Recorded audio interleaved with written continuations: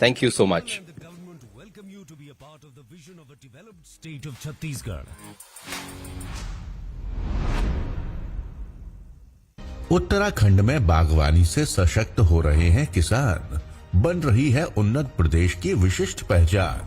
मुख्यमंत्री पुष्कर सिंह धामी के संकल्प से किसानों की आय में जबरदस्त मुनाफा, फल और सब्जियों में पौष्टिकता, विकास के अंत्योदय सफर की कहानी लिख रही है।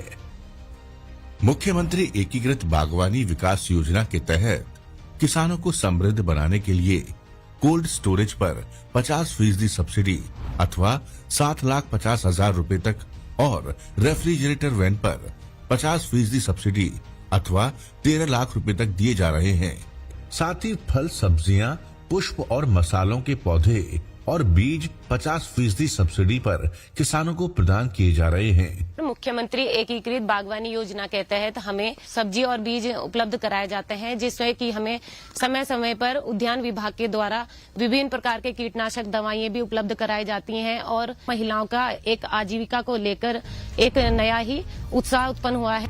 मुख्यमंत्री संरक्षित उद्यान विकास योजना में पॉली हाउस के अंदर सब्जी या पुष्प का उत्पादन करने पर किसानों को 80% तक सब्सिडी प्रदान की जा रही है।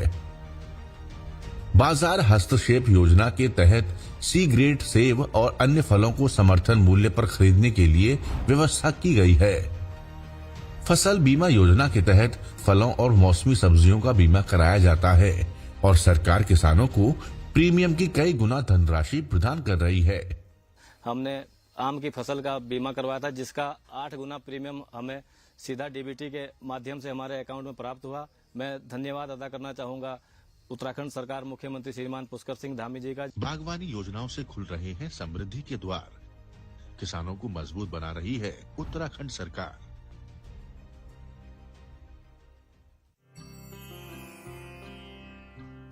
यशस्वी प्रधानमंत्री नरेंद्र मोदी जी के मार्गदर्शन एवं माननीय मुख्यमंत्री योगी आदित्यनाथ के कुशल नेतृत्व में महाकुंभ 2025 में सनातन पताका लहराने के लिए तैयार है Uttar Pradesh.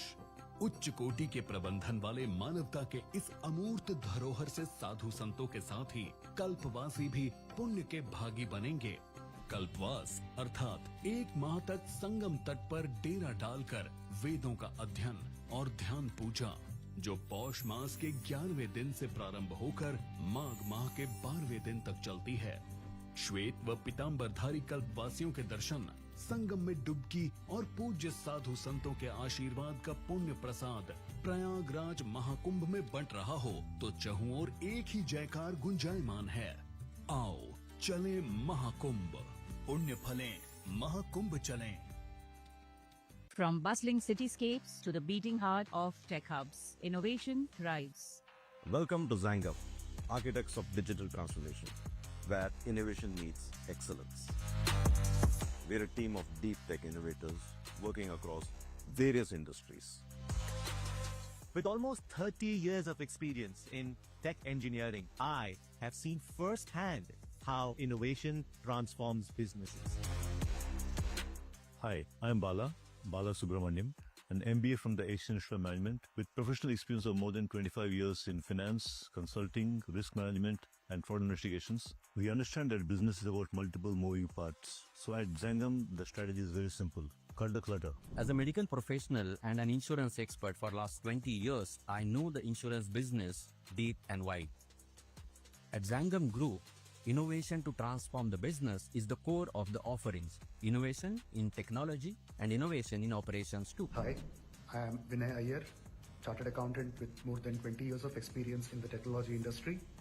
We are Microsoft Gold Certified Partners and LS Central Diamond Certified Partners. We differentiate ourselves by heavily investing in R&D in 2 key areas: adapting latest cutting and bleeding edge technologies like AI, blockchain, IoT. And the second area is investing in understanding the domain problems of the industry. Then we create a Zangdom to culminate in industry-ready, co-created solutions. At Zangam Group, our technological philosophy is built on 3 pillars: integration, innovation, and impact. At Zangam Labs, we bring in the learning from multiple clients and technologies to create new enterprises. Labs is about actually developing new entrepreneurs so that innovation keeps continuing inside the business and also for our clients. Our strategy to handle disruption is simple. Be the disruptor. Through Zangam Labs, we've created a technological symphony of AI, analytics, and automation, thereby delivering scalable business transformation. We work with Zangam Labs to augment Microsoft D365 solution to provide a cutting-edge advantage to our customers. Our AI-driven solutions have been reshaping every aspect of the insurance value chain, including redefining distribution, intelligent underwriting, and automated claims processing. The value we offer to our clients goes way beyond traditional insurance boundaries. We proudly tell our clients, your vision is our mission, your success is our destination. We mainly cater to customers in the retail, hospitality, and duty-free segment. Our customers are present in more than 20 countries. Welcome to Zangam, and this is my team.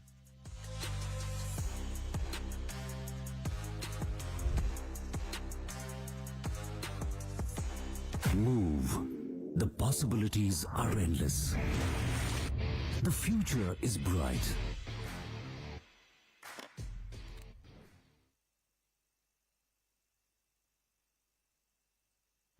And after this house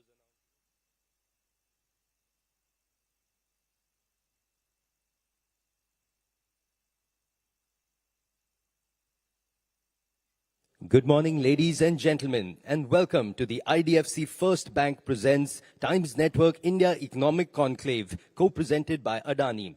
We're beginning the proceedings now. Request you to take your designated seats and to switch your phones to the silent mode. Thank you.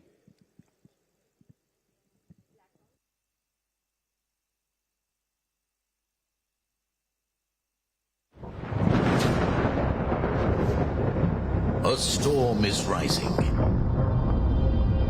Not just any storm. The storm of change. The storm of progress. The storm of India.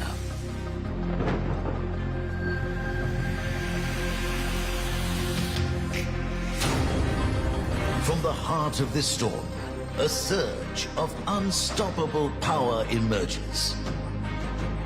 The power to ignite, to accelerate, to transform.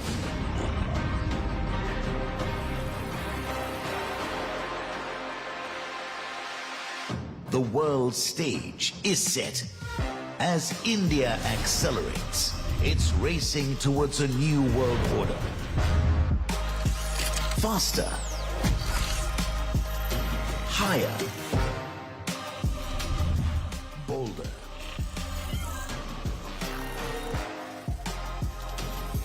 As we accelerate, we do so with responsibility. We're not just racing to the top. We're racing towards a sustainable, green, and resilient future. With strength comes security. India's defense capabilities are now stronger than ever. With cutting-edge technology and unmatched self-reliance. India's rise isn't just a national ambition. When India grows, the whole world grows. India will be the third largest economy soon. It's a global transformation.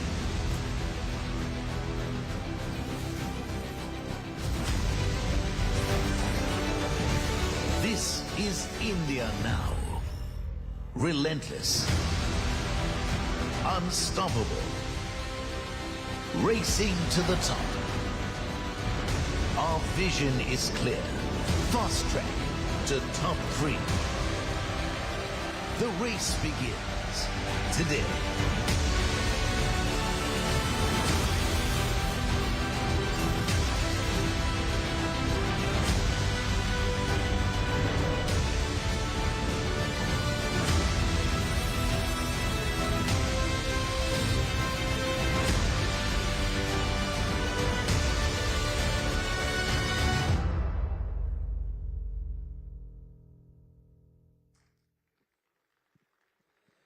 And now, ladies and gentlemen, please put your hands together and welcome your hosts for the morning. National editor at ET Now, Aisha Faridi, and editor Output Desk at Times Now, Meghna Dekka. Well, good morning, ladies and gentlemen, and a very warm welcome to IDFC FIRST Bank presents Times Network India Economic Conclave, co-presented by Adani. Yes, ladies and gentlemen, this is our annual marquee event that champions the economic agenda of our nation. Oh, absolutely. In fact, Meghna, it is at this premier economic forum that we host the biggest and the finest minds across the globe to chart the course for the world's fastest growing economy. In fact, Times Network has consistently been driving the impactful editorial initiative that fuels India's economic progress, empowering digital transformation and bolstering business growth. Our flagship initiative, the India Economic Conclave, stands at the forefront of this very effort. In fact, for the past 9 groundbreaking years, India Economic Conclave has been the crucible where economic policies are forged and futures are reimagined. Over the course of each remarkable edition, the economic and socio-political agendas set at the Times Network India Economic Conclave have not only resonated across the nation, but have also become key touchstones for policymakers and global stalwarts alike. In fact, now in its 10th edition, India Economic Conclave resonates the unified vision of the political, business and the economic leaders that India's rise as a superpower is not just a possibility, but an inevitability.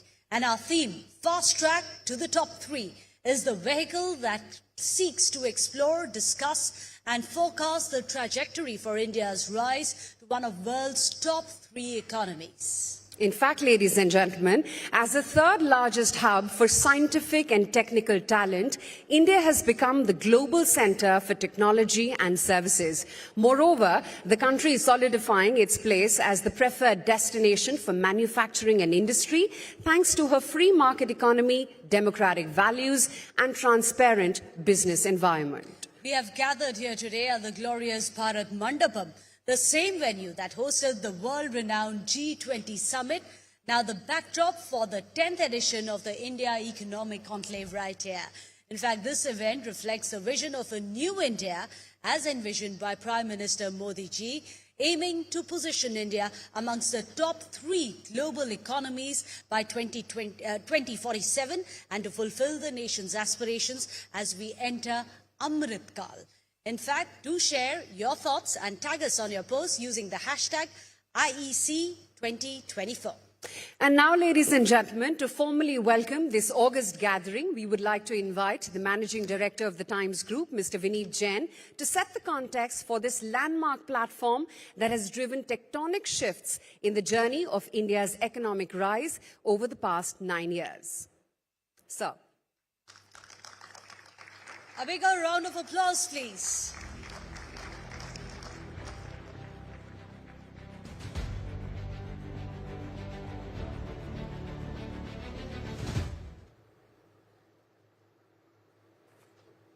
Ladies and gentlemen, esteemed guests and distinguished participants, welcome to the Times Network India Economic Conclave. It is our privilege to convene this gathering of visionaries, leaders, and change makers who are committed to shaping the future of India's economy.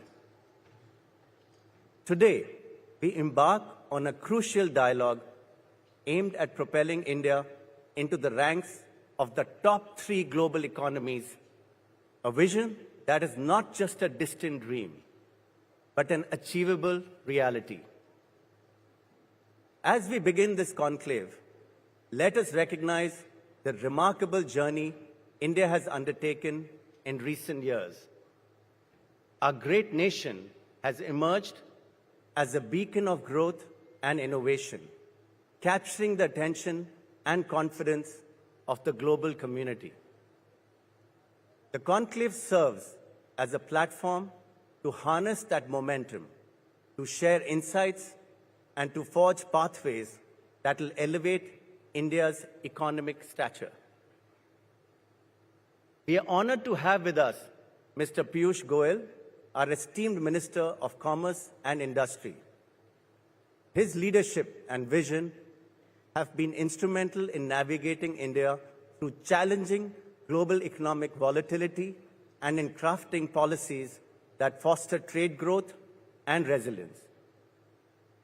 We extend our deepest gratitude to him for joining us and sharing his invaluable insights.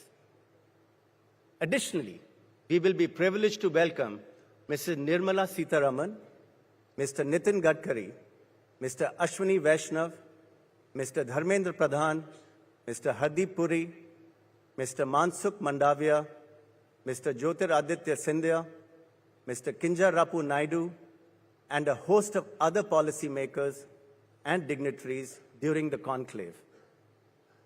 Our esteemed speakers will enlighten us on a range of issues ranging from economy, finance and geopolitics to AI and tech innovation, education, and much more.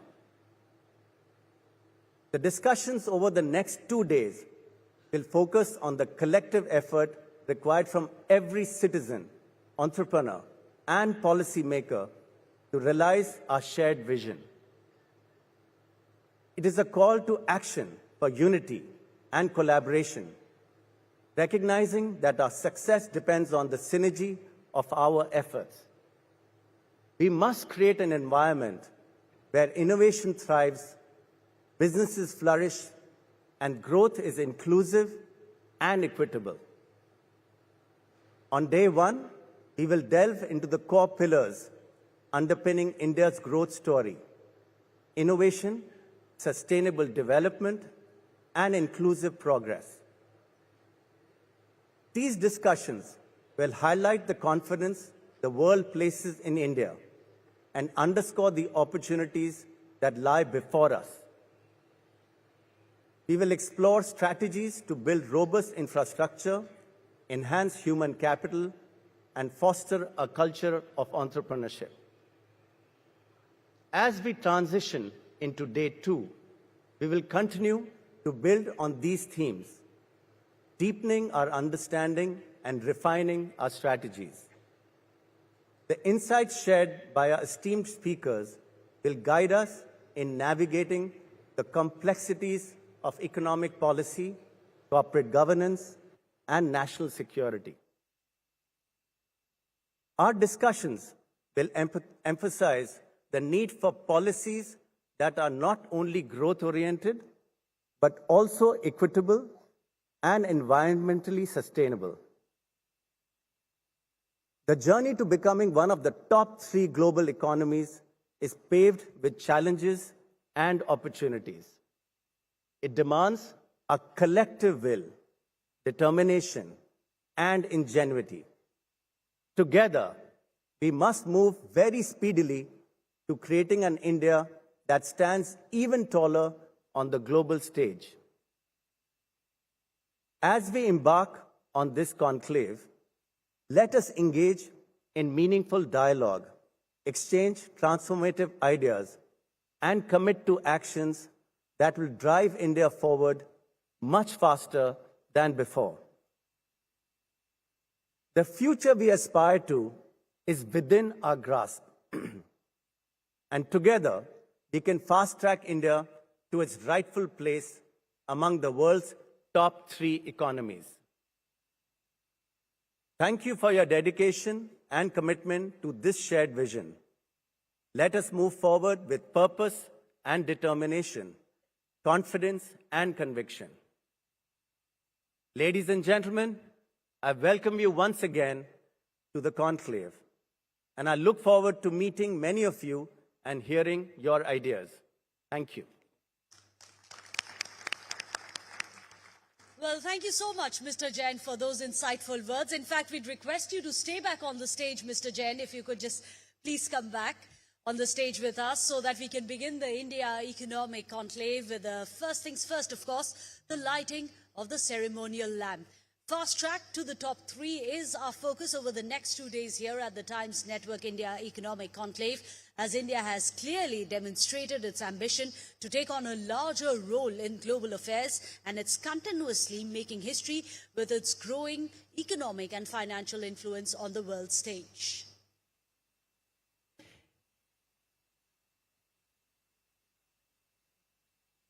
Right. Mr. Jain, if we'll call you in just a few minutes from now. Thank you so much. Well, our speaker to introduce this year's theme, next up, is a man who once dreamt of soaring as a pilot, but instead took flight in the BFSI sector. Known for his very bold vision and risk-taking, he has been instrumental in laying the foundations of what he envisions as a world-class institution. In fact, today he continues to shape the future of banking. So, ladies and gentlemen, please welcome Mr. V. Vaidyanathan.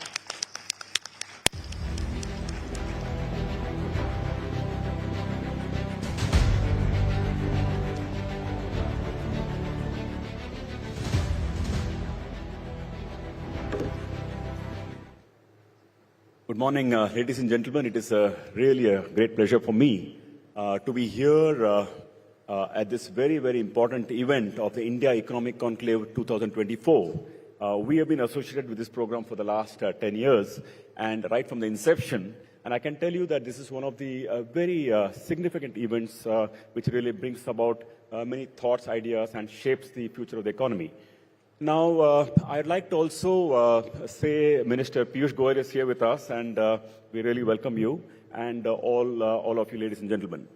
Now, in today's session, this is a very important subject, fast track to top 3.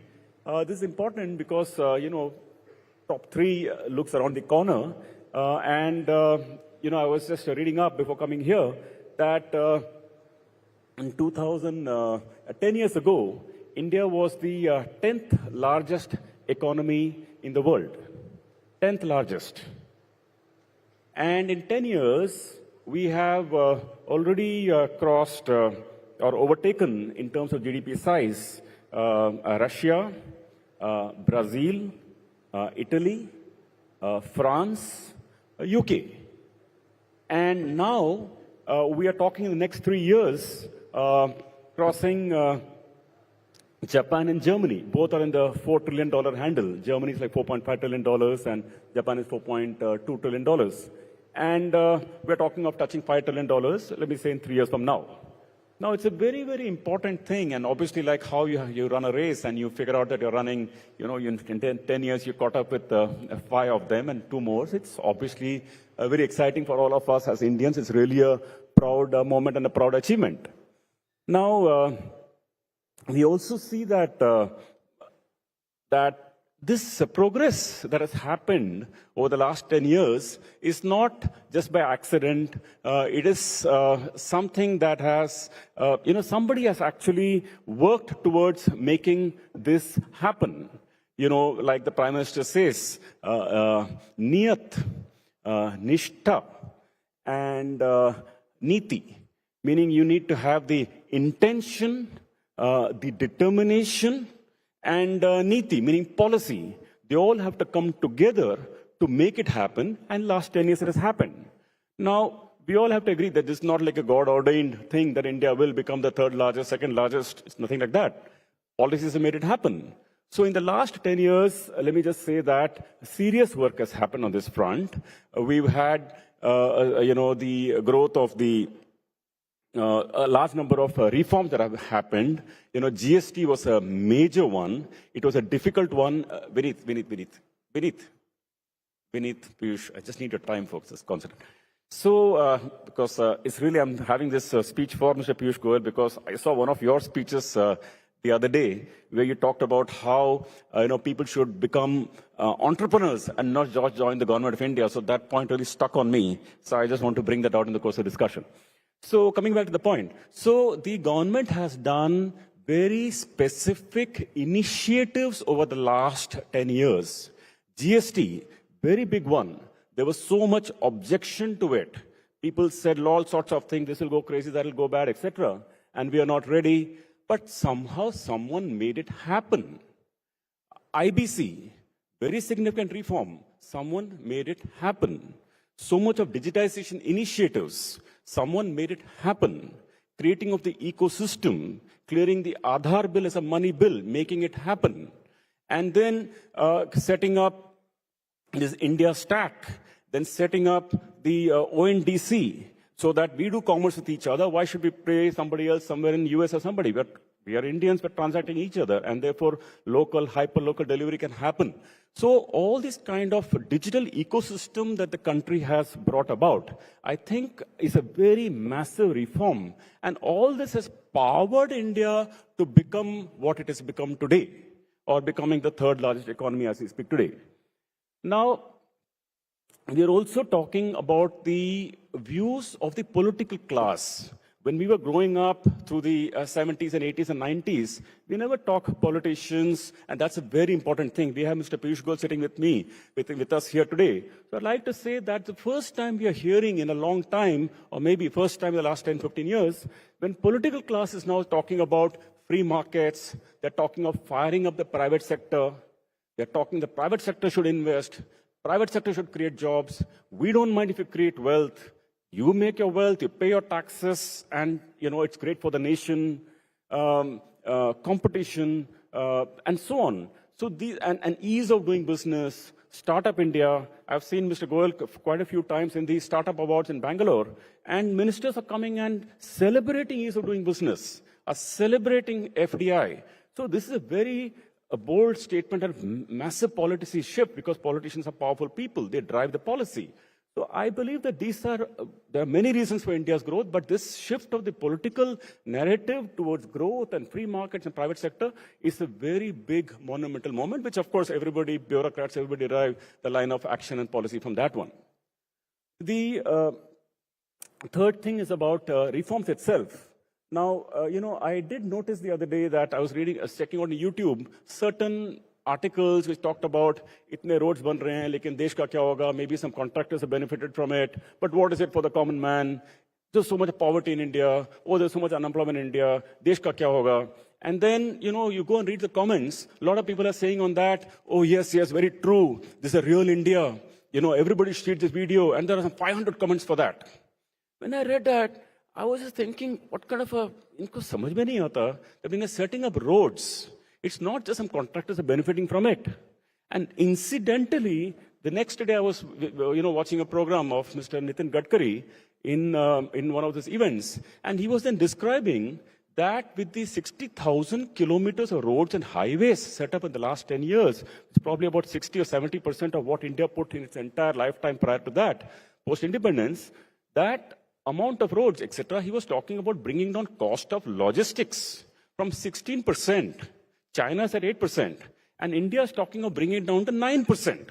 Now, this is a real way of growing the economy. You put out roads. Today, I think between, Delhi, Dehradun, 2 hours, because we're in Delhi, we're speaking, let me say Delhi, Amritsar, 4 hours. All these connectivities have cut down by half, which means that the transit cost for people to transport goods from one place to other is cut down by half. Cost of goods comes down.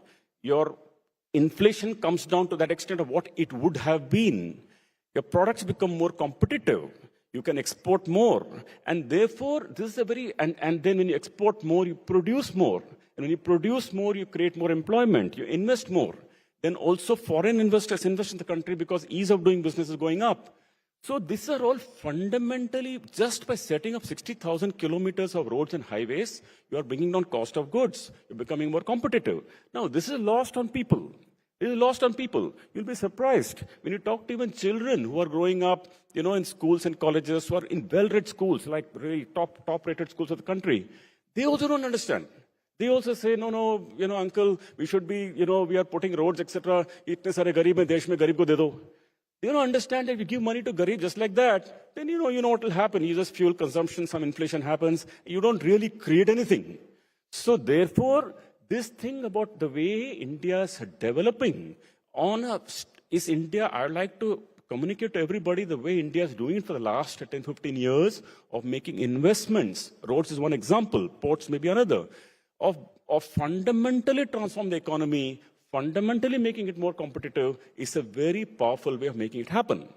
The issue is that, talking of policy, how to take the common person along, how to make the common person realize that this is a more sustainable way of growing the economy. Because obviously, the political class has to win elections to be in power, and therefore they can execute changes and so on. But, even the fact that the reforms of digitization world that has happened in the country over the last many years, creation of the entire India stack, the UPI, the digital ecosystem, the credit bureaus, the ONDC, these are all very powerful digital ecosystem getting created. So somewhere I do believe that the education of the public at large, that investment creates growth and jobs on a sustainable basis, maybe even starting it as a curriculum in schools. That is the reason I needed your attention, even as starting as a curriculum in schools, so that these children, when they come out, by the time they are 12th standard, in college, etc., they understand that it is for their future that you invest. For example, moving away from the old, the new pension scheme, going back to the old pension scheme, 20, 30 years from now, all our tax collection will be going and paying pensions if you don't really deal with that issue. So someone has to educate. Education has to start early, and I really leave that as an agenda for the society, for the media, for the journalists, for the government, on how we are going to educate the country on reforms. Else you will always have objections, and you will have to figure out how to do reforms the harder way, which fortunately our country is doing by the force of by the government and by forward thinking. I would like to finally just say that in terms of the green economy, many of these initiatives actually helping even the green economy. For example, when the traffic is on the roads for less amount of time, they're emitting less smoke. You have half the time. You don't have any more checkposts. You have GST. So 5 hours, trucks are not standing on the road. That much of green economy. And the minister also was talking about the fact that you don't need petrol anymore or diesel anymore. You can use CNG and you can use biofuels and so on. So all this is powering up the economy. I'd like to close by saying from the financial sector point of view, the really good thing that has happened from the financial sector point of view is that that the credit is now going to bottom of the pyramid. If you see the 3 programs launched by the government maybe 3 or 4 years ago, it's a pretty fantastic program. We talked about the Shishu, the Mudra program. There was a Shishu. Then there's Kishore. Shishu was loans below 50,000 rupees. Kishore was loans between 50,000 rupees to 5 lakh rupees. And Tarun was the loans above 5 lakh rupees up to 10 lakh rupees. There are 3 categories created, and the government was making policy initiatives to power it. Let me share with you numbers. In 2022, 3.5 lakh crores of Mudra loans was given under these 3 programs. Very powerful program to take credit to bottom of pyramid. Until that time, credit was going largely to the upper end of the pyramid. 23, this amount was 4.5 lakh crores. In 24, 5.5 lakh crores. So these programs are really working and taking credit to the bottom of the pyramid.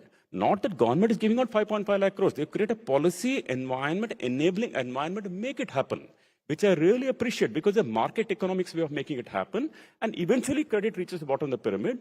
And this is a very, very important thing. And therefore, while we do the macro reforms of building the roads, infrastructure, power, etc., which fundamentally makes the country competitive, for a person who's poor, we cannot say, for example, the other day when I was walking in my building, one of the staff just accosted me and said, my son's face got burnt. Can you help me with some funds? So I was just thinking to myself that to that person, we cannot say that let the economy become 5 trillion, 10 trillion, and by the time the child's time is gone. So we should be aware that while for example, someone studying for the IIMs, a preparation, wanting a laptop to prepare, we cannot just say that Indian economy will grow. Indian economy will grow, but we need to carry this along. Small enterprises, small business people, the poor people. So carry them along, meaning through policy initiatives that can fundamentally transform them and give a supporting support till the time they also catch up with the mainstream economy. So therefore, to sum it up, the macro reforms, education about reforms to the public, and carrying the small businesses and smaller and lower income people along through policy initiatives together put together is going to be really a very powerful means of making it happen. And then when we transfer and we reach this, $5 trillion economy, let me say in the next 3 years, which we're all waiting for with, really with thrilled that it has happened, thrilled that government is enabling it, pushing it, and cheering for it and getting everybody to cheer for it. When we look ahead, I must say that the capital, the equity capital in the Indian banking system today is about 25 lakh crores. The loan book of the Indian banking system is about 170 lakh crores. 170 lakh crores is $2 trillion. Now, today the economy is about $3.7 trillion. So $2 trillion divided by this $3.7 trillion, about 50 or 60%. We are talking now, if you look beyond this $5 trillion economy, look, let me say 20 years hence, we're talking of India becoming something like $35 trillion economy, give or take which research you believe. Now, so therefore, if you're, a $3.5 trillion economy is becoming 35, and your credit grows from $2 trillion, not to 20, probably 25 or 26, because credit to GDP also will grow over a period of time. When that massive credit growth is yet to happen, massive, like at 13 times, massive deposit growth is going to happen like 13 times in 20 years. India's never seen that kind of a growth. When that happens, India needs capital. Capital, because India's banking system is very well capitalized today. NPS all-time low. IBC has come. Entrepreneurs have become more serious. Credit bureaus have come. Customers have become more sensitive. All that is fantastic. So Indian platform is fantastic, can power the growth of the $35 trillion economy, but India needs capital. And therefore, to keep India fundamentally strong economy, to show growth, to be seen as an economy that the world will want to invest in is a very important thing. And I think this is a very important initiative ahead for all of us. So thank you very much, ladies and gentlemen. Nathan, please stay back on stage, and thank you as always for your support to the Times Network, especially India Economic Conclave. I would also like to invite on stage for the honors of the lamp lighting, once again, the MD of the Times Group, Mr. Vineet Jain. And along with him, ladies and gentlemen, please put your hands together. It's our privilege to have with us this morning the Honorable Minister for Commerce and Industry, Government of India, Shri Piyush Goyal.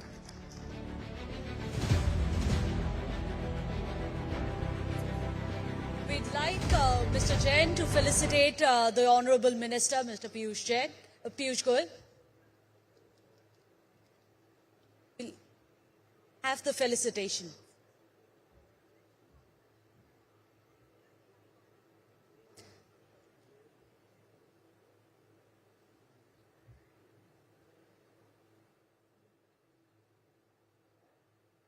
Now we are going to commence the lamp lighting.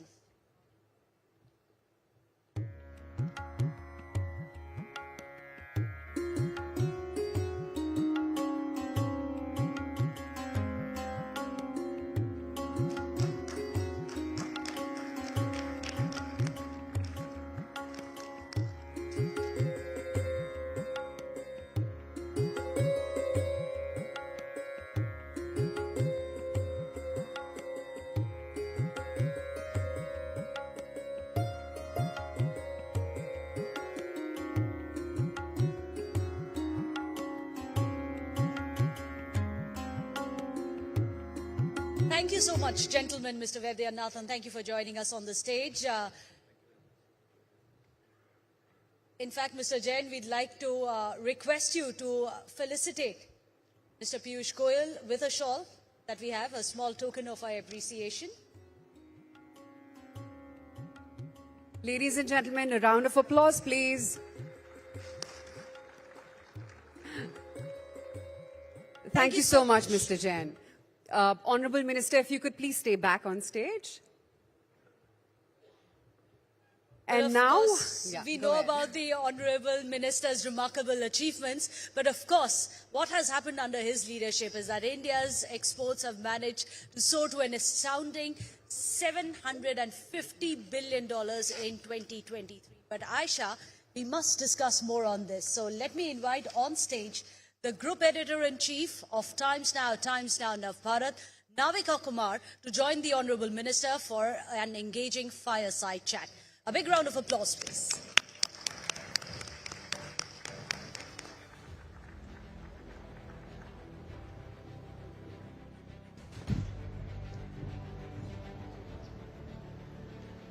Thank you, Mr. Piyush Goyal, for joining us. As always, it's your date with the Times Network when we discuss the economy at the India Economic Conclave. Thank you very much for sparing time. On a day when we want to look at how India is going to get to the top 3 and fast track to the 3 is the theme of this summit. I want to ask you, Mr. Piyush Goyal, what's your vision? As before us, we were told that it's not ordained by God. We all have to work towards achieving the status of a number 5 or a number 3 economy as we plan to. How is the government looking at this, and what are the detailed plans to get to the top 3? Well, I think it's commendable that Times Network in its 10th year is once again put together such a grand event to celebrate this journey of economic progress, and compliments to you, Vinitji, compliments to you, Subbu, Navika, and I wish this initiative all success in the years to come. It's been a journey, if one was to look back, of 77 years since independence now. We saw the early years right up to 91 when we followed the socialist path and landed up with a very staid Hindu rate of growth, as we used to call it, at about an average of 4%. Government would interfere in every aspect of economic activity, and entrepreneurship was left for a very few privileged persons. In the last 33 years is when we've really seen the country come of its own. Even within that, if you look at different periods of time, look at the 91 to 96 government of Mr. Narasimha Rao. Even though he was a Congress Prime Minister, sadly the Congress totally disowned him to the extent that they were not even willing to honor him with any award or honor him for the achievements, and for that matter disrespected him even in death. But he gave the first seeds of economic liberalization. Mr. Vajpayee from 98 to 2004 truly opened up the economy to entrepreneurship, to allowing people, and one of his biggest achievements would be the telecom revolution, would be the revolution in the IT space, which helped India come of age. And any reader of the Indian economy will note that every time the Congress or its allies came into government, we saw an era of low growth and high inflation. And every time the NDA, the BJP-led government came in, whether it was in 98 or it was in 2014, we inherited almost broken economies. Vajpayee inherited a very, very sad state of affairs, left behind a strong economy in 6 years, which was acknowledged by the then finance minister in his first speech in June or July of 2004, but left behind again after 10 years a country which had lost the gumption to grow, the confidence through a series of corruption scandals.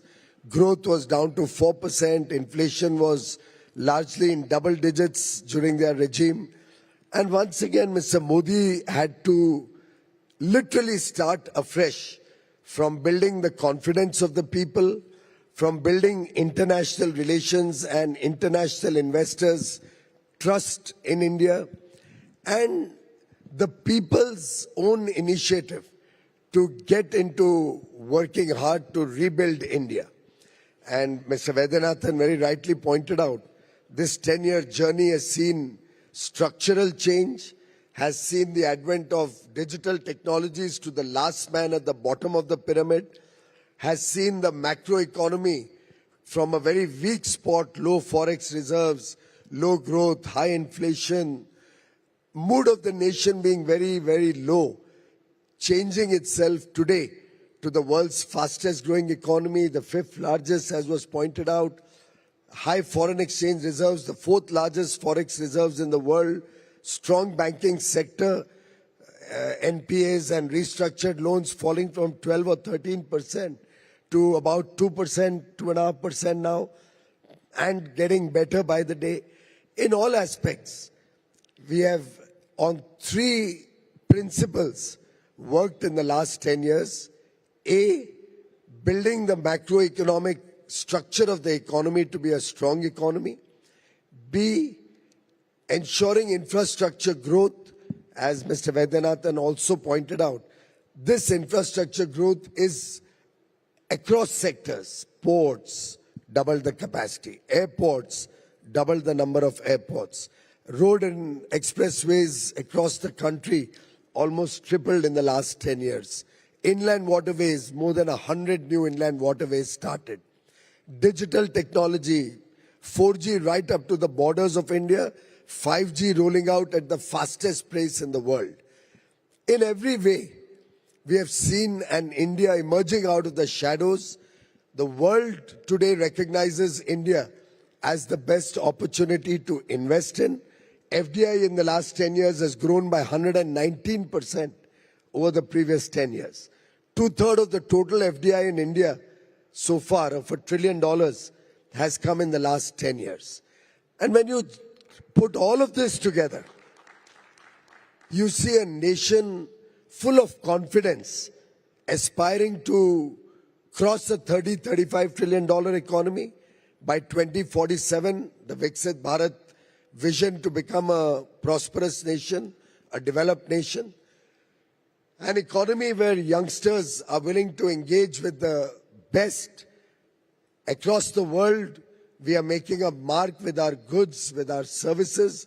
Exports will cross $800 billion this year and about $1 trillion in the next 2.5 years. Across the world today, there is a recognition that the best investment opportunity is in India. And I can assure you the government, through a series of initiatives, whether it's the large infrastructure rollout, whether it's the social welfare programs for inclusive growth and to empower our people, particularly our women, whom we believe as they come into the formal economy more and more, will play a leading role in women-led development, in making sure that no child in the country is deprived of the basic amenities like food, clothing, shelter, healthcare, education, roads, electricity, cooking gas connection, toilets, digital connectivity. All the basic needs of life should be a must-have for every child born in this country, so that 1.4 billion people's dreams, their aspirations can be big. And that is what is driving and spurring the Indian growth story. India will grow on the pillar of rapid infrastructure growth. India will grow on the pillar of adopting technology and innovation. India will be a sustainable growth story. India will be an inclusive growth story. And we in government will act only as an enabler, as your friend. We'll work together shoulder to shoulder with business and economy to thrive. We'll allow the private sector to take forward initiatives, including in hitherto unexpected areas like space, where the private sector and our startups are doing some wonderful work. Our fintechs, our agri-techs, our biotech, each sector is holding the nation in the highest esteem across the world. Countries across the world recognize that the market that India offers, demand of 1.4 billion aspirational Indians, is enviable. They recognize that democracy, the rule of law, ensures fair play. They recognize that a young population with an average age of 28, 29 years expected to be young for the next 30 years, will provide talent, will provide skill. They recognize that decisive leadership that this country has, amongst the only countries, Navika ji, which in 23 and 24 has repeated a government. Amongst the democratic world, we saw 60% of the world's population under democracies go to polls in the last 2 years. Rarely have governments been repeated, and I can't remember a government repeated the third time. And that is what Prime Minister Modi has brought to the nation. Confidence and belief in the India story. There may be a few naysayers who, along with their friends across the borders, may try to undermine the India growth story. But I can assure you, Navika ji, whether it's the people of Haryana or the people of Maharashtra, now the people of Rajasthan or the people of UP, they recognize that थोड़ी चूक हो गई पिछली बार और उमड़ के बाहर निकले इस बार. मोदी जी को संदेश देने हम आपके साथ खड़े हैं. I always, take away as a journalist who's covered the decade of the 90s. I started my journalism in 1990. So we've seen the P.V. Narasimha Rao years. We've seen the Vajpayee years. We've seen the United Front government's 2 phases of it. And then we've seen the UPA years and now the NDA years. I would like to compliment your government for the scale on which it operates. The scale of victories in 2014, 2019, and now in Maharashtra are testament to the scale at which you operate. Your first answer is also reminiscent of the scale at which you operate, because you covered everything 360 degrees without my asking a question. So let me come straight to the politics of it, because you seem to love politics. Economics, I think you've covered everything in the first answer. So let me ask you, is policy making now going to shift to the scale of this convention center, Bharat Mandapam, where you've had a key role to play in getting this place up to speed for the G20 summit? I want to ask you, because no policy making, no debates, no discussions happen in Parliament. We're seeing even today, probably the 14th day that Parliament is seeing drama, theater, but not too much of policy discussion. Do you think media houses like ours, conclaves like ours, should offer a platform for debate on policy? Because Parliament, they blame you, you blame them, but we're not seeing too much of forward movement.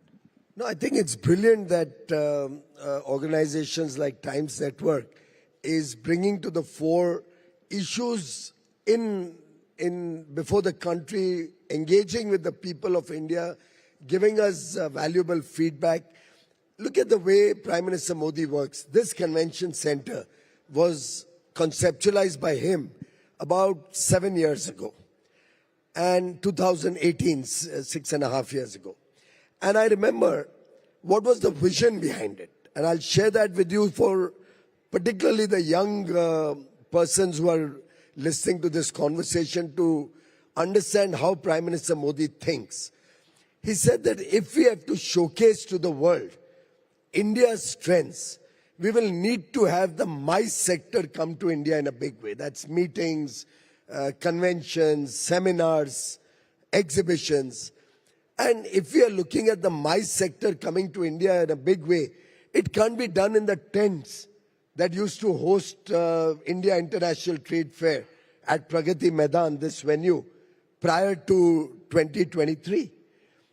They had to move out of tents into modern facilities. And one facility also may not be enough.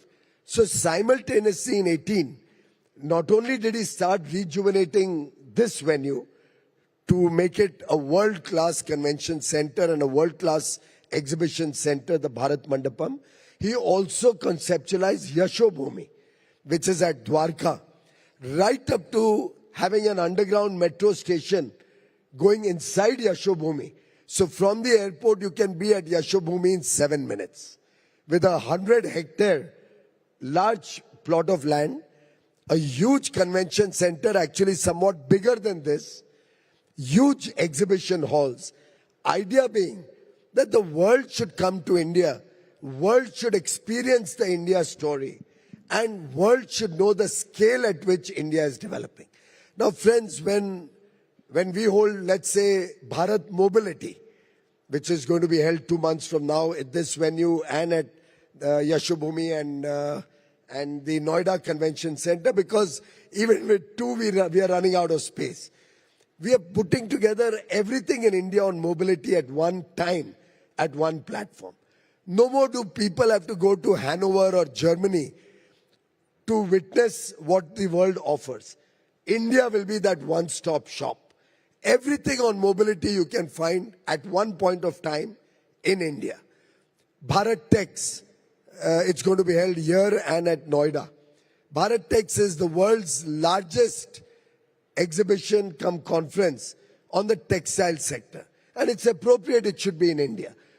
Can you imagine the world's biggest food fair used to be held in Dubai, which doesn't produce anything except dates. Dates as in khajur. Galatfahmi na ho jaye. But now we are starting to host large food fairs. We'll have Ahar coming up soon. After that, the World Food Fair. And now we are competing within the country with 2 World Food Fair and Aadhaar, fighting to see what will be bigger. We encourage competition. We encourage showcasing to the world the scale at which India operates. And that's where Prime Minister thinks big, thinks bold, and thinks audacious. And I think it's time, if I can use from that old phrase, some of us in this room may remember, Navika ji, if you recall, there was that big, hairy, audacious goals, BHAG, Bhag. And that is what India is today, big, hairy, audacious goals. And I urge the youngsters who are watching Times Now or ET Now, जब भारत की दास्तान चली है विकसित भारत बनने के लिए, तो हमें भागना नहीं है. भाग can have 2 meanings. भाग could be you run away. हमें भागना नहीं है, हमें उसमें भाग लेना है. We have to participate in this Viksit Bharat journey. And that is what Prime Minister Modi is encouraging Indians to do. और भाग के top 3 पर जाना है. But you've ducked my question. Okay, I'll come straight to the point. Parliament कब चलेगी? जब माननीय राहुल गांधी जी जो लीडर ऑफ ऑपोजिशन है और माननीय मल्लिकार्जुन खड़गे जी जो राज्यसभा में लीडर ऑफ ऑपोजिशन है, वो इस बात को समझेंगे कि पार्लियामेंट डिबेट, डिस्कशन, डायलॉग का एक मौका है, एक प्लेटफॉर्म प्रोवाइड करता है जिसमें आधार के बेसिस पे कोई ना कोई मुद्दों के मूल जड़ में जाके चर्चा होती है, बजाय के सिर्फ थिएट्रिक्स करना, बजाय के जो पीठ के ऊपर बैठे हैं, अध्यक्ष बैठे हैं, उनके ऊपर टीका टिप्पणी करना, बजाय के कोई एक विषय को लेके देश को गुमराह करने की कोशिश करना. मैं समझता हूं ठोस मुद्दों के ऊपर, ठोस लेजिस्लेशन के ऊपर, देश हित में उठाए गए कदमों के ऊपर सहमति भी कई बार हो सकती है. मुझे याद है जब हम भी विपक्ष में थे, कई ऐसे विषय थे जो देश हित में हम पूरी तरीके से सरकार के साथ सहमति के साथ खड़े रहते थे. ये तो आज मैं पहली बार देख रहा हूं गत कुछ वर्षों में कि इतनी विफल है विपक्ष का नेतृत्व कि देश हित को तो किनारे रख के विपक्षी ताकतों के साथ अपने आप को जोड़ के अपने ही देश को, विदेश में जाके भी अपने ही देश को बुरा भला कहते हैं, अपने ही युवा युवती साथियों को बुरा भला कहते हैं, अपने ही देश की विकास यात्रा पर संदेह उठाते हैं, अपने ही देश में हुए अच्छे कामों को नकारने की कोशिश करते हैं. मैं समझता हूं इससे भद्दी सोच मैंने कभी जिंदगी में कोई देश में नहीं देखी है. विश्व भर में एक सहमति रहती है कि देश के बाहर हम सब देश का गुणगान करते हैं, हम सब देशवासी एक होते हैं. ये पहला एक इंस्टेंस देश के समक्ष है जब उच्च स्तरीय नेता बाहर जाके अपने ही देश के बुरा भला कहते हैं कि देश में बोलने की आजादी नहीं है. आज के दिन आप देख रहे हैं सब जगह किस प्रकार से झूठ के आधार पर वो इस पूरे देश में लोगों को गुमराह करने की कोशिश करते हैं।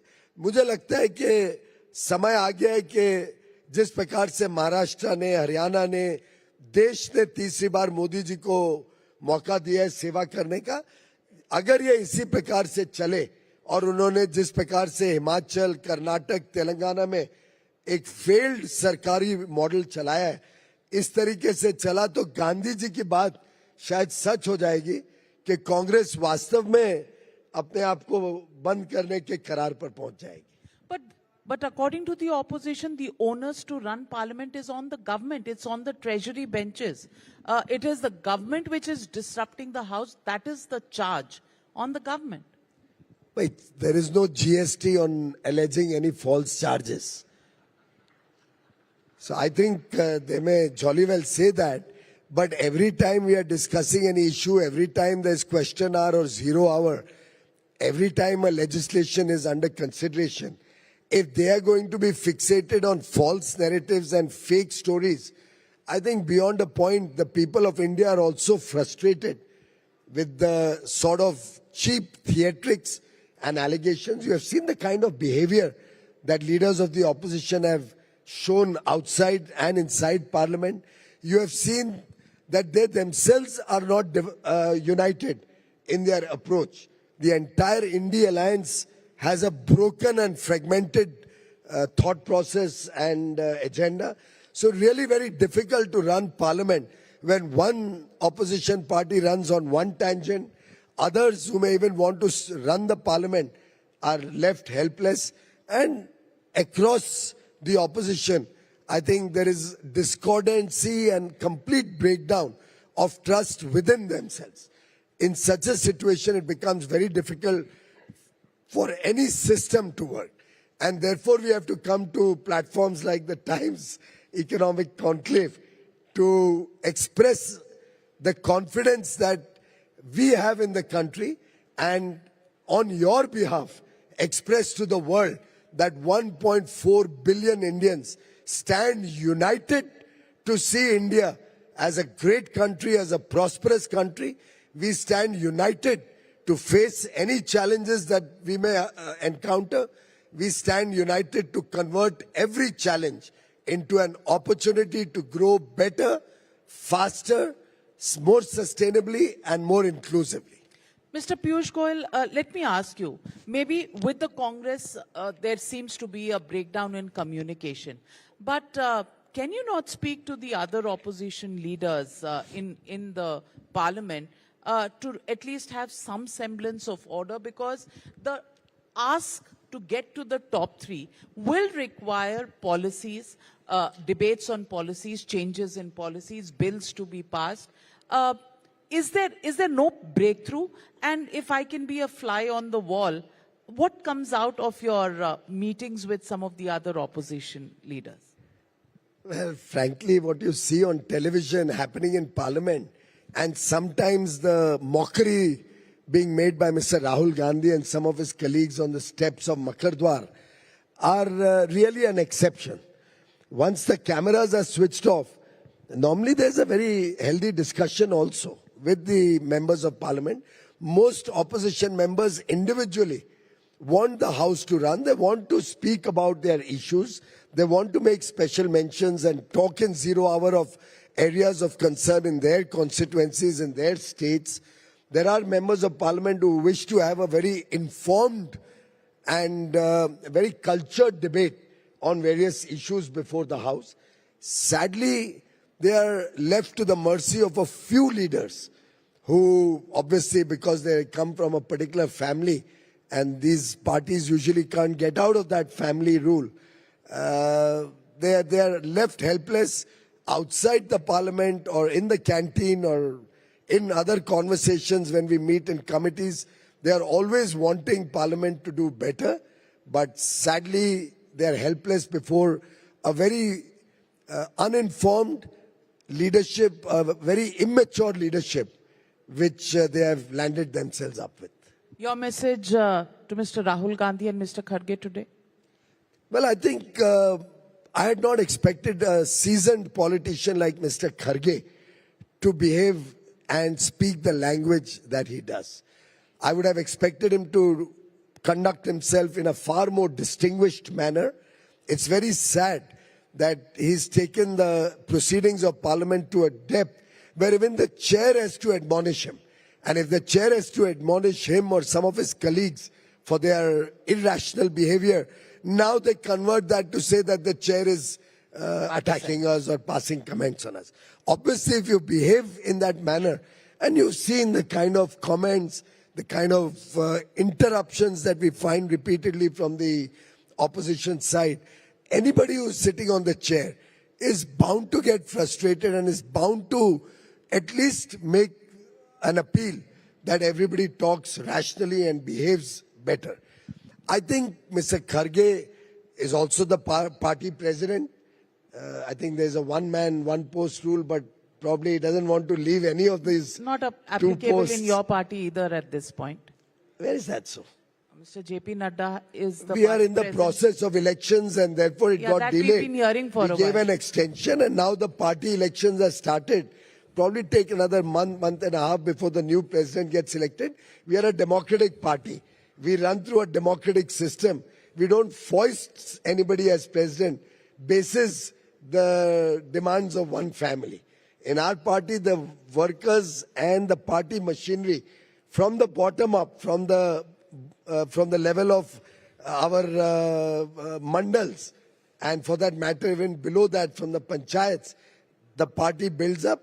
And by the way, we have the world's largest political party, the Bharatiya Janata Party, through a digital process with photograph and mobile number, name, address, digitally capturing image of the person also on his own mobile, has more than 12 crore registered members of the BJP, the world's largest democratic party. Before I let you go, I want to ask you, does the last quarter's growth number worry you? What is the reason and can we improve upon this? Are we looking at meeting our targets for growth in the current year? Well, I think governments don't run quarter se quarter tak like the ET Now channel. For us, governments work in consistency in the long run. We had an election in the first quarter. During election, obviously, policy making and decisions on the next steps on growth or infrastructure spending does slow down. And there is a lag effect. But from what the initial numbers for this quarter, the third quarter show, the festive spending, the rebound in rural growth, the way banks are now seeing traction back again, the way infrastructure spending has come back on track, I think by the time we close the year in March, we'll be back on track. The Reserve Bank has estimated, IMF, Moody's, Reserve Bank, all estimate about 7% growth. This year will continue to be the world's fastest growing economy, despite such global challenges. And I can assure all the viewers of Times Now that India is in it for the long haul. We are looking at edging up our growth story. We are looking at building better and better infrastructure. As we go along, we are looking at engaging with the most modern technologies. Innovation will define India's growth story. We'll soon have a 1 lakh crore Anusandhan NRF being the guidelines being announced. And by the way, when we give 1 lakh crore government support for R&D or innovation, it actually translates to research or innovation worth 10 lakh crores. Because that same research done in Switzerland, with whom we've now done a free trade agreement, the same research done in Switzerland or Norway or Europe will cost 10 times more.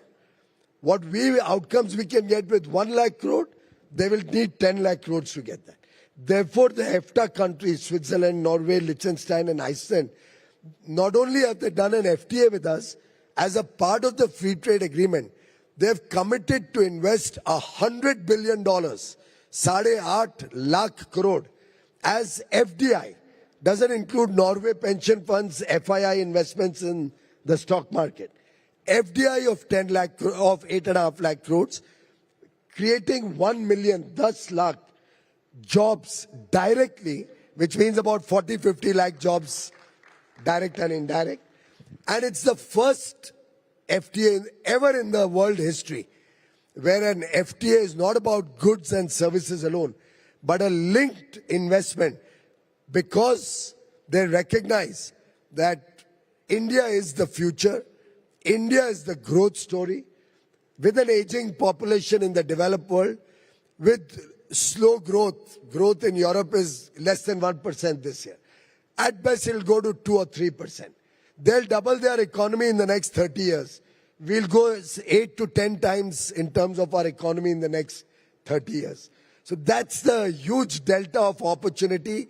All those who lose out on it do it at their own risk and cost and peril. Those who believe in the opposition model of disruption and discordant notes that you hear from the different parties in the opposition, the negativity that you hear from the opposition is not going to hold back this country. We are committed, Navikaji, whether it is passing the Waqf bill so that fairness and sanity comes into this country's policy, whether it's passing the One Nation, One Election bill so that we are rid of this continuous model code of conduct holding back the nation's growth, and policy making and governments getting into sleep mode again and again 3 times over across the country, for the parliament, for the assembly, then for the local bodies. These are structural changes which are good for India. We stand committed to making them happen, and we know we have the blessings of our elders and the support of our young friends in this country. Across the country, people want good governance, they want honest governance, they want progress, they want prosperity. And that is what Mr. Modi brings to the table. Well, thank you very much, Mr. Piyush Goyal. While the government takes care of the economic funds for growth, I propose setting up an innovation fund for political ideas to break the logjam, and we'll start doing that. Conclave se conclave tak, 10th edition of the India Economic Conclave. Thank you very much for being present with us for the 10th time. Thank you, Mr. Piyush Goyal. We complete 10 years, and you've been part of this journey each of those 10 years. Thank you very much. Thank you so much for this engaging conversation, Shri Goyal and Navika. And we can assure you कि हम भागेंगे नहीं, but भाग लेंगे. Ladies and gentlemen, a huge round of applause, please. So as India stands at the precipice of influential and impactful growth catalyzed by critical financial policies that bring with them economic and industry expansion. Well, our next speaker, ladies and gentlemen, is a very prominent Indian economist and academic. He joins us today to share with us his thoughts on how to unlock growth.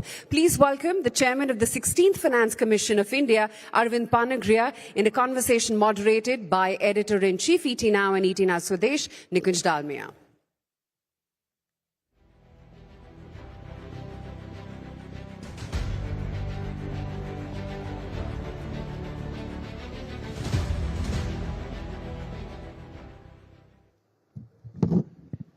Good morning, everyone. It's such a pleasure to be in Delhi. We landed last night, and I must say that you can really enjoy the chill of the Delhi weather.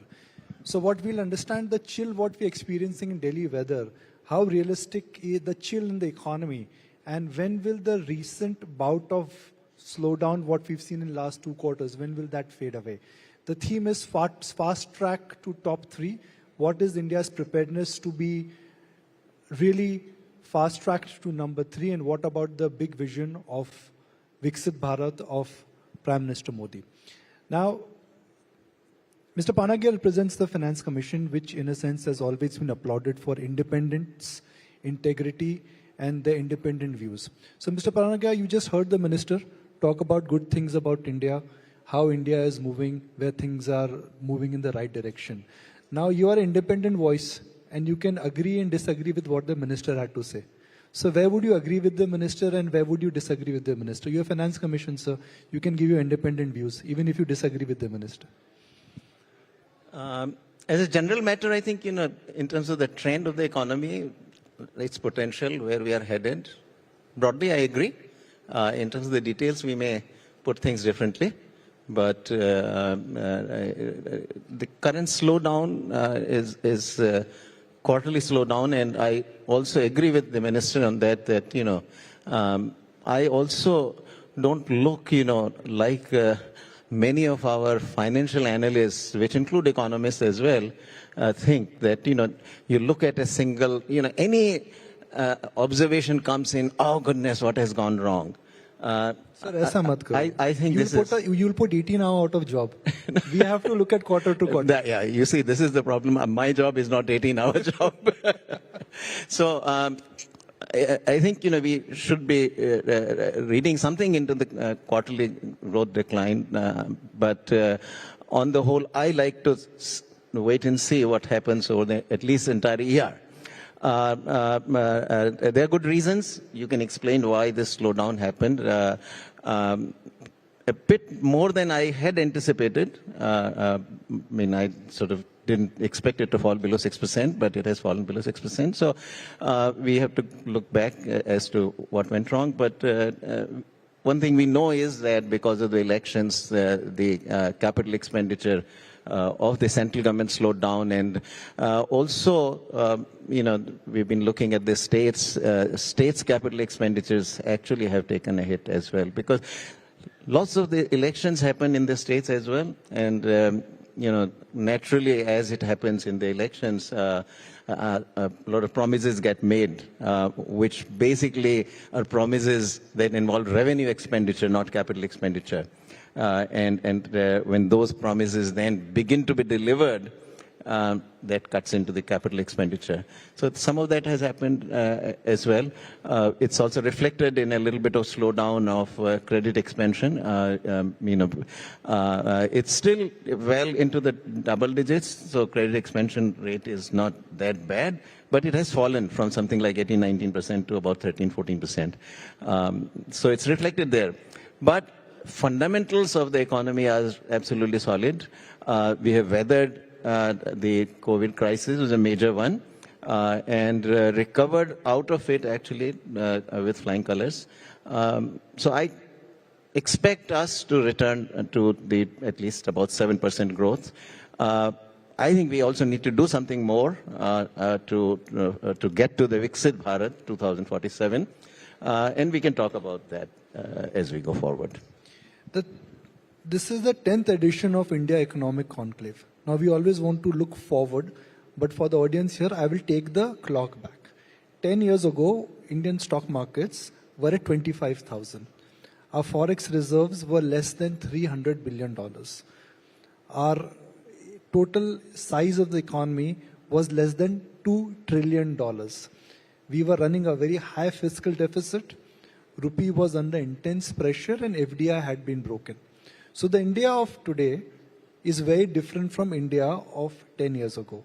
But where do you think we are headed 10 years from now? Hypothetically, if we are on the same forum, engaging and talking at the 20th edition of the India Economic Forum, what do you think we are likely to be discussing? So you went back 10 years. So to answer your question, I'll take you 20 years back. 20 years. So let's look at what has happened in the last 20 years. Right? I mean, as economists, we also like to look at the long-term growth rates, how we have performed. So if you really look at India's growth rate, first, let's say in current dollars, over the last 20 years, ending in 23, 24, starting in 2003-4, that's a 20-year period, we have grown in current dollars over a little over 10%, current dollars. Now you can use the US rate of US GDP deflator, which is little over 2%, 2.1, 2.2%. That gives you, even in real terms, real dollars, growth rate of about 7.9%, maybe close to 8%. So let's for a moment think about it. During this 20-year period, we had the global financial crisis, we had the COVID crisis, two major crises, and we still managed to grow 10%, a little over 10% in current dollars. For a moment, suppose we do just that much. If the next decade remains more normal and abnormalities that come in are not of the magnitudes that we have had before in the last 20 years. Also, by the way, in the last 20 years, we had our own banking problem, the NPAs, which led to in the financial markets troubles also, and that had led to the growth rate decline in 2019-20 as well. So in spite of all these three major shocks to the economy, we did that. So I think it's a reasonable assumption to make that at least that much we will do in the next 10%, and meaning this in the next 10 years. That gets you in 10 to 11 years to 10 trillion. In fact, even if you actually want to assume that we'll grow only 8% in current dollars, that gets you to over 7 trillion. So I think prospects look incredibly good. But even, let's be conservative for a moment and say 7 trillion. That will be a couple of $1 trillion more than the next country. I mean, obviously we'll be the third largest by that, well before that, but then we would be a couple of $1 trillion ahead of our next competitor. So that, I think, undisputedly turns India into a truly, truly major player in the global economy. In the end, those are the three economies that the world will be looking at, as it is looking already, given our growth potential and where the country is headed. So I think it's, in 10 years' time, things are going to change dramatically. So if I have to, let's say, crystallize a headline from you, before the turn of this decade, for India's GDP, what is the most optimistic number according to you, and what is a realistic and what is a conservative number for India's GDP before the turn of this decade, 2030? This is like in 10 years. Turn of this decade, we went 24 by 2030. By 2030, we'll certainly we'll be well past the third, so we would have crossed that for a while. So certainly conservative, I would say 7 trillion, 6.5, 7 trillion. Really aggressive, I would say 9 trillion. It's doable because, a lot of the pieces are in place. If we do a few more reforms that are pending, I think we can accelerate. So certainly we ought to, if we undertake a few more reforms, we can beat easily the 10% in current dollars by a couple of percentage points, get to 11, 12. That'll get us to, somewhere between 9 and 10 trillion by the beginning of the 2030s decade. Fantastic. Now for countries which have achieved this mark and which have managed this kind of growth, the recent example is China. We always compare India and China on just about everything. And the factors where I would like to again compare India's challenge is land, labor, interest, and tariffs. These are four factors which essentially will decide where we are headed. So let's talk about it. Land cost, labor cost, stroke productivity, also interest cost and trade barriers. How do you see these four moving parts moving? Okay.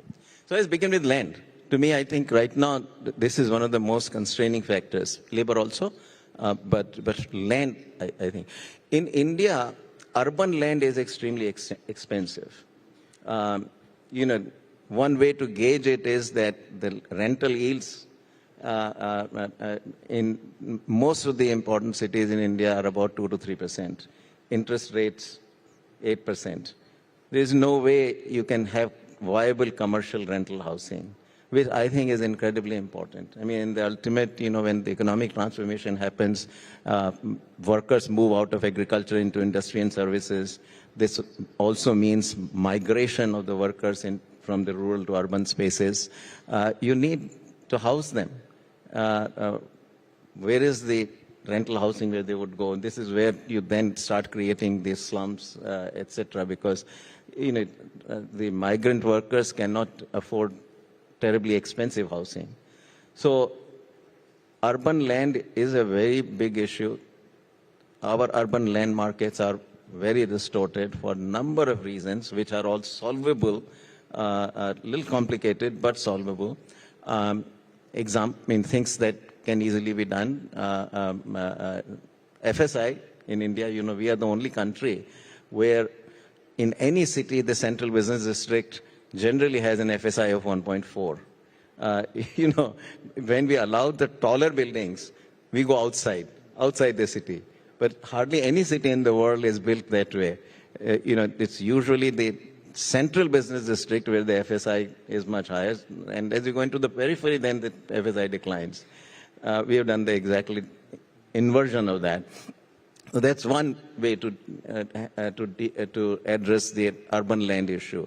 I think Bombay is beginning to now. I see a bit more, you know, compared to 10 years ago, I see many more taller buildings. But still, not in the central business. You go to South Bombay, that's still very, you know, no high buildings.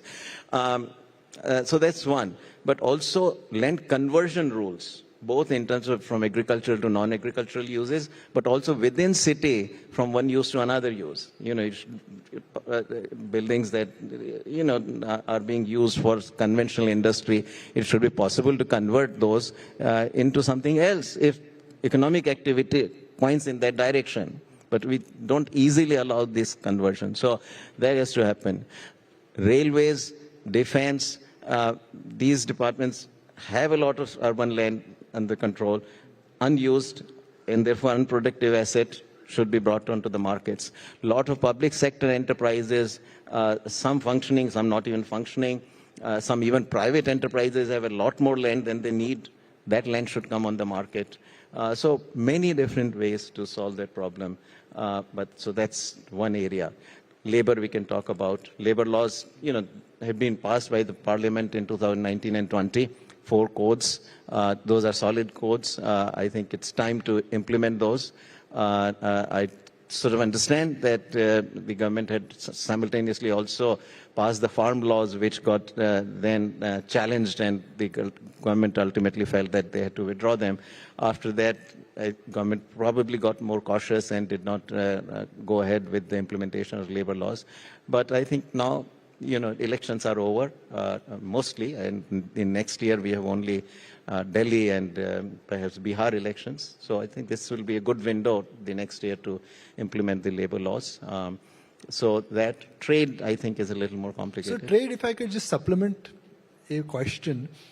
We are going to be moving to a new regime in the world. And it is reasonably okay to assume that once the new Republican administration takes over, tariffs in the world will go higher. So from deglobalization, we could be looking at tariffs war which could kick in. How will that change the global growth and the inflation and growth dynamics? All right. So there is a certainly looming possibility of the United States going into a bit of this tariff escalation. We saw that happen in the first administration of President Trump, and he has made it clear that this is what he intends to do. Right now, we are not included among the countries that are being targeted, but it can happen. So there are 2 issues here. One is what happens to the global economy as a result, what happens to global trade. And the second is what happens directly in terms of threats of tariff on the products exported by India to the United States. So the first one, look, you know, at the end of the day, I see that global market is an extremely large market. We have had problems, including COVID, for instance, but global trade has continued. Also, the embargoes, etc., against Russia. Right? There were all these restrictions imposed on Russian trade on Russia, and also on countries that do business with Russia and whatnot. You know, so you had all these actions taken, but global trade has continued to grow. So pre-COVID peak was 19 trillion for merchandise exports. Post-COVID peak has been 25 trillion. You know, from 19 to 25 trillion soon after COVID was over. Services trade, again, from 6 trillion peak pre-COVID, it's gone to 7 trillion now. So it's still an extremely large market. And the, you know, profitability is a huge incentive. So the determined exporters have found their ways around these embargoes and restrictions. And I would argue that this will still happen So we should not be ourselves pessimistic about this. A lot of the problems that we face are our internal, meaning land issue and labor issues that we have talked about, our own high trade barriers as well. So those are the issues that we need to solve. Our share in that large global export market when it comes to merchandise is still less than 2%. In services, we are a little closer to 4%. So services, we are more decent, but merchandise is still very large, you know. That's a $25 trillion market. So that's what we have to acquire. So a lot of the things that we actually need to do are our internal economic reforms. As regards the restrictions, potential restrictions on our exports by the United States in the future, which will reveal itself, I imagine, over the next year or so. We need to be cautious. One of the things certainly we can do ourselves is, given the fact that our own liberalization is good for us, we could react by preemptively bringing our barriers down, right? I mean, the complaint of the United States of Donald Trump is that if you impose high tariffs on me, I will impose similarly high tariffs on you. But to the extent that in any case we have been thinking of our own liberalization, we ought to react by, or even preempt by bringing our own tariffs down or committing to, you know, it may be done over a period of 2 to 3 years. The other action that we can take in anticipation is our ongoing negotiations with the United Kingdom, with the European Union. We have been in the free trade area agreement talks with both of these countries or entities. I think that's something we ought to proceed to complete. That clearly is a no-brainer, meaning that, you know, that's something we ought to do regardless of what the United States does or doesn't do. Overall, I take optimistic view because the United States also sees that geopolitically, India is very critical to the United States, and therefore I think the United States is also going to be a little more careful in what it does economically with respect to India. We are talking about growth, we are talking about momentum, we are talking about a cyclical slowdown. But if I look at basic categories, the Indian economy is going through what could be called as a K-shaped economy, which is that the latest data is indicating soaps are not selling, shampoo bottles are not selling, two-wheelers are not selling, but luxury cars are selling. Rich are getting richer. In the path to move to 7 trillion and 9 trillion, 10 trillion, if the basic bottom end of the pyramid is not growing, then the mass is not feeling happy about what is happening in the economy. So why is that everybody is excited about India's growth, but the reality is, yesterday we got a headline from Godrej Consumer. They're saying sabun nahi bik raha hai. We got a headline from Marico saying that soap, hair oil nahi bik raha hai. So what is happening? So, this is the financial analyst talk. Focusing on what is not working. We economists would not work on policy unless we are optimists. So I look at what is, the hand that's going up. But actually, I even disagree with this.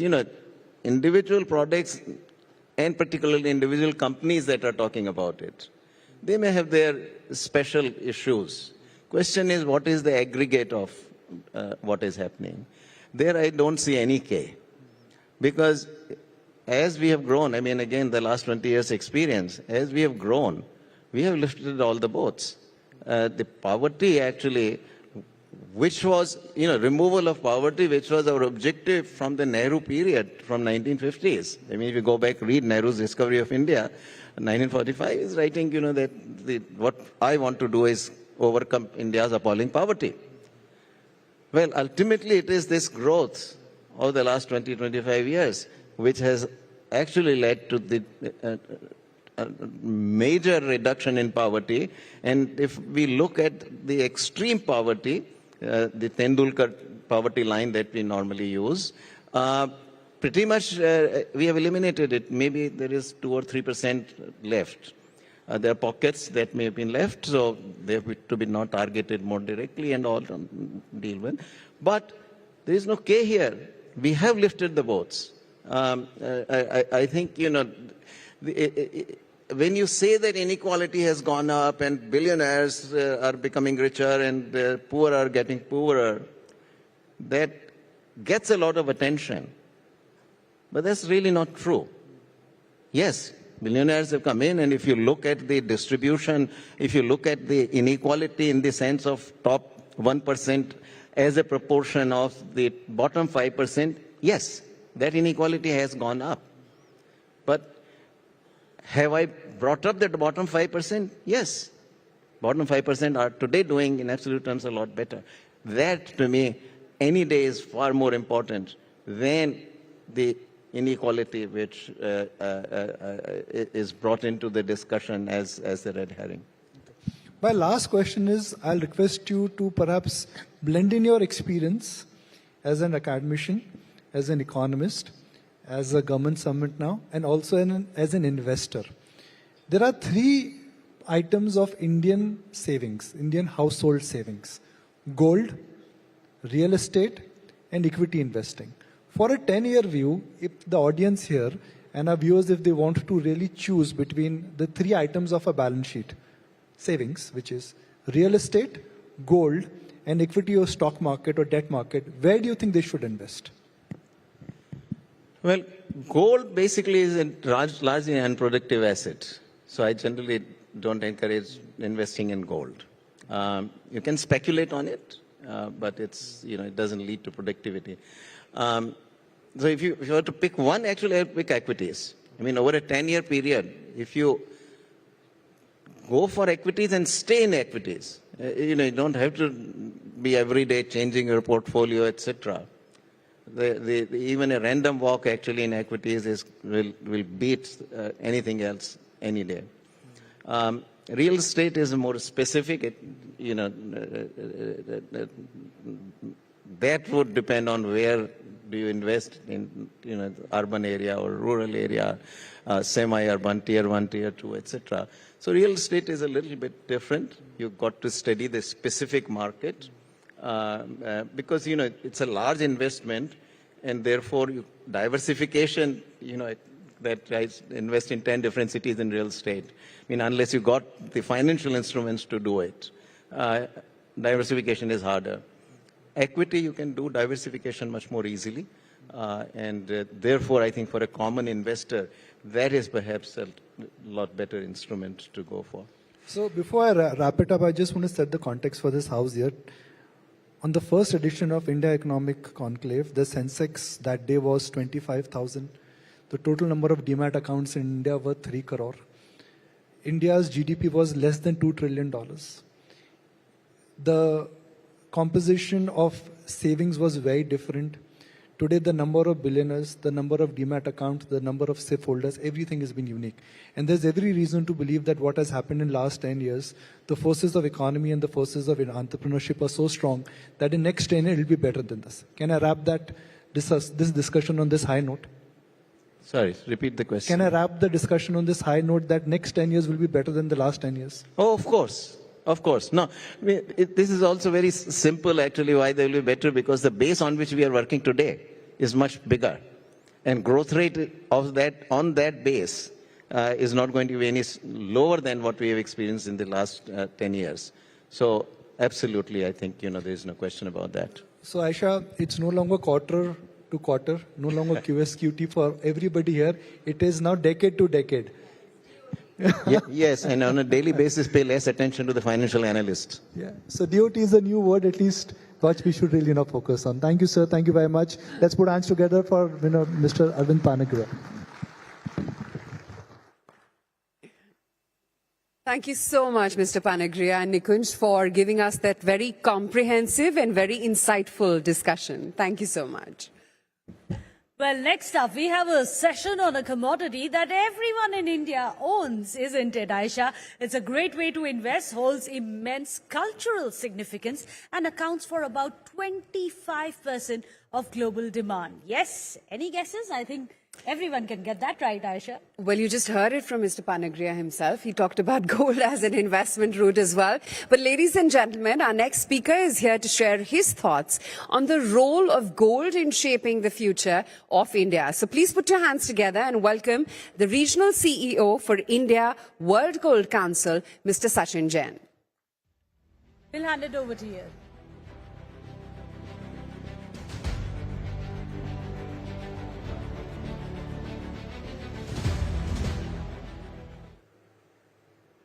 Distinguished guests, friends, ladies and gentlemen, it is with great pride that I stand here and address this August gathering. For all of us at World Gold Council, it's an honor to be a part of this amazing platform. I'd like to express my gratitude to the Times Network for giving us this opportunity to be here and in front of you and address and shape this conversation. At World Gold Council, we are experts in gold. We know the whole transformation of gold right from the deepest parts of Earth to how it forms an emotional part of some family. The whole journey that gold takes from being just a rock or something very small in a rock to hold a very important meaning in somebody's life. It's about prosperity. The journey it takes from the financial markets, the journey that gold undertakes in the rural markets where saving is important, the whole journey of geopolitics, the whole journey from central banks and the strength that a country gets via gold. We are experts at that. And why I'm emphasizing that when I look around and I heard a respectable minister talk about the future of gold, a future of India, this room is full, as we say as experts, this room is the real gold of the country. How you all will shape the nation, how we all will shape the destination that our respectable Prime Minister has laid out for a Viksit Bharat, us becoming the third largest economy. And this thought process and this conversation is great. So again, my deepest gratitude to Times Network for allowing us this platform. 2024 and this phase of India, and we will talk about today and tomorrow about what's happening in our country. We heard in the last two conversations of all the great things that are happening. And Mr. Amitabh Kant was here to, sir, deep respect to you in terms of how you shaped the narrative to someone like us as professionals and how, when we go at global platforms, the confidence we have on what our nation is about is because of, again, I say, the great minds like you. Now, for us, 2024 has been, as we call, a golden year. And while Mr. Panagria mentioned that gold perhaps is not the best investment, I'd just like to put two numbers. We've seen gold performing at 21% return in 2024 in INR terms and about 28% in US dollar terms. We've seen 40 peaks of gold historically in this year. All the elements around geopolitics, all the elements around gold as a diversification in the portfolio have panned out in this year in particular. We've seen this year where consumption, not just in India, but consumption globally has gone up. How the movement and the strengths of a nation, of a country come because gold is a part of your family. We've talked to consumers that when you have gold and when you own gold, what it does to your risk-taking capability and other elements. So 2024 has been a great year for us from that perspective. But a lot of other elements have happened. Our respectable minister talked about the different reforms and different steps taken by the government. But I'd like to acknowledge a few more. On the 22nd of July, while the budget was currently getting announced, in one simple sentence, a respectable finance minister changed almost the future of gold in India, but overseas as well. In one sentence, where the duty reduction was done from about 15% to 6%, we got gold at the same parity to the Indian consumer at par with anywhere else in the world. In one sentence, we got the organized play of our industry at one place. At one sentence, the whole parallel market of smuggling got absolutely vanished. And how this year will be a true reflection of gold. And what does gold do? We employ about 6 million people in the country, indirect jobs of 4 times that. We are about 3% contributor to the GDP of the country. And we generally want to shape the narrative of a good financial inclusion and the future of the country. A few other steps that have happened of lately. We've set up the first gold exchange at the Gift City.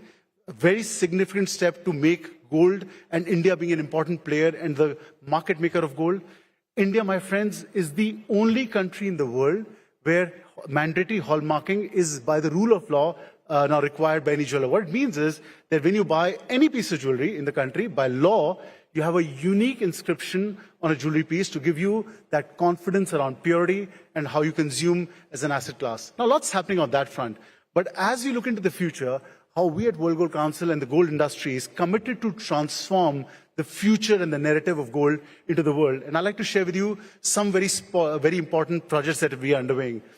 First and foremost, we're setting up the first self-regulatory organization in the entire gold value chain. You might know, as you've grown up, all of us have had a family doctor and a family jeweler, and hence there's a huge fragmentation in the gold market. About 3 lakh jewelers exist. I can't even mention the number of bullion traders, manufacturers, and so on and so forth. The intent of this first self-regulatory organization, and again, it's the first in the world that's happening in India. The intent is that to get the entire industry together. It's called the IAGES, the India Association for Gold Excellence and Standards. And the intent is that it's not about a big boys club. It's about a jeweler who's in Chandni Chowk or a jeweler in Bada Bazaar in Calcutta, where we can lay out a path for him to go into an organized play, an organized world. And that we think is important as we go into the future of our country, the future of Viksit Bharat. And just a reflection about why organized play is important. We were largely an unorganized industry a few years back. Just fast forwarded to the last 2 years, we've seen over 20 IPOs. And what an IPO does to a jewelry manufacturer or retailer is to saying, I want to operate absolute transparently. I want to operate in the rules of game and rules of law. So that's the first SRO. It's the first of its kind. We believe as it goes forward, the industry will get more and more organized, and we will be able to give a way for every skilled player to move into this direction of future. That's our first project. The other second important project is that we want to be, we call it the 247, and the intent is to digitize and digitize gold. And for a second, if you were to imagine all the gold in the world, if it's melted and then given out a unique number and a unique sort of place, so every gold in the world will be on a digital blockchain, an unmutable blockchain. And the intent is to give 3 confidences to an investor or to a consumer. Then the confidence of authenticity, that this is what it is, in terms of the composition, it's responsibly sourced. Second confidence is that it's accessible 24/7 to any investor in the world. And thirdly, it's fungible. It's not that strange investment and something that you have to have less confidence on. And as we've seen the world move from geopolitics, and all these things that are here to stay, we believe that this second step of digitization and bringing gold in the financial system will be a very important one. And the third very important step that as a gold industry we are taking is what we call the Swan Udan 2047. And the intent is that we bring in together a bunch of futurists, people who are think tanks, to shape the destination of not just India that's happening, but what's the role of gold in 2047? What is it that we will be contributing from an employment point of view, from a technological point of view, from an inclusivity point of view, from innovation perspective, and then work backwards with clear milestones as to what the industry needs to do, right into 2040, 2035, 2030, and what as an industry we need to do today. And we'll be working, with industry and everybody else to make that happen. So my dear friends, as we see an India that's almost reimagining its future, we at the gold world are also reimagining the gold role as a modern enabler of strength, of resilience, I would say, of global leadership alongside with gold. And we believe that gold will be not a passive, an investment that perhaps is non-productive, but a very important aspect of your portfolios, important aspect for the nation, and something that's vibrant and building the future of the nation. And while, there were 3 words that I mentioned in the morning around Niti, there was Nishtha, or, the explanation of all those elements. And I think today, I as an Indian feel proud. We all are also happy and proud to be here in our country. And this room and the conversations will lead for us to march towards the 3rd largest economy and to Viksit Bharat in 2047. So ladies and gentlemen, I am really proud to be here, and I hope you all are. And let's form a narrative of certain changes that we collectively can do as India as we march towards 2047. So thank you for your time. And we at World Gold Council, again, very privileged to be here. Thank you very much. Illuminating presentation, shall we call it that? In fact, the G20, of course, stands out for its unique ability to bring together both developed as well as developing nations to address global governance challenges and to create solutions. India, of course, is in a prime position to bridge this very divide, Aisha. Oh yeah, absolutely, Meghna. And at the helm of this is India's G20 Sherpa. It is our honor, ladies and gentlemen. Put your hands together and welcome Shri Amitabh Kant in a fireside chat with Senior Executive Editor Input, Times Now and Mirror Now, Madhav Das Gopalakrishnan.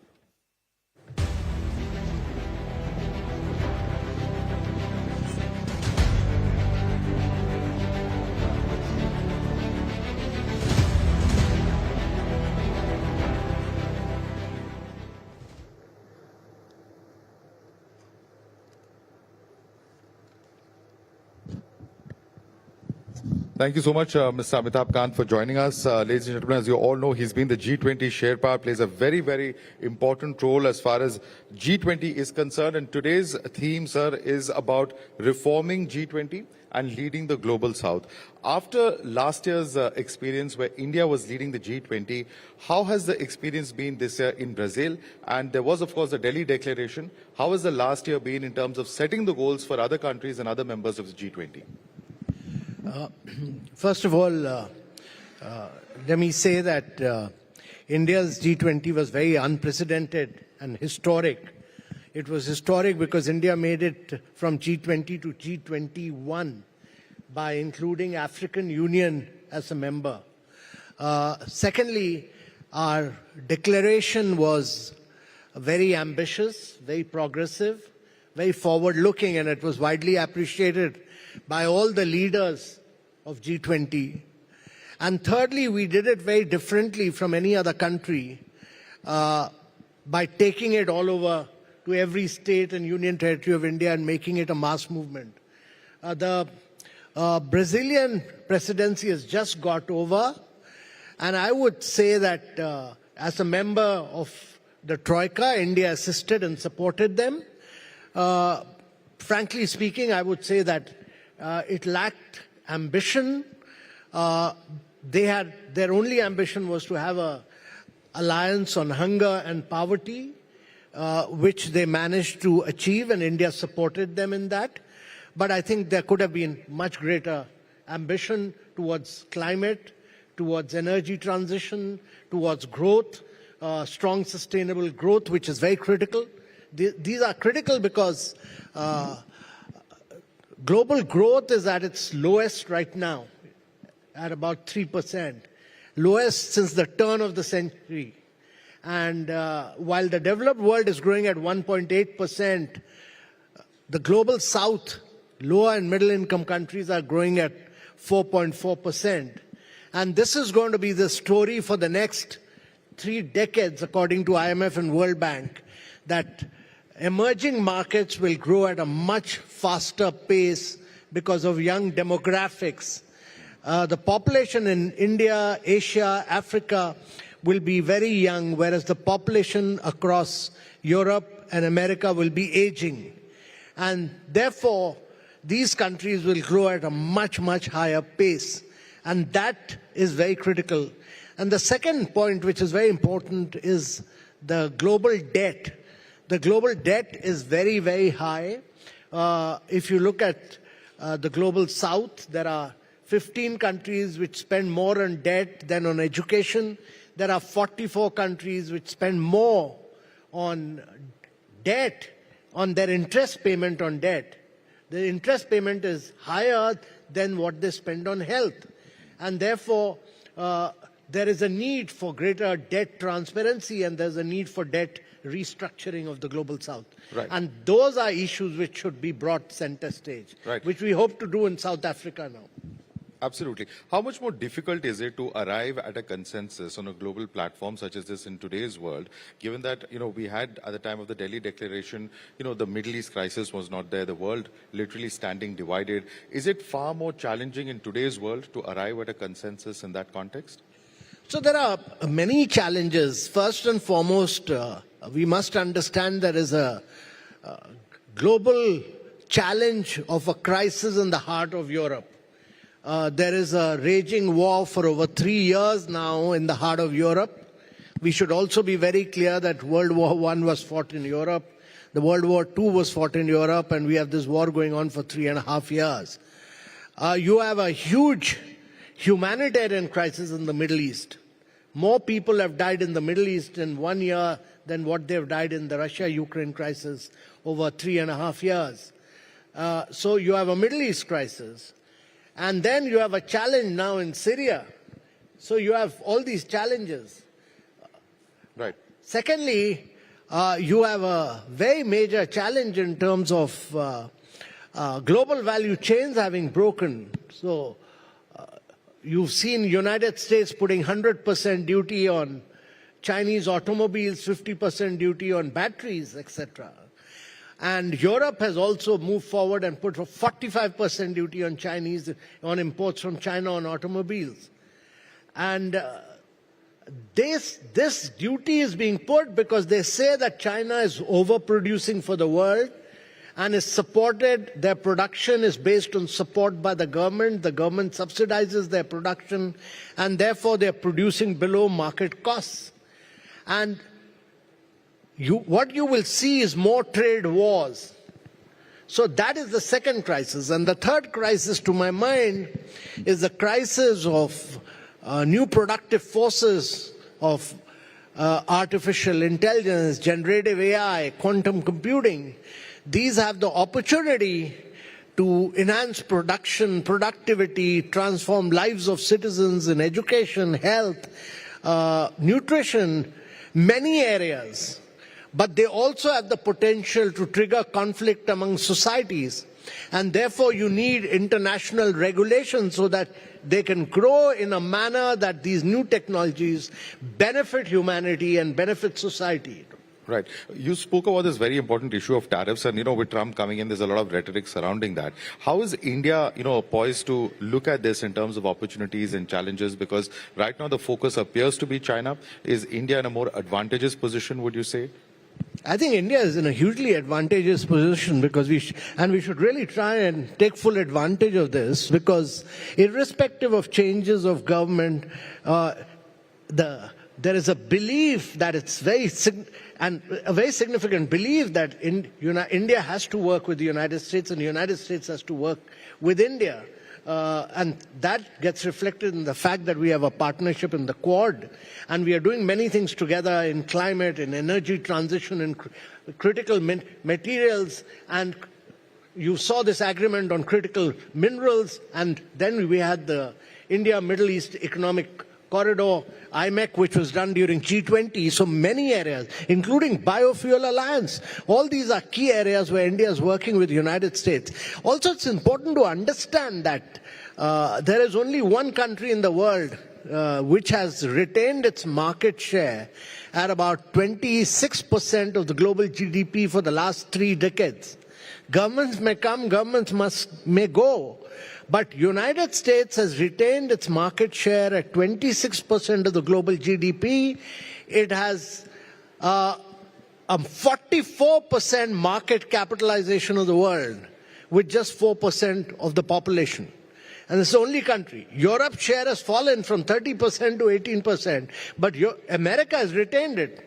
It's also important for us to understand that countries like Japan, which grew from a post-World War II, Korea, recent time China, all have grown at high rates on the back of penetrating United States as far as exports are concerned. And therefore this relationship, to my mind, is critical. Is very critical for India to be able to grow into a fully developed economy and becoming a Viksit Bharat by 2047. Right. Also, some of the questions around India's neighborhood as well. We are one of the countries that has extended to Sri Lanka, a $1 billion line of credit, with China also trying to woo a number of countries in this entire hemisphere. What really are the challenges for India in that context, even as it tries to lead the global south? So the biggest challenge for the world is the global debt crisis. As I said, that the global south is spending 2.4% of their GDP on just meeting the interest payment. That is more than what they spend on climate. They spend 2.1% on climate, and they spend 2.4% on interest payment. That is why, the interest payment just look at this, interest payment on debt is higher than what they spend on health in 44 countries of the global south. And therefore, there needs to be a debt transparency.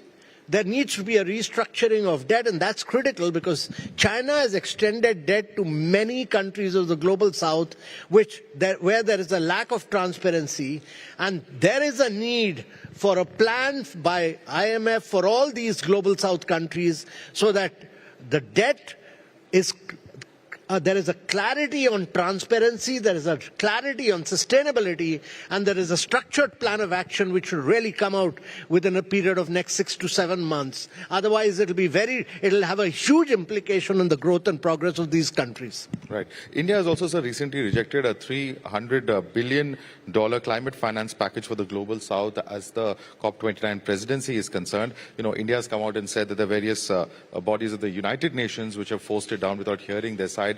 What exactly are the apprehensions here? And what are the implications of this? So the COP29, the negotiation process was very badly managed, to my mind, by UNFCCC, number one. Number two, I really feel that the basic principle is what was agreed to at COP21 in Paris, which was based on common but differentiated responsibilities. That 82% of the total carbon space in the world has already been occupied by the developed world. There's very little left for developing countries like India and the global south. Now, they've taken away all the carbon space and they're still doing greenhouse gas emission. And they want to achieve 1.5 degrees centigrade by 2050 without providing either the finance, technology or capacity building which was agreed to at COP21 in Paris. So they're changing the goalpost. And that is why agreeing only to $300 billion, whereas what they should support for 1.3 trillion. What is agreed to in G20 is that the world will move from billions to trillions. The package was 1.3. They brought it down to 300 billion, and it did not have, and they said it will not be 300 billion was also not be provided by the states, but it will be provided through private and multilateral sources. So there was a total denial, there was a total back out from what was agreed to at COP21, and I think it was the worst possible deal, and that's why India did not agree to it. But where do you see the roadmap ahead on this? Because there's been so much of back and forth on this issue for years on end. Where do you see this headed? So I think no deal is better than a bad deal as far as climate is concerned, and India took the right stand, to my mind. Right. Also, as far as India's neighborhood, another question, as far as the BIMSTEC itself is concerned, under the Sheikh Hasina government until recently, India was in touch with, neighboring countries such as Bangladesh over economic and technical cooperation. Do initiatives such as this now hang in the balance with the change of regime in Bangladesh, would you say? No, see, one must realize that we are in a complex world. We are in a world where there will be constant changes of government. I mean, you've seen this happening in the United States, you've seen this happening in several parts of Europe, you've seen this raging war in Europe, you'll see this in our neighborhood constantly. But we should be absolutely clear about our national goal, our national perspective. Our goal is clearly that we need to move from being a $4 trillion economy to a $30 trillion economy by 2047.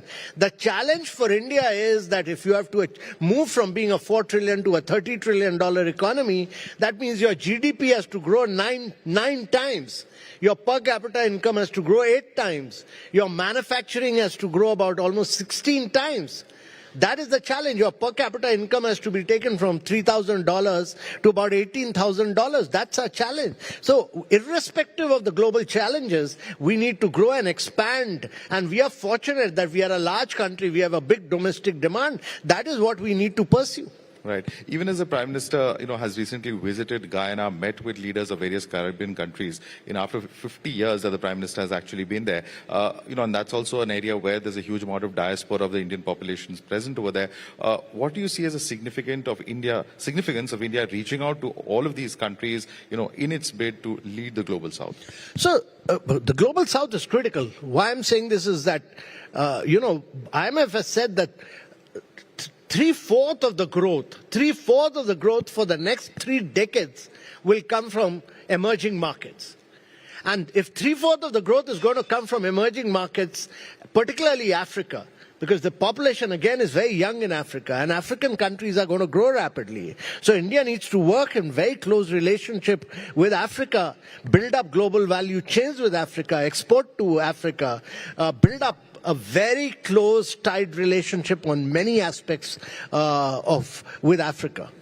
Right. And what are the opportunities that you expect, as far as South Africa is concerned, the opportunities that were perhaps missed in Brazil? How do you look at the future of the G20? No, I think the opportunities are in terms of our own growth. Our ability to do structural transformation in our own economy, to move from being an agricultural economy to a major industrial economy, and then getting into cutting-edge areas of growth. So you have to get into electric vehicles, you have to get into battery storage, you have to get into green hydrogen, you have to get into a rapid expansion of being both a digital power and a green energy power. India has to become the most advanced country as far as digitization and as far as greening its economy is concerned. It must be the first country in the world to industrialize and urbanize through a process of decarbonization. That is critical for India. And how do you see that happening? And if that happens, which many of our companies are doing, and that's what the government is pushing for. We've done 200 gigawatt of renewables. We've demonstrated our great ability to move towards green hydrogen, be a low-cost producer. The more India does this, gets into these areas, we'll not only be producing for our own requirement, but we'll become a major exporter to the world. Our ambition is that by 2047, we should move away from being a producer of just fossil fuel to a producer of green hydrogen. India is climatically blessed. Our challenge is that by 2047 we should be the biggest producer of green hydrogen and the largest exporter of green hydrogen in its liquid form, ammonia, and bring down the price from $4.5 to $1 per kilogram. Now that's the challenge for India.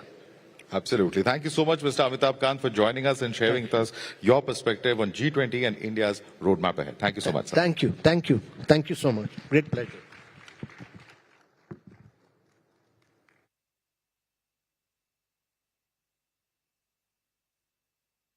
Well, thank you so much, Shri Amitabh Kant, as well as Madhav Das Gopalakrishnan, for that riveting chat.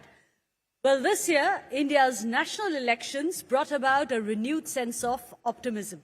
Domestic, institutional investors, of course, had continued to show confidence in the market, reinforcing the strength and resilience of our economy. And to draw a acute and incisive perspective on the future of India, our next distinguished speakers are leaders in the financial and asset management industry. To moderate this session, we'll invite back on stage Nikunj Dalmia. In fact, we are also going to be welcoming the panel right now here on India Economic Conclave. We have the Managing Director and CEO of the National Stock Exchange, Ashish Kumar Chauhan, joining him as well.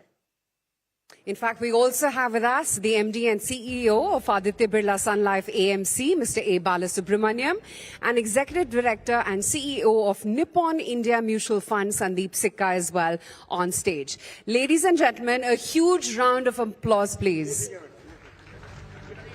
Well, with that, we'll hand it over to Nikunj.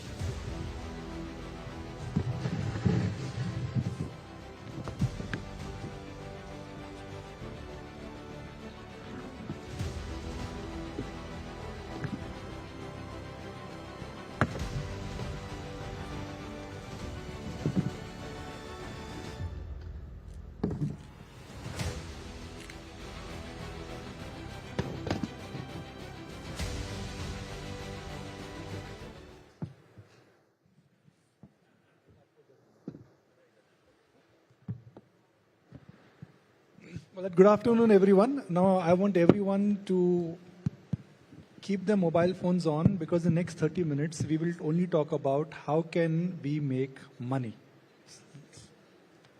If there are 3 market men and a business anchor, what will we talk? How to make money. Am I right, Sikha sir? 100%. That's what we are for. Bala? Yeah, definitely. That's why we are here. And Mr. Chauhan is in the center because every time you guys make money, exchange also makes money. So he's the happiest because he's always making money. Am I right? I must also mention, we also trade more in NSE. They also make more money. Am I right that whatever happens, you will make money? I think purpose of exchange is to provide the most efficient markets at the lowest cost. And so if exchange doesn't make profits, it's okay. I don't think. But last 10 years, exchange has made a lot of money. Which is besides the point, right? Sometimes you do it without your knowledge and without the basic purpose. While other people work hard and still they may not make it, is a different issue. So I'll talk about the big picture. And again, you know, this was the introduction that this is the 10th edition of IEC. But on the first edition of IEC, and I would not use Sensex for benchmarking purposes, I would use Nifty for benchmarking purposes. 10 years ago, of course, Chauhan Saab was BSE, so I was using Sensex for benchmarking purposes. Ab NSE pe to Nifty ki baat karte hain. Nifty that time was sub 10,000 and closer to 6,500. Today, we are standing tall at 25,000. So, starting with you, Mr. Sikha, last 10 years, it's been a 4x only for the index. Next 10 years, where do you think Nifty could move? So, Nikunj, I don't think so. I can give a prediction on the Nifty. But broadly, the way we should see is, I think, the other way around, the way India is growing. I think today we are at a point that I think we are almost, I mean, whether in the next 2 or 3 years, we'll be a $5 trillion economy. And stock markets are a reflection of the economy doing well. So I think for us, I mean, rather you talked about Nifty, I'll say I was a part of the first edition. And that time, you asked this question to me, you know, about the mutual fund industry. At that time, the mutual fund industry was less than 10 lakh crores. Today, we are at a point where almost going to be touching 70 lakh crores. And all this has happened in the last 10 years. So I do not know, I think, what will be the Nifty. But I can tell you 2 things. We are at a stage where the capital market, the mutual fund investors in India, I think, are coming from small cities and towns. And today, it's becoming a household product. So we are coming to a stage where very soon, maybe next 10 years, every Indian household will be a mutual fund investor. And that's the kind of capital flow that will come from household savings to capital markets. And I think with the country doing well, I think the biggest thing is we are at a stage where Indians will start benefiting from the India growth story. So I think maybe 10 years down the line, and I don't know the Nifty, but I can assure you with a lot of conviction, every Indian household will be a mutual fund investor. And the data is quite, staggering. India has only 5.5 crore unique portfolios. Yeah. We have 20 crore OTT accounts, and we have about 25 crore food delivery accounts. So in a country which is young, in a country where the average age is less than 50, the number of portfolios are nothing compared to global averages. I cannot agree with you more, but Nikunj, the way we have to see the trend is changing very positively. Today we are seeing a lot of young investors, women investors coming from smaller cities and towns. So maybe 20 years back when my father retired from government service, I mean he had to put his proceeds. When I told him about mutual funds, it was difficult to convince him. But my daughter started working, the first salary she invested in mutual fund SIPs. So that's the change that's happening in the country. So I think I'm very confident. I think this 5% right now looks low, but directionally the speed at which the change is taking place is unbelievable. So I think we're headed for good times, and it's not about the mutual fund industry. It's great for Prime Minister's vision of Atmanirbhar Bharat. I think we are trying to be basically from a capital which is in small cities and towns, from how financial saving is coming to the capital market. So this is the true way how we can be Atmanirbhar Bharat. Mr. Chauhan, this financial inclusion, which now seems to be picking up in terms of a trend and more importantly acceptance and faith, is the trend here only going to multiply in next 10 years, and how much can it multiply? So I'll give you the information as of date. Today, we have at NSE around 21 crore accounts, which comes to 10.7 crore unique PANs.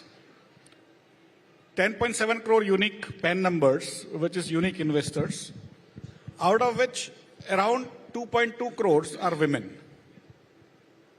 So 8.5 crore males.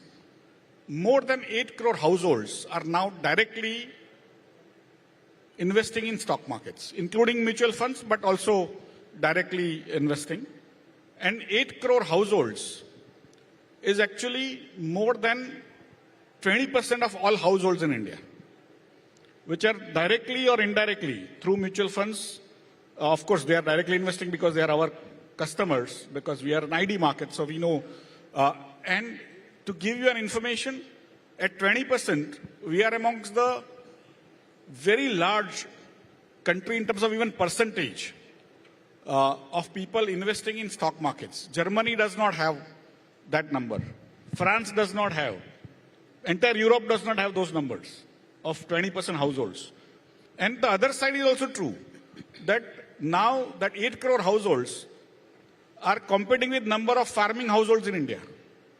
Number of, in any type of cohort you see as a political constituency, now we are actually, although both of them do not know that, but today their constituency is equally larger or equal or larger than other political constituencies. So this is becoming very important because Delhi needs to know that investors of India are now a force to reckon with. But investors in India pay taxes, farmers still don't pay taxes. That is, again, for me, it's besides the point, but they will have expectations and they will assert. See, when, say, 5 years back, or even when Mr. Modi took over in 2014, there were 1 crore investors. Today, 10.7 crore investors, unique. 67 lakh crore were market capitalization. Today, 440 lakh crore, 6.5 times more in 10 years' time. For me, those numbers is 1/3 of India's wealth. Today, stock markets are 1/3 of India's wealth and double the size of India's banking system and more. In equities alone, right? If you take debt, it will be 2.5 times. So it's a very large thing in whichever way you look at, because people are now directly, there are two types of financial savings. One is what we call intermediation, which is through the banking system. Other is through the markets, which is called disintermediation. And today, a large part of India is saving through the disintermediation route, that is through the markets. And last month, there was an interesting sort of a research report by Morgan Stanley, which said that from 2014 to 2024, 3% of the savings incrementally went into stock markets. But at the end of 10 years, the outcome is 20%. So that 3%, which people are saving into stocks, have now become 20% of the total savings, whereas what that 97% has become 80%. So effectively, the stock markets are becoming the primary driver of people's savings by demonstration, by checking out everything that people are seeing their neighbors actually making better returns, and that's why they are coming to the stock markets. So Bala, if the stock market holding data is anything to go by, today the domestic holding via mutual fund route or by individual investors for the first time has crossed FIs, which means that Indian investors own more shares than what foreign institutions currently own. आपका भी phone बज रहा है, आपका भी phone बज रहा है, आपका भी बज रहा है एक साथ.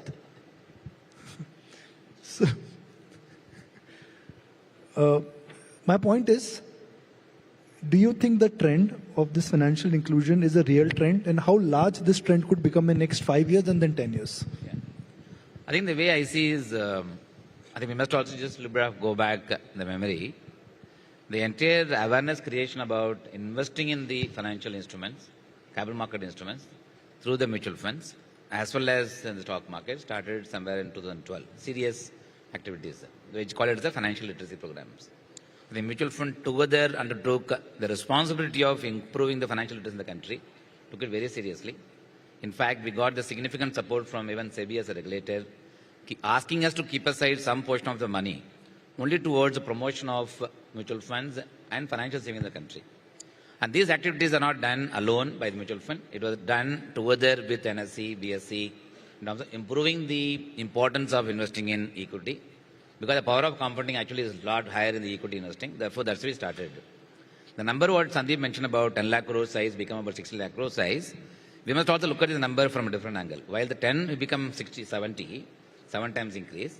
At the same time that 10, it was actually 2 lakh crore was the equity, 8 lakh crore was the debt. It was predominantly mutual fund the early part of the year. It used to be the fixed income component was the dominant component of the mutual fund. Today, equity component in the mutual fund industry now is the dominant component. It's almost about 60% average of assets and management coming from equity, which essentially means equity cult in the country has improved quite significantly. The second is the last few years. Earlier, we used to think about mutual fund means is only Mumbai and Delhi and large cities. Therefore, the penetration in the deeper parts of the country were not happening as much as it used to happen. Where I used to still remember, Ashish used to always mention about the stock exchange has become so powerful, you can execute the trade in nanoseconds. So nanoseconds, not many would even hear about it, but he always used to use nanoseconds. That actually increased the connectivity in the country. In the same way, mutual fund also got penetrated in the deeper parts of the country. That's why I think the B15, B30 when it came. Today, almost about 23% of the equity assets under management coming from cities other than top 30 cities, which essentially means people have adopted mutual fund as the one of the vehicle investors. This actually helped in market as well. The last, of course, is the in the number of unique investors we talked about. The folios also, of course, keeps rising, and that's again coming from the large flows in the form of an SAP is coming. But other point, if we have to look at it from a market point, I mentioned about $4.5 trillion market cap, which is almost about 140% of the Indian GDP size today in terms of our current market cap. But again, we look at the experience of investors who came in actually in the last, I think in the last 3 years, the industry number of customer base that got added almost doubled. They were all new customers.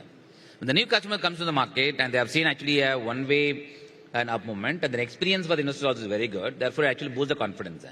As a result of this experience, so as a result of the alternate not being as attractive as an equity from a power of compounding point of view, a mutual fund vehicle now is becoming actually primary investment vehicle for investors. I think the significant consideration.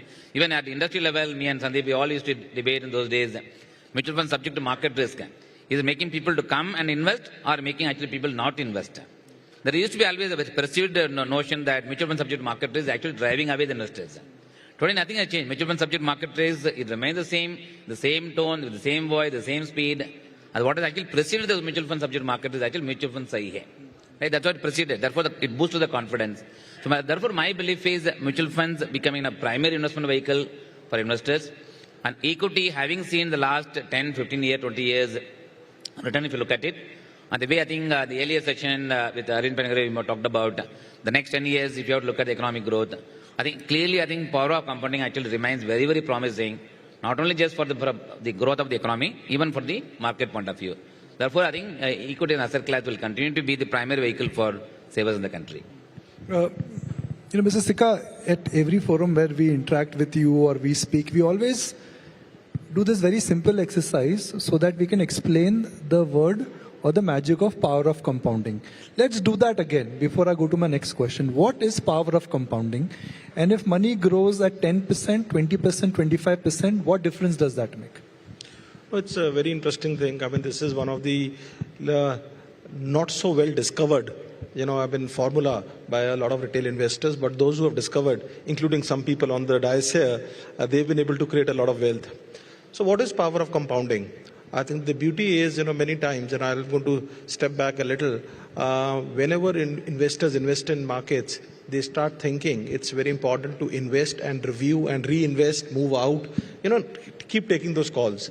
But the power of investing is basically that comes when you're a lazy investor and an informed investor.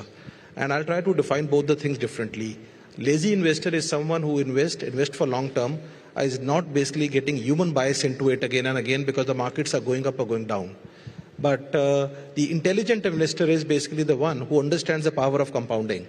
So let's give an example. One of the oldest funds in the country, which started in 95, without naming it because I'm on the platform here, the NAV of 10 is today about 4,000. So that technically means basically that fund over the period of time has given a return of about 23% since 95, compounding. But if you were to look at another fund, which would have given just basically 15%, so that 10,000 rupees, which becomes 4 crore rupees, effectively the 10% difference means the wealth is actually half. That's the power of compounding. What we see 10%, 5% looks very small, but you see over a longer period of time, it totally changes the dimension. So I think from our point of view, the power of compounding, Nikunj, that you mentioned, that is one big change that we have seen. Unlike in past where people used to try to invest in mutual funds like stocks, buy, trade, move out. I think we have seen a very big change. Basically, people are understand the power of compounding, investing for long term. And I think that what we are seeing, the longevity of our SIPs increasing day by day. So I think all I can say is to Nikunj's question, the power of compounding, what it does is basically it is not basically in a linear way. I think it basically 10 rupees becomes 4,000 rupees NAV over 25 years, and the compounding is only 20%. And that is the wealth that a person can create. So 10 rupee NAV in 1995 has become 4,000 rupees. And I must share it with you that that's one fund I had invested in. No, I did not want to make your investment, public. But yeah, I think it's again, I use the word intelligent investor. And you come in that category, Nikunj. Because I think what we have seen, that's a fund which is 25 years old. Today has got 1 million investors, but only few thousand investors have been able to take advantage of that by staying there. And so, fortunately, you're one of them. Well, let's do a maths here. Unit कितने थे वो तो बता ही नहीं है ना, वो बड़े कम थे. If your money multiplies at 25% for 10 years, after end of 10 years, any guesses how much will it happen? 10 years, 25% compounding. It is 10 times. 10 times. But if your money compounds for 25% for 20 years, how much will the return be? Any guesses? It will be 100 times. And it has happened in India in the past, and I have reason to believe it will happen in India going forward as well, because looking at the way how the demographics, entrepreneurship, government policy making, and the whole financial inclusion is moving. It's not very complicated, it's very simple. It's just that we need to have a very disciplined approach. And when I say this, I think I'm the official ambassador for mutual funds now. I completely agree with you. Mr. Chauhan, you have been an entrepreneur. You understand the entire financial inclusion theme very well. You're running one of the most and one of the biggest exchange in the world now. Give me a theme or an idea which should come from Ashish Chauhan, the entrepreneur and the investor, which could be the big theme and idea for next 5 or 10 years. The idea which I have worked with all my life, including starting NSE. I started when I was the original 5-member team in 1992, which was sort of selected to set up NSE.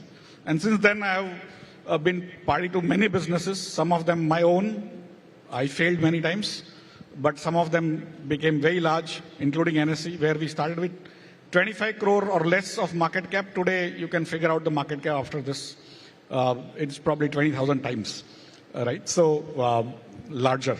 So NSE has become 25,000 times. 20,000 times larger for that 25 crore rupees or 24 point something. And so I have seen that power of compounding. I have seen that power of conceptual activities. See, most of the time we think the wealth comes out of physical things. Increasingly, the wealth is becoming dematerialized.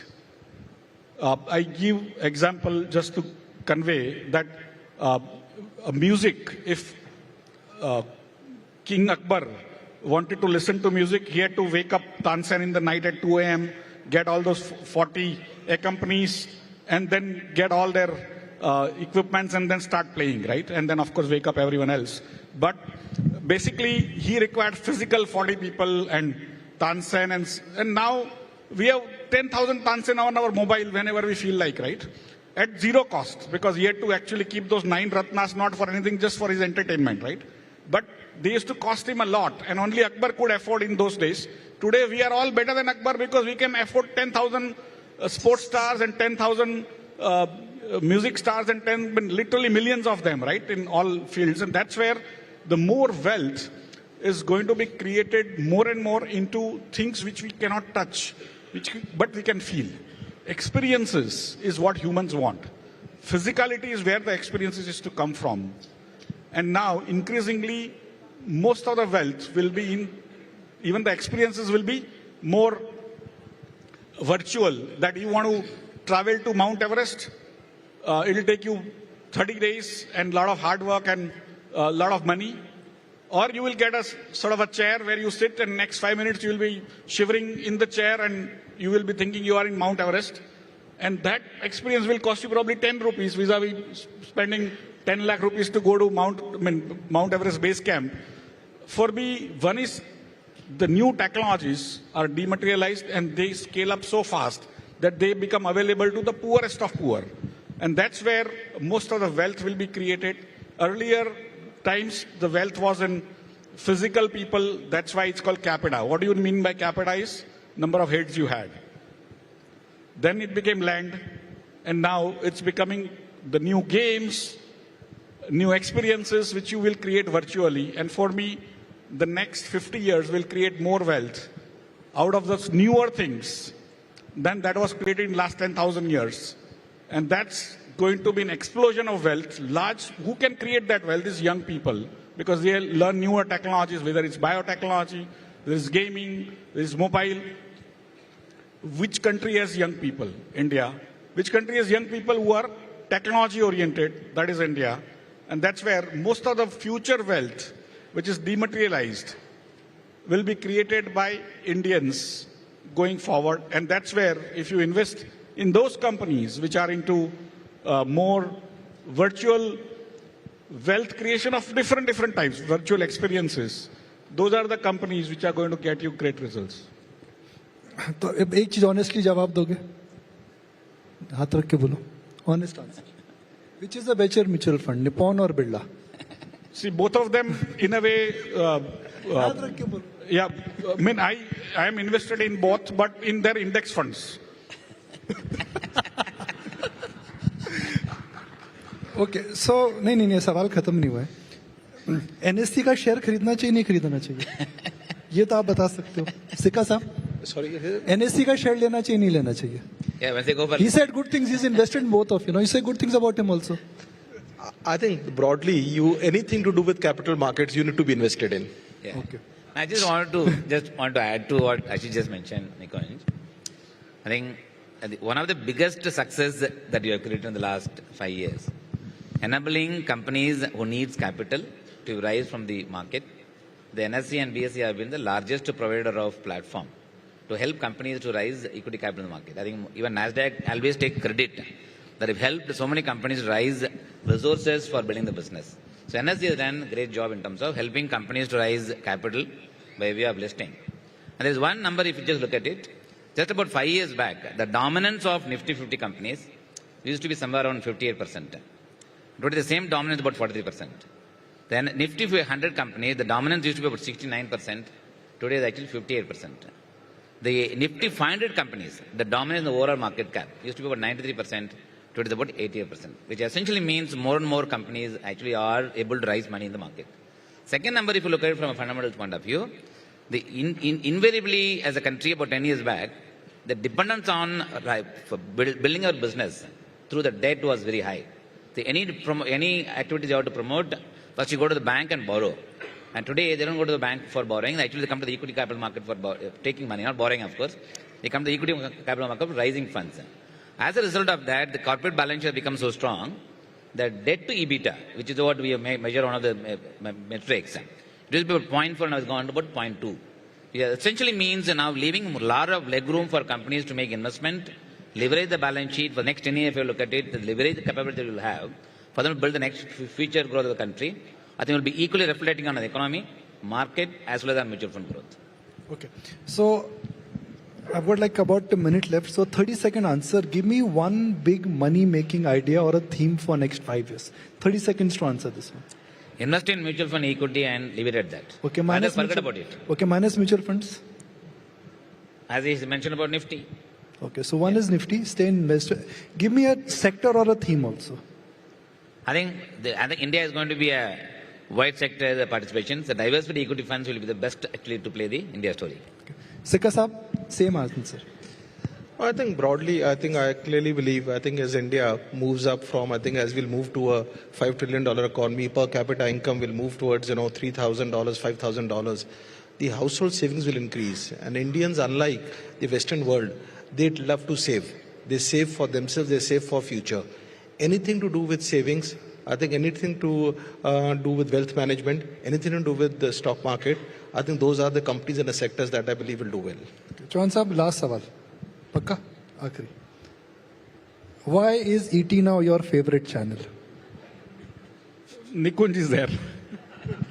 So he keeps on asking me the question saying which stock they should invest in, and I am not allowed to even invest in stocks, right? So that is why he keeps on asking me those questions to just pester me all the time. But thank you. Thank you very much. And all I can say is that in last 10 years, and I'm not getting into once upon a time in history, in last 10 years, just think about what all we've seen. We've seen COVID crisis. We've seen problems in US. We've seen assassinations. We've seen economy tumble. But the bottom line here is that Nifty in last 10 years is 4x. The wealth of the country is moving higher. And what is making India unique, I think, is entrepreneurship, governance, stability in terms of government policy making, and the excitement which the young population clearly is enjoying. I mean, Zomato is a company which 15 years ago did not exist. Today is part of the Sensex. NSE profit were in double digit. Now it is marching towards 5 digit. That is the kind of, exciting phase we are in. And that is what about, IEC is. So we've already established the coin is no longer quarter se quarter tak. It is decade se decade tak now. Aisha, it's back to you. Thank you very much.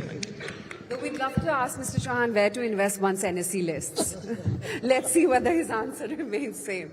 But thank you, gentlemen. It was clearly an insightful, discussion on the health of the capital markets. But from capital markets to gold now. Yes, the bottom line always is golden, isn't it? Well, gold has always held, of course, a special place in everyone's heart, not just as a symbol of wealth and tradition, but rather as a cornerstone of our economic strategy, Aisha. Oh, absolutely. And it is my pleasure now to introduce our next distinguished speaker who will shine light on the resurgence of gold in India's economic landscape. A visionary leader in the world of business and industry, our next speaker, ladies and gentlemen, helms the reins of PNG Jewellers, a renowned jewelry company with a very rich heritage dating back to 1832. Under his leadership, PNG Jewellers has in fact expanded its footprint to over 30 countries, transforming it into a billion-dollar enterprise.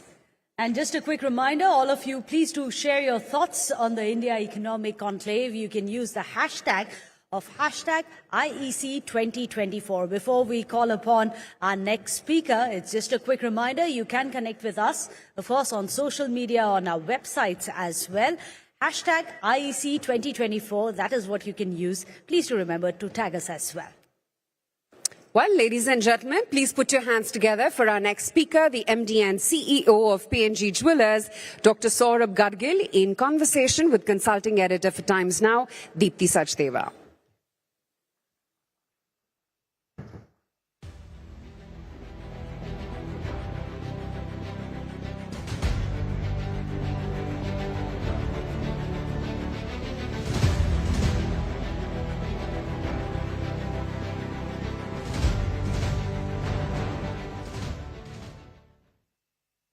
Hi, good afternoon. As we were just walking up, I was just looking at Saurabh and seeing if he's wearing any gold. But, he told me nothing as such that is really visible.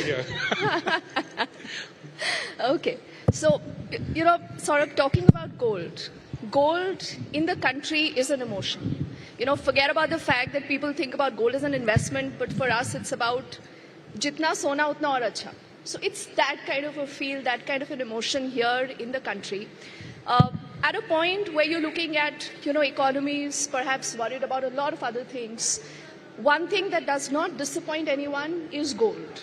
So what is it about this yellow metal? What is it about gold that has, created this gold rush of a sorts? Good afternoon, everybody. See, like you said, gold, the color yellow, signifies the power of sun. I think gold is eternal, and we have seen from thousands of years that gold has been used in human emotions, in human transactions, in different in commerce, and it continues even today. Gold has changed forms. Gold used to be a currency. Then gold became backed by currency.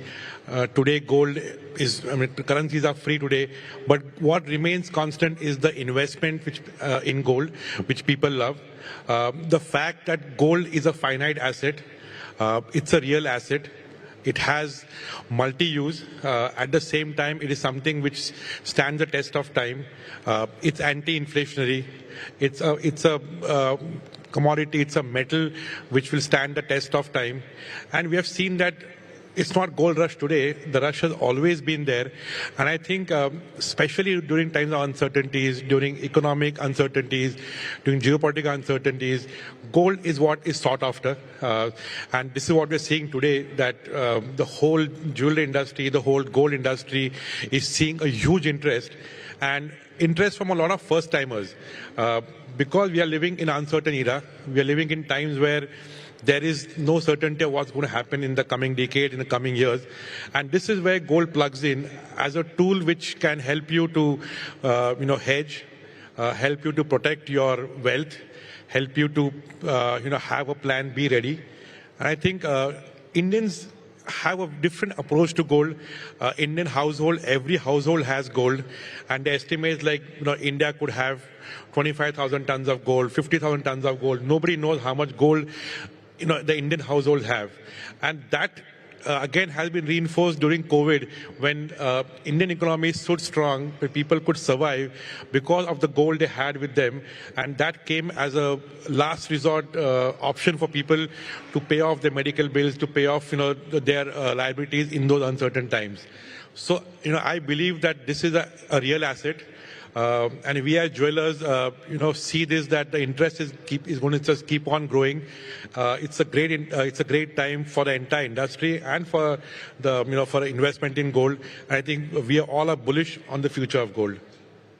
And I think being a true brand ambassador of your company, you have obviously encouraged people to go and buy more gold. But when you say this, sort of people would also want to know whether this is the right time to buy gold. Should they be waiting? How do you see things moving in, keeping in mind the geopolitical situations? You're looking at almost emerging war situations across the globe. And even otherwise, like India, you say, is a conservative market, but still when it comes to gold, the priorities are pretty clear. You've seen the government of late, making certain changes that has kind of boosted that demand also. Is this a real demand for gold, or this is, again, like they say, pushed by the industry? So to answer your question first, there is no right time. I think every time is the right time to buy gold. Like we have looked at, mutual funds, what people spoke right now, that you have to keep on looking at the power of compounding and keep on staying invested. I think the same philosophy applies for gold. In India, people buy gold in two forms. It can be gold as bars, coins, or it can be jewelry. I think in India, we have this unique concept of value investment. So the jewelry you buy can also be worn and also be used as an investment, as a last resort cash in case, a time comes for it. But I think this demand is real. This demand is not created, there's no hype around it, because gold fundamentally, like I mentioned before, is finite. The supply of gold is limited annually, and the demand is affected by a lot of things, primarily looking at today's geopolitical pressures around the world, the trade wars which are happening around the world. We are living in uncertain times. We are living in times which are going to be challenging. The world is going to see a lot of challenges on different fronts, and one has to stay diversified. So the risk which an investor is going to face has to be diversified. And I think in that, gold is playing a very important role in everyone's portfolio. This is not only said by, if you had a grandfather telling you that, stay invested in gold, have some gold. But today, financial consultants, industry is talking about it. And I strongly recommend that people should have investment in gold as a part of their entire portfolio. Fortunately, in India, jewelry also is an investment. You'll be spending, some 15-16% on making charges. But beyond that, it's the metal which will remain with you. Period of time, the metal will give you that benefit of appreciation and also of adornment. So this is a unique opportunity which India has. And if you look at Indian households, be it people even below poverty line, everyone has some gold in their households. And this, I think, also goes back to a tradition of, having gold as a part of, weddings, gold as a part of, your status. So the habit of was inculcated long ago of, buying gold, buying jewelry, keeping it in the house. And I think that's the most prudent advice I'd give to people here as, gold should be looked at as a serious asset and not as a speculative asset. One should not, speculate in gold. One should not, just buy gold based on tips. One should buy gold from as savings and look at it long term. I think it's the right time.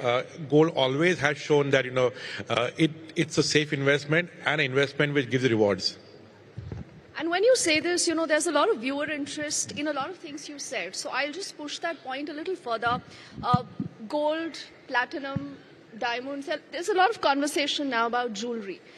So where does gold really stand this? You believe, like they say, old is still gold. So, gold is the real gold. Is that the only thing that matters? Or you think moving across, you could have, new metals that we could be looking at? That is the first question. And the other thing is about the hallmark, the standardization of gold. As consumers, how should we be aware? And where is it that your brand comes in? What is it that you do differently that, you think our audiences and our viewers must know? So I think your first question about different metals, I think today platinum is being seen as a jewelry metal. Investment-wise, there are a lot of metals which people today invest in. There'll be copper, zinc, platform like, commodity exchanges have a lot of metals to invest in. When it comes to jewelry, it's primarily gold. There is a portion of people who are looking at platinum, but that's a very, very small percentage. In gold, there's new trends evolving. There is, now mix and match. So you'll find dual metal, gold and platinum coming together in the form of jewelry. There'll be, gold, which is in different caratage now. So you're seeing 14 karat jewelry, 18 karat jewelry. So I think gold is ductile, malleable, it can be made in different forms. And that's what is the beauty of gold. As an industry, I think we have come a long way ahead. Today, we are around an $85–90 billion industry in India. I think it's growing at a CAGR of 20–25% annually. So in the next 4 years, the industry is looking at almost doubling from here. And a large portion of that, I think, is because of the one side regulations by the government in terms of quality, hallmarking being mandatory, certification being mandatory, and awareness for the consumers on looking at buying gold from reputed brands, transparency, asking for invoices. So the whole perception about the industry, which was considered to be unorganized, is being changed. And also is talking in terms of numbers. Today, I think India would have around 1 million jewelers, which again is a huge number when it comes globally. China would be talking about 200,000. We are at 1 million. So I think that's a number which, that's why the whole industry was unorganized. It's moving fast towards consolidation, moving fast towards getting organized. I think today almost 40–45% industry is organized and we are moving at a very fast rate. What this brings to the consumer is quality, assurance, better designs, and a whole new shopping experience. So I think, like we're saying, Vikasit Bharat, in this, we are a part of it in a big way. Today, Indian jewelry, our manufacturing is looked at worldwide as the pioneers. Same thing will happen in retail. Because when Indians buy jewelry, it's an emotion. It's not just a product. Here, jewelry means, it's a very, very deep-rooted emotion in the family. So it's a relationship. And that's very unique of our country. Worldwide, jewelry is looked at as fashion, glamour. There is no connection to the emotion what India has. And I think that's what's really making the whole industry looking at it more deeply. We're looking at developing more relations. And I think this is the only industry where technology plays a role, but human touch is very important. So when we look at even the whole experience, worldwide jewelry is not sold online, it is offline. It's experience where you go, you go to your trusted jeweler, your trusted brand, you interact, you buy. It's a relationship which nurtures over time, where we get stronger over time. I think that is what makes Indian jewelry and the Indian jewelry market so special. Interesting you spoke about this online trend. You believe that there could be a time when people sitting at the comforts of their home will order gold jewelry just like that? Or you believe that it's still about that trust, going to your jeweler, looking at the product, feeling this? What is the future looking like? See, trust is no longer a phenomenon because jewelry is certified, is hallmarked, so trust will be there when you're buying from trusted brands. Like, for example, at PNG, we ensure that trust is at the core of our entire business. So quality control, transparency is all there. Online and offline, the main difference in jewelry is that jewelry, I think, will converge to a model which is a hybrid. So you browse online but shop offline. A kind of omni-commerce where things come together and people will still make a decision online, but make the entire transaction offline. And I think the other thing which we're going to see here in the jewelry industry is that jewelry which is more commoditized, jewelry more gifting oriented will be seen to be bought online. But jewelry which is relationship, weddings, especially, will see a lot of traction still happening physically. And that's what even worldwide we have seen that jeweler today, even Amazon, when it talks about it, it's not a big portfolio for Amazon when it looks at jewelry as apparels and electronics would be. So I think jewelry will remain more, grounded, brick and mortar, emotion-based, relationship-based. And when you say this, there is always that question that he wants more gold or she wants more gold. This is a debate I think a lot of us have discussed, spoken about. Is it men who, in their hearts always want more gold, or is it just women, as women are actually expected to? How do you see this? I mean, in your sales number, otherwise, in your experience and everything else? See, for any jeweler, wedding shopping is the biggest shopping, and in wedding shopping, the female really overrules the entire shopping thing. So her share is the maximum.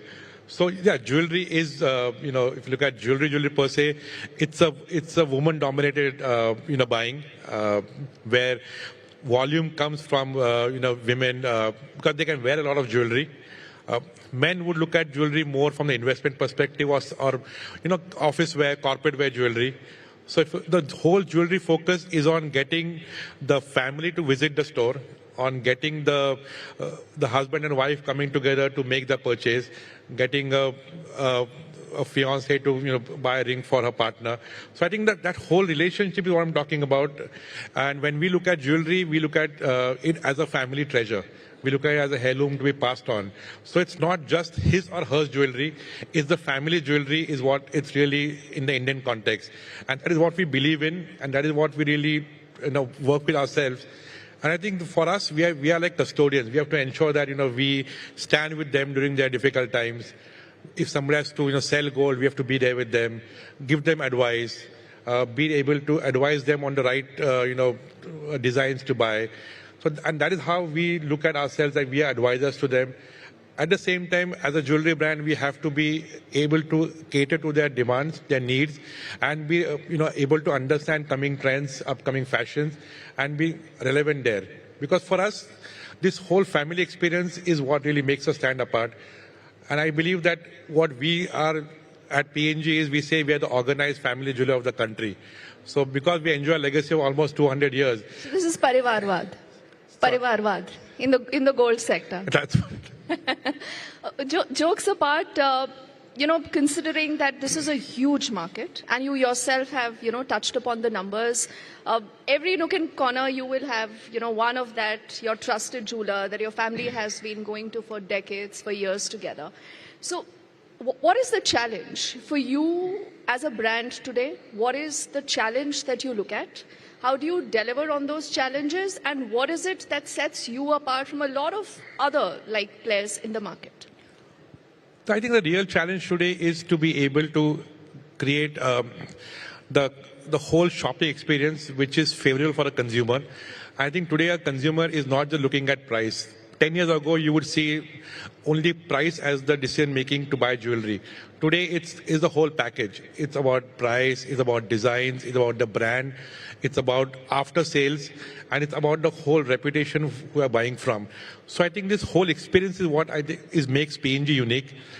Like I mentioned before, we are a family jeweler, but who's corporatized, who are listed. So we say that, we are organized, but we have still the human touch of a family jeweler. So when you go to a family jeweler, he's going to be able to give you, repairing services, polishing services, made to order, at the same time advise you. And we believe this is what we do at PNG. We treat our customers as, our family. We would have more than 35, 40 lakh customers, but we know each one of them individually. We cater to them, we talk to them, understand what they want. And human side, I think, is very important in our whole jewelry business because it is not a transaction. It's an exchange of emotions, it's relationships. I think that is what is going to be the main challenge for anybody going ahead. To establish a connect with the consumer and to make the bond stronger and stronger and be with him during good and bad times. So like we say, it's not just, people don't buy jewelry only in good times. People also will sell jewelry in bad times to, tide over that particular crisis. As a jeweler, we also have to be with them during that point of time. And I think that is what really makes us unique in the market.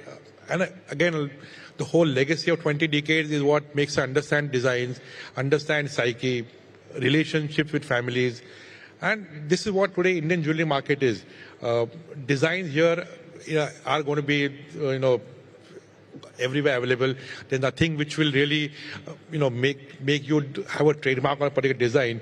But what you can trademark is your service. What you can trademark is your entire process.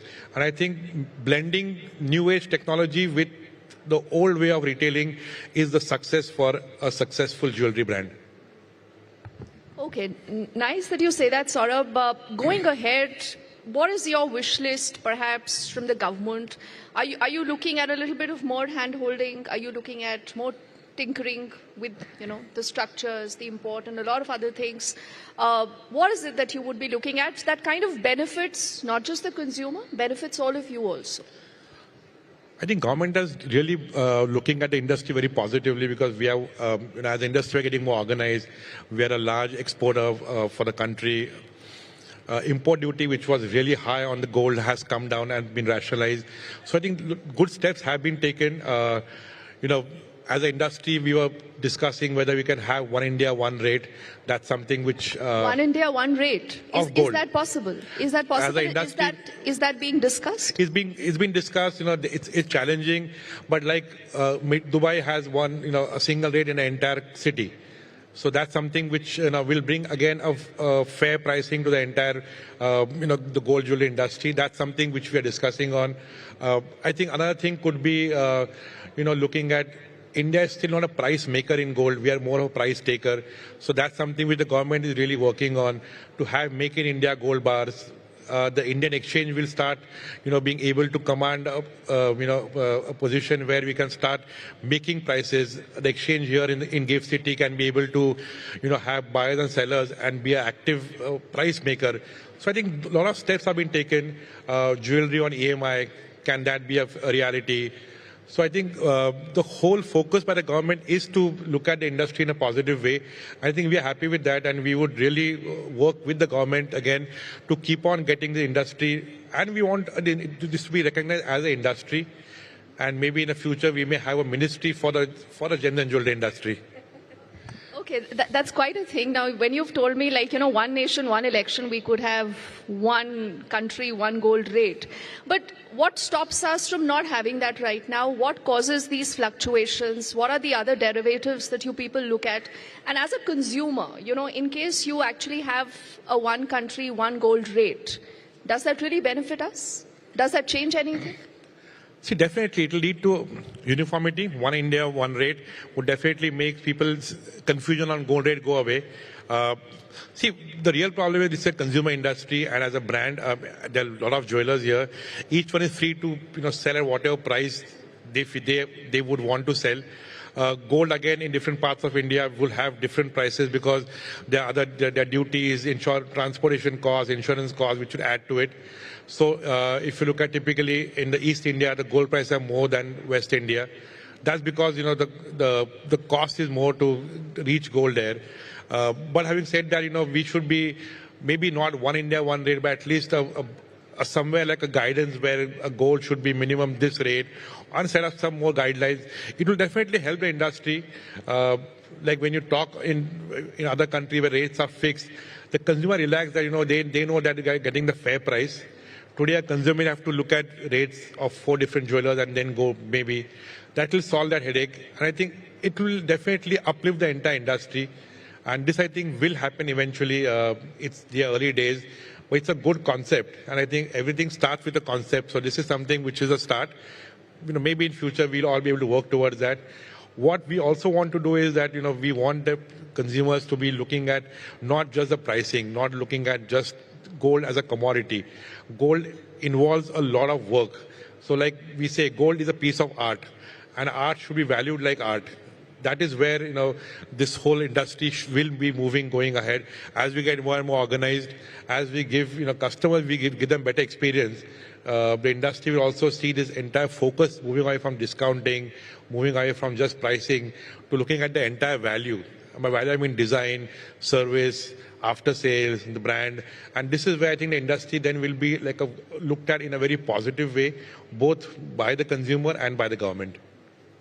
And you also made a mention of gold on EMI. I mean, do you do this? Do you intend to do this in the near future? What about gold loans and a lot of other things that people have been discussing of late? See, gold loan against gold is something which is very popular in the country. People use it on a big level. Masses use gold as that.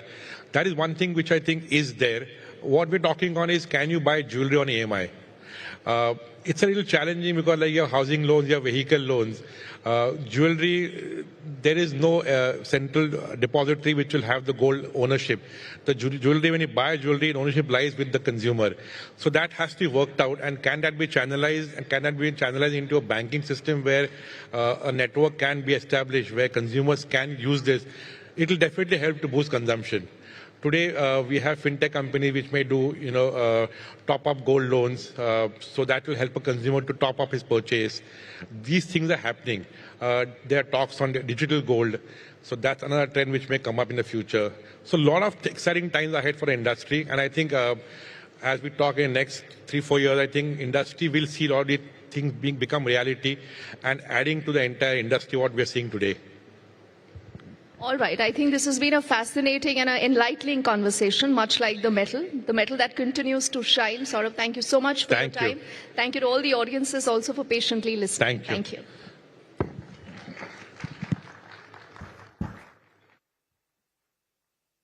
Thank you so much for that, both of you. Well, in fact, it's, of course, 30 years of business. The brand of Pernod Ricard has emerged not just as a champion for its consumers, but also the nation, with key focus on sustainability and responsibility. Well, ladies and gentlemen, to present a special address on shaping India's spirit, we would now like to invite on stage the National Head, Corporate Affairs and Executive Board Member, Pernod Ricard, India, Prasanna Mohile.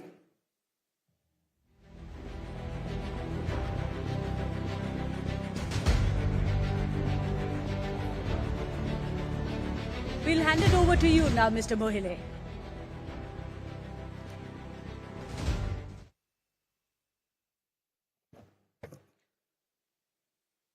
Good afternoon, everybody.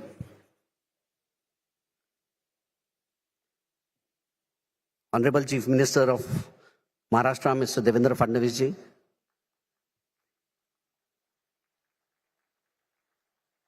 Wow, what a huge applause, even in Delhi for you.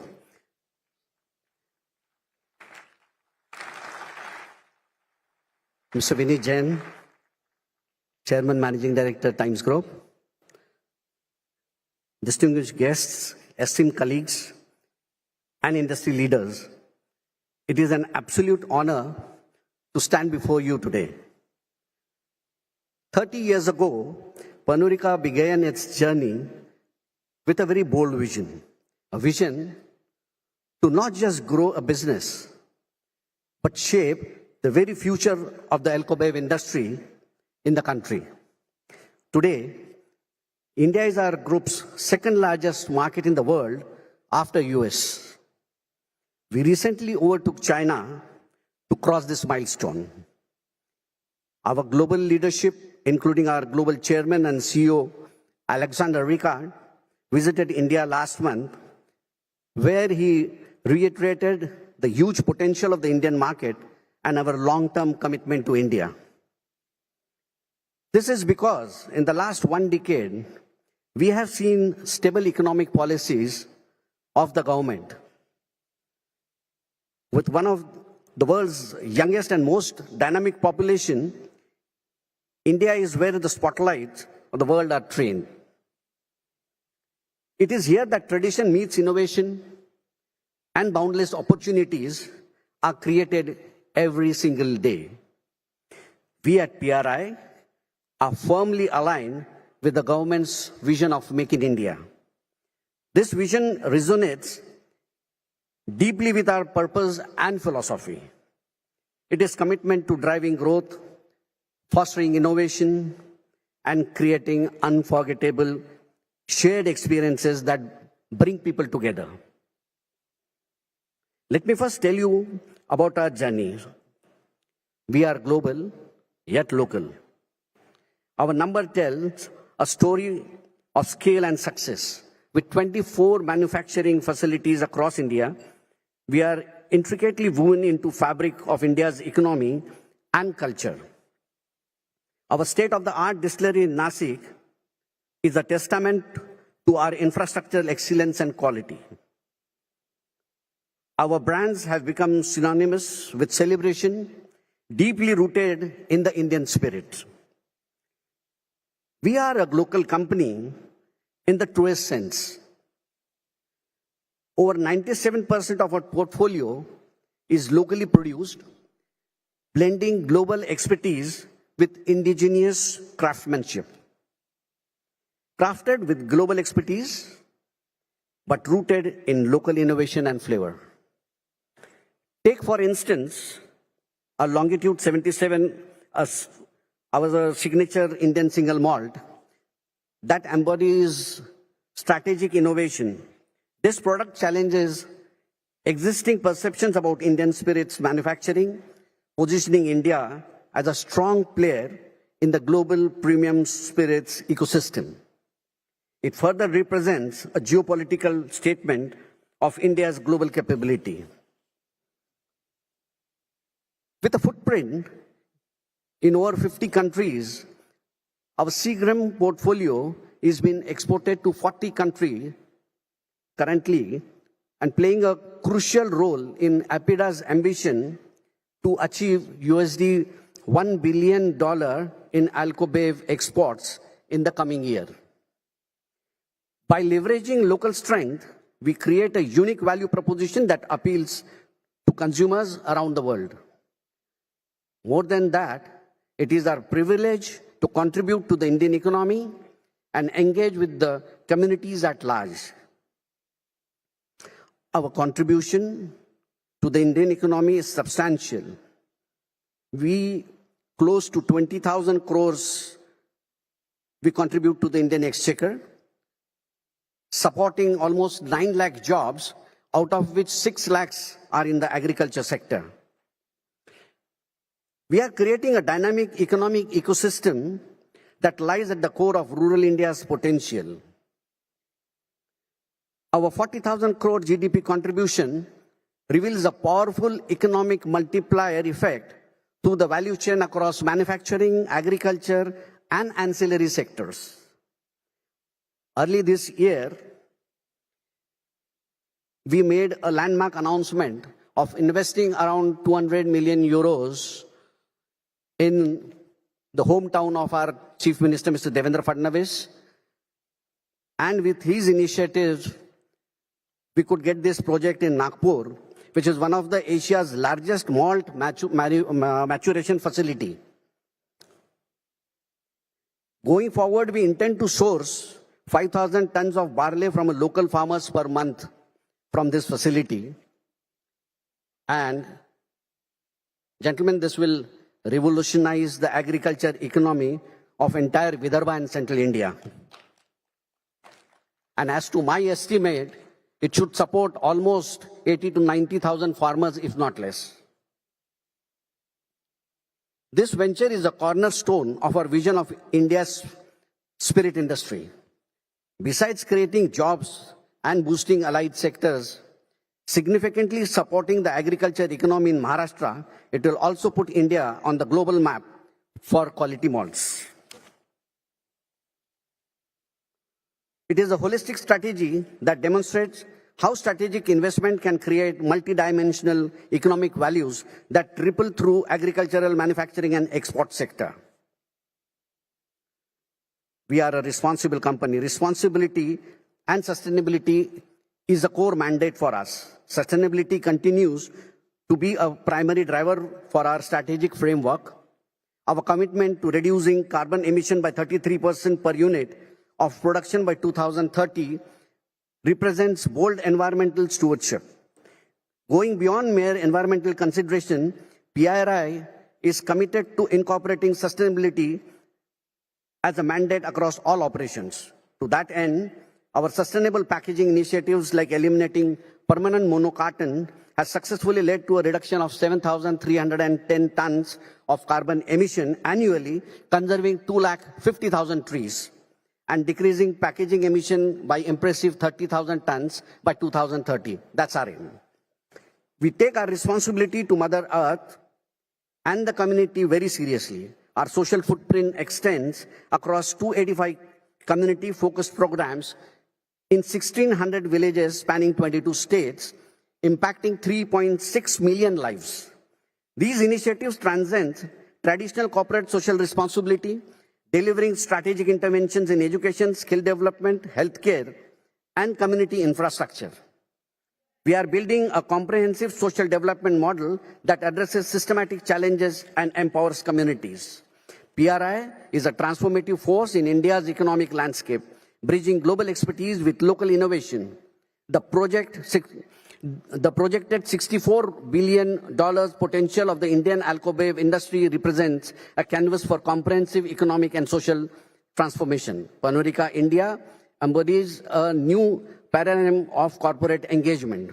We are strategic partners in India's economic journey, emerging as architects of premiumization and champions of sustainable development. We are here to make in India, innovate in India, and create exponential value for India and the world. We look forward to shaping our vision with that of Honorable Prime Minister Shri Narendra Modi's 3T vision: talent, training, and transformation. We remain resolute in our mission to shape India's spirit, not just when in celebration, but in the values, opportunities, and innovation we champion together. It's been a remarkable journey. Here is to the next chapter of the shared success. Thank you. Jai Hind. So much for that, Mr. Mohile. And of course, Pernod Ricard's contribution to fast-tracking India to top 3 definitely is remarkable. So, ladies and gentlemen, up next, it is our privilege to welcome on stage a visionary leader and a driving force behind Maharashtra's ambitious goal of becoming a $1 trillion economy by 2030. That's right, none other than the Honorable Chief Minister of Maharashtra, Shri Devendra Fadnavis ji, is here. We'd like to request you to join us here on the stage. And of course, he's going to be joining in a fireside chat with Navika Kumar, the Group Editor-in-Chief of Times Now Navbharat. Please come on stage. We'll keep the applause going, please. He's returned after a very successful election season, so many congratulations on that. And with that, Navika, I'll hand it over to you. Welcome to the India Economic Conclave, Devendra Fadnavis ji. And what should I say? Audiences, can we have a real round of applause for the man of the moment? I'm sure you can do better than that. The numbers that he's got on the board, well, he's done a Virat Kohli. Devendra Fadnavis ji, congratulations, and what a stupendous victory. Thank you so much. आपके comments बहुत viral हो रहे हैं. मैं समुंदर हूँ, लौट के आऊँगा और सबको धो डालूंगा, ये उसमें नहीं लिखा था. अब आपने वो भी कर दिया. 132 out of 145 that you contested, that's a 90% performance. Fadnavis ji, my first question to you is, did you expect this when you were in the war room preparing for elections? देखिए, हम लोगों को ये लगता था कि हम चुनकर आ रहे हैं चुनाव जैसे आगे बढ़ा तो ये लग रहा था कि अच्छी जीत मिल रही है। उसके थोड़ा आगे बढ़े तो जब ये देखा कि 5% इंक्रीज हुआ है तो ऐसा भी लगा कि लैंडस्लाइड की ओर जा रहे हैं, लेकिन छप्पर फाड़ के मिल रहा है ऐसा कभी लगा नहीं।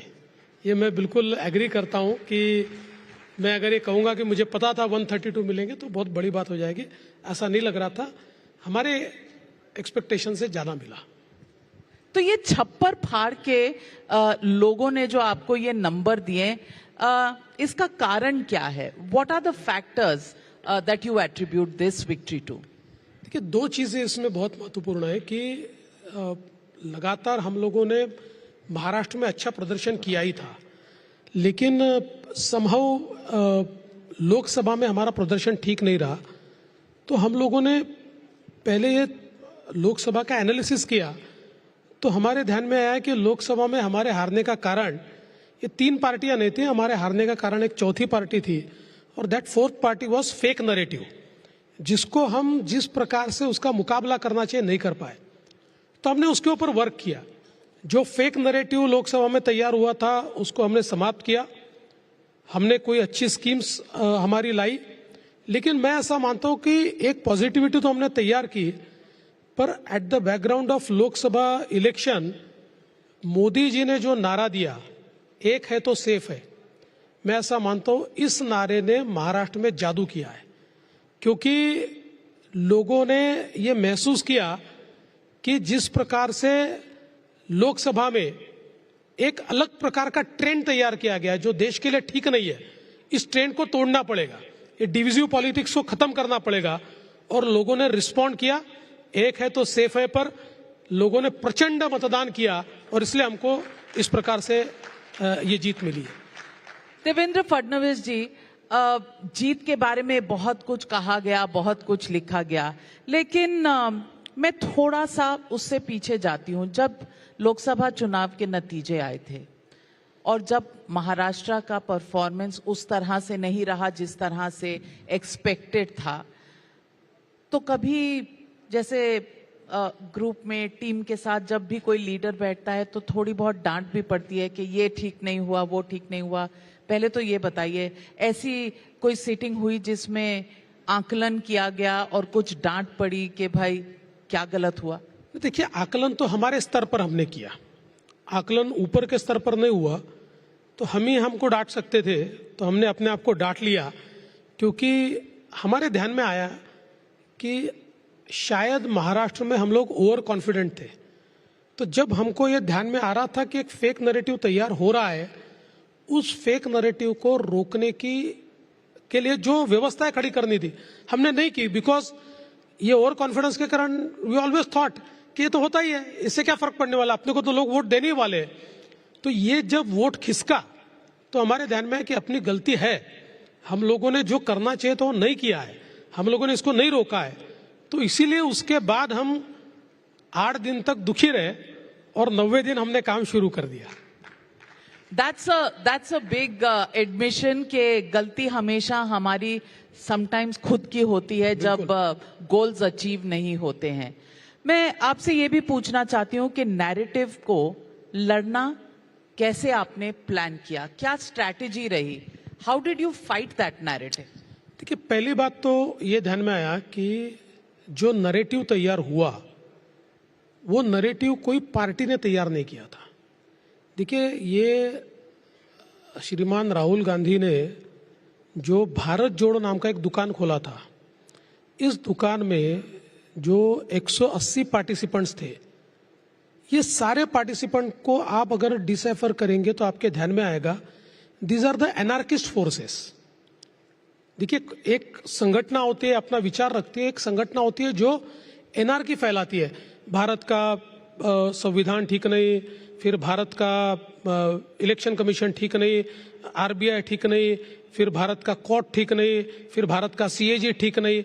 ऐसे धीरे धीरे लोगों के मन में एक एनार्की तैयार करना, तो ये सारे एनार्किस्ट फोर्सेस थे। और इन एनार्किस्ट फोर्सेस ने ये नैरेटिव तैयार किया लोगों के मन में कि देखिए, ये भारत का लोकतंत्र समाप्त करने वाले हैं, भारत का आरक्षण समाप्त करने वाले हैं, और ये नैरेटिव चल गया। तो हमारे ध्यान में आया कि इस प्रकार का नैरेटिव तैयार करने का और उसका मुकाबला करने की दोनों की ताकत ये न पार्टियों में है, न कांग्रेस में, न हम में। और इसलिए फिर हमने जो राष्ट्रीय ताकतें थी उन सबको ये एक प्रकार से हमने उनको आह्वान किया कि देखिए एनार्किस्ट ताकतों के खिलाफ नेशनलिस्ट फोर्सेस को उतरना पड़ेगा और इसका मुकाबला करना पड़ेगा, आपको जवाब देना पड़ेगा। और जो नेशनलिस्ट फोर्सेस कभी चुनाव में नहीं आते हैं, हमने उनको भी ये कहा कि ये चुनाव की बात छोड़ दीजिए, चुनाव हारना जितना बड़ी बात नहीं होती है, लेकिन देश में अगर कोई एनआरकी तैयार करने की कोशिश कर रहा है और नेशनलिस्ट फोर्सेस अगर चुप बैठेंगे तो ये देश नहीं रहेगा, इसका संविधान नहीं रहेगा, इसकी डेमोक्रेसी समाप्त हो जाएगी। और सारे के सारे नेशनलिस्ट फोर्सेस उतरे और उन्होंने एक प्रकार से इस नैरेटिव को तहस नहस कर दिया और नेशनलिस्ट नैरेटिव वापस सेंटर स्टेज पर आया, जिसके कारण हम लोग चुनकर आए। राहुल गांधी तो कहते हैं वो मोहब्बत की दुकान चलाते हैं, आपने भारत जोड़ो को ही दुकान कह दिया, आपने ये क्या सोचकर कहा? देखिए, उनकी दुकान उनके संविधान की तरह है। जो लाल रंग का संविधान वो लेकर घूमते हैं, उस संविधान के अंदर पन्ने ही नहीं है, वो तो डायरी है, उसमें कुछ लिखा ही नहीं है। ये तो ध्यान में आ गया, उन्होंने संविधान बचाओ रैली रखी और गलती से संविधान भूल गए और मीडिया के हाथ में आ गया, तो अंदर तो कोरे पन्ने थे, आपने भी दिखाया। तो इसलिए जितना उनका संविधान कोरा है उतनी उनकी मोहब्बत की दुकान भी खाली है, उसमें कुछ नहीं है उनकी मोहब्बत की दुकान में। मैं ऐसा मानता हूं कि अनफॉर्चुनेटली, मैं राहुल गांधी को दोष नहीं देना चाहता, बट एनार्किस्ट फोर्सेस के केंद्र बिंदु आज राहुल गांधी बने। इस देश के अंदर संविधान ने जो जो संस्थाएं तैयार की है, उन संस्थाओं से लोगों का विश्वास उठ जाए, इस प्रकार की जो ताकतें काम कर रही है, उन ताकतों के सरगना आज राहुल गांधी है, ये बड़े दुख के साथ कहना पड़ता है। कौन सी ताकतें हैं ये? Name them. नहीं, ये कई ताकतें हैं। ये देखिए, अलग अलग प्रकार की ताकतें, अल्ट्रा लेफ्टिस्ट ताकतें हैं, ये अर्बन फ्रंटल ऑर्गेनाइजेशंस है, ये सारी ताकतें मिलकर। और मैं तो ये कहता हूं कि ये ताकतें केवल देश तक सीमित नहीं है। ये मेरा सीधा मानना है कि दुनिया में जिस प्रकार से भारत तरक्की कर रहा है, आपको मुझे खुशी है, दुनिया को थोड़ी खुशी है। दुनिया के कई देशों को लगता है कि भारत इसी तेजी से आगे बढ़ता रहा तो बहुत आगे चला जाएगा। इसलिए ऐसे कई देश भारत में एक प्रकार से जो एक डिस्टेबिलिटी तैयार करने की कोशिश करते हैं या एक एनार्किस्ट इस प्रकार का वातावरण तैयार करने की कोशिश करते, ऐसी कोशिशों के भी सरगना धीरे धीरे राहुल गांधी बन रहे हैं, ये मैं कहना चाहता हूं। आपने कहा कुछ नेशनलिस्ट फोर्सेस साथ में आई, कौन है ये नेशनलिस्ट फोर्सेस? आप आरएसएस और बीजेपी की तालमेल नहीं है, ये बहुत चला था लोकसभा के चुनाव में। Is it back to RSS now? देखिए, आरएसएस कभी चुनाव में काम नहीं करता है, लेकिन आरएसएस के विचारों से जो संस्थाएं काम करती है वो नेशनलिस्ट फोर्सेस है, वो देश के लिए काम करने वाले लोग हैं। ऐसी कई संस्थाएं हैं कि जहां पर राष्ट्रीय स्वयंसेवक संघ से निकला हुआ स्वयंसेवक, मैं खुद स्वयंसेवक हूं, मैं संघ में काम नहीं करता, मैं बीजेपी में काम कर रहा हूं। तो इसलिए ऐसी कई संस्थाएं हैं जिन संस्थाओं में राष्ट्रीय विचारों के लिए लोग काम करते हैं।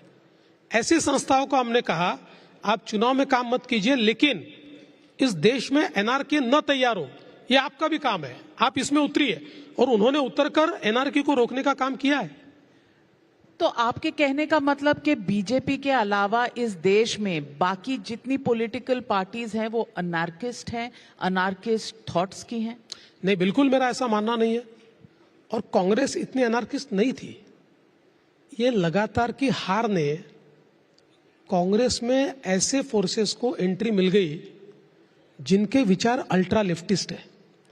देखिए, मैं नाम नहीं लेना चाहूंगा, लेकिन अगर आप राहुल जी की टीम देखेंगे या उनकी कोर टीम देखेंगे, उनके सोचने की पद्धति देखेंगे, ये अल्ट्रा लेफ्टिस्ट पद्धति है। और ये जो संविधान लेकर चलने की जो बात है, एक लैटिन अमेरिकन देश है, इस देश में इसी प्रकार से एक वहां का लीडर ऑफ अपोजिशन संविधान लेकर चलता था और उसने वहां पर क्रांति लाने की कोशिश की। ये उसका रेप्लिकेशन करने की कोशिश कर रहे हैं। ये भारत में नहीं हो सकता। भारत के नस नस में डेमोक्रेसी है।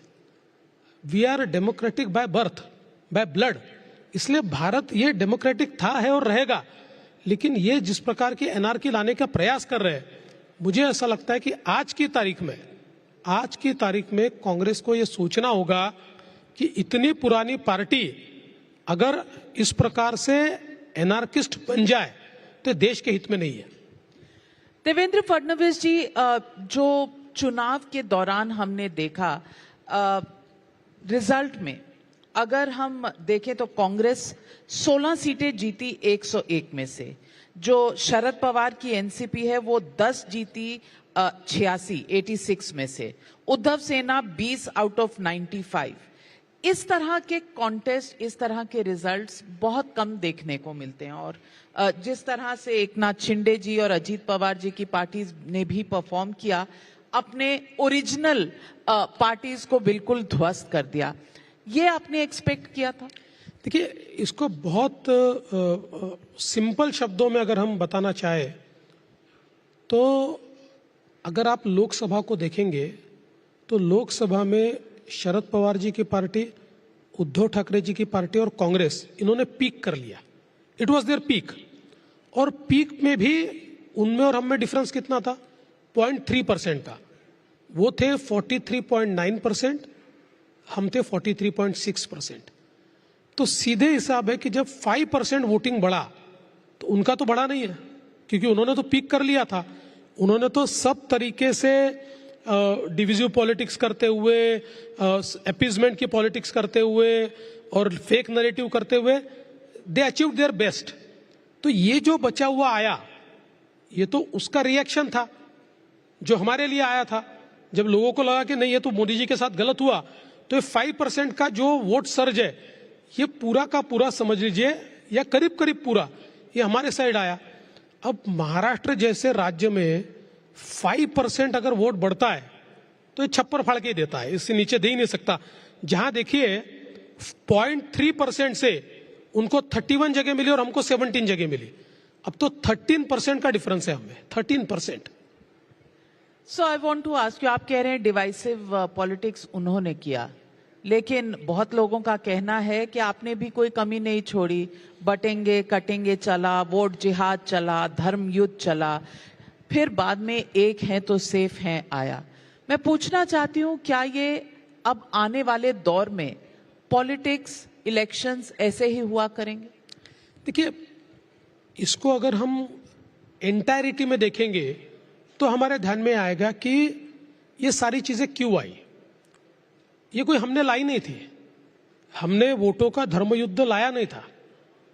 जिस दिन नोमानी, जो उलेमा बोर्ड के प्रमुख है, उन्होंने 17 मांगों का ज्ञापन ये कांग्रेस को, उद्धव जी को और शरद पवार जी को सौंपा और ये कहा कि ये 17 मांगे आप हमारी मानेंगे तो हम वोट जिहाद करेंगे। अच्छा, 17 मांगे क्या थी? मैं 2 ही मांगे उसमें से बताऊंगा। एक मांग उसमें से ये थी कि 2012 से लेकर 2024 तक महाराष्ट्र में जितने दंगे हुए, उन दंगों में जितने मुस्लिम आरोपी है उन पे से केसेस वापस ले लीजिए। दूसरा उनका मानना था कि आरएसएस के ऊपर प्रतिबंध लगाइए। ऐसी 17 मांगे थी और इन 3 पार्टियों ने उनको राइटिंग में दे दिया कि आपकी मांगे हमको मंजूर है या हम आपकी मांगों पर विचार कर रहे हैं। और उसके बाद नोमानी ने एक वीडियो रिलीज किया जिसके अंदर उन्होंने कहा कि वोट जिहाद कीजिए, और उससे आगे बढ़कर उन्होंने कहा कि लोकसभा के समय कुछ हमारे अकलियतियों के माइनॉरिटीज के लोगों ने, अकलियत के लोगों ने बीजेपी को वोट दिया, ऐसे लोगों को ढूंढ ढूंढकर सोशली बायकॉट कीजिए। जब ये बातें आई तो इसका जवाब तो आएगा। अगर वोट जिहाद पर कोई वोट मांगेगा और हम हाथ पर हाथ धरे बैठेंगे तो ऐसा नहीं होगा। इसलिए हमने कहा कि अगर वोट जिहाद की कोई बात करता है तो वोटों का धर्मयुद्ध होना चाहिए। और धर्मयुद्ध एक पॉजिटिव टर्म है। आपको मालूम है, हमारे संस्कृति में धर्मयुद्ध का अर्थ होता है जहां सत्य होता है वहां विजय होता है। तो हमने वो बात कही और हमारे प्रधानमंत्री जी ने ये मंत्र दिया कि ये सोसाइटी को डिवाइड करके जीतना चाहते हैं, हम एक है तो सेफ है, और इस मंत्र ने काम किया। लातूर में 103 किसानों को वक्फ बोर्ड से नोटिस आया है और कहा है कि जो जमीन वो 106 साल से उनके और उनके परिवारों के पास थी, अब वो वक्फ की प्रॉपर्टी है। इस पर सरकार क्या करेगी? देखिए, इस प्रकार से किया नहीं जा सकता। मैं ये कहता हूं कि सुप्रीम कोर्ट ने जो निर्णय, अंतिम निर्णय जो वक्फ के ऊपर दिया हुआ है, उसमें बहुत साफ शब्दों में कौन सी प्रॉपर्टी वक्फ को बिलोंग कर सकती है, इसको डिफाइन किया है। और मुझे लगता है कि जिस समय कांग्रेस की सरकार ने वक्फ का जो बिल तैयार किया, एक प्रकार से ये पूरा बिल ये हमारे मौलिक अधिकारों का हनन करने वाला है। क्योंकि मौलिक अधिकारों में हमारा अधिकार है कि संपत्ति जो हमारी होती है, उस संपत्ति को रखने का अधिकार हमारा है।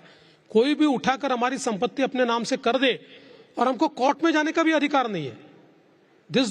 इसमें कोई प्रोविजन नहीं है, आपको कोर्ट में जो जाना पड़ता है, रिट में जाना पड़ता है।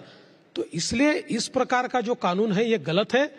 मैं ऐसा कहता हूं ये एंटी कॉन्स्टिट्यूशनल कानून है। इसमें कॉन्स्टिट्यूशन को ताक पर रखकर यह कानून तैयार किया गया है और इसलिए बार बार सुप्रीम कोर्ट ने इसके ऊपर निर्णय दिए। और मैं तो राह देख रहा हूं कब हमारा देश की संसद इस कानून को निरस्त करे और एक ठीक कानून, मैं ये नहीं कहता वक्फ बोर्ड पूरा समाप्त हो जाए। अगर किसी रिलीजियस इंस्टीट्यूशन को अपनी प्रॉपर्टी रखनी है, उसका कानून होना है तो हो, लेकिन वो जहां उंगली रख दे वो उनकी संपत्ति, ये नहीं हो सकता।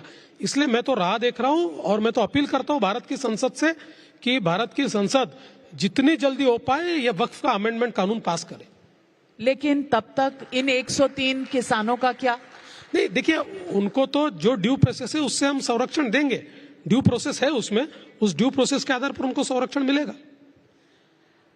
देवेंद्र फडणवीस जी, महाराष्ट्र में डेवलपमेंट का आपका विजन क्या रहेगा? क्योंकि यहाँ इकोनॉमिक कॉन्क्लेव है, इसमें रेस टू द टॉप 3 है, उसमें महाराष्ट्र का बहुत बड़ा योगदान रहेगा। हाल ही में ऐसा देखा गया है कि बहुत से प्रोजेक्ट्स साउथ इंडिया में चले जाते हैं, बहुत से प्रोजेक्ट्स महाराष्ट्र से बाहर गए हैं। महाराष्ट्र का विजन क्या लेकर आए हैं आप? पहले तो मैं कहना चाहता हूं कि प्रोजेक्ट महाराष्ट्र के बाहर जाते हैं मिथ है। देखिए, पहली बात तो हमने समझना चाहिए कि देश में कम से कम 12 स्टेट्स ऐसे हैं जो अच्छा परफॉर्म करते हैं, जो कॉम्पीट करते हैं, तो किसी न किसी स्टेट को प्रोजेक्ट मिलेगा। ऐसा नहीं कि सारे प्रोजेक्ट महाराष्ट्र को मिलेंगे, लेकिन बावजूद उसके महाराष्ट्र नंबर 1 है। आप देखिए, आज अगर हम लोग एफडीआई की बात करें तो अभी फर्स्ट क्वार्टर जब आया था तो एफडीआई में, देश में जितना एफडीआई आया उसका 52% एफडीआई महाराष्ट्र में आया है। हम लगातार नंबर 1 पर है। 2015 के बाद केवल अगर महाविकास आघाड़ी के 2 साल छोड़ दे तो एफडीआई में हम नंबर 1 है। और अभी तो 6 ही महीने में, 2 क्वार्टर में हम लोगों ने पिछले साल के 90% को अचीव कर लिया है। तो हम लोग एक रिकॉर्ड एफडीआई में इस साल बनाने जा रहे हैं। जहां तक स्टार्टअप की बात अगर आप ले लीजिए, लोग कहते हैं बेंगलुरु स्टार्टअप कैपिटल है, कोई कहता है हैदराबाद स्टार्टअप कैपिटल है, लेकिन देश के रजिस्टर्ड स्टार्टअप्स की संख्या को आप अगर देखें तो सबसे ज्यादा स्टार्टअप भी महाराष्ट्र में है, सबसे ज्यादा यूनिकॉर्न्स भी महाराष्ट्र में है। आज अगर हम लोग एक जो नई इकोनॉमी की बात करें, हम लोग हमेशा ये कहते हैं कि अभी डेटा ड्रिवन इकोनॉमी है और data has surpassed oil in its absolute value. लेकिन आज अगर देश की डेटा सेंटर कैपेसिटी का हम विचार करें, 65% of the data centre capacity of India is in Maharashtra, वो महाराष्ट्र में है। तो किसी भी हालत में महाराष्ट्र ये बहुत आगे बढ़ रहा है, बढ़ने वाला है। और हम we aspire to make Maharashtra $1 trillion economy.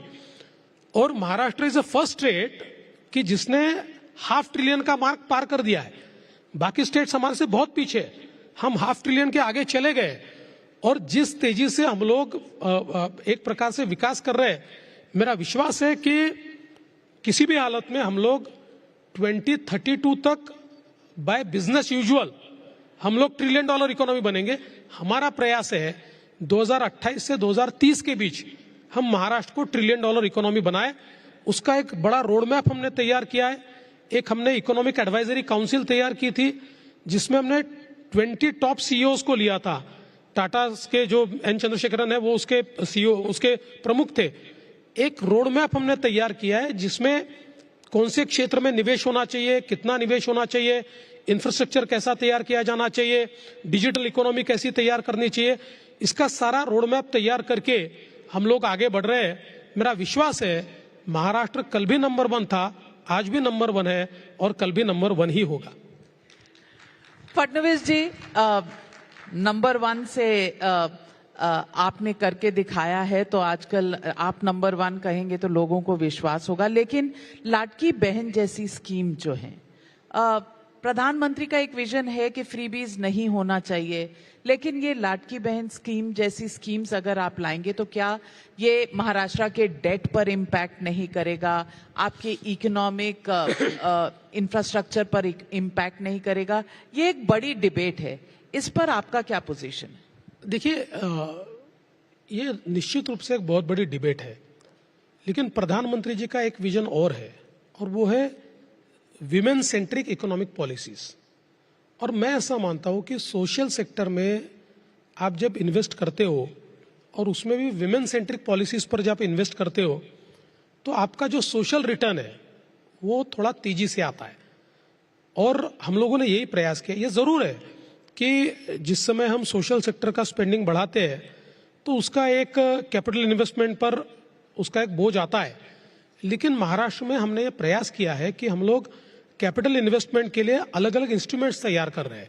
आपने पिछले समय भी देखा कि जब मैं मुख्यमंत्री था तो 2019 में एक डॉइच बैंक की रिपोर्ट प्रकाशित हुई थी, और उस रिपोर्ट में उन्होंने कहा था कि out of all big ticket infrastructure projects Maharashtra accounts for 49% project, यानी देश के सारे प्रोजेक्ट्स का 49% सारे बड़े प्रोजेक्ट्स महाराष्ट्र में हो रहे थे। उसी पेस को हमने वापस लाया है, हम ला रहे हैं।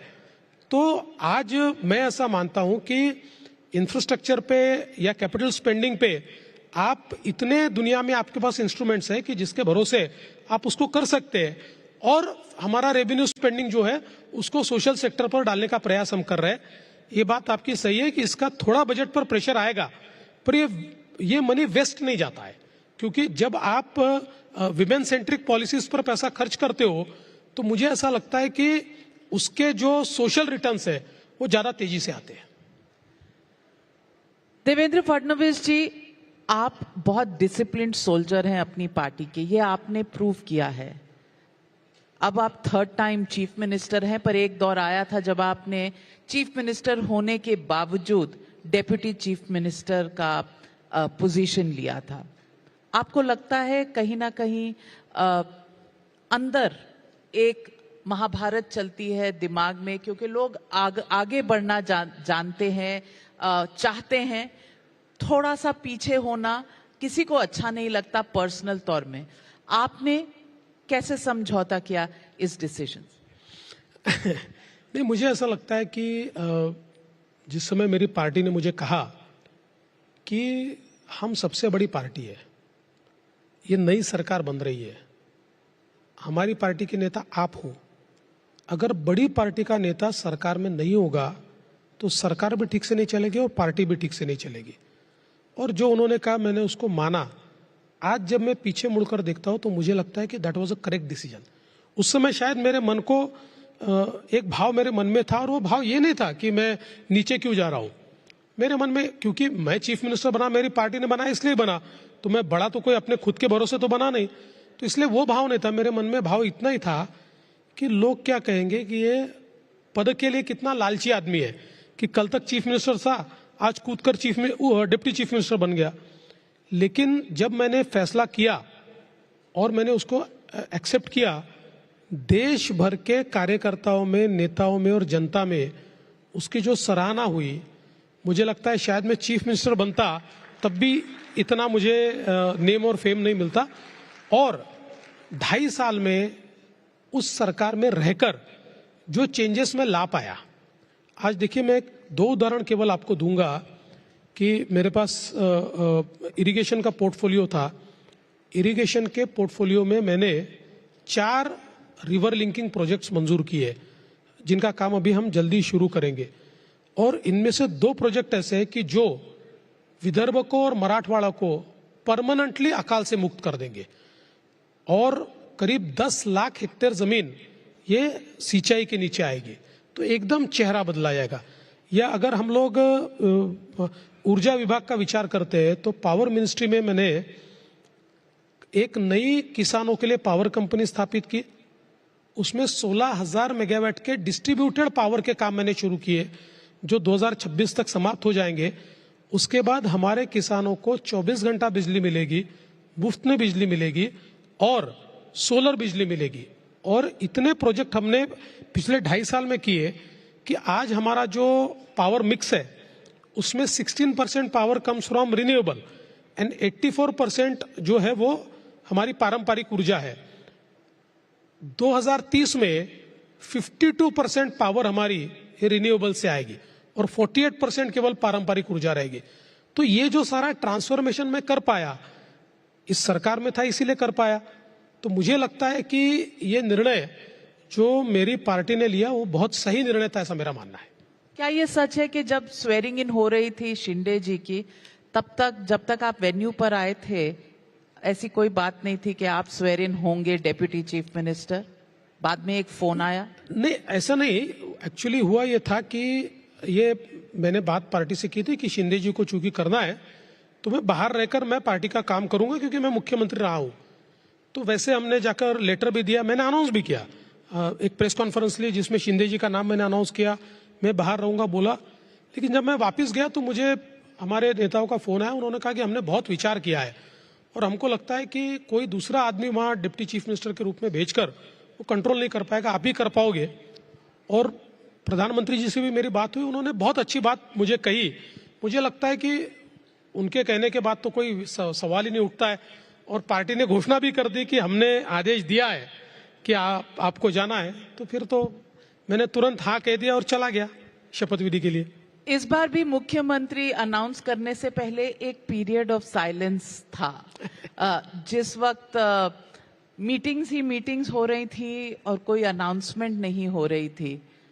कभी भी कोई शक, कोई शुभा था आपके मन में? नहीं था, नहीं कोई शक नहीं था, कोई शुभा नहीं था। और पहले से कह दिया था आपको? नहीं, कहा नहीं था। पार्टी की प्रोसेस होती है, वो प्रोसेस में, लेकिन अब इतने सालों से पार्टी में काम करता हूं तो पार्टी को समझता हूं अंदर से, तो पार्टी क्या निर्णय ले सकती है ये भी पता होता है। इसलिए मैं बहुत काम और कंपोज था, मुझे कोई जल्दबाजी भी नहीं थी और कोई एंजाइटी भी नहीं थी। मॉडल कार्यकर्ता, मॉडल चीफ मिनिस्टर, एक क्लिप्स बहुत, पिक्चर्स बहुत वायरल हो रही हैं आपकी आजकल, आपके मॉडलिंग के करियर की शुरुआत जहां से हुई थी। ये मॉडलिंग के करियर से कहीं मॉडल चीफ मिनिस्टर तक का सफर कैसा रहा? नहीं, मैंने करियर वगैरह नहीं, लेकिन मजाक में कर दिया था। मॉडलिंग मेरा दोस्त है, बहुत अच्छा फोटोग्राफर भी है और मॉडलिंग का काम सारा वो करता है। तो उस समय मैं एक्चुअली एमएलए था, एक चुनाव हमारा हो गया था और काउंटिंग को उस समय टाइम लगता था, तो बैठा था उसके, तो उसने कहा यार तेरे कुछ फोटो निकालने हैं। मुझे बताया नहीं उसने कि वो पोर्टफोलियो तैयार कर रहा है। और फोटो वोटो निकाले, कपड़े वपड़े अलग अलग प्रकार के पहना के इतने फोटो निकाले, मैंने भी टाइम था तो निकाल लिए। और फिर 3-4 दिन बाद उसने कहा कि अब मैं तेरा ये सारा मॉडलिंग के लिए यूज करने वाला हूँ, मैंने ट्रिक किया है तेरे को, मैंने बताया नहीं, एक ब्रांड के लिए मैंने सारा किया है। और उसके बाद फिर हो गई वो मॉडलिंग। लेकिन उसमें मजे की बात ये हुई, चूंकि एक एमएलए मॉडलिंग कर रहा था तो नेशनल न्यूज बन गई। तो नेशनल न्यूज बन गई तो अटल जी ने देख ली। तो उस समय अप्पा गटाटे हुआ करते थे, अटल जी के मित्र थे, तो उन्होंने अप्पा गटाटे को कहा, अरे इसको बुलाओ, तुम्हारा नागपुर वाला है। तो अप्पा गटाटे ने मुझे बुलाया, तो मैं बड़ा डरते हुए गया। मैंने कहा अटल जी क्या कहेंगे, क्योंकि जमाना तो ऐसा नहीं था। मैंने कहा अटल जी शायद डांटेंगे कि तुम ये क्या मूर्खता कर रहे हो। मैं गया तो ऐसे जोर से मेरे पीठ पर मारा और बोले आओ मॉडल एमएलए, और बैठा के मिठाई विठाई अटल जी ने खिलाई, बहुत प्यार दिया। तो ये एक वाकया था, बाकी मॉडलिंग वगैरह कुछ ज्यादा नहीं की मैंने। उसके बाद 2-3 जगह से ऑफर आए, लेकिन मैंने कहा भैया मैं एमएलए हूँ, मैं मॉडल नहीं हूँ, ये कर नहीं सकता हूँ। From model to model MLA, from MLA to model chief minister, what a journey. Devendra Fadnavis, 3 times Chief Minister of Maharashtra, thank you very much. Thank you for joining us on this big stage of the India Economic Conclave. And as always, many congratulations to you. We are waiting forward and looking forward to your vision being converted into reality on the ground. Big round of applause, ladies and gentlemen. for the one and only Devendra Fadnavis. Well, Navika, I'd request you to stay on, and as a token of our appreciation, we'd like to present the Honorable Chief Minister a small token of our gratitude for joining us here at the India Economic Forum. We'd like to present this shawl to you.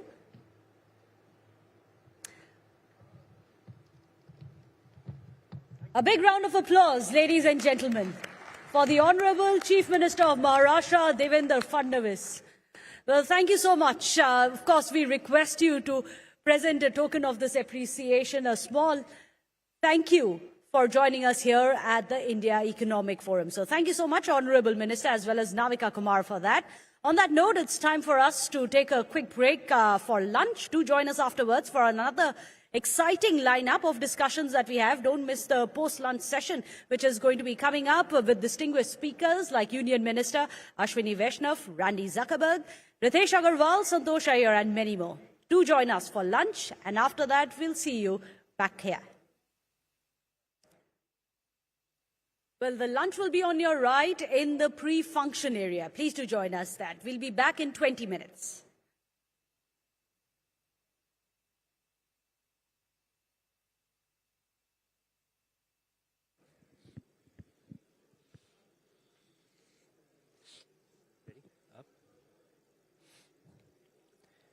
Times Network India Economic Conclave. We'd like to thank our sponsors, presenting partner IDFC FIRST Bank, co-presenting partner Adani, associate partner Dream Sports, knowledge partner Amrita Vishwa Vidyapeetham, gold investment partner World Gold Council, associate partner True Alt Bioenergy, digital Adityanath के कुशल नेतृत्व में महा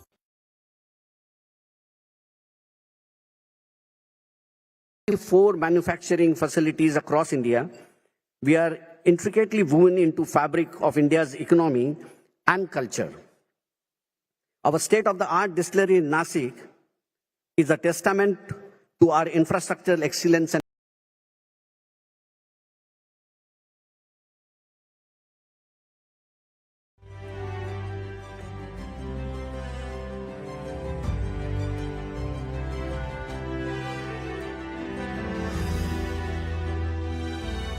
Let's make your next chapter the best one yet. IDFC FIRST Private Banking. The best is yet to come. Prozeal Green Energy is developing solar power solutions to drive the shift to clean energy. We help large-scale industries transition to greener operations, reliable, affordable, and sustainable energy solutions. Prozeal Green Energy, powering a net zero future.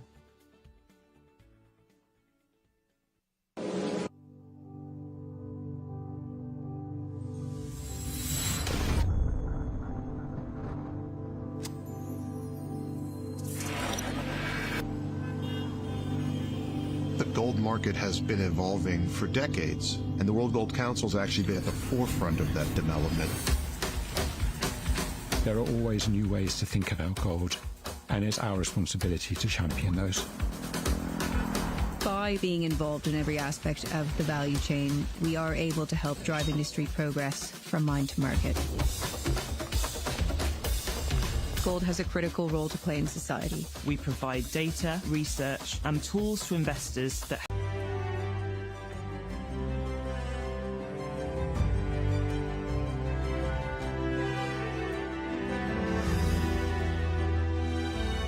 Let's make your next chapter the best one yet. IDFC FIRST Private Banking. The best is yet to come. Prozeal Green Energy is developing solar power solutions to drive the shift to clean energy. We help large-scale industries transition to greener operations, reliable, affordable, and sustainable energy solutions. Prozeal Green Energy, powering a net zero future.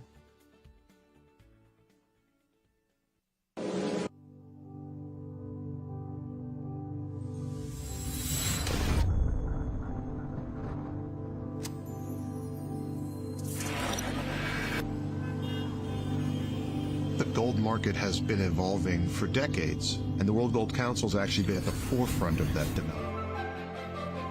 कहा देश का सबसे बड़ा power plant बनाना impossible, तो हमने possible कर दिया।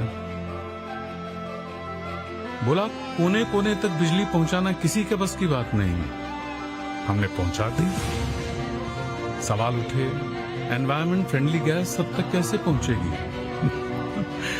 हमने वो भी पहुंचा दी। कहा तो ये भी गया पैकेज फूड बिजनेस हमसे नहीं हो पाएगा, लेकिन हमने कर दिखाया।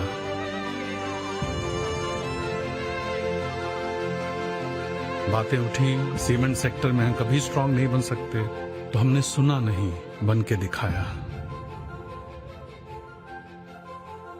चर्चा हुई देश में इतना बड़ा पोर्ट बनाना असंभव, हमने संभव कर दिखाया। और जब कहा गया देश के एयरपोर्ट्स इंटरनेशनल स्टैंडर्ड्स के नहीं हो सकते, तब भी हमने सुना नहीं, कर दिए। मुश्किलों की नहीं सुनते, हम करके दिखाते हैं। अदानी, हम करके दिखाते हैं।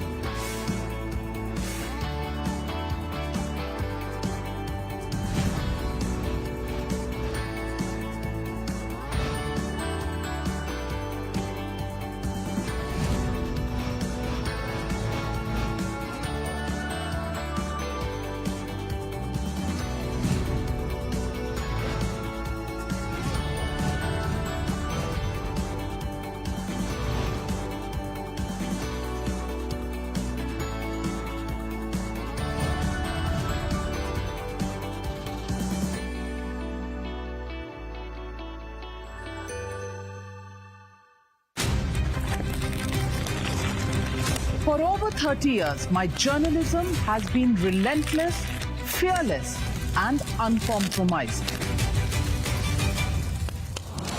My stories have breached lofty ivory towers and brought down the high and mighty.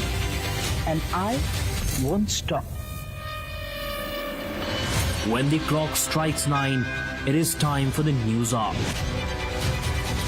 Navika Kumar asks the legitimate question. When your rights are trampled, I will be your voice, demanding answers from the corridors of power.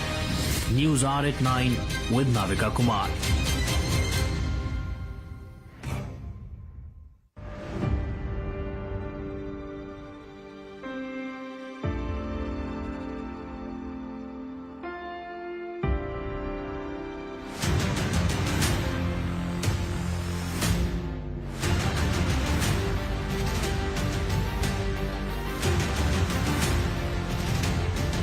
Viewers, you deserve more. Let's go beyond who said what. Let's ask tough questions. Let's push the boundaries, making sense of past, present and the future. Debates that result in new ideas. Discourse that informs and inspires. Watch me, Pranesh Kumar Roy, on your show, India Upfront.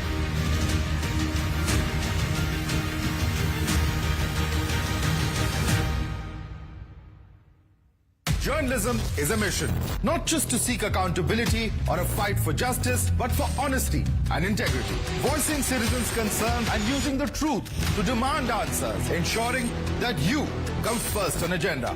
Watch News on Agenda with me, Maludas Gopalakrishnan, weeknights at 10 o'clock only on Times Now. Amrita Vishwavidyapeetham, a multidisciplinary, research-intensive university that is home to over 30,000 students and 1,700 plus dedicated faculty. Accredited with an A++ grade by NAAC, Amrita offers more than 250 undergraduate, postgraduate, and PhD programs. Our diverse disciplines span engineering, management, medical sciences, including Ayurveda, life sciences, physical sciences, agriculture, architecture, arts, humanities, media, commerce, and social sciences. Amrita's 9 campuses at Amaravati, Amritapuri, Bengaluru, Chennai, Coimbatore, Faridabad, Kochi, Mysuru, and Nagercoil is spread across 1,200 acres encompassing over 100 lakh square feet of built-up space, making it one of India's premier private educational institutions. With a reputation for excellence, Amrita ranks among the top private universities in India and is recognized globally for its commitment to quality education and impactful research. Ranked 7th in the National Institutional Ranking Framework, NIRF, 2024, and within the top 100 worldwide in the Times Higher Education Impact Rankings 2024. Amrita Vishwavidyapeetham. Come, become. The gold market has been evolving for decades, and the World Gold Council has actually been at the forefront of that development.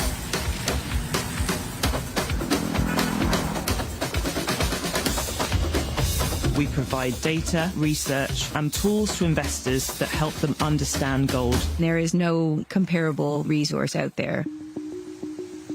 We have developed mandatory hallmarking in India. Hallmarking is a stand of trust and transparency in the gold that people buy. The role of the World Gold Council is to make sure that gold continues to be relevant. We are going to see a universe where every gold bar is logged in a digital database. The benefit is to have one source and one form of gold tracked worldwide. We are focused on only one thing. We are focused on gold. And so as a consequence, we are experts at it.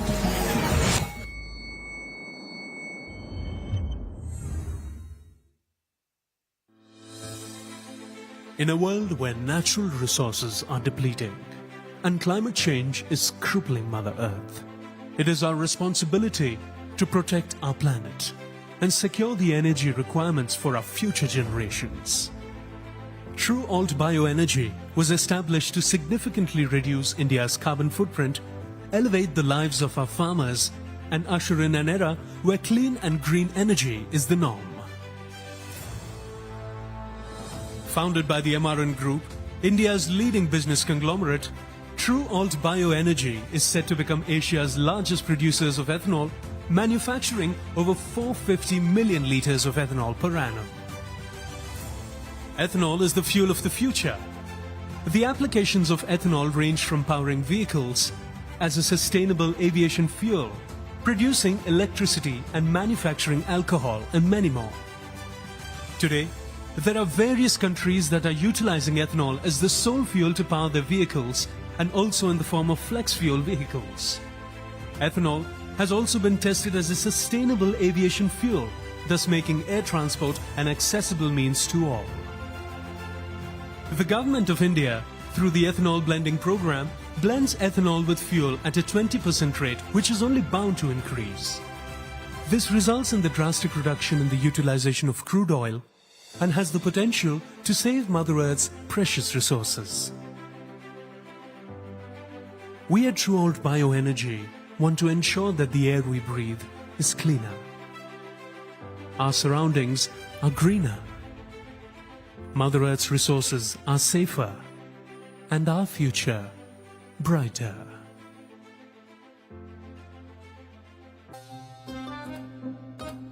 ये आपका mood है जो बनता है, बदलता है, बिगड़ता है, सोचता है, बहुत कुछ कहता है जब टीवी पर न्यूज़ देखता है। पर सुनाई किसी को नहीं देता।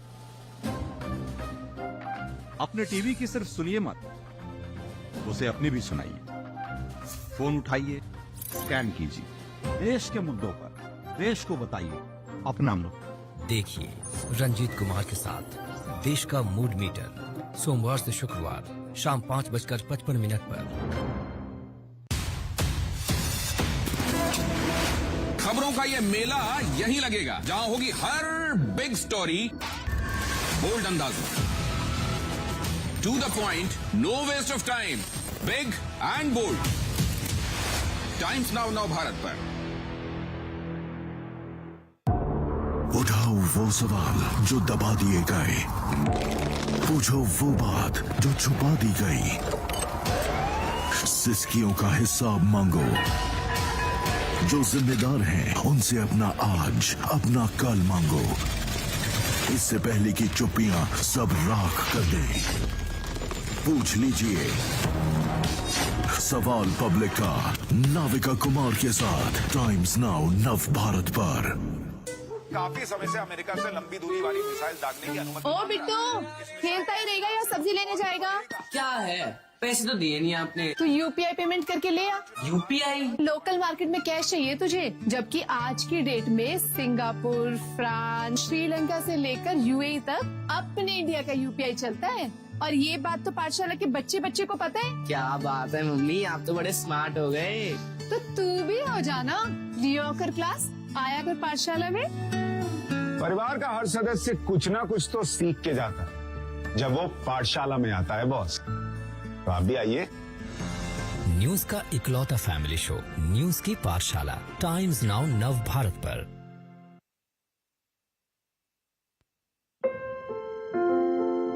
Greatness can come from humble beginnings. For PNG, it started in the year 1832 in the heart of Sangli.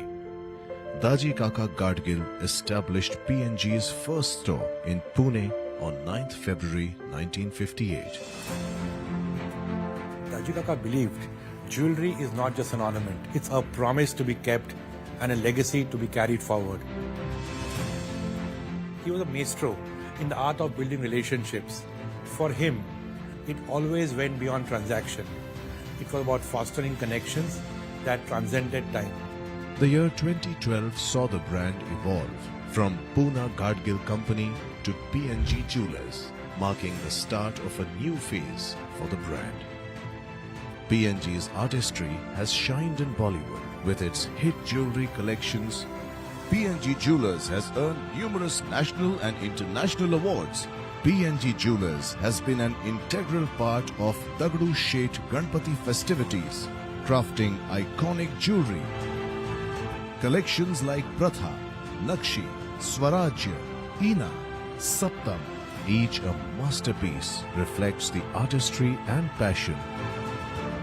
PNG is known for its Mangal Sutra Mahotsav. PNG Jewelers offers a seamless online shopping experience. PNG Jewelers is embarking on a journey with a robust leadership, which is set to broaden its horizons. This expansion heralds a significant leap forward in its ongoing pursuit of growth and prosperity, reflecting the brand's enduring commitment to excellence and innovation.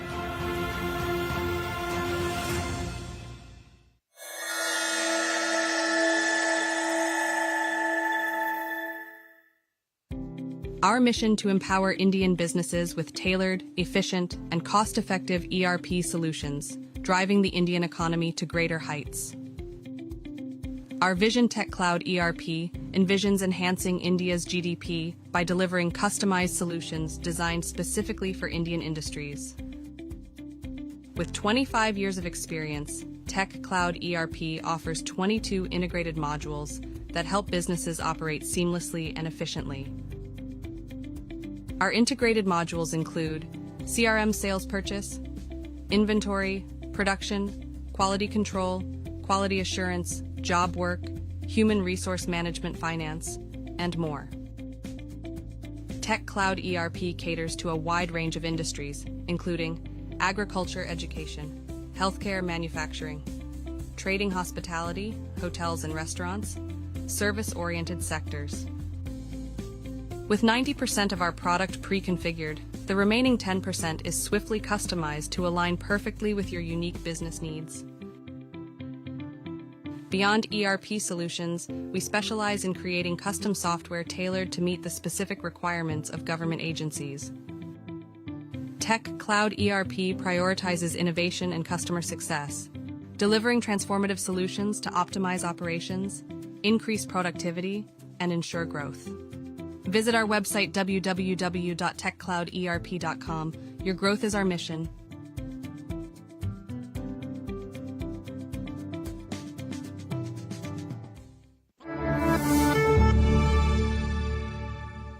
Five decades ago, a vision, strong and determined, began its journey.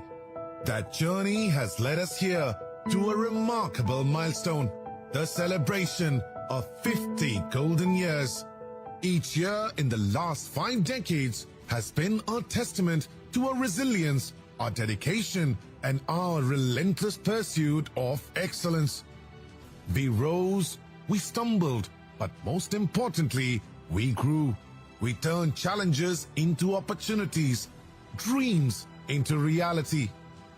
With our vision as our compass, we forge ahead into the future, knowing there are still miles to go on this journey.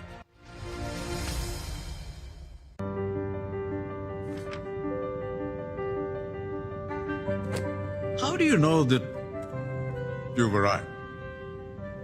Oh. Is it when your name means many things to many people? Or when your signature becomes a currency? Thank you. Is it when the only approval you need is your own? Or when you feel like giving back is another way of moving forward? You know? Or is it when you stand tall amidst giants? Just when and how do you know you've arrived? Tough question, really. Because when you start to feel like you're almost there, a little voice inside says, the best is yet to come.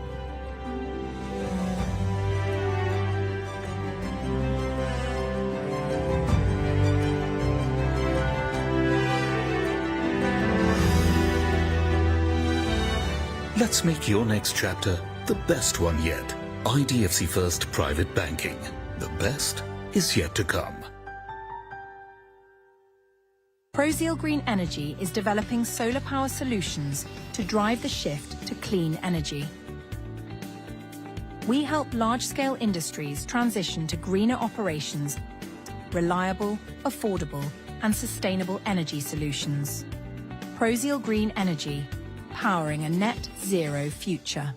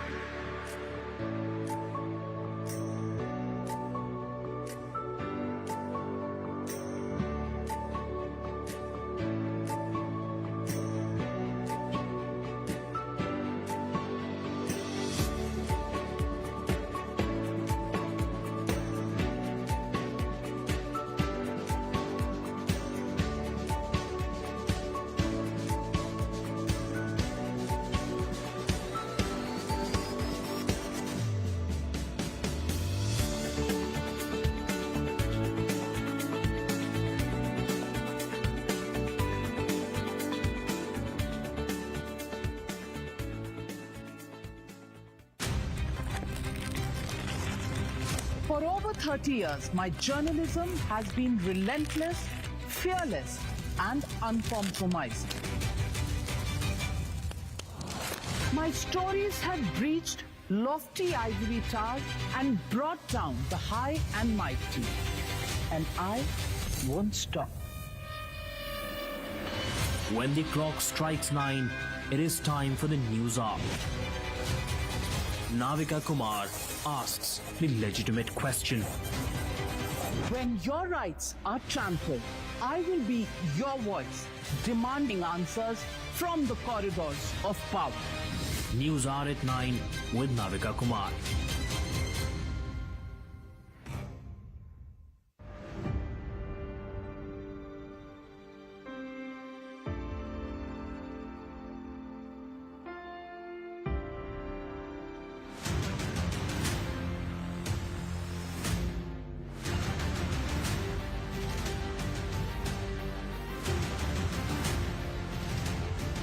Viewers, you deserve more. Let's go beyond who said what. Let's ask tough questions. Let's push the boundaries, making sense of past, present and the future. Debates that result in new ideas. Discourse that informs and inspires. Watch me, Pranesh Kumar Roy, on your show, India Upfront.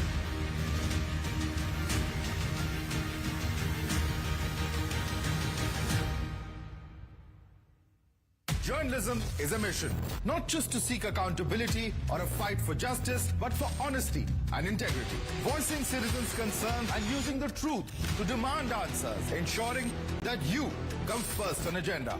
Watch News on Agenda with me, Madhudas Gopalakrishnan, weeknights at 10 o'clock only on Times Now.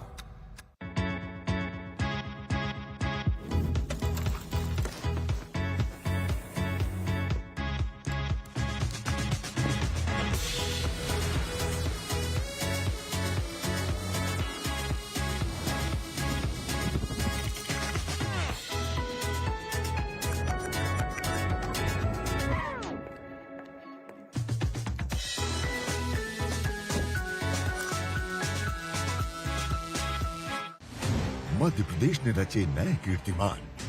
प्रधानमंत्री नरेंद्र मोदी जी के मार्गदर्शन में मोहन सरकार ने रखी विकसित मध्य प्रदेश की नींव।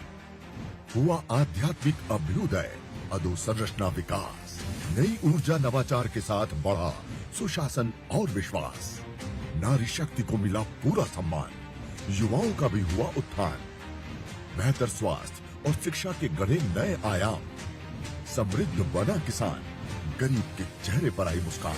मैं डॉक्टर मोहन यादव ईश्वर की शपथ लेता हूं। मध्य प्रदेश की कमान संभालने के 1 साल के अंदर ही प्रदेश के विकास, सामाजिक सशक्तिकरण और धार्मिक सौहार्द को बढ़ावा देने के लिए विजनरी मुख्यमंत्री डॉक्टर मोहन यादव ने यशस्वी प्रधानमंत्री जी के प्रोत्साहन से विकास कार्यों को रफ्तार दी, तो नई पहल के जरिए विस्तार भी। 1 साल के अंदर ऐसे जनहितैषी फैसले लिए जिसने प्रदेश में जन जन के चेहरे पर मुस्कान बिखेरी। सांस्कृतिक विरासतों को सहेजते हुए मध्य प्रदेश को विकसित प्रदेश की श्रेणी में सबसे आगे लाने के लिए ऊर्जावान मुख्यमंत्री डॉक्टर मोहन यादव नित नए आयाम गढ़ रहे हैं। प्रदेश को और ऊंचाइयों पर पहुंचाने के प्रण के साथ ये क्रम निरंतर जारी है, ताकि मध्य प्रदेश इतनी अनार्किस्ट नहीं थी। ये लगातार की हार ने कांग्रेस में ऐसे फोर्सेस को एंट्री मिल गई जिनके विचार अल्ट्रा लेफ्टिस्ट है। देखिए, मैं नाम नहीं लेना चाहूंगा, लेकिन अगर आप राहुल जी की टीम देखेंगे या उनकी कोर टीम देखेंगे, उनके सोचने की पद्धति देखेंगे, ये अल्ट्रा लेफ्टिस्ट पद्धति है। और ये जो संविधान लेकर चलने की जो बात है, एक लैटिन अमेरिकन देश है, इस देश में इसी प्रकार से एक Owning centuries with their artistry, creating new eras. Blooming in every alley, artistry of Punjab in abundance. Adorning the body, adorning the whole, traditions of Punjab. In dance, as it sets, a flame of joy burns. Bhangra, Giddha, Luddi, Sami, dancing to the rhythm of Jhumar. Here, the river of melody flows. Vibrant is the color of Punjab. Come, experience it once. Good afternoon, ladies and gentlemen. Welcome back to IDFC FIRST Bank presents Times Network India Economic Conclave, co-presented by Adani. We will be beginning the proceedings shortly. May I request you to kindly take your designated seats and to put your mobile phones on the silent mode. Thank you.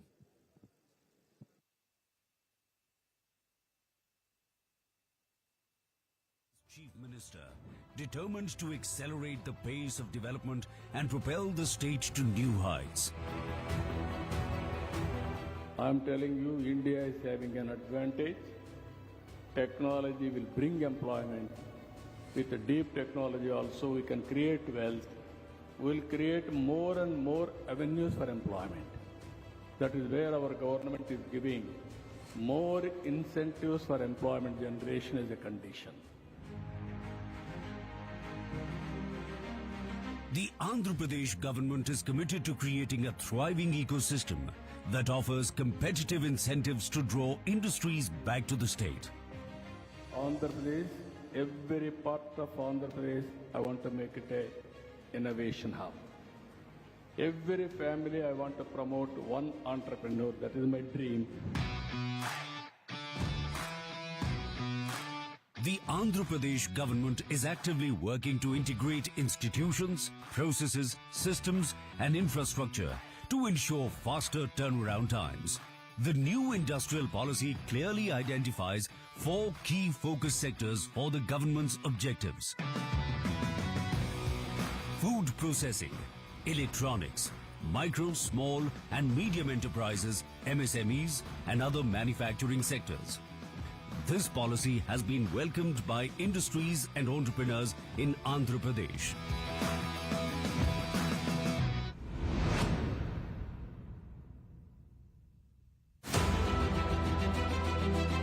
Visionary, industry-focused, people-friendly. The Chhattisgarh government's Industrial Development Policy 2024-30 aims for an inclusive, innovative and inspiring approach for industrial growth. Words are backed up by action as the government is ready with easy and transparent processes. Investors will have a team of officials at every step who will ensure business plans become a reality.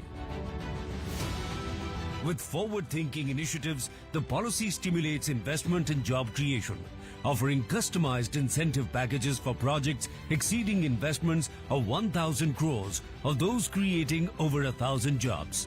Service sector projects such as those in IT, ITES and data centers are eligible for attractive incentives with investments of rupees 500 crores or more. Special incentives are also offered for thrust sectors like pharma, textiles, electronics, defense, aerospace, robotics and key agricultural and manufacturing industries. The new industrial policy is dedicated to empowering women, SC/ST communities, Divyang individuals, retired Agniveers and LWE affected people. The stage is set. The state is ready. Invest in Chhattisgarh and take your business to greater heights. The people and the government welcome you to be a part of the vision of a developed state of Chhattisgarh. Uttarakhand में बागवानी से सशक्त हो रहे हैं किसान, बन रही है उन्नत प्रदेश की विशिष्ट पहचान। मुख्यमंत्री पुष्कर सिंह धामी के संकल्प से किसानों की आय में जबरदस्त मुनाफा, फल और सब्जियों में पौष्टिकता, विकास के अंत्योदय सफर की कहानी लिख रही है। मुख्यमंत्री एकीकृत बागवानी विकास योजना के तहत किसानों को समृद्ध बनाने के लिए कोल्ड स्टोरेज पर 50% सब्सिडी अथवा 7,50,000 रुपए तक और रेफ्रिजरेटर वैन पर 50% सब्सिडी अथवा 13 लाख रुपए तक दिए जा रहे हैं।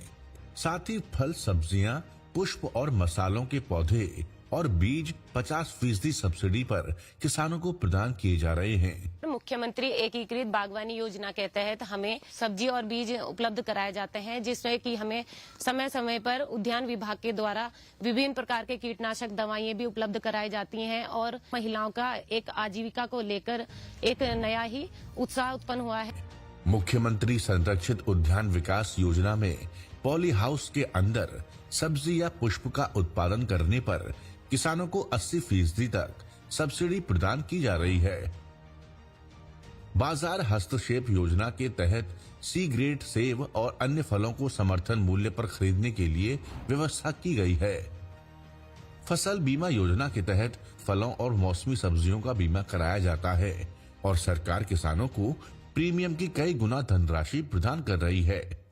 हमने आम की फसल का बीमा करवाया था, जिसका 8 गुना प्रीमियम हमें सीधा डीबीटी के माध्यम से हमारे अकाउंट में प्राप्त हुआ। मैं धन्यवाद अदा करना चाहूंगा उत्तराखंड सरकार, मुख्यमंत्री श्रीमान पुष्कर सिंह धामी जी का। बागवानी योजनाओं से खुल रहे हैं समृद्धि के द्वार, किसानों को मजबूत बना रही है उत्तराखंड सरकार।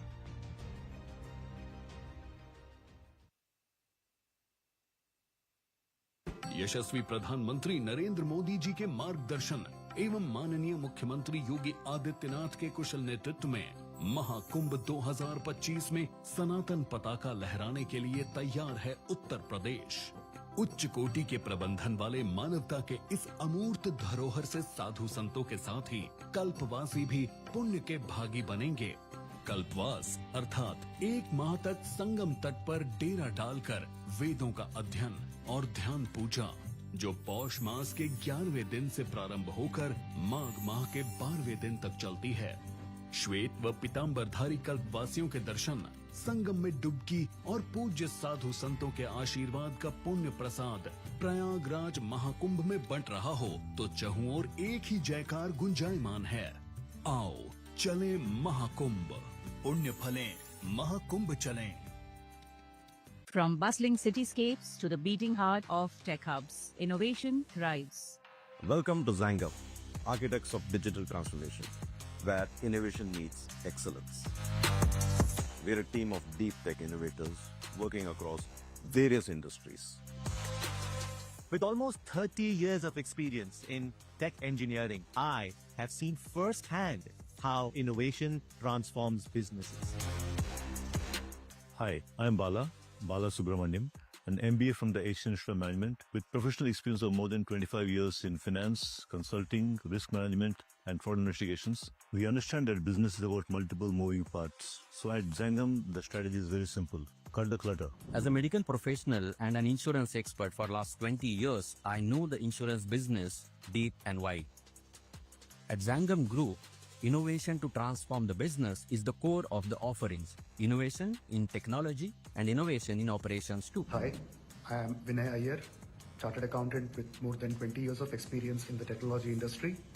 We are Microsoft Gold Certified Partners and LS Central Diamond Certified Partners. We differentiate ourselves by heavily investing in R&D in 2 key areas: adapting latest cutting and bleeding edge technologies like AI, blockchain, IoT. And the second area is investing in understanding the domain problems of the industry. Then we create a Zangam to culminate in industry-ready, co-created solutions. At Zangam Group, our technological philosophy is built on 3 pillars: integration, innovation, and impact. At Zangam Labs, we bring in the learning from... When I'm ready to announce you guys, I will tell you before that. But just you can go backstage and just wait.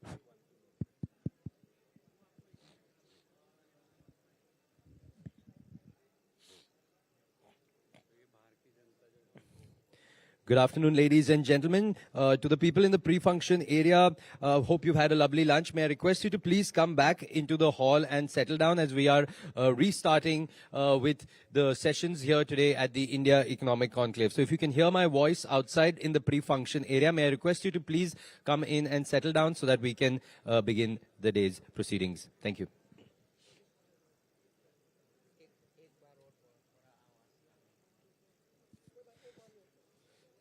Good afternoon, ladies and gentlemen. If you can hear my voice outside in the pre-function area, may I request you to please come in and settle down, take your seats, as we will be continuing with the India Economic Conclave now. Thank you so much. Our customers are present in more than 20 countries. Welcome to Zangam, and this is my team.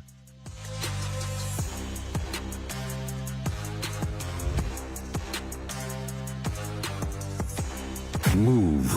The possibilities are endless. The future is bright.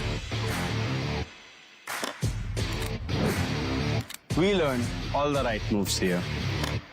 Move beyond learning by rote. Discover. Research. Innovate. Confidence is the fulcrum. Move to be of note. Move towards success.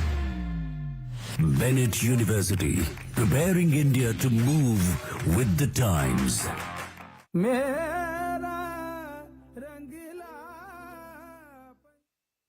land of festivities is a realm of celebrations. Songs resonating from every corner, countless joys in every fair. Life not just lived. Here, life is celebrated. Hearts open, love is shared. Embracing love to the fullest. In the welcome of seasons, with the arrival of new weather, savoring revelry treats upon the ripening of crops.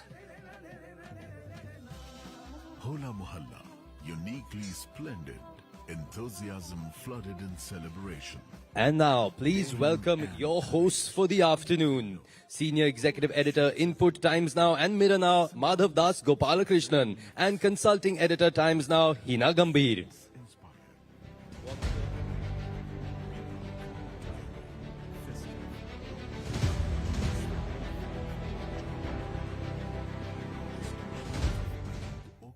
Welcome back to IDFC FIRST Bank presents Times Network India Economic Conclave, co-presented by Adani. Let's take a moment to appreciate the grandeur of our venue today. Bharat Mandapam, where you all are currently seated, is one of India's largest integrated exhibition and convention center.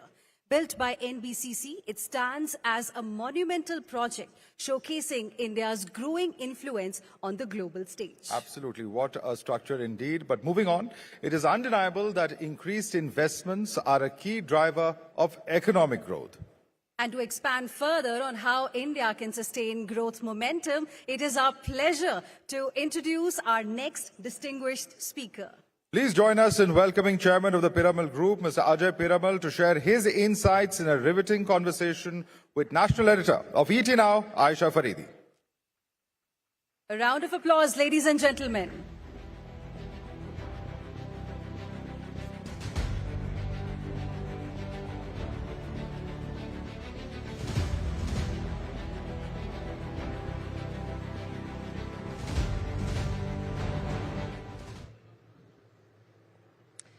I hope all of you have had a good lunch and are warm enough back for the second leg of panels that we have today on the India Economic Conclave.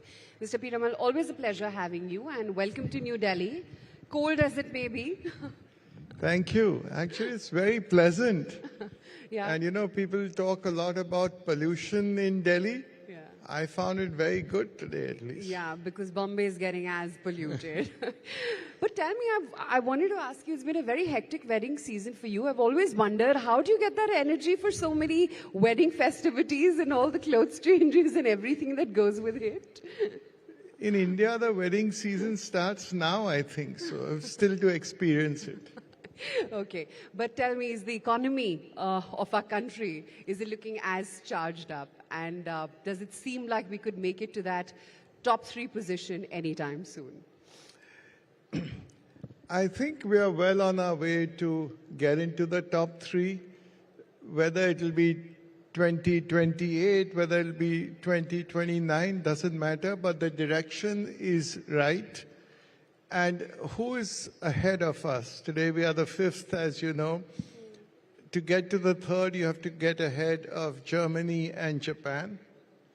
And though they have done well in the past, but today, I think India stands at several advantages. The average age of Japan is like 54 years. Our average age is 27 years. You can make out the difference. And ours is a young, vibrant economy, willing and wanting to do much more than any other country. I mean, when I travel abroad, I was in Japan recently, in Europe, you don't get the same energy and you don't get the same positivity. people are happy with the sort of life they have. It's a good life and no desire to go up further. Yeah, absolutely. It's like someone said that Japan is an old age home and Europe is a, tourism country, all of it. But anyway, since you did talk about Japan and Germany, I wanted to talk about how your early days were. You started off from the textile industry, which was your family business, and you first moved into pharmaceuticals. Now, we all know where Indian pharmaceuticals stand, and we have the wherewithal to compete with a lot of global giants and make it to the #1 position. Tell me, where do you think the Indian industry is right now when it comes to pharma specifically, and what more can be done so that pharma can be that one leapfrog sector which can take us to the #3 position? The pharma industry in India has actually several advantages. Yeah. Today, in terms of generic formulations, we are already the largest in the world. I think everywhere it's accepted as high quality and a lower cost products. You see the number of plants which are owned by Indian companies which are FDA approved. As far as we are concerned, we also have large number of plants which are in the US, in the UK, and in India. And we find that that combination is the one that can make a significant difference, because still, especially in the very newer products, the products under patent or under still research and development, people want the pharma, the development industry to be close to them. And that's where America, to be there, has a big advantage. Especially now when you see that there is clearly a movement towards diversifying their production from China. I think India has a significant scope to grow. We have to do more in terms of developing early stage APIs. We have to do more in terms of getting into more complex products. But I think that is on the way now.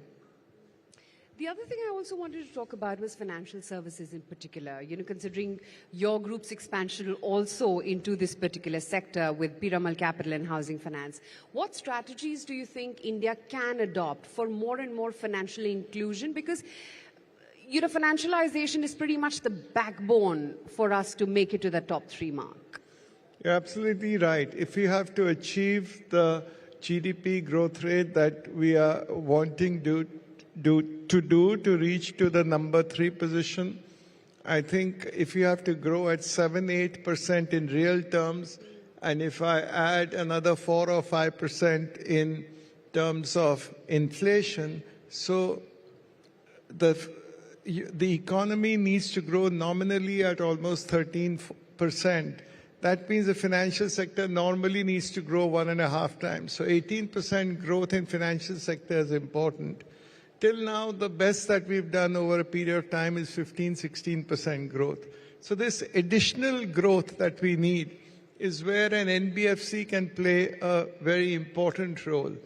More so when you said that to reach the last mile, it's difficult for a bank to do it. And that's where NBFCs also can play a role. And therefore, I think we need to see that NBFCs also continue to grow along with banks. One of the things that we need for NBFCs to do is, today if you see the upper layer NBFCs are regulated a lot more than what they were previously, and almost similar to banks. So I think it's important to get NBFCs to give the upper tier, whatever NBFCs they want to have a higher norm to get public deposit taking licenses. No licenses have been given. I think public deposits from probably in the early 2000 was the last time. So if that is given, then the availability of funds with NBFCs will be more, and then they can go further on into areas which cannot be covered by banks. It's impossible. India is too large a country. It's too large a population. So I think that's one way that we should do it. Yeah, absolutely. I couldn't agree more. And I guess loosening up the sector a little bit may actually help with that. Yeah. Yeah. Yeah, absolutely. The other thing I also wanted to talk about, since you're here in the capacity as the chairman of your group, real estate and the kind of multiplier effect that real estate has on the rest of the economy, and more so job creation at the very grassroots level. Wanted to talk about how you see India building up real estate, and I'm not talking Mumbai specific, but more at a country level, and tier 2 and 3 cities as well. The kind of development that's happening there. What kind of impact can real estate have on the overall economy? As you said, that the real estate is a key to any economy. And more so in India, I think the importance of real estate is much more, because there are many, many people who are aspiring to live a better life. And even the Prime Minister, if you've seen, has launched the Awas Yojana, which is to give the low-income people housing. I think so real estate is important to see that people get a better life. A lot of industries are dependent upon real estate, whether it is the steel, whether it is cement, whether it is paints, carpentry. A lot of employment is done. So I think it just needs more and more push. I believe that the regulations must become even more transparent. Even today, in spite of a lot of freedom given, or let's say ease of doing business, I think real estate still is not as transparent as it should be. It's pretty opaque, and especially in the larger cities, it is much more, leaves a lot to discretion of people.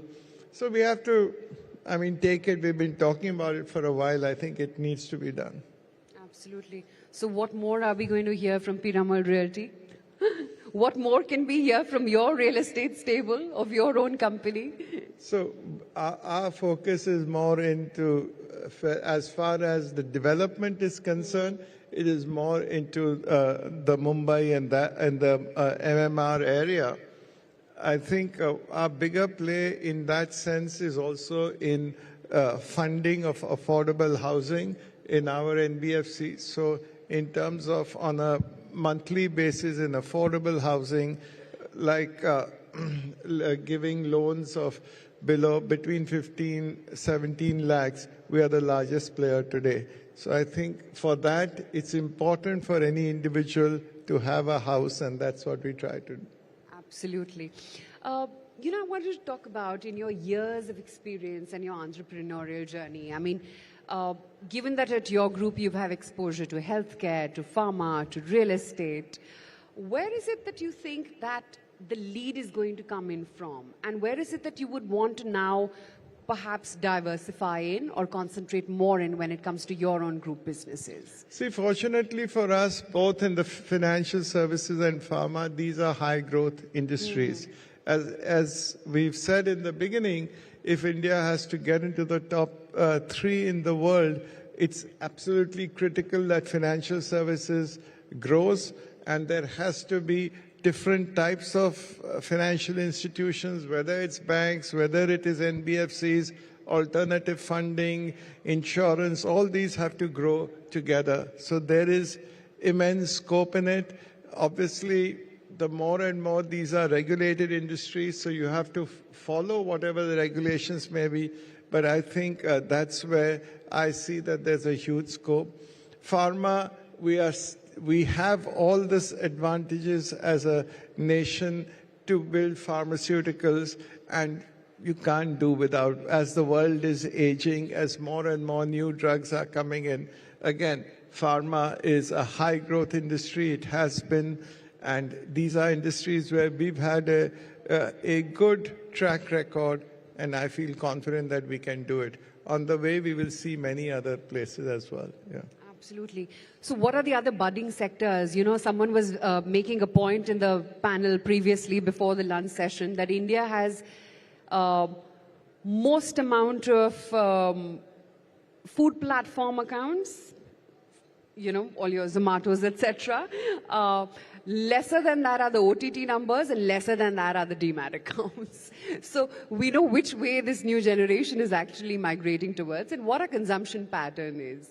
What are the new sectors that you think are going to be most exciting in the future? You know, I think the good thing as far as India is, and in a growing economy like this is concerned, there are so many sectors, and whichever sector you touch, it's not the sector, but it's how you deal innovatively in each one that can give you enough opportunities. So whether, I mean, finance is as old as, I mean, probably the oldest sector in the world, in history, but you can still keep getting innovation as we are seeing. So I would say that there are several such sectors.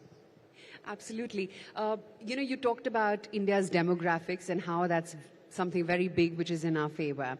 Where do you think the next leap of innovation is going to come in from? And will it have to be technology driven? You know, I just want to talk one thing about India's demography. We all talk about is at a strength, and it is a strength. But, you know, we must look at India as actually there are three Indias. Today, one is the really affluent India, which out of, say, the 1.4 billion people, would be about 60 million people. The next is the sort of middle income India, 1.2 billion. And about 200 million people in India are the ones which are really where there is a lot of poverty.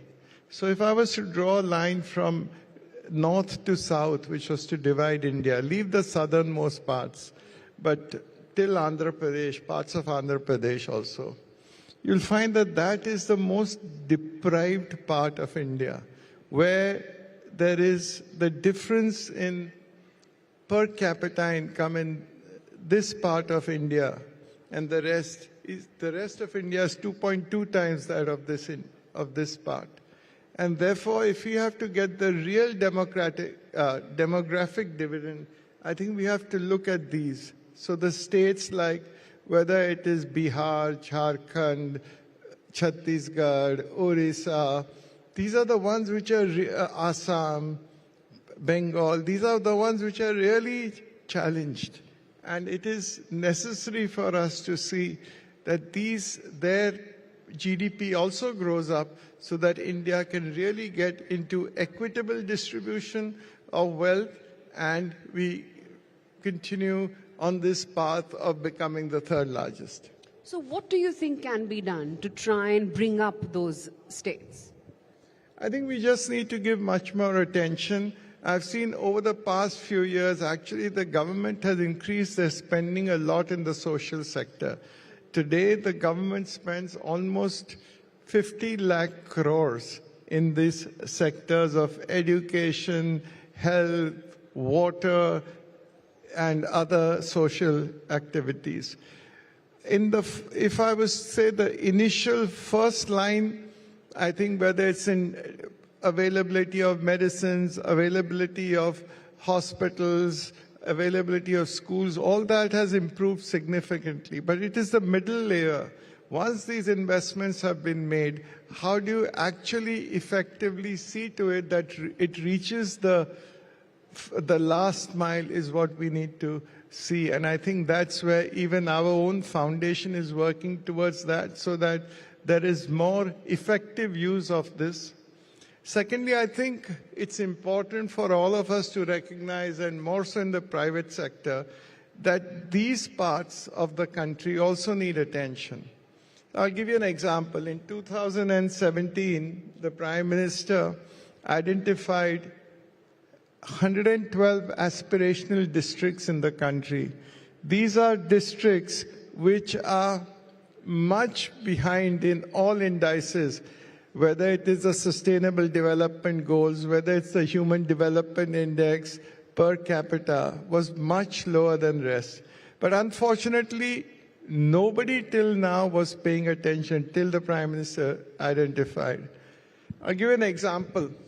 The CSR contribution, this part of India has about 15% of population. The CSR contribution in this was just 2% of the total. So I think these are the areas which, as really responsible citizens and as people who are here, who are actually all the people present and your viewers who are sensitive to what's happening, need to be much more aware and do something about this. Yeah, absolutely. And I think more and more corporates who build on their CSR initiatives, that's going to really sort of reach at some point. And to add to the point that you were making, it's not just some of the backward states that you mentioned.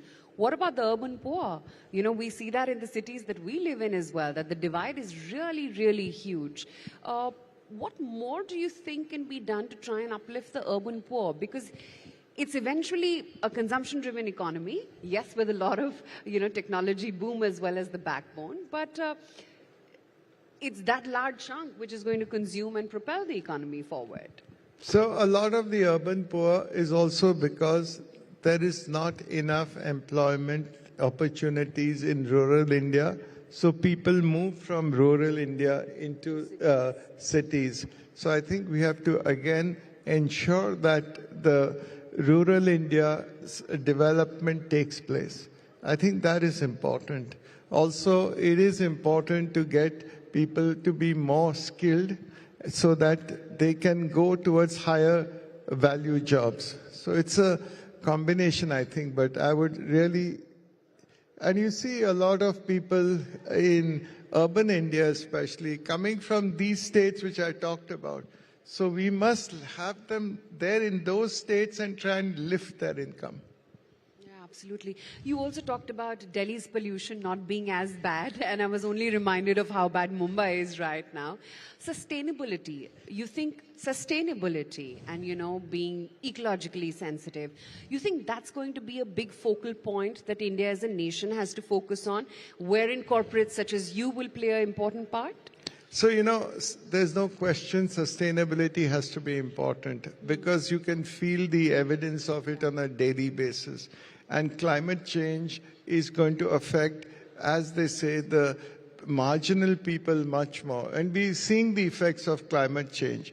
For instance, in India this year, if you see the last quarter, the GDP came down to 5.5%. A lot of it is also because of climate change. There were parts of India where there was too much rain. There were others where there was no rain. And all this, there's more heat, there's less heat. All this makes an effect on agriculture. It makes an effect on so many things. So climate change is important. But I just want to drive home again the point in sustainability. If you have to have sustainability in the country, you need to have people who get sustainable income, sustainable, and therefore please look at these states which I talked about in the East. Yeah, absolutely. So we're here to talk about what India is going to be eventually in a few decades from now. I have to talk about your grandkids. How cute are they? What kind of India do you think they will grow up in, say, in the next 15 years? Krishna and Adia. So I have 4 grandchildren. Yes. So I need to, so they're all, I think... The ones more in the media glare. Yes, that's why I just wanted to, my daughter has 2 and so does my son have 2. So I think they will definitely grow into a better India. I can see that. It'll be an India. Already I see the change from when I was young till today. Here is an India which is much more confident. Indians don't feel that they are second-class citizens to any country. The amount of respect today an Indian gets when he or she travels abroad, you can feel it. You can see that the best companies, the leaders of the world want to come to India, to associate with India. So I think India, with its solid, I think the value system of India is not going to change. It is there, and we are blessed to have that. And then you have a confident India, in India which can play a key role in shaping the world to be a better place is what I see it. And as my grandchildren grow, I think they will all contribute, as all Indians will, to this. Of course, absolutely. Ladies and gentlemen, a huge round of applause, please, for Mr. Ajay Piramal. Thank you so much for your time today.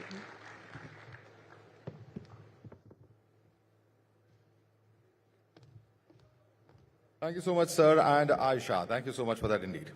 And Madhav, let's now shift our focus and talk a little bit about the education sector.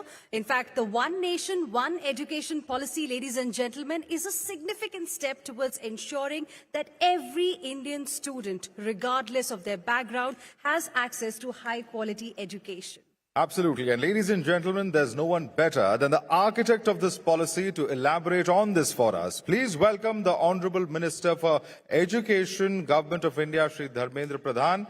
In fact, he's just going to join us very shortly in this hall. But a very, very significant aspect, Hina, that we're going to be looking at is the One Nation, One Education policy, and that is going to be a key subject of discussion as far as the next session is concerned. Absolutely, and let's also, Madhav, remind our viewers, all the guests who have joined us for this big event today. Ladies and gentlemen, we hope you're using hashtag IEC 2024 as you share your thoughts and suggestions as the event carries forward. We would love to hear your views, your suggestions on this very important event to help India find out ways to reach to the top 3. Absolutely, and in fact, we've had several top faces of those who are key decision makers in this government who've joined us since this morning. There's been a Union Minister of Commerce, Piyush Goyal, Chief Minister of Maharashtra, Devendra Fadnavis, amongst others, even Amitabh Kant, who's a G20 Sherpa, who've been joining us and telling us about the India growth story and what really is the roadmap ahead as far as India is concerned. And very, very important that from the economic perspective, we're going to be having key ministers, key policy makers, influencers who are going to be joining us, not just today, but also tomorrow. Hina. Absolutely, and this is going to be a power-packed session for all our viewers who are watching us live right now on various platforms of Times Network, and also those who have joined us live with us here at Bharat Mandapam. We can promise you at least one thing, that you are going to take home from here some very, very innovative ideas, very innovative solutions, because we have a power-packed panel of the best in the world of politics, India, Inc., and also Bollywood. Absolutely. Big Bollywood faces, Vikrant Basi amongst them, who will in fact be sharing the stage and, of course, be throwing light on what really is the roadmap ahead as far as Indian entertainment is concerned, but also the very fact that we're coming to you from this iconic location of Bharat Mandapam, the venue of the G20 summit last year, and in many ways a landmark now, a new landmark in the national capital. It's a pleasure to welcome all of you at this particular location, and in fact today and over the next 24 hours we will be seeing all of these big faces arrive at this venue to share their thoughts with us. Hina. Well, absolutely. During the first part of the session of day 1 of this very significant event, 10th edition of the India Economic Conclave, ladies and gentlemen, we had Union Minister Piyush Goyal gracing the occasion. Also, the new Chief Minister of the state of Maharashtra, Devendra Fadnavis, was here with us. And there I can see India's Education Minister, Shri Dharmendra Huge round of applause, Pradhan. ladies and gentlemen. Please welcome on stage the Minister of Education, Dharmendra Pradhan, in a chat with Navika Kumar. Over to you, Navika. A round of applause, ladies and gentlemen.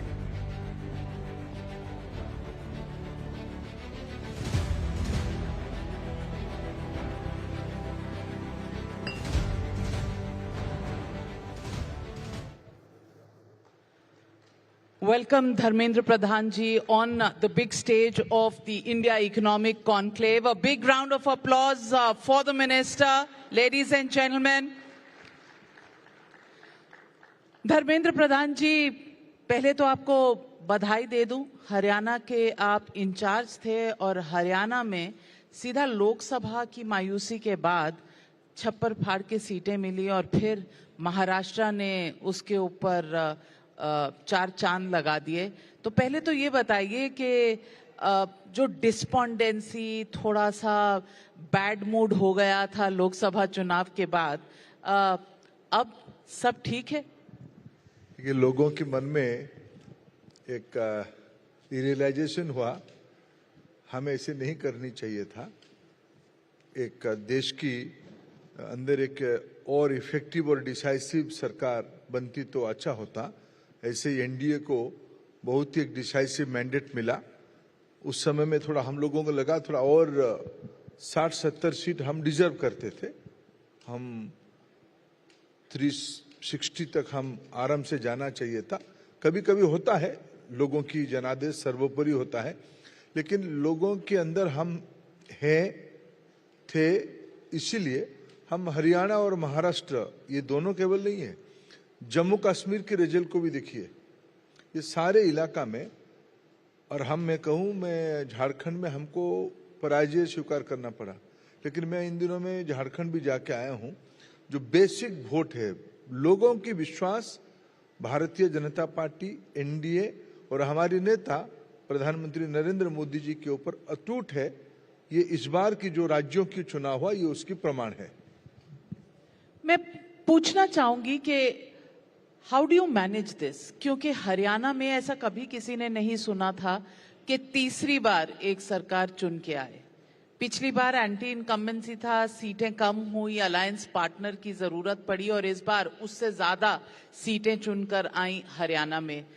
Maharashtra में भी same story, तीसरी बार आपकी सरकार चुन के आई, तीसरी बार victory, और लोकसभा में भी तीसरी बार विक्ट्री हुई। ये रेयर अपॉर्चुनिटी होता है किसी पॉलिटिकल पार्टी के लिए। इसका कोई खास सक्सेस फॉर्मूला है आपके पास? विश्वसनीयता, भरोसा, नेतृत्व और उसकी नीति के प्रति लोगों की जब भरोसा हो जाती है, ऐसे ही होता है। और ये भारतीय जनता पार्टी की चरित्र में है। हमने जहां भी हमको सेवा की अवसर मिला, गुजरात हो, मध्य प्रदेश हो, छत्तीसगढ़ हो, इवन बिहार हो, बिहार में एनडीए को लगातार जो हमारी वहां फॉर्मूला नीतीश बाबू के नेतृत्व में 2005 से है, तब से हम लोग ज्यादातर समय हम ही लोग ही जीते हैं। देश में एक अल्टरनेटिव पॉलिटिक्स का model, politics of performance, politics of development, politics of trust, इसकी एक मॉडल भारतीय जनता पार्टी और एनडीए ने खड़ा किया है। और अभी जिस चुनाव के बारे में आपने नाम लिया, इसमें मैं कहूं ये सब तो प्रो इनकम्बेंसी वोट था। आपने सही कहा, 3 बार हम लगातार केंद्र में सेवा करने का अवसर मिला। महाराष्ट्र में हमारा तो तीसरी लगातार विजय है। हमको 14 में विजय मिला था, 19 में भी मिला था और अभी भी 24 में मिला, हरियाणा में भी ऐसे मिला। ये लोगों की जब भरोसा हो जाती है, लोग अपने अच्छाई के लिए प्रो इनकम्बेंसी वोट भी करते, जो हमारी नसीब में इस बार लिखा था। धर्मेंद्र प्रधान जी, आप एक बहुत इंपॉर्टेंट सेक्टर के मिनिस्टर हैं, एजुकेशन। ये पीढ़ी दर पीढ़ी एजुकेशन फाउंडेशन देती है किसी भी नेशन के लिए। मैं आपसे पूछना चाहती हूँ कि new education policy, one nation one policy जो आपने सोची, क्या इसमें जो आपने विजन देखा था इससे पूरा होता हुआ नजर आता है? या कुछ सवाल जो लोग खड़े करते हैं कि भारत विभिन्न भाषाओं का, विभिन्न राज्यों का देश है, तो one education policy, one size may not fit all. आपके इस पर क्या विचार है? देखिए, हमने कभी नहीं कहा कि one education policy for entire nation. हमने ये कहा, देखिए इसमें तो इस एजुकेशन पॉलिसी की विशेषता क्या है। 34 साल के बाद, आफ्टर 34 इयर्स, भारत में एक महत्वाकांक्षी एम्बिशियस मसौदा प्रस्तुत किया, जिसमें पहली बार ये कहा गया भारत की सभी मातृभाषा, सभी स्थानीय भाषा, वो पंजाबी हो या बंगाली हो, गुजराती हो या उड़िया हो, तमिल हो या हिंदी हो, सभी भाषा राष्ट्रीय भाषा है। ये माननीय प्रधानमंत्री नरेंद्र मोदी जी की स्पष्ट अभिमत है। कल ही हम भारतीय भाषा दिवस मनाए हैं। 11 दिसंबर को हम सुब्रमण्यम भारती की जन्मदिन के अवसर पे भारतीय भाषा दिवस बनाए। उसकी मूल फिलोसफी यही है, भारत में अनेक भाषा की लोग हैं लेकिन सबकी आत्मा एक है। इसी को हमने राष्ट्रीय शिक्षा नीति में भाषा संबंध में कहा है। ये कोई अंतर विरोध नहीं है। एक सीमित दृष्टिकोण जो मैकॉले पद्धति के कारण हमारे देश में पिछले 2 दशकों में चली, इसके ऊपर हम लोगों ने एक इंटीग्रेटेड मॉडल, एक होलिस्टिक मॉडल, भारतीय मॉडल हमने राष्ट्रीय शिक्षा नीति के माध्यम से सामने लाया है, जिसमें अमूमन सभी राज्यों की, सभी स्टेक होल्डर्स की सहमति है। लेकिन जयराम रमेश जी कांग्रेस पार्टी के बड़े नेता हैं, उनका कहना है कि आप एक कॉन्फ्रंटेशनल फेडरलिज्म चला रहे हैं। जब NEET जैसे बोर्ड सेंटर से ऑपरेट होंगे ना कि स्टेट से, तो कहीं ना कहीं आप स्टेट्स के पावर्स छीन रहे हैं। देखिए, जयराम रमेश जी एक इंटेलेक्चुअली कंफ्यूज व्यक्ति है, मैं मानता हूं। इसलिए ये उन्हीं की राज्य, मैं इसीलिए कह रहा हूं, जयराम रमेश जी मेरे आदरणीय उम्र में बड़े हैं, इसलिए मैं बड़े भाई कहूंगा, लेकिन अच्छे शब्द संयोजना करने से अपने विद्वता का परिचय नहीं होता है। आप कहना क्या चाहते हो? आपकी राज्यों की सरकार क्या कर रहे हैं? आप तमिलनाडु में किसी एक ग्रुप को खुश करने के लिए, आप आपकी राजनीतिक सहयोगियों को खुश करने के लिए आप नीट की मौका परिस्थिति से विरोध करते हो। आपके शासित राज्य में नीट लागू हो रहा है कि नहीं लागू हो रहा है?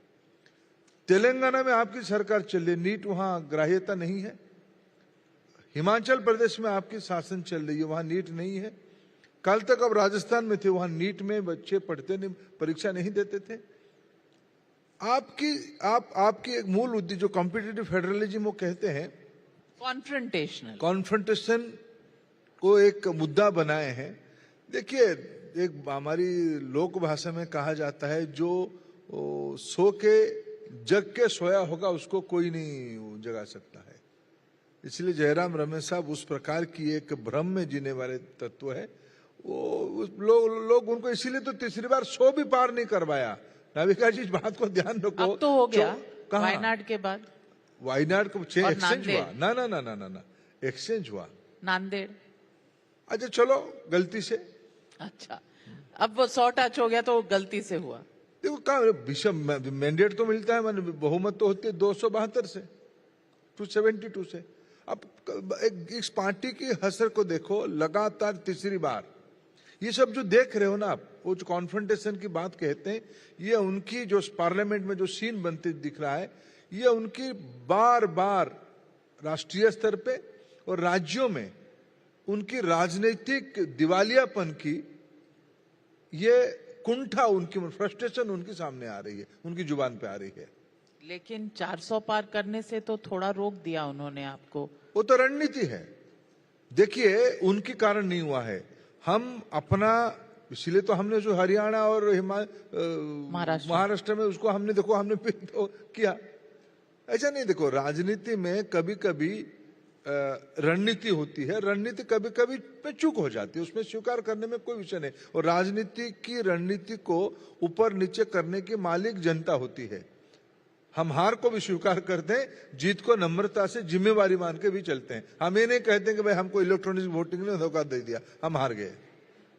हार के जीतने वाले को बाजीगर कहते हैं, तो आप बाजीगर हैं। नहीं, हम तो कार्यकर्ता हैं और हमारी नेता उस विषय में बहुत स्पष्ट है। हम सेवक हैं। हम लोगों की प्रजातंत्र में कोई बाजीगर वगैरह नहीं होता है, ये तो ऊपर नीचे होते रहता है। हम भी हारते हैं। अरे भाई, हम तो जमानत बचने में खुशी होने वाले ग्रुप थे। इस बार चुनाव में हमारे जमानत बच गई, चलो अगले बार देखेंगे, फिर हम काम पे लगते थे। 2 सीट से आज हम तीसरी बार लगातार अटल जी के नेतृत्व में 2 बार चुनाव जीते। फिर हम लोगों ने माननीय प्रधानमंत्री नरेंद्र मोदी जी के नेतृत्व में 3 बार चुनाव जीते। इसलिए हम तो, हमारी मॉडल को लोगों ने स्वीकार किया है। धर्मेंद्र प्रधान जी, एजुकेशन के एरिया में आपने यूके की यूनिवर्सिटी ऑफ साउथहैम्पटन को एक पहली यूनिवर्सिटी, फॉरेन यूनिवर्सिटी जिसने इंडिया में कैंपस रखा है अगस्त में न्यू एजुकेशन पॉलिसी के तहत, आपको लगता है कि this will help the education system in India? देखिए, हमें हमारी देश की बच्चों को एक इंटरनेशनलाइजेशन की ओर ले जाना पड़ेगा।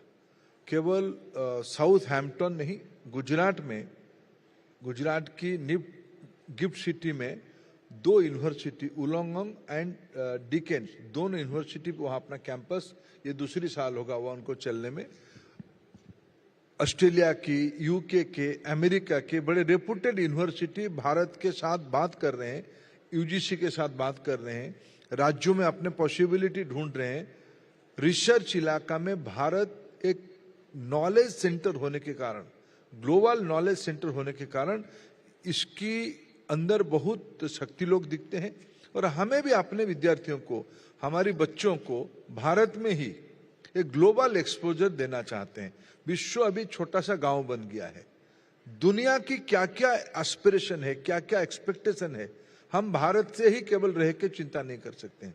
हमारी बच्चे बाहर भी जाते हैं, डीप टेक रिसर्च करते हैं, जाके वहां जाके इनोवेटर बनते हैं। हम, प्रधानमंत्री जी की सपना है भारत में इनोवेशन को, रिसर्च को एक सर्व लोगों की विषय बनाए, सभी विद्यार्थियों की विषय बनाए। इसलिए हमें इंटरनल कंपटीशन की आवश्यकता। हमारे आईआईटीज आज ग्लोबल हो रहे हैं, हमारी एनआईटीज अपने पराकाष्ठा दिखा रहे हैं, हमारी आईआईएम आज ग्लोबल 20 स्कूल की ग्रेडिंग में अच्छे नंबर्स पे आ रहे हैं, हमारी यूनिवर्सिटीज में ह्यूमैनिटीज की कोर्सेस विश्व में प्रिय है, उसके आकर्षण है। लेकिन इतने में हम संतुष्ट नहीं होते हैं। हमें हमारी नई पीढ़ी को भारत में ही एक ग्लोबल एक्सपोजर देने की दायित्व हमारी है। इसीलिए राष्ट्रीय शिक्षा नीति ने फॉरेन यूनिवर्सिटी रेगुलेशंस के बारे में, रिफॉर्म्स के बारे में रेकमेंड किया था, उसी को आगे बढ़ाते हैं यूजीसी अभी नया फॉरेन यूनिवर्सिटी रेगुलेशंस लाया, जिसके कारण Bharat being a knowledge centre, दुनिया की यूनिवर्सिटी अथॉरिटी की, लीडरशिप की आकर्षण का केंद्र बन रहा है। धर्मेंद्र प्रधान जी, कहीं ना कहीं हमारे देश के बच्चे बड़ी तादाद में बाहर भी पढ़ने जाते हैं। क्या ये एक तरीका है, अगर फॉरेन यूनिवर्सिटीज यहाँ भी अवेलेबल हो तो ब्रेन ड्रेन भी कम होगा, फॉरेन एक्सचेंज ड्रेन भी कम होगा? क्या इस तरह की नीति आपकी डिपार्टमेंट बनाएगी? देखिए, मैं आपको एक छोटी सी स्टैटिस्टिक्स बताता हूँ। हमारे देश में 40 मिलियन स्टूडेंट्स आज के दिन में हायर एजुकेशन में है, यानी 4 करोड़ बच्चे हैं। उनमें से सिर्फ 12 लाख बच्चे डिफरेंट कोर्सेस में बाहर जा रहे हैं। उसमें भी हमारी खर्चा बहुत हो रही है। हमें जाए, हमें कोई आपत्ति नहीं है, लेकिन हमें विषय खर्चा घटाने की नहीं है। विषय है ग्लोबल स्टैंडर्ड को। आज एप्पल जिस प्रकार की जियोपॉलिटिकल सिनेरियो बन रहा है, भारत 1+1 की फेवर्ड डेस्टिनेशन बन रहा है। हमारी यूनिवर्सिटी एआई की यूजी कोर्सेज खोल रहे हैं, हमारी यूनिवर्सिटी क्वांटम की एडवांस रिसर्च सेंटर खोल रहे हैं। बायो इकोनॉमी हमारे देश में एक पब्लिक मोमेंटम की ओर जा रहा है। ये सारे global 21st century knowledge skills हमारी एजुकेशन सिस्टम में आने की हमारी internal institutions are quite competent. मैं आपको 25 इंस्टीट्यूशन ऐसे गिना सकता हूं भारत की जिसकी स्टूडेंट, इसीलिए मैंने कहा ना, आज आईआईटी अबू धाबी में खोला है, आईआईटी जांजिबार में खोला है, आईआईटी खूब शीघ्र हम विश्व की डेवलप इकोनॉमी में भी ले जाएंगे। आईआईएम की, आईआईटी की, एनआईटी की, इंडियन स्टूडेंट्स की, एल्यूमिनस ग्रुप दुनिया के हर एक इकोनॉमी को मदद करते हैं। हमें ग्लोबल बनना पड़ेगा। विश्व की अर्थनीति अभी कोई स्पेसिफिक एरिया में रहने वाला नहीं है। ये फ्लो ग्लोबल होगा। We don't want to miss the bus. हमारी बच्चों को हमें उस बस में बिठाना ही पड़ेगा। एजुकेशन, स्किल्स और जॉब्स में एक अटूट रिश्ता है। How do you plan to link your education system to skilling and then from skilling to jobs? Because सबसे बड़ी जो इस वक्त हमारे लिए चैलेंज है वो है अवेलेबिलिटी ऑफ जॉब्स। आप इसका इंटीग्रेशन और इसका विजन क्या रखते हैं? देखिए, हमारी प्रायोरिटी है, हमें जॉब सीकर भी चाहिए, जॉब क्रिएटर भी चाहिए। 2014 में हमारे देश में हाथ में गिनने वाले स्टार्टअप्स होते थे। आज 1,40,000 स्टार्टअप रजिस्टर्ड है। उसमें यूनिकॉर्न भी अच्छे खासे संख्या में बन गए हैं। अच्छे खासा प्रोडक्ट भी भारतीय स्टार्टअप के अंदर से आ रहा है। स्किलिंग, रीस्किलिंग, अपस्किलिंग कि कंटिन्यूअस इकोसिस्टम भारत के एजुकेशन सिस्टम में एनईपी ने रेकमेंड किया है। पहली बार class 6 onward, 6 to 12, skill will be a regular subject.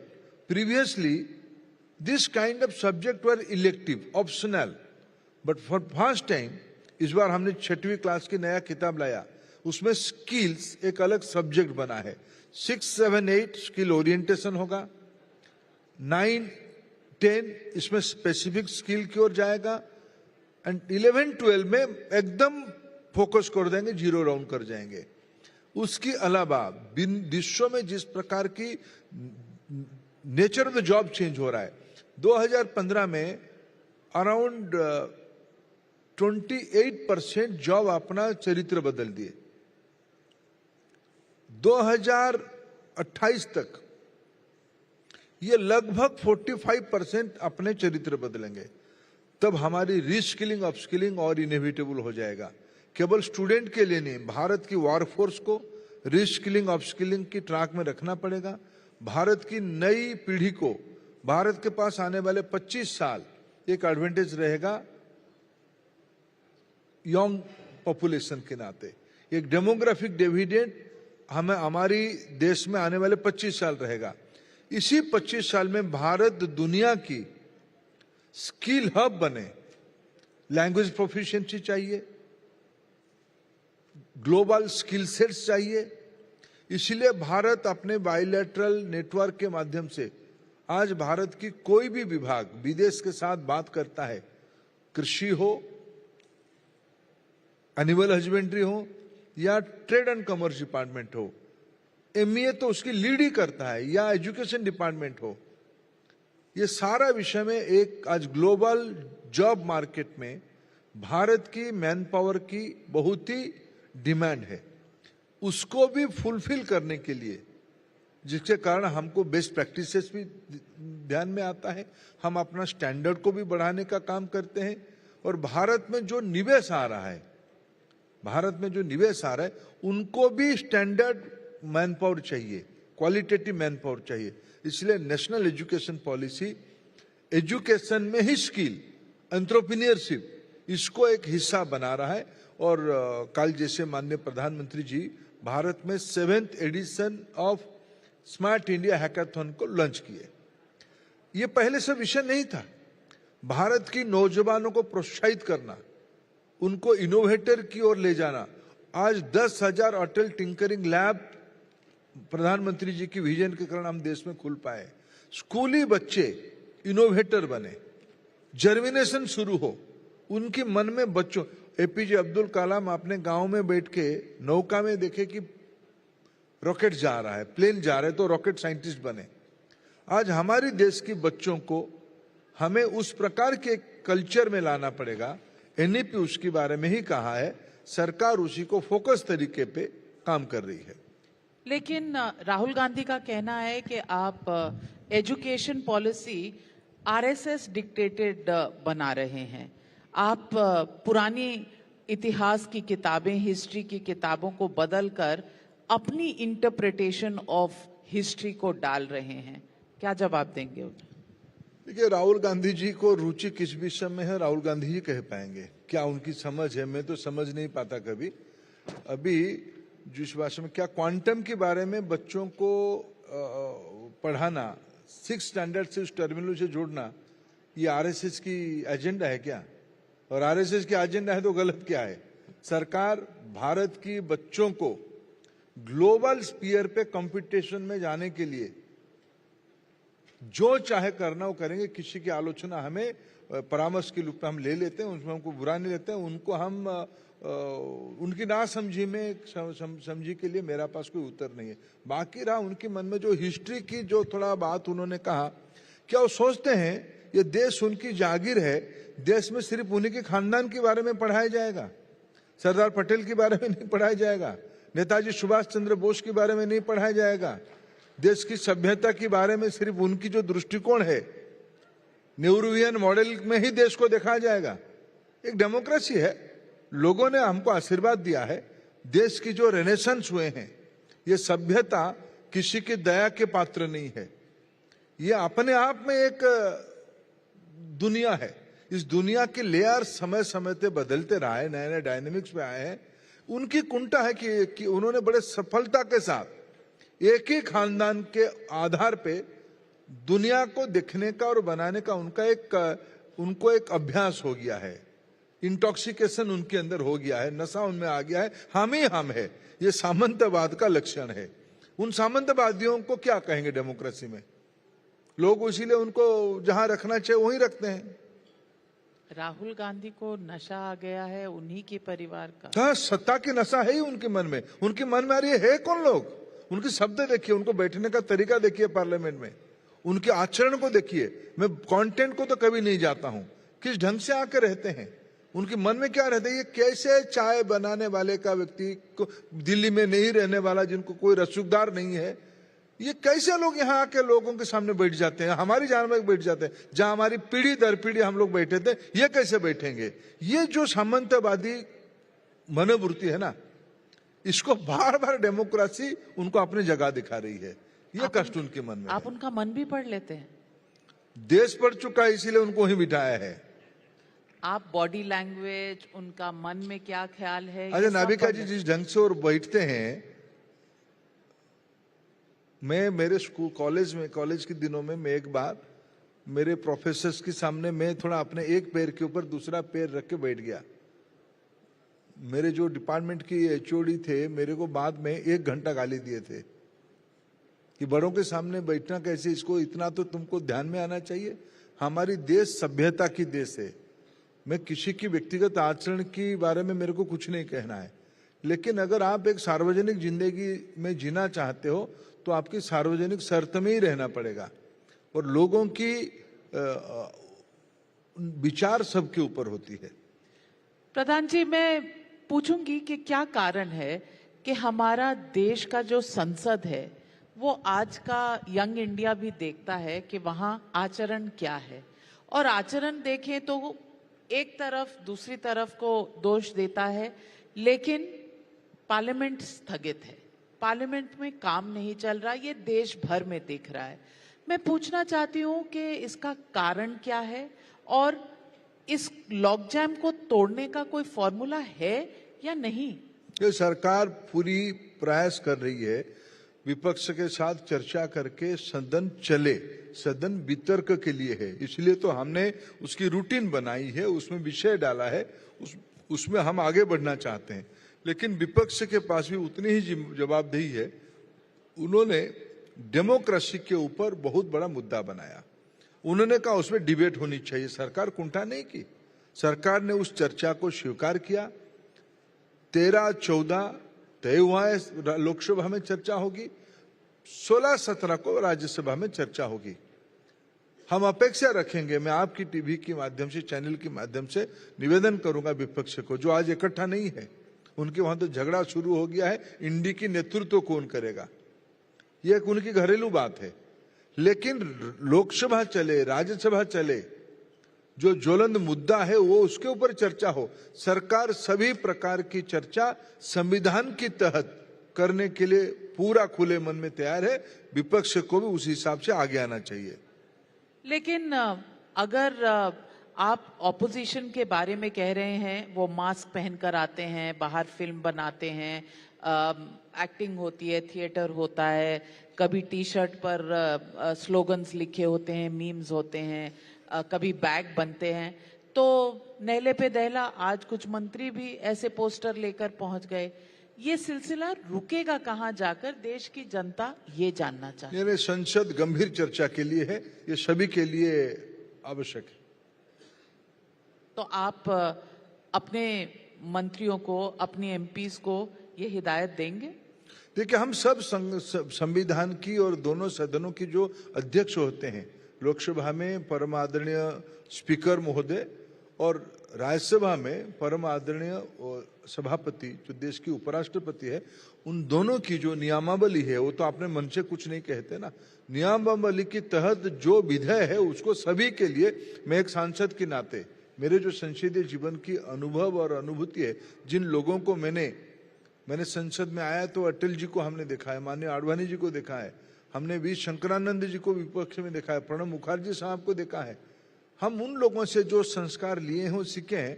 संसद वितर्क के लिए है।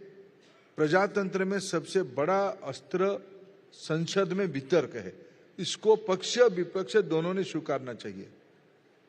जिंदगी कुछ बदली है आपके लिए? पहले राज्यसभा में, अब लोकसभा में, डिफरेंस क्या है? यानी मैं लोकसभा से शुरू किया, नाविका जी आप भूल रहे हो। आपकी मेरे जब परिचय हुआ दिल्ली में, मैं तब लोकसभा में था। लोकसभा, राज्यसभा, फिर लोकसभा। बीच में मैं राज्यसभा में रहा। बहुत समय, 2 टर्म मैंने 1 टर्म लोकसभा में रहा, फिर 2 टर्म राज्यसभा में रहा, फिर इस बार लोगों के आशीर्वाद से मैं लोकसभा में आया हूं। लोकसभा होता है। डिफरेंस क्या होता है?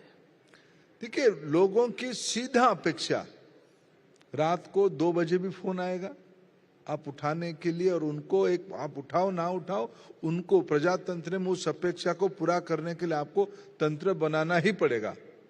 जरूरी नहीं आप 2 बजे इसे फोन उठाओगे, लेकिन लोगों की जो अपेक्षा है, लोगों की जो प्रत्यक्ष दुख कष्ट, उनकी मन की आवेग, एस्पिरेशन, इमोशन, ये सब सीधा आप लोकसभा में जब सदस्य बनते हो तब आपको कंस्टिट्यूंसी में जाना पड़ता है, लोगों के पास जाना पड़ता है, उनसे जो मिलोगे, निश्चित रूप में वे जब आओगे आप हाउस में लौट के, जिस भी भूमिका में आओगे, सत्ता में हो या विपक्ष में, उसकी प्रतिफलन हो ही जाता है। राज्यसभा थोड़ा और परिपक्व तरीके से चीजों को लेके आता है, वो भी एक महत्वपूर्ण सदन है। धर्मेंद्र प्रधान जी, आज कैबिनेट में बड़ा फैसला हुआ 1 नेशन 1 इलेक्शन का। ये 1 नेशन 1 इलेक्शन कब तक हो जाएगा? और विपक्ष का कहना है कि आप 1 नेशन 1 इलेक्शन नहीं, आप 1 नेशन 1 पार्टी बनाना चाहते हैं। अभी तो संसद ही चल रहा है, संसद में सारा विषय चर्चा होगी।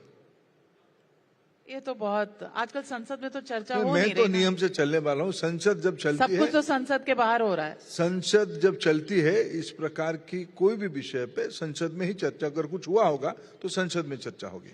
धर्मेंद्र प्रधान जी, आप आज विपक्ष को क्या मैसेज देना चाहेंगे ताकि संसद तमाशा कम और विमर्श का केंद्र ज्यादा बने? देखिए, भारत एक मजबूत प्रजातंत्र है। हंगामा से, हुड़दंग से इस प्रजातंत्र का अपमान किसी को भी करना नहीं चाहिए। इसमें मैं खुद को भी शामिल करता हूं। संसद प्रजातंत्र में, फिर मैं कहूं विनम्रता के साथ, वितर्क की महामंच है। उसमें सबके अधिकार है। लोगों ने हमको चुन के भेजा है। विपक्ष को भी लोगों ने, अगर वो 100 है तो उनको भी लोगों ने चुना है। अगर उनकी मित्र साथियों को चुना है, उनका भी अधिकार है। सभी को अपने मन की बात, अपने अनुभव के आधार पे, अपनी जो राजनीतिक सूझबूझ है, उस हिसाब से लोगों की बात को कहने की जिम्मेवारी बनती है। इसलिए संसद सुचारू रूप से चलनी चाहिए। मैं सभी सांसद मित्रों को, विशेष करके विपक्ष के मित्रों को निवेदन करूंगा, उनके मन में जो भी सरकार के प्रति कटुता है, आरोप है, प्रत्यारोप है, ये सब संसद में नियमावली के तहत करे। हुड़दंग मचाने से प्रजातंत्र का अपमान होता है। वो असंवैधानिक काम से निवृत्त होकर संवैधानिक व्यवस्था में आए। लेकिन जिस संसद में चेयरमैन ऑफ राज्यसभा पर नो कॉन्फिडेंस मोशन मूव हो चुका हो, और आज पार्लियामेंट्री अफेयर्स मिनिस्टर किरण रिजिजू पर भी एक प्रिविलेज मोशन मूव किया गया है तृणमूल कांग्रेस द्वारा, इसमें आपको लगता है कहीं भी सुचारू रूप से संसद चलने की? ये देखिए, कुछ भी विषय छुपा नहीं है। कल भी संसद में हमारे कुछ मित्र साथियों के द्वारा किस प्रकार के शब्द सब लगाए गए हैं। देखिए, अमर्यादित किसी को भी नहीं होनी चाहिए। उपराष्ट्रपति देश की उपराष्ट्रपति है। मैं भी लोकसभा में 2004 से 9 तक था। उस समय में ग्रेट पार्लियामेंट्रियन स्वर्गीय सोमनाथ बाबू स्पीकर थे। उस समय में जो लोग आप रिपोर्टिंग किए हो, उनका भी आपका भी एक गैलरी से अनुभव है। हम उस समय से भी लड़के आए हैं। देखो, हम तब भी कभी ग्लानि हमारी मन में नहीं था कि हमको उन दिनों की स्पीकर महोदय ने हमको अनदेखा किया। ठीक है, उनका एक दृष्टिकोण था, हमारा भी एक मत था और हम मत को रखते थे। आज भी मत को, आज जगदीप धनखड़ साहब को कुछ कोई कहे, जिस प्रकार से उनको आज लाया गया है, ये बहुत प्रजातंत्र में बहुत ही दुर्भाग्यजनक है। एक देश की विद्वान व्यक्ति है, और उनको इस प्रकार कोई भी संविधान की पद में असहमति मैं स्वीकार करता हूं, आलोचना को भी स्वीकार करता हूं। लेकिन आज कांग्रेस पार्टी की मन में, मैं फिर नाविका जी कहूंगा, कांग्रेस पार्टी एक दिवालियापन की दौर में चल रहा है। उसके कारण जो कहते हैं कि एक लोक भाषा में और हिंदी की लोक साहित्य में कहा जाता है, व्यक्ति ने आपा खो दिया है। वो आपा खोने वाले ग्रुप हो चुके हैं कि वो होश में नहीं है कि भाई कर क्या रहे हैं। वो करना चाहिए, वो अपने मन को स्थिर रख के थोड़ा प्रजातंत्र को विश्वास रखते हुए, अगर वो संविधान का किताब जो दिखाते हैं, लेके घूमते हैं ना, उसमें जो 2-4 प्रियम्बल में जो चीज लिखा है उसको अगर पढ़ ले 3-4 बार सुबह सुबह, तब शायद वो संसद में डिबेट के लिए आ जाएंगे। Well, nobody minces their words and least of all you, Dharmendra Pradhan ji. Message clear है, आगे क्या होगा जनता भी देख रही है और हम सब भी देख रहे हैं। लेकिन आज हमारे साथ जुड़ने के लिए और अपना विजन शेयर करने के लिए बहुत बहुत धन्यवाद Dharmendra Pradhan ji. Ladies and gentleman, big round of applause for the union minister. Thank you very much once again for being here with us.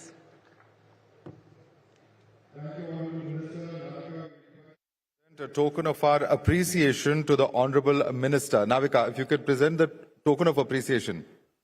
Token of appreciation for the Minister. Mr. Pradhan, sir. Sir. Sir, if we can have you on stage for a small token of our appreciation.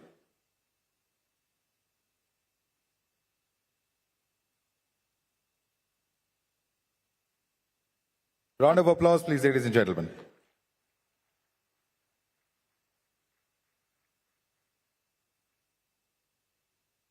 Thank you so much, Mr. Pradhan and Navika.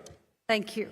Now, ladies and gentlemen, as India's economy continues to expand, the luxury automobile sector, India saw a remarkable increase in sales. Our next two distinguished guests are visionary leaders in this industry. Absolutely. As the first Indian to lead Mercedes-Benz in India, he has overseen the expansion of the brand's presence. Please welcome MD and CEO of Mercedes-Benz India, Santosh Iyer. And joining him is another stalwart of the Indian auto industry. Ladies and gentlemen, he has championed sustainable mobility and taking his brand in a new era. Please put your hands together for the MD of Volvo Auto India, Jyoti Malhotra. And they will be in a fireside chat with senior editor at ET Now, Sonali Krishna.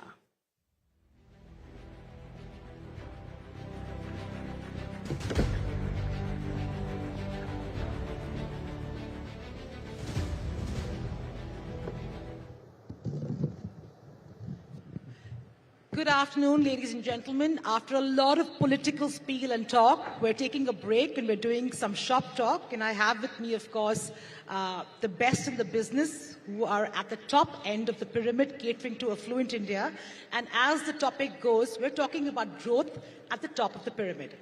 Now, reports suggest, as well as, of course, company reports suggest, that companies that cater to the top end of the pyramid are growing much faster than companies that are catering to mass market or broader markets in India.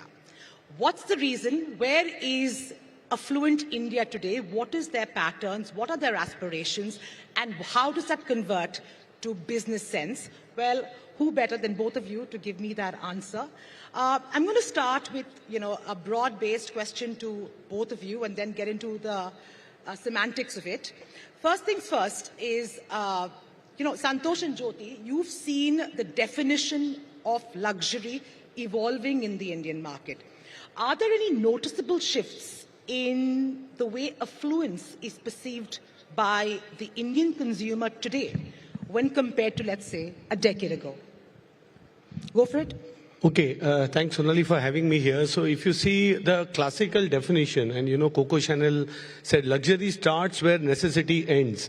And that's also the economic definition is, of course, if the demand for luxury goods should be much more than the economic growth because people spend on irrational consumption. And that's something that we saw in the last 3 years, even in India, that there was a bit more, the luxury segment grew a bit more than the total automotive market. It continues to do so. That also shows the aspirations of 1 billion people in India. They want to upgrade to things which is not a necessity because because there are a lot of good cars which can take you from point A to point B, but do you want to now have an irrational purchase? What has changed in India, what we see is a high level of individualization, personalization. In our world, we have something called the manufacturer. People are ready to wait. They want to customize, personalize, and pay a significant premium for that personalization. So that's something which we have not seen, say, even 3 to 4 years back. And that also means the demands are much more, I would say, not only on the cars, but also on all the equipment features. So I think it's much more demanding in terms of what they expect from the brands. And this phenomenon is as recent as 3 or 4 years. Exactly. I see. Jyoti? Yeah, first of all, once again, thank you for having me here. So the way I think luxury is being consumed in India is evolving in a very different way. India, as we know, we all know, is a young country. We have youngsters who are driving the overall economy and so the luxury industry. If you go, let's say 10 years back, probably it was only the elite who were looking and aspiring to buy a luxury car. Today, that has changed in a big way. There are people who are maybe a little lower, maybe affluents, and now the social climbers. The aspiration is going down. So their aspirations are actually rising, but going down in terms of their income level. So there are more and more people who are coming forward and wanting to buy luxury. So I think that is one big shift which has happened over a recent past. Another thing I would say is that I think India, if you really go way back, 20, 30, 40 years back, was more about roti, kapda, makan. I think that was like our economy. Today, I think generation thinks like zindagi na milegi dobara. So they are thinking, this is my life. Why do I wait to buy a luxury car and wait when I turn 40, 50? Why don't I consume now? And I think this is a big change. So as more and more such people climb socially, they are coming forward and willing to buy and consume luxury. And luxury cars are no exceptions. And what we are also seeing is it is not just about the real luxury, so we call it today, because our segment is still very small. But if you look at the larger car market, what you observe is that the average or median price of cars which were bought 10 years back versus today has gone up. So we are calling it already premiumization. So as that section grows, I think they will slowly and steadily start moving upwards. And I think that's a big driver of growth in our segment. Right. Just taking a cue from him, he's talking about the key growth drivers. Many reports suggest that this essential shift is also happening with, the younger generation's value changes. So, for instance, let's say my parents or your parents or even us to a certain extent believed in the whole saving and owning phenomenon, as opposed to the young generations who are, earning decent amount of money between 25 and 45 years. Do not believe in owning, believe in spending, live for today, live for the moment, and not saving for that rainy day is possibly a big value change we see in terms of how they conduct their lives. Would you say that's been a big driver? Do you see people in their, in their 30s who aspire to buy a Mercedes-Benz? No, for sure. I think one big change which has happened is Indians are traveling a lot, not only within India, but also abroad. So they are studying abroad, kids are going out, they are already having a lifestyle. And when they come back, they want the same bags, they want the same watches, they want the same cars to be driven when they are back. So I think that's definitely driving. But when I look at inward to India, there is one big change more so in the urban centers. When we are making our career, the roti, kapda, makan was very important. You wanted to have a good house, also food on the plate, save for your social security to a bit. Today's generation is covered largely by parents. I know a lot of people who have bought house not only for themselves, but even for their kids and their kids. So, so they don't have that spending EMI for house now. And to a large extent, they are secure now. They know that, I don't have to save this and they can spend. So I think the economic development, the per capita GDP, what has grown, and also a lot of middle class in India have saved also for their kids to some extent, gives them a larger flexibility to consume luxury products, be it right from the last, the iPhone to luxury cars, watches, bags, and so on and so forth. So I think that's also something which drives growth. But is there something that differentiates, let's say, the Indian luxury consumer versus the global consumer? Are there any key differentiation you see? Our experience is Indian customer doesn't like decontenting. You know, they don't like cars which are cheap, which are decontented, which doesn't have equipment. Whereas if you see a configuration worldwide also, you know, there are cars which are basic, then you can configure the car to much more expensive cars and variants. But in India, you know, when we are looking at the market, you can get cheaper cars, you will find some takers for the brand, but in the long run, it doesn't work. Indians are much more demanding compared to the Western counterparts, I would say. And that's what, you know, when Jyoti was mentioning about the premiumization, let me say statistics for us, you know, 3 years back, our average selling price used to be around 60 lakhs. Today, the average selling price for us is 90 lakhs. That shows significant change in the mix. So a lot of people come up to me and say, hey, you are still 1.2% of the market. The answer is yes. But if you look at the average selling price growth and multiply it by the kind of top line and also the bottom line that we are able to do, that shows India is coming of age. The average selling price is now as good or better than any part of the world. Sure, sure. Jyoti, Volvo has positioned itself as a sustainable luxury brand. Now, sustainability, of course, is a buzzword, but how is that resonating with the Indian affluent consumer? What does sustainability actually mean for them? Does it mean anything at all? So I think let's first understand what really sustainability means. When we look at from a global perspective, it is basically, you know, Volvo has always been known for safety, right? And we see sustainability an extension of that safety because it's now about safety of the planet, right? And what do we now which will ensure that we leave a better world for us, for kids tomorrow. So I think at one level, if we really look around, I think today's luxury consumers, if they're coming from those elite class, I think they do care, but to a certain level. So if you really go and tell a luxury consumer that instead of leather seats, we will give you seats which are made of recycled material, are they ready to pay a premium for that? I don't know the answer yet. But I think the younger customers I was talking about, the ones who are now climbing, they actually care a lot. So as we were talking a bit earlier that our kids, the next generation who are now coming forward and maybe participating in economic development, they care a lot. They have started to understand because when we were growing up, we heard climate change and we said, okay, it's maybe far, far away. But they can see it now. When we look at our cities, I think a few weeks back, what was it Delhi like, right? Yeah. And they see that and they know and they are much more caring. So I believe that sustainability is going to be very, very critical for the country and for the luxury also. Because see, the luxury customers typically are also influencers in our society. People look forward to them. So today, I would say some of these customers, even if they don't care, they want to be seen that they care, right? So today, when we are selling an electric vehicle car with a green plate, that has its social value, right? People are now wanting to be seen in a car with a green plate because it makes a statement that they care.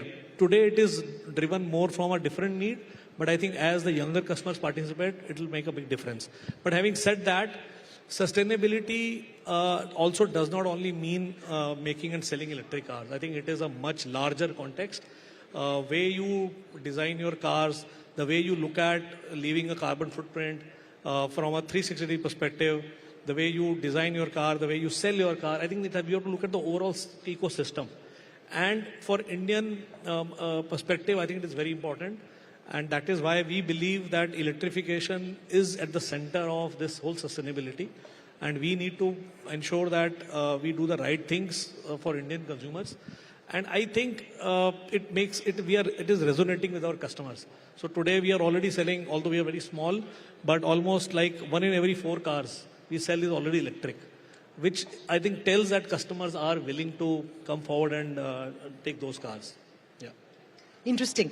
Santosh, I'm curious to know, are there any big regional disparities when it comes to luxury consumption? For instance, is there a difference between, let's say, a tier 2, tier 3 consumer versus a metro consumer? Or are we seeing more homogeneous kind of behavior? Not really. Let me give a few statistics. So luxury car market this year would be around 50,000 cars. In a 4 million car market, that makes it to be around 1.2%. So that's the penetration of luxury to the total car market. Now let's split tier 1, tier 2, tier 3. So tier 1 markets, if you see, which is the Bombay, Delhi, based on population density, they are already at 2.5%. In terms of penetration to luxury. If you go to tier 2, they are at 1 to 1.2, and tier 3 markets in India are at 0.4. So now the runway is huge, because if you look at developed markets, they are at 11, 12% in terms of penetration. So I think as market matures, the tier 1 will go further up, tier 2 and tier 3 and so on and so forth. Even in tier 1, you know, when I look at South Mumbai, though we are in Delhi, I don't have the Delhi pin code statistics, but I was just looking at now South Mumbai. They are at 6.5% is already South Mumbai when it comes to luxury penetration. It's as good as any Western world that we see. So I think there are disparities for sure. It's too late to look at it. There is an opportunity at one end of the spectrum that you can really go in. On the other side, I think the best is yet to come. You have a point of view on that? Yeah, I think I agree. Today, if you really see from I think wealth distribution in India, and you actually go even beyond states and go into districts, maybe it is 15 to 20 districts within India who are like where all the wealth really sits. But what we have seen is the growth is coming beyond that now. I think in the last 10 years or so, we have seen growth coming at a much faster pace from those centers. So I think we will see that evolving from those centers as well. But I think these cities will continue to grow faster, because let's not forget that when we look at overall car industry, not just luxury, our penetration is still like 25 per thousand, which is very, very low. And which tells us there is a huge potential ahead. And even, I think on one side, we are only 1.2% of the total car industry. So I think both will happen. One, the car penetration will go up. It's already going up, but it will go much faster, because right now our per capita income is $2,500. Probably it will go, I think what we understand is the inflection point is when it goes close to $4,500. Then the luxury will really, really take off. But till that time, if let's say the overall market grows from where it is today, 4 million to let's say 7-8 million in some years from now, and it remains 1.2% becomes 1.5%, I think there is a growth coming. But this growth is going to become much more wider, not just concentrated on these 14, 15 districts. It will go much, much wider. And I think that is where tier 1, tier 2 cities beyond metro towns and beyond state capitals will participate in this growth. So I think it's widening for sure. Right. Santosh, to you, how much of the global trends are really impacting the Indian consumer? Does the Indian consumer, prefer international brands over homegrown brands? Is there some balancing act there? Also, are they more interested and inclined towards, let's say, bespoke and personalized offerings? Firstly, when it comes to luxury, there has to be a DNA as well. And the DNA comes from heritage, history, legacy, innovations. Money. Of course, all that costs money as well. So in that sense, European brands has many of them for historic and various reasons. And it's not only cars, but also you go right from perfumes to bags to any of these categories. So there, I think there is an affinity, a strong affinity, I would say, when it comes to European brands. But your first question on the differentiation of the Indian consumer and the expectation, as I said, they are much more aware. So any product that we launch in the world, earlier, our time to market would be 18 months, to come to India. Today, nobody is ready to wait. We had the new E-Class launch worldwide 9 months back, and we had to get the car in 9 months to India. And that's the expectation, that nobody is wanting to continue the old life cycle. So one, the product life cycles are getting shorter because everybody wants something new always. Second, the time to market, when we launch something across the world to India, this needs to be as fast. We can explain India is a right-hand drive market. We need time, certification challenges, but customer is not ready to wait, and then they shift. So I think that puts a lot of pressure on us to get the cars as soon as possible. Absolutely. Let's come to some of the key challenges. For instance, while the growth for your space looks really rosy, how is inflation, global economic uncertainties affecting consumer spending in various segments, and how do you see that impact your particular segments, and of course, the macro luxury space, the affluent space overall? For instance, what's the outlook for next year? Okay, so I think let us look at it in this way. I think right now, I think Indian economy is not untouched. What is happening globally, I think we get impacted. Our customers are participating in various forums of wealth investments and all. So I think the reflection is somehow you can see in the stock markets. When there is a vulnerability, I think there is more wait and watch. So customers become a little more, I would say, because this is a spend which is luxury, really means that people are not a typical investment, but they really want when they feel good about it. So I think that is not right now, if you really see, while there is a lot of euphoria for the long term, let's say 7-10 years from now, India is going to be places, we are going to be the so many trillion economy and we are the top economy in the globe, that there is a sure-footedness there. But when it comes to short run or medium run, I think next 1 or 2 years, I think there is still, I would say, people are more cautious. And hence, I believe that while we have seen post-pandemic a really good growth, but I think that growth probably is going to get more muted. It will grow, we'll continue to grow, there is no doubt about it, but I think that growth is going to be a little more muted. And we will see if you ask me from 5 to 7 or 10 years from now, it's going to be, I think it's a really good growth story. But if you talk to me about, I think short term, I think I would say it is still muted. Flat next year then? Flattish. Flattish? Flattish growth. Flattish growth. Santosh, flattish growth, or you're expecting better than your last performance, which is unbeatable? I am a believer that luxury is a sentiment-driven purchase, right? So a lot depends on sentiments. I think there is enough wealth in India if you go through all the reports and the kind of, portion of wealth or share of wallet that we as luxury car brands have is much lesser. So there is for sure potential, but the sentiments are driven by geopolitics, sentiments are driven by macroeconomics, and it doesn't take time. I was one of the, even post-COVID, I said, the demand will come back because it was about sentiments. And when the sentimental euphoria came in, there was no logic to it, actually. It's not like, as I said, luxury starts where necessity ends. They will postpone purchases if the sentiments are down, but if the sentiments are back, stock markets, as some reflection, you will just have a much bigger growth. So we need to, of course, calibrate ourselves, and I'm hopeful sentiments should be positive in the coming future. Okay, last question before I wrap up. How are you as leaders of global brands in India, how do you see the premium journey of India, which is currently, in an escalation phase, kind of shape, in the years that come? No, as I said, if you go by all statistics, demographics, also women buyers, I think for us as Mercedes-Benz, the star is a dream of 1 billion people. It's a story of dreams of a lot. On the other side, what's different is the transformation. I think that's also, we have to think of the electrification journey, a lot of changes in car, the differentiation coming down. And there, as a luxury brand, we need to reinvent. We need to also ensure that we are able to give something which is path-breaking. We invented the car. It's time that we are reinventing it again. So I think this is a very 8 to 10 years in the automotive industry will be something what we have never seen in the last 20-25 years. Not only in India, but in the world. Challenging times. On the same side, it's exciting to be in India as a market for Mercedes-Benz. We have a word internally called strategic patience. 30 years we were strategically patient. We are still investing. And we continue to invest. But we believe in the long-term story, and I think it's only a positive upside from here. Fair enough.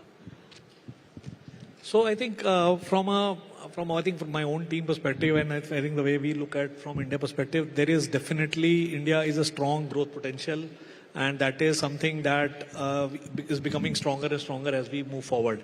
And obviously, right now, auto industry is at a cusp of a disruption, which is, I think, all about change of the powertrain to electrification.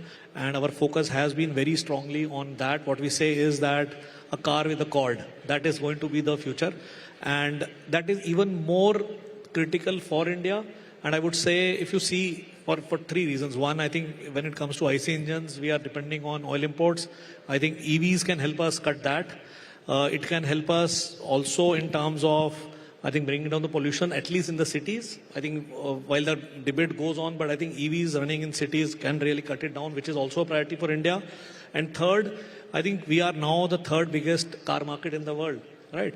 And we are going to go up the places. And now is our opportunity. I think we missed the bus probably during the ICE times, but I think now in BEVs we can make India as a strong manufacturing hub. And I think we need to be prepared for that. And I agree, I think we in India, we need a lot of strategic patience. You need to, I think because India is also highly in terms of VUCA, things can change overnight. But I think we can also be ready for those changes, those ambiguities, those challenges that will keep coming at us. But how do we move forward despite those challenges, right? And that becomes very critical, that we confront those challenges with confidence, knowing, as I said earlier, I think in 5, 7, 10 years from now, India is going to be a much bigger story. Today, when it comes to luxury brands, I think we are very small, but I think things will change in a short-term, medium-term time. And I think we better be prepared for that. And I think for that, we really need to go back and see how we are preparing for it. The world is becoming more digitally connected and cars are changing. So we need to be ready and lead from the front. Well, on that note, thank you so much, Santosh and Jyoti. That's been pretty candid in your thoughts. And here's to more strategic patience and a bullish run for both of you. And it's lovely to see that two competitors sitting together and having a friendly chat. It's a rare sight. Thank you so much. Thank you. Thank you very much. Thank you. Thank you, gentlemen. And Sonali, we request you to stay with us for just a few more moments as we would like to present a token of our appreciation to you, graciously offered by luxury partner Damilano. Round of applause, ladies and gentlemen.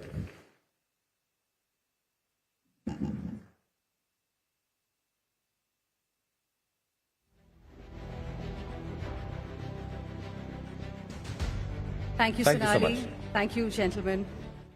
Let's now move on, and viewers, artificial intelligence has become a concept synonymous with the 21st century. From healthcare to transportation, artificial intelligence is driving unprecedented changes in all aspects of our lives. Absolutely. And to enlighten us on the long-standing impact AI might have for us, we have with us a media trailblazer. And joining her is a phenomenal entrepreneur who started his journey at just 19 by transforming the hospitality industry. It is our pleasure to invite on the stage the CEO, Zuckerberg Media, Randy Zuckerberg, and founder and group CEO, Oyo Rooms, Ritesh Agarwal, to share with us their insights on how artificial intelligence will change the future of humanity. And they will be in conversation with Aisha Faridi. A round of applause, ladies and gentlemen. Over to you, Aisha.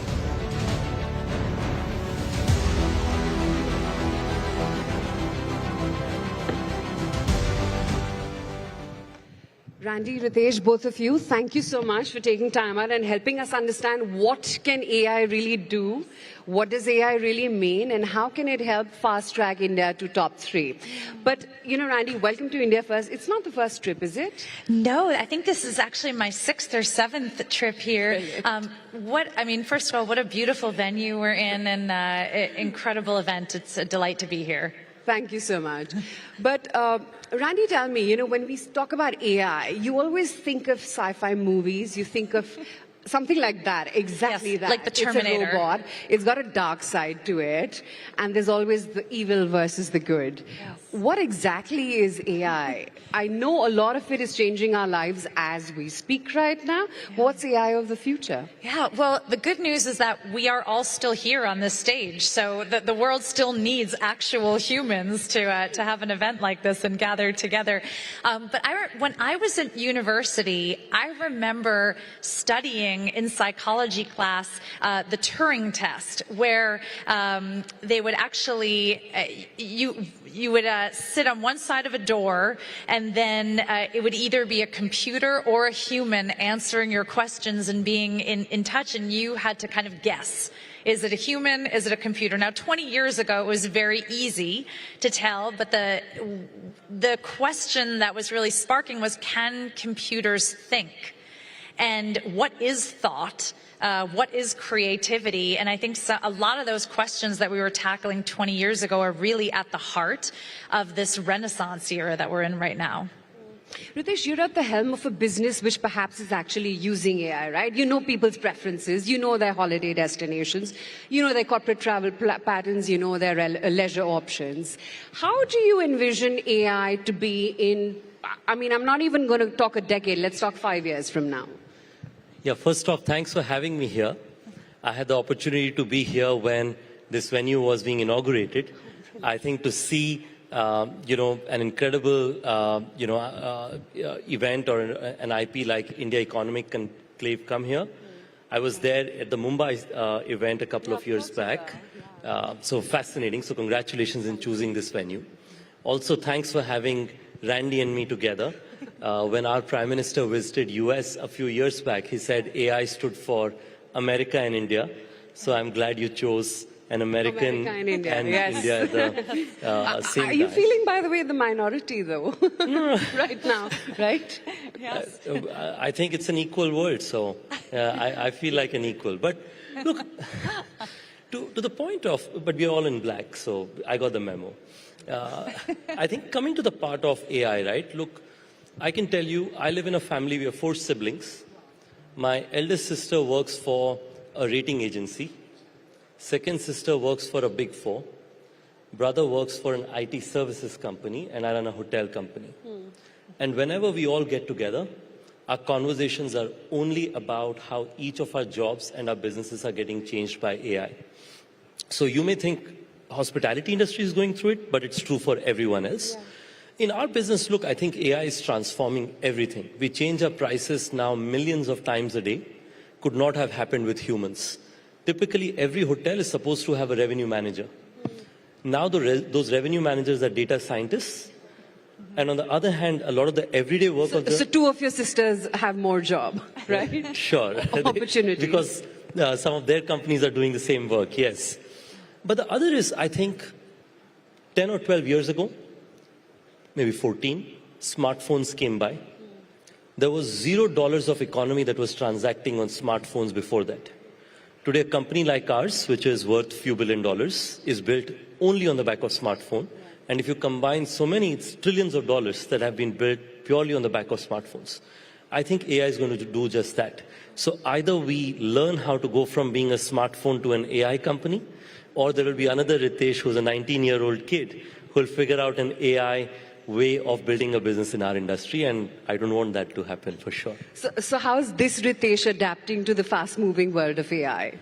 Look, I'm learning a lot. I think my favorite job is getting 2 ChatGPT archetypes to debate with each other about all kinds of questions I ask. I have recently been trying a lot of Anthropic beyond ChatGPT because it's easier for professional work.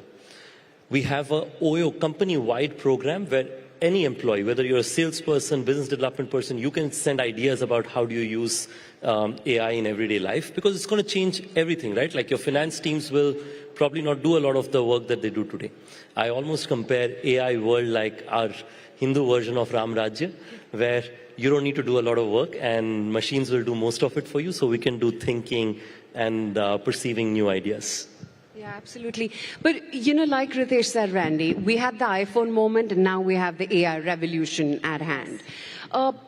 Tell me, is it going to be an isolated something, few sectors touching it, few sectors delving into it, or do you think economies at large and at scale and mass will have to adapt to AI if they want to reach and climb up the global ladder of the fastest growing economies? It's a great question. And Ritesh, I think your analogy to the smartphone is spot on, because I remember sitting in Silicon Valley the summer the smartphone came out, and it was such a divided moment in Silicon Valley. I think about half the companies said, oh no, this is just a passing trend. We're going to wait till things go back to normal. And then the other half, including all of us at Facebook, thought, oh no, this is the way consumers are headed.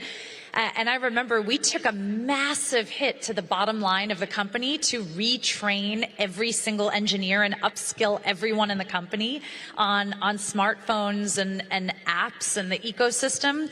And it was a huge gamble, but ultimately I think it saved the company, first of all, and set us up for success. And you could very clearly see a few years later which companies had taken that gamble and which hadn't. I think we are sitting at a very similar moment with artificial intelligence. I think the companies that take the effort to upskill their workforce, to really put AI into the DNA of every role in a company, I think 3-4 years from now, we're going to see a very similar trajectory to what we saw with the dawn of the smartphone.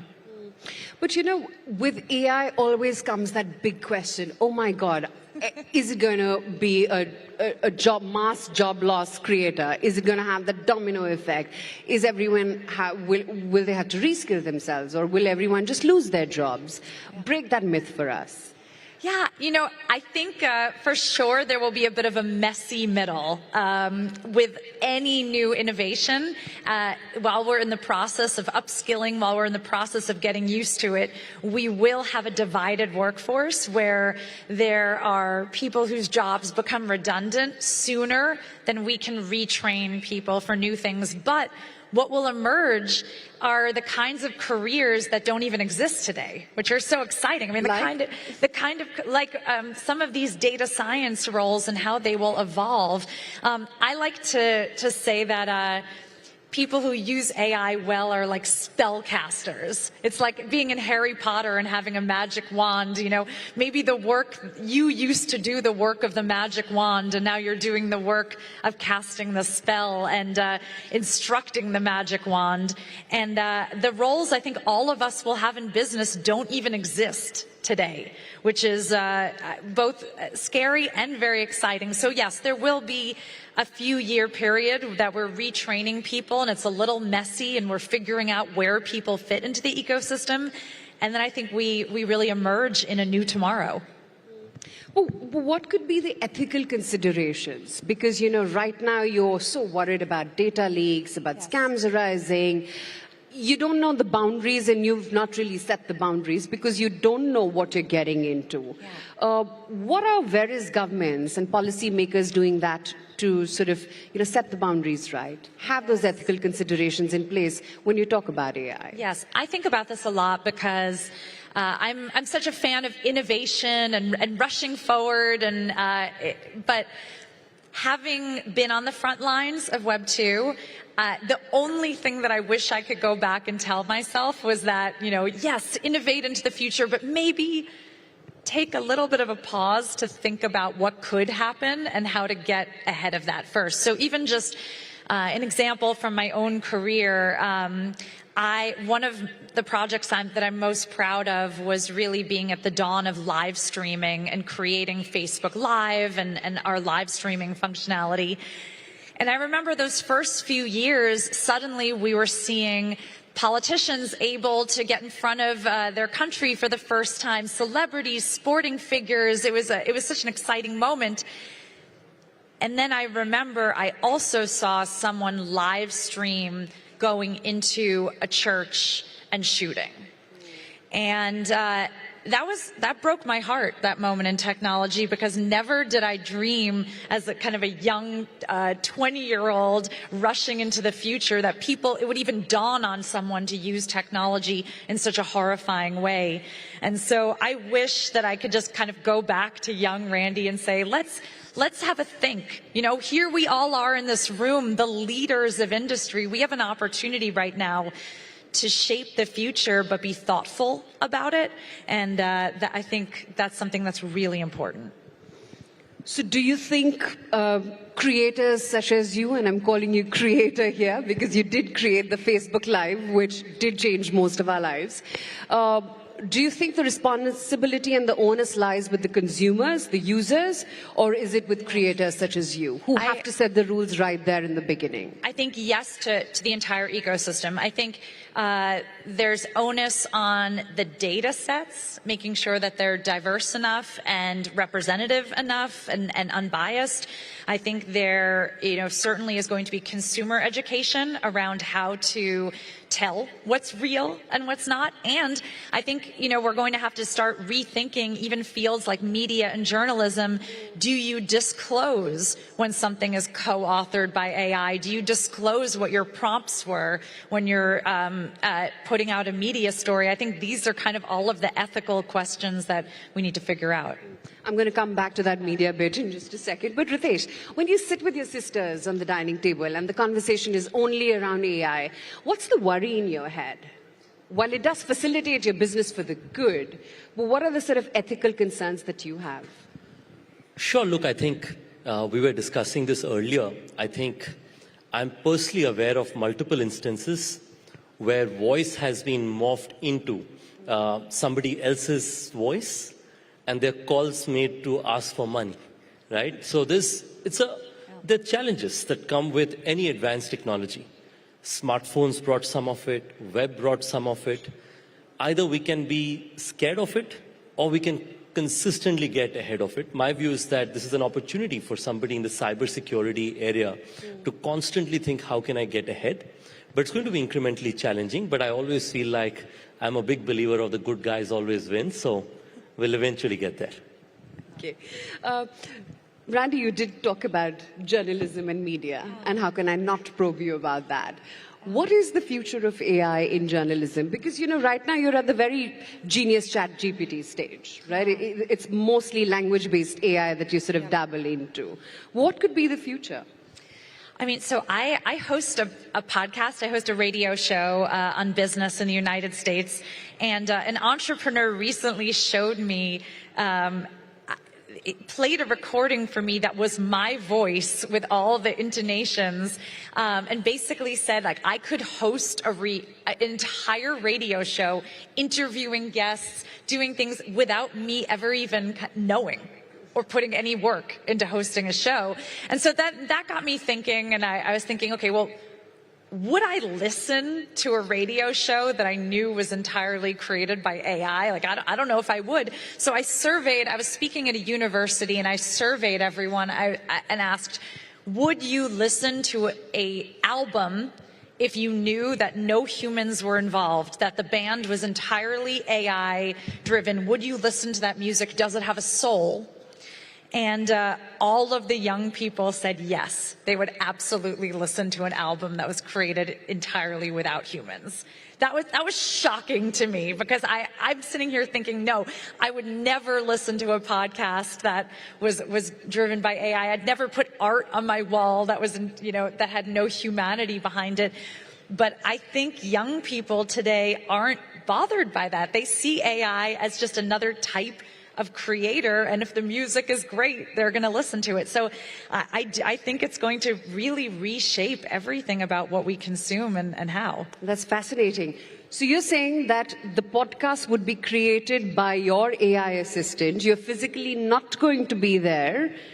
I mean, I love what I do, so don't worry, I will always be there. But I mean, I could have 40 podcasts about topics that I don't know anything about in languages that I don't speak. I mean, how like, when you think about scale and scaling media, but interviewing real people. Yeah, interviewing other people. Wow. I mean, wild. I'm not saying good or bad. I'm just factually putting out there that will happen. We will live in a world where entire television shows are created for an audience of one person. I mean, sometimes I joke to my husband, like, there was a ridiculous show about musical theater, and he looked at me, he's like, okay, this show is created just for you and you alone, but we will live in a world where TV shows are created just for you. Entire shows with celebrities.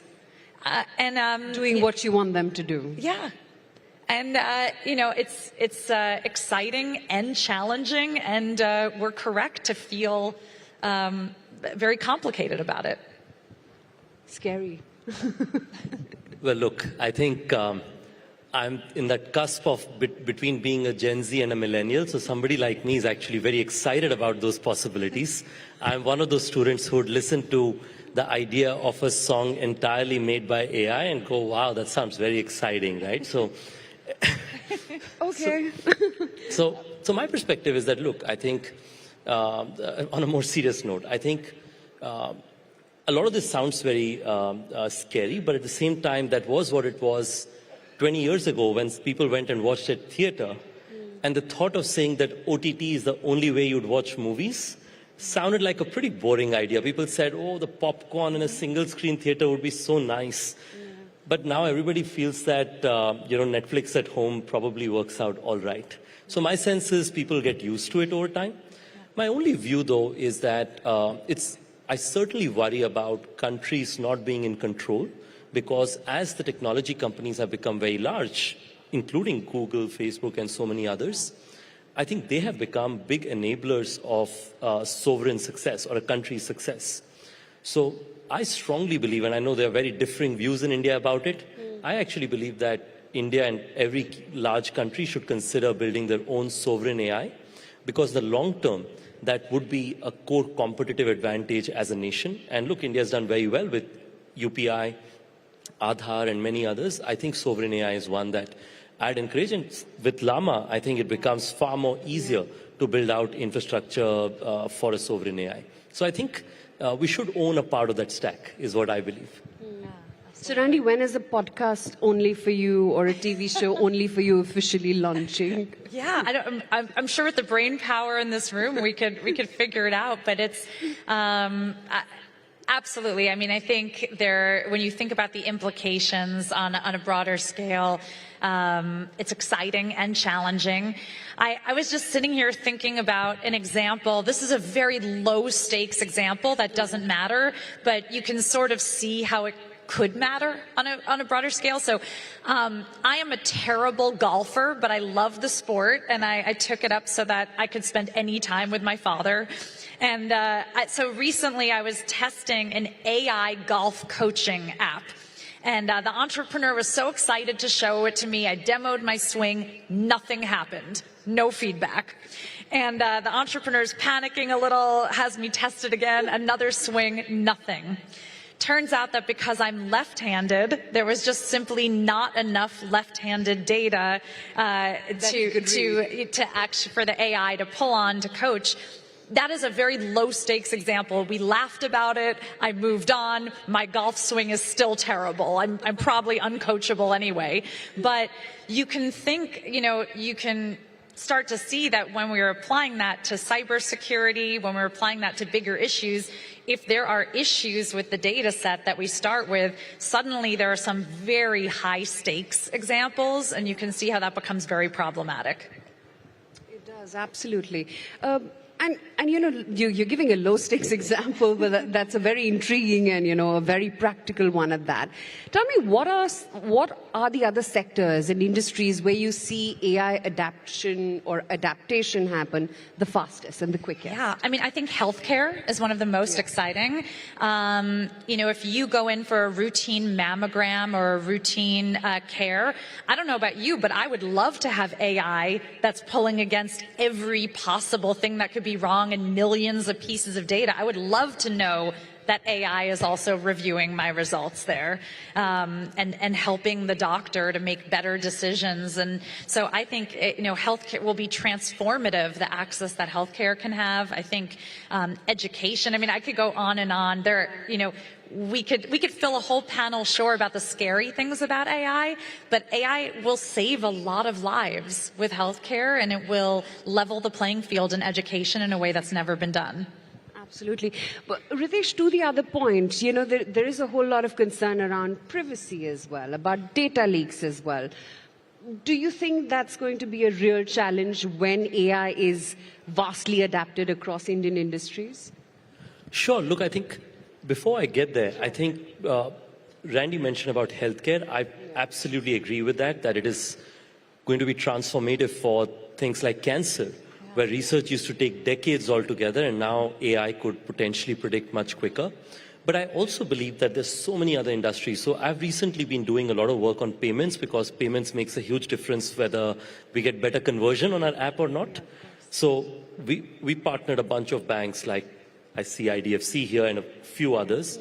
I think just the impact of being able to predict error rates, fraud rates, etc., that banks are catching up is unparalleled. So I think I'm already seeing in each industry people are applying AI quicker than ever before. So it's going to be very slow and then very quick, the impact of it. I feel in terms of privacy, it's a constant double-edged sword, right? On one side, the economic progress that new technologies can give us can leapfrog India from we were a double-digit number economy, now we are top 5, hopefully we'll be top 3 very soon. But on the other hand, our individual data and privacy comes at there is a potential implication. My view is that the best way to solve for it is, like Randy mentioned, try and get ahead of it, talk about it in advance, and make sure that regulations cover it. I think Sam was hosted by Times also recently. I think he's doing a great job by going out and speaking to governments around the world and making sure that the only way this will be sustainable is if it's a co-built product, not just by technology companies, but also with the governments involved with it.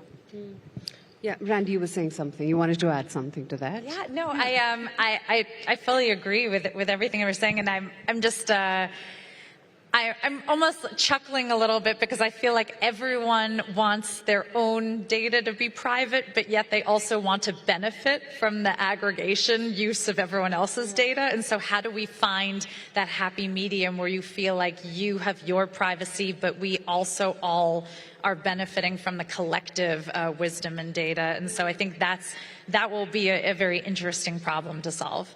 So I have to ask you this. What is the next thing at the Innovation Hub at Zuckerberg Media that you're currently working on? What's that amazing idea? Yeah, you know what, we always have our hand in so many things. For me personally, my biggest hobby is long distance running. And so I'm looking right now at a lot of AI use cases across health and wellness and running.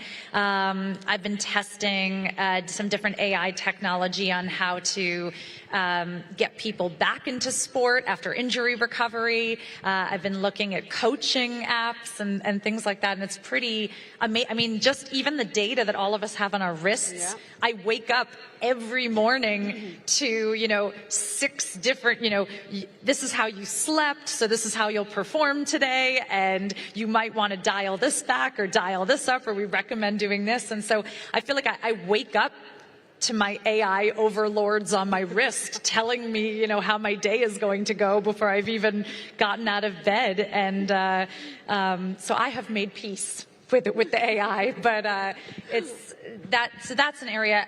Wellness, healthcare is a big area that we're focused on. Absolutely. Randy's just back after 6, we were talking earlier, 6 marathons. Yeah. And she's going back for an... tell, Randy.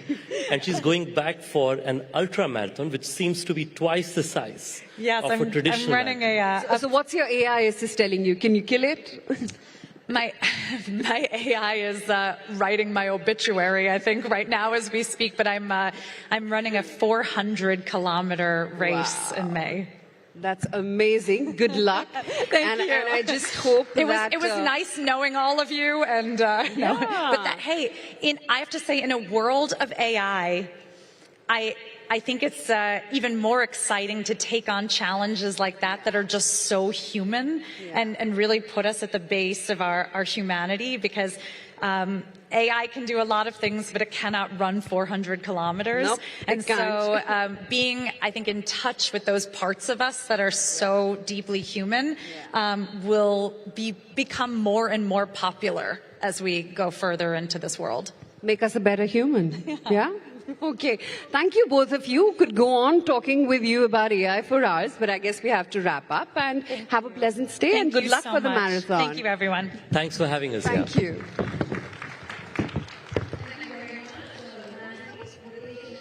For that captivating conversation. And ladies and gentlemen, with Donald Trump taking over the reins in the United States of America again, there is discourse about how his policies are now going to shape the US-India relationship. Our next guest is a leading expert in the Middle East politics and US foreign policy and is a frequent commentator across major publications. We are pleased to invite the Majid Kaduri Professor of International Affairs and Middle East Studies at the Johns Hopkins School of Advanced International Studies, Dr. Wali Nasser, to the stage in a fireside chat with the Managing Editor, Times Network, and Chief Business Officer, Times Influence, Mihir Bhatt. A round of applause, ladies and gentlemen.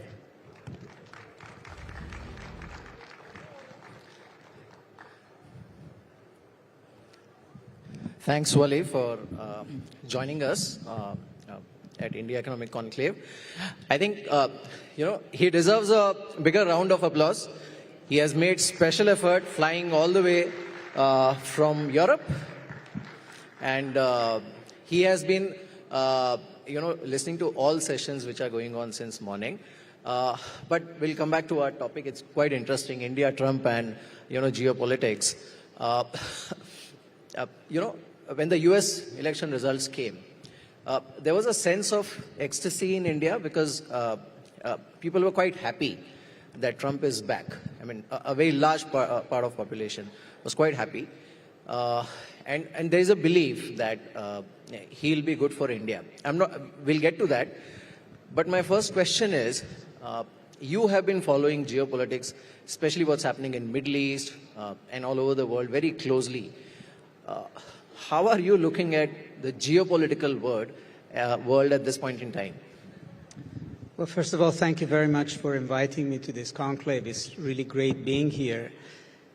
I mean, in many ways, just the election of President Trump changes everything because, first of all, his priority is the United States. His first priority is America, which means that geopolitical issues generally matter to him less. He's not one who has a vision that I'm going to change the world in terms of his geopolitics.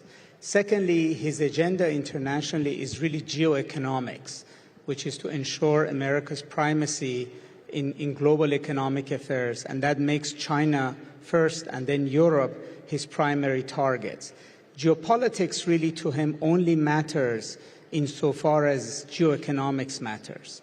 And I think his first instinct would be that geopolitical issues do not meddle with his geoeconomic issues. So the war in Ukraine or the conflict in the Middle East will only matter to him insofar as either they help his geoeconomic vision or he would want to stop them in order to prevent them from having an impact on geoeconomic issues. So everything the way we think about Ukraine or the way we think about the Middle East and where it's going has to be understood in terms of Trump's priorities. Right. In Indian context, and it's happening quite close to, our borders geographically, if not immediate borders. But what's happening in Middle East, and I want to start with Syria, because that's the most recent development, but you also have the Israel conflict, which is brewing for quite some time, and then you have the Red Sea situation, which is going on for quite some time. So let's start with Syria right now. What has happened in Syria? What kind of impact it will have in the Middle East? Well, the war in Gaza that started on October 7th was initially seen as a localized war between Palestinians and Israelis as a reaction to a terrorist attack and then about Israel's security. But it's almost like a crack that opens in a wall or on the ground, and it keeps expanding and expanding. And so we saw that it went from Gaza, it went to Lebanon, it involved Iran, and now it's gone to Syria. Now, the importance of Syria is that what's happening in Syria is going to change the balance of power in the region as a whole. It's changing the balance of power between Iran and Israel because it's really expelled Iran from the Levant area altogether, but it has given rise to Turkey as a new power player in the region. Turkey was behind the takeover of Damascus by the rebels. It's the rebels' main backer. It is now the foreign power on the ground in charge of Syria. We don't think of it that way, but in reality that's the case. So that changed the dynamic between Israel and Turkey, because Israel's problem is no longer Iran in Syria. It's now Turkey in Syria managing that relationship. For Iran, the rise of Turkey in this manner has broad implications in the region. And then the Arab countries, many of whom are much closer in terms of trade to India, the countries in the Gulf, they have a very low tolerance for the kind of Islamic government that has come to power in Syria. And so they are going to be very involved in terms of protecting themselves from what might be the political implications of the takeover by an Islamist force in Syria. So Syria, in a way, is where the future of this region is going to be written. Right. I want to, extend this question from Indian context. If you look at Mr. Trump, he is a believer in personal chemistry. A lot of his policies are actually driven by how he clicks with the other head of state. And we have seen that in the past, the way he used to connect with Mr. Putin, the way he connected with Mr. Modi, and even now he connects with Mr. Modi. India is in a unique sweet spot. It has good relations and good influence on Israel. It has reasonably solid influence on Russia. And it happens to be a major counterbalance to China. So, I mean, you can't be in a better than that position dealing with Mr. Trump. Do you think he will leverage the personal equity that Prime Minister Modi has with Mr. Putin, or the equations that India has with Israel, to resolve some of the larger issues in the Middle East and, let's say, Ukraine war? Well, I mean, my sense would be, or at least let me begin by saying that in the United States, in the first term of Mr. Trump, what we saw that he did have very good chemistry with Prime Minister Modi, and that India got a lot of benefit essentially from exploring and exploiting the space that Mr. Trump's policies were creating. So pressuring China out of the global economy, trying to downsize its importance in the global supply chain, all benefited India. Then President Biden's emphasis on security in the Indo-Pacific, the ideas of AUKUS and the Quad, etc., also all benefited India. Now, what we're seeing is whether India, how it will play for India, not from India to the east, but from India to the west, in other words, the West Asia region. And there the questions is first of all, why would India see benefit in actually getting involved in resolving any issues? Yes, India has very good relations with Israel. India has very good relations with the Gulf state.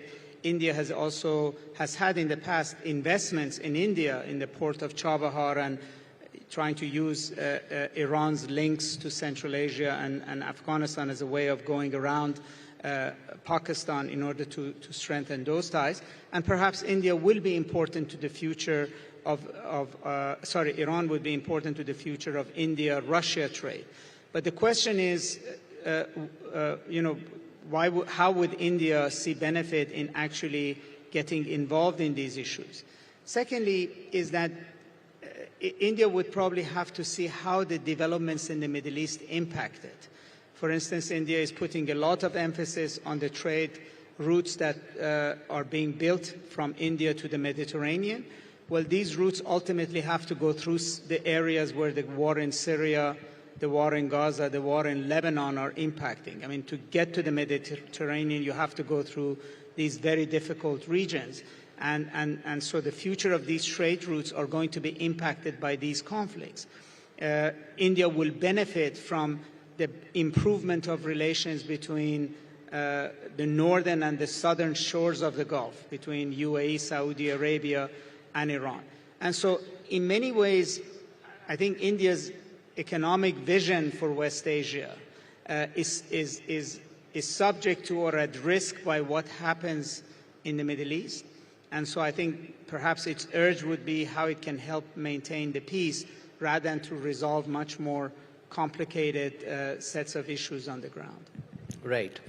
So what I'm hearing is you feel India should steer clear of any such from getting involved in trying to resolve a conflict, it may not really happen in the immediate future.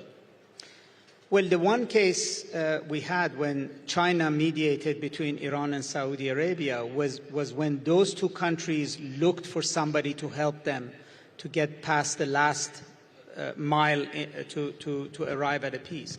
So yes, India can play a very positive role between Iran and Saudi Arabia, and UAE and Saudi Arabia. But the issues of, let's say, resolving problems between Israel and Iran is much more complicated and difficult. And those two countries have to want India to play that role. You know, that's where India can have the greatest amount of influence, is actually to bridge the last bit after those countries are willing to do so.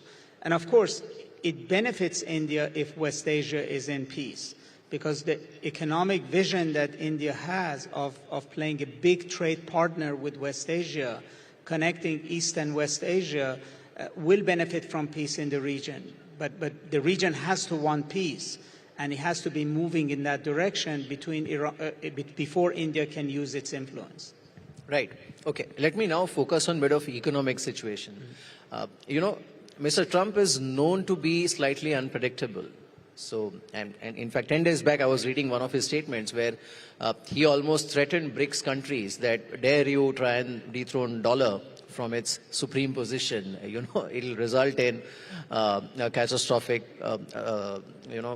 results. My question is, he is very clear, even his election campaign was totally focused on making America great again.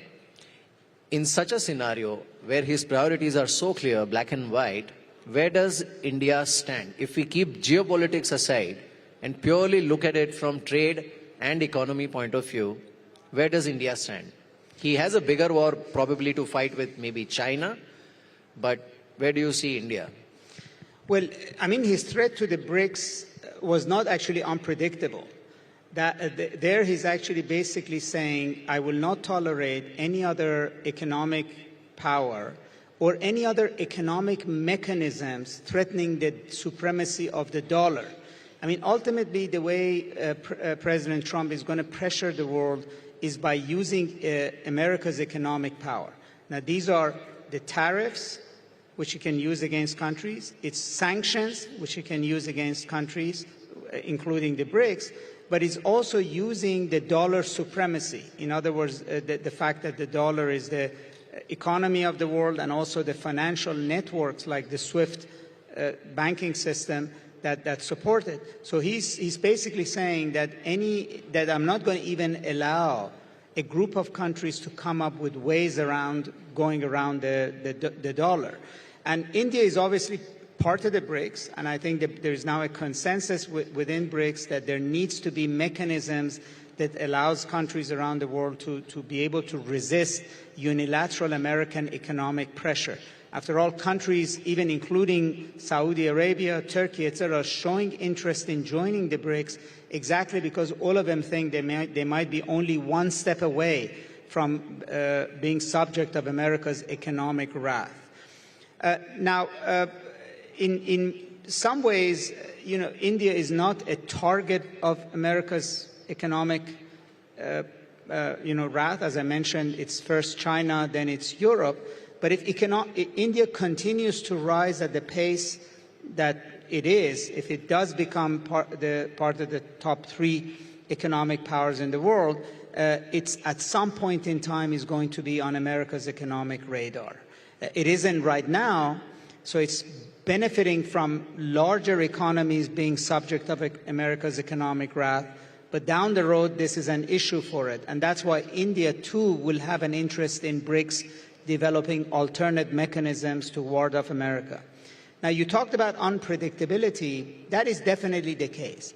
In fact, we really don't know which Mr. Trump is going to arrive in office. I mean, people are reading into his policies. They're reading into expectations. He's talking about putting 60% sanctions on China, but yet he's invited Mr. Xi Jinping to his inauguration. So these are sending very, very sort of contradictory set of signals.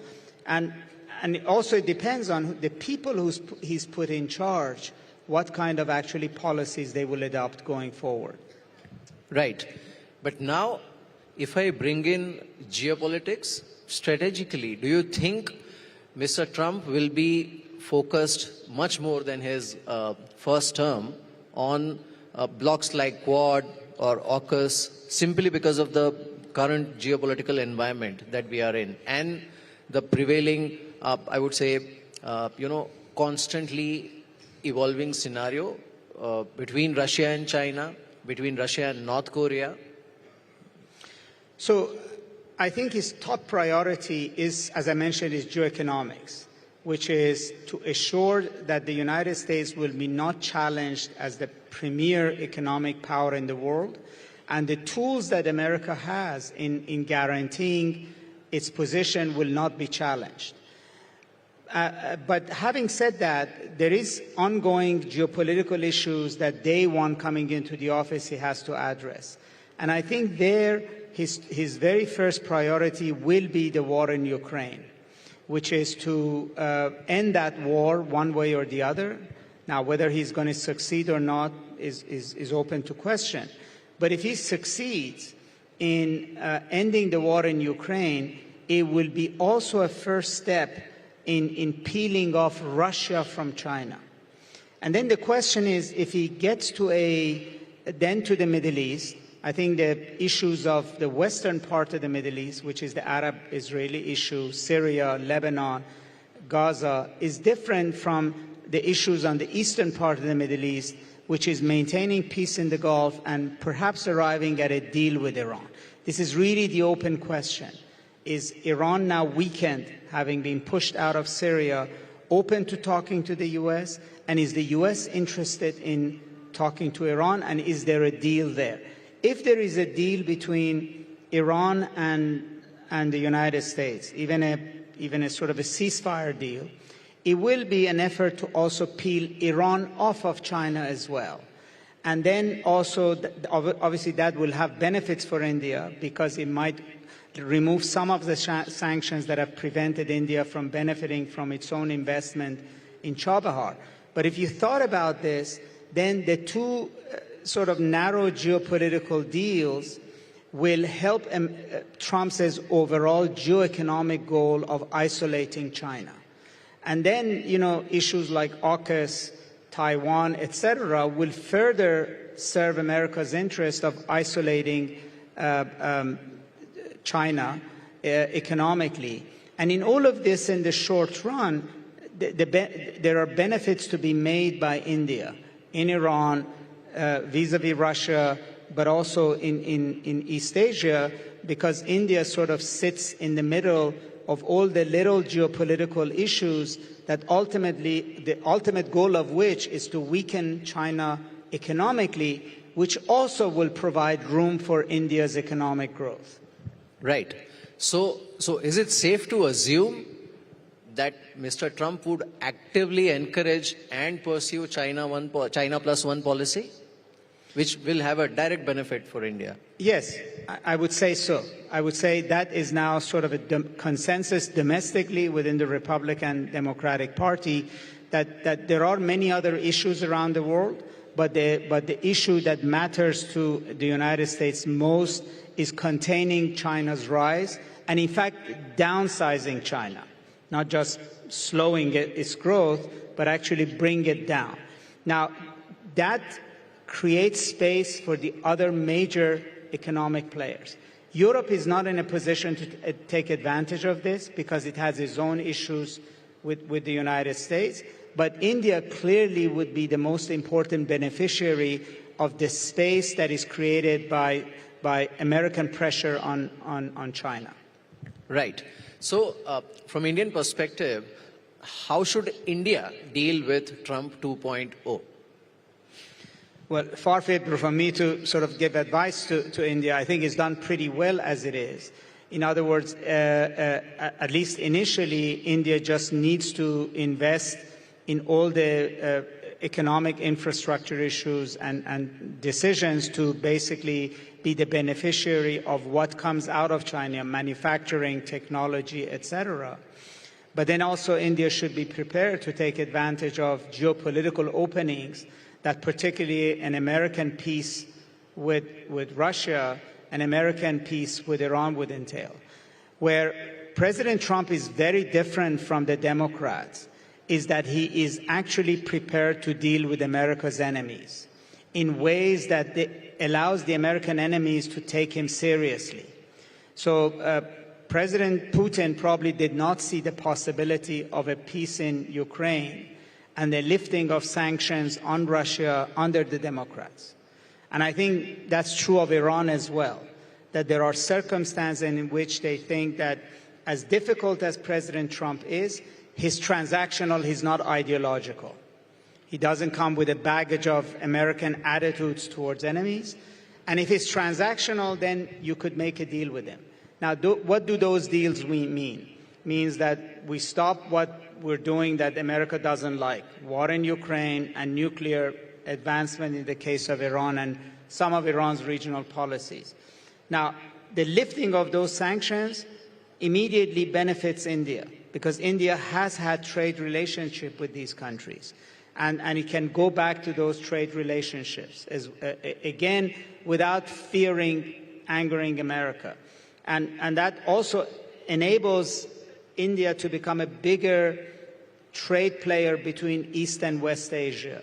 And I think those countries, both China and Iran, but also the Gulf countries which are interested in trade with China and with Iran will benefit. So this idea of a trade route coming out of India need not be just straight towards the Mediterranean, which now also has problems, but it could come to the Gulf and then take a detour northwards as well, without fear of sanctions, which will benefit India.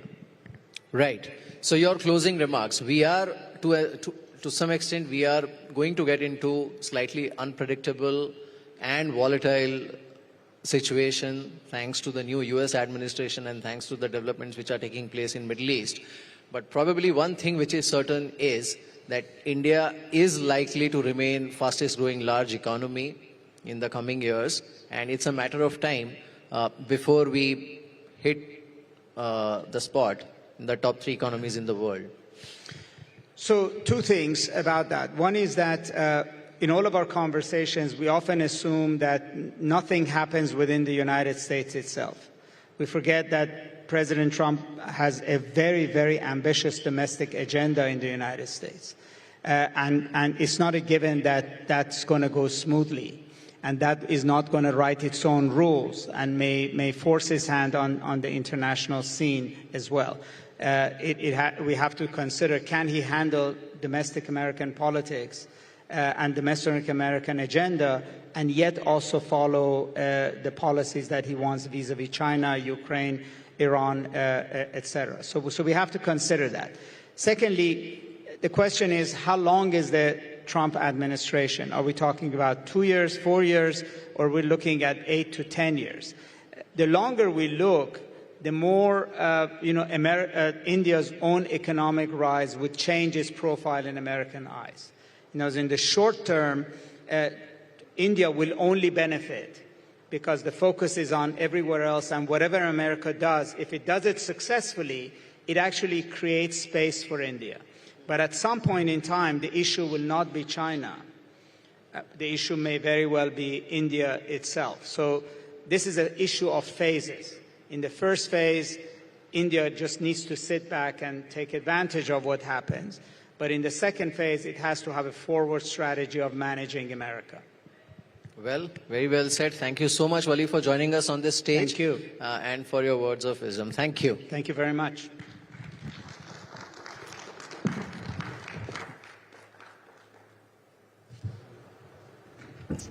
Thank you very much, gentlemen. Would request Mihir to please come back on the stage. Wasn't that a very, very interesting conversation at a time when a lot is happening around the world, isn't it, Madhav? Absolutely. Very, very important from the entire point of view of geostrategy. And Mihir, very, very interesting session. If you could take us through what are the big takeaways that you would inform all our esteemed guests here about from that particular session?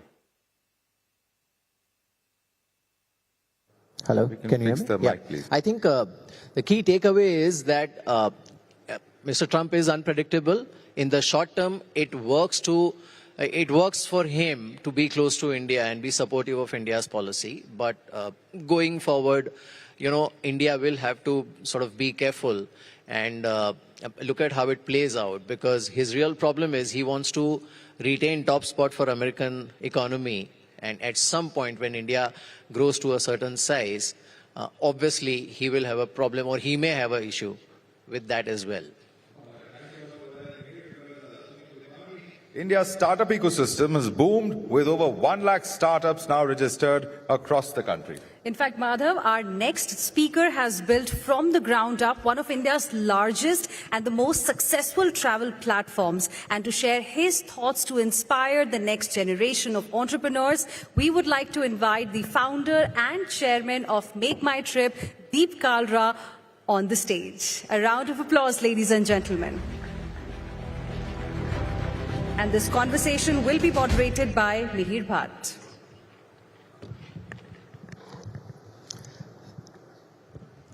Thanks, Deep.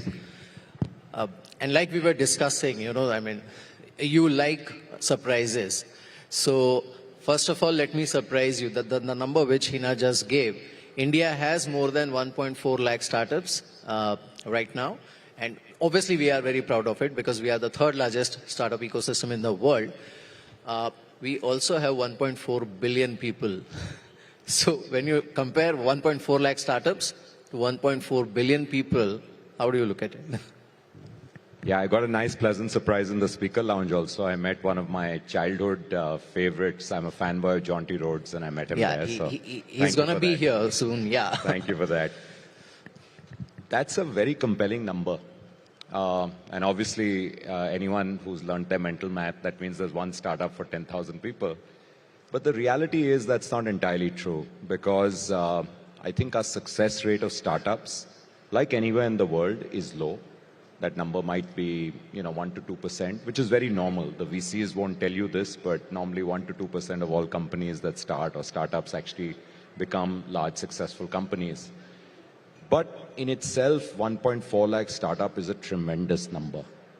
And I don't think India would have got to this number if, the last decade or so, the kind of stuff that has been put in place, the platform that's been provided for startups, I have to say has been commendable.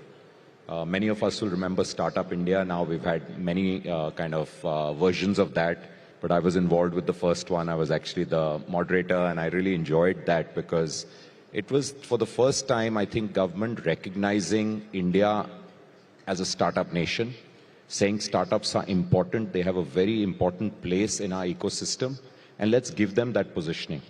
And that got followed up with, I think, a lot of breaks on the regulatory side, tax benefits followed for, and then, fund of fund for startups. So I think we got a slew of measures.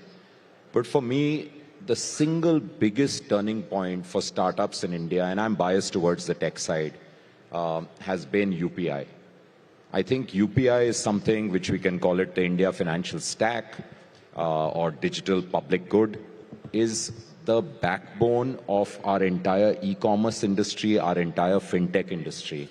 And many of us travel around the world, and I think we have great pride in saying that our fintech industry is probably #1 in the world. I don't think there we have to say we are #3. The way UPI works seamlessly, and I think we have to give a lot of credit to everyone who worked it. Obviously, it's a government public good.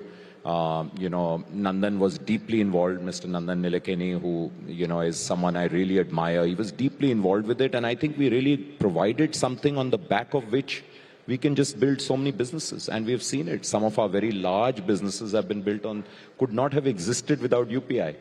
And today we all know that it has democratized both e-commerce and fintech. We saw that during COVID. When people could not, meet people, but you had to exchange payments. Suddenly we had from 8-year-old kids to, 90-year-old nonagenarians doing e-commerce. And most importantly, people who probably don't know, who are not educated at all. but they are comfortable doing, their payment. They can easily transfer money from one phone number to another, forget a bank account. So I think that's tremendous. So India, I think we've got the building blocks in place, and that's the good news. And I think the new breed of startup entrepreneurs are getting better and better. I try to meet one entrepreneur every day, just with no vested interest except some advice, and mostly the advice is what not to do. So at least save them a few years of going down the wrong direction, which I might have made many mistakes. And I have no doubt in saying that the new crop of entrepreneurs coming up are definitely wiser, smarter, more mature, more evolved, and more, I think, risk-taking and ambitious than, let's say, my time, which was over 20 years ago. Right. In fact, you almost cued me for my next question. When you started Make My Trip, it was a completely out-of-box idea for a country like India, which was still, 20 years ago, not so well connected. People used to depend on travel agents. People used to depend on, physically people used to go and buy railway tickets and things like that. I think you triggered first wave of innovation as far as online businesses are concerned. Now we are in a situation where we constantly keep hearing about, the great benefit of platforms like Bheem and UPI, and so many startups coming up every day, most of them failing, some of them doing really well. The real issue is, are we innovating enough in the startup space? What is going to be that next wave of innovation which can actually create, many more startups and many more jobs? Because ultimately that's what we need, to sustain the growth and actually fast track to top 3. Yeah, you've triggered many thoughts. You said some buzzwords. So yes, we are today a 24-year-old company, but I love to tell people in the company, all new joiners, we have to think like a 24-year-old startup. So the day we stop thinking like a startup, I think might become the beginning of the end. And the other very interesting word you used was many will fail. I think it's okay to fail, and I think we should not be too fussed about that word. The learning that we get from failures is the key thing. So every failure in our business, especially when you're a startup, you have a new business model, you're trying something, you're putting everything behind it, all your resources, all your time, all your effort. Only 6 months or 12 months or sometimes 2 years down the line will you realize this is not working. I think the best companies are those who are willing to learn from the breadcrumbs left behind of that so-called failure. Why did we fail? What did we do wrong that caused this, or did the market change? And the smart companies are able to quickly pivot and to say, listen, we've still got something great going. So we still have a great team. We still might have great technology. We understand this customer segment very well. We are catering to them. Our product needs tweaking. Or sometimes our product is great, but we are hitting the wrong customer segment, or technology has changed, we have to adapt. So I think if you're willing to learn from your so-called failures, you'll become a very smart company. Coming to your most important question, which is, are we innovating enough? I think we could do much better. And I'll tell you where and why we don't probably innovate enough. Firstly, Indians by and large, I think, and Indian businesses, I should say, don't take a very long-term approach to innovation, which is research and development. Typically, R&D, we have looked westwards towards the US, and US really, really invests a lot in R&D. I think that needs to change. And I think we have a great opportunity with AI today. Obviously, AI is the future, is today almost, it's reality today, but the future is going to change. I personally believe the impact of AI is going to be no less than the internet 1.0 and what it did to all businesses, including us, or smartphone, or 4G, 5G. So I think it's going to be tremendous in and we can talk more about it if we have the time. So this is a great time to invest in R&D for AI, R&D for blockchain, to deeply understand this, to train our people. I was delighted to hear, I just met Mr. Vineet Jain and we were chatting, and he said that Bennett Coleman Institute actually has an AI school. That is tremendous. That is really 2 steps ahead. And I'm not saying it because I'm here on your platform. I was really happy to hear that. I just heard it. So I think that is what all colleges across have to say, that this is the new technology. Let us invest enough on this. And for companies and research companies particularly, I think we have to give long-term incentives. Otherwise, it's not going to happen. If you don't incentivize research and you don't reward research, which means you take a much longer lens. If we're not going to do that, we are not going to get the kind of companies, and we'll always be copying more than having the core IP. So I think for us to move, I love your theme, fast track to 3. We should dream of being 1, and for that we'll have to innovate much more. We'll have to invest in R&D, and from policy point of view, I think we'll have to give more incentives out there. Right. Deep, I have always wondered, if we look at the existing, I would say, MNCs in India, and when I use the word MNC, what I mean is Indian MNCs. There are so many business conglomerates who are like operating in, almost in all continents, right? But most of them are actually in, I won't use the word traditional, but at least brick and mortar sort of businesses, right? We are still not producing, let's say, at least right now, probably something on the lines of Google or Meta or even Tesla for that matter. At some point, we'll have to start doing that if we want to sustain this growth, create enough jobs. We are still a young nation. And actually speaking, 7% may not be enough to sustain this kind of population. Probably at some point we'll have to aim for double digit, settle somewhere between 9 and 10% GDP. How do we do that?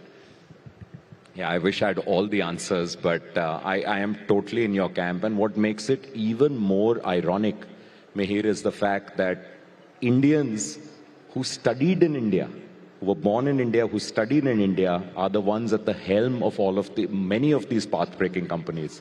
So we obviously know Microsoft and Google, but there are at least 20 other companies today that are led by Indians who actually studied in India. So we clearly have the most critical asset, which is we have the talent pool. That's not lacking. We have the market, like you said up front. We have 1.4 billion people. There's no dearth of market, and our middle class is growing faster than any other middle class. So consuming class here is massive. So everyone wants to come here as their next big market. There's not one big company in the world who doesn't have their eyes set on India. And do we need to do the reverse? Yes, and I don't think it's just a flex. We have to first do well for our own market and have Indian solutions. But the solutions that work for India can definitely be taken to most of the developing world, as we should. As a company, I can tell you we made our first serious foray 3 years ago in the Middle East, actually in the entire GCC world with an Arabic platform, because we realized that there's a lot of natural traffic we are getting from there. But we haven't done our job in India. So you'll have to parallel process. On the other hand, we have companies which are providing world-class service in India. I think Indigo as an airline is probably one of the finest low-cost airlines in the world. We might still get upset when, things, but it's a great airline. And I've flown low-cost airlines in Europe and in the US, and I can tell you, we are treated much better. So I think there are many other companies like this, our food companies. We have a simple company like Haldiram has become a monster. We can take that technology and we can take that anywhere in the world. So I think it's a question of our aspirations. I have to point out, B2B we have done very well. So if you look at TCS and you look at Infosys, we compete with the best companies in the world, and Wipro. Don't want to leave anyone out. We compete with the best. Today, a company like Zoho is the best in its field around the world. So I don't think there's a problem on B2B. B2C requires a very different mindset. You have to understand the market. You have to immerse yourself in that market. You can't transfer what has worked here automatically somewhere else. So I think the B2C mindset, unless you're a pure play, and you mentioned Google, Google's a pure play company, so that technology can pervade everywhere else. WhatsApp or platforms like Meta and Facebook, etc. These are pure plays. But the moment you get into companies which are physical companies in B2C world, I think understand local markets is a very important part, and one step at a time. So I think we should pick certain markets where we have a right to succeed, go there first before we want to take on the world. Right. Deep, if you were to launch a startup today, you launched, like you said, Make My Trip is a 24-year-old startup. But let's assume you were 24-year-old today, or maybe 20 years old, and you were thinking of, doing a startup. What kind of shape, size, and sector it would be in? Well, size is easy. All startups start small, which is good. You should start small. I think AI, like I said, is the game changer, and it's not a great secret. But if you're not deeply invested in that and disrupting whatever you're trying to disrupt using AI, then I think you're making a mistake. I think solving some unique India problem would be the key. Again, just to allude to my last point, massive market, especially when we go beyond the metros, there are a lot of problems which are still not solved. I mean, today the biggest problem for all of us sitting in NCR is clearly the quality of air we breathe. Now, we can't always say this is a problem which, the government's going to solve. Maybe you have to work with. So maybe you want to tackle that. I think the next biggest problem, and like I said, when I was chatting with John T, we were talking really about wellness and health. And that is, going to be the biggest trend going forward. And, I think Indians are waking up to the fact. But I'd like to be, I think, focused on that sector with an approach using technology, using AI, probably in the health and wellness sector. I think there's a lot to be done out there. And when I say health and wellness, it's physical and mental health and wellness. Yeah. Right. You mentioned AI, and I really want to understand this from you. India is obviously one of the youngest countries in terms of workforce, right? We need to create enough jobs. We also need to create right kind of jobs. Today, I see so many people, youngsters, who are probably, due to aggregator model, working in some or the other company or startup where they are probably working for a couple of hours a day, earning a few $1,000s. I don't know how long it can sustain. First of all, that job, and obviously the company also. But the bigger question is, if AI is going to play such a big role, what happens to the job market? Because everybody cannot afford studying AI. Everybody cannot afford and wait to, fully understand AI, then sort of get a job and all. So what happens to the job market? Yeah, you're spot on. I think our what we talk about, our demographic dividend, and we very proudly talk about it, India's, one of the youngest populations in the world, can quite scaringly flip into becoming a demographic liability if we don't actually create enough jobs for the skill sets that we have. So, and I always say this is the one big threat that we have. Certain kind of jobs are getting replaced. Today, AI plus robotics is taking over a lot of jobs. And I had this debate the other day with a very interesting panel at a different forum. And I said, I think this is our big threat factor. And I was happy to hear the response that also came that, listen, we are a very disaggregated kind of workforce. And we don't have these massive factories that are there maybe in China today or in US today. And so we have smaller plants in various places. And therefore, there is still scope and room for the next 10, 20 years for humans to play a very big part in it.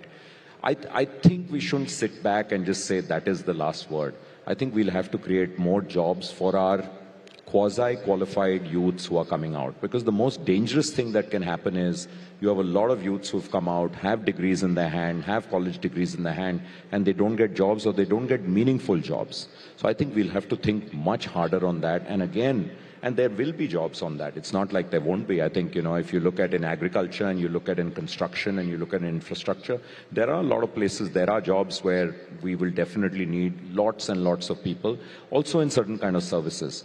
I'm partial again to the travel and tourism sector.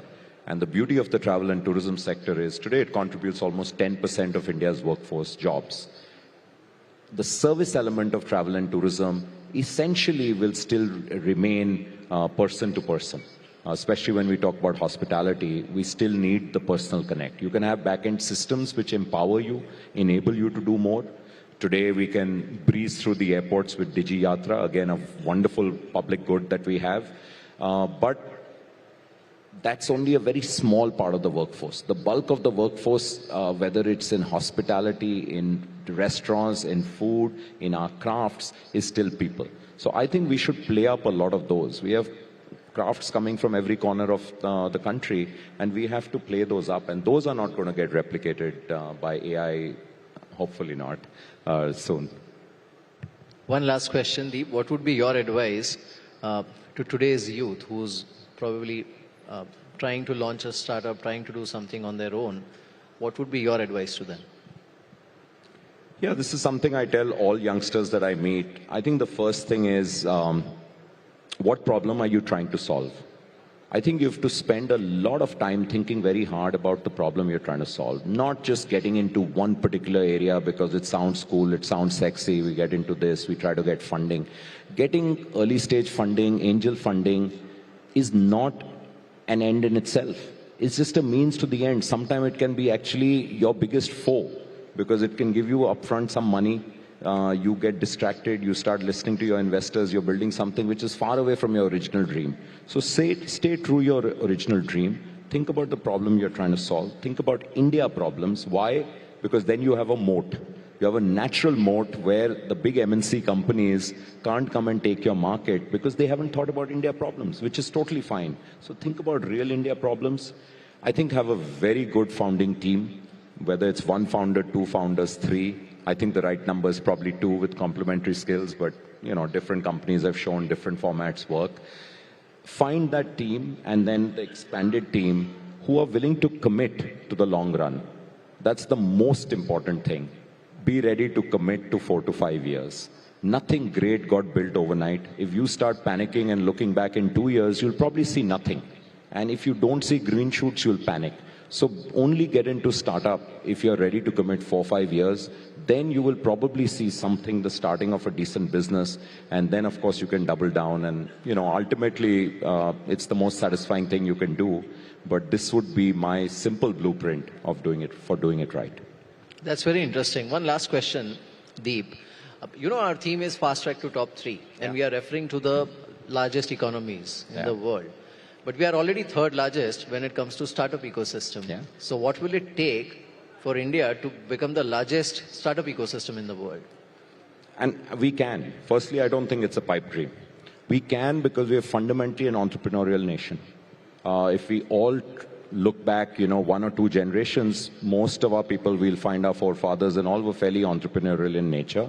If you go beyond the big metro, you go beyond the 5 metros, you'll find most people involved in entrepreneurial activity. So we have it in our DNA, we have it in our blood. We like to say that, whether it's Gujaratis or Marwadis, they have it in their blood, or Sindhis or Baniyas, they're all different Indian communities who are just fundamentally very good business people. So I definitely think there's no dearth of human capital to do it. I think it comes back to the earlier point we made that we need that ecosystem to be built. I like to take the example of Y Combinator, which I think did a great job. And they did a great job. Why? They built an ecosystem of startups. Very often, they became each other's first customers. And that's very important. Because if you're a startup and you're trying to sell to a big company in the B2B space, you're disadvantaged. Because most big companies are saying, hey, we are only going to give what have you done before? If you're a startup, you've not done anything before. But that doesn't mean you shouldn't get a chance. So to create this network and a big ecosystem, I have to speak about TIE here. I think TIE, the Indus Entrepreneurs, you're familiar with them. I'm very, very close. It's a not-for-profit. And that is the kind of ecosystem we are trying to build, where we have companies who are willing to help each other. So I think we have to do that on a massive scale. And that will really help us and really explode the startup thing and then more investment in R&D. I think that's critical.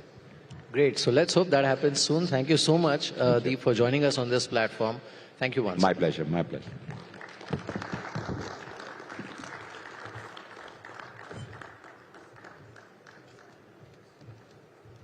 Thank you so much, Mr. Kalra and Mihir, for that illuminating chat on the key role of innovation.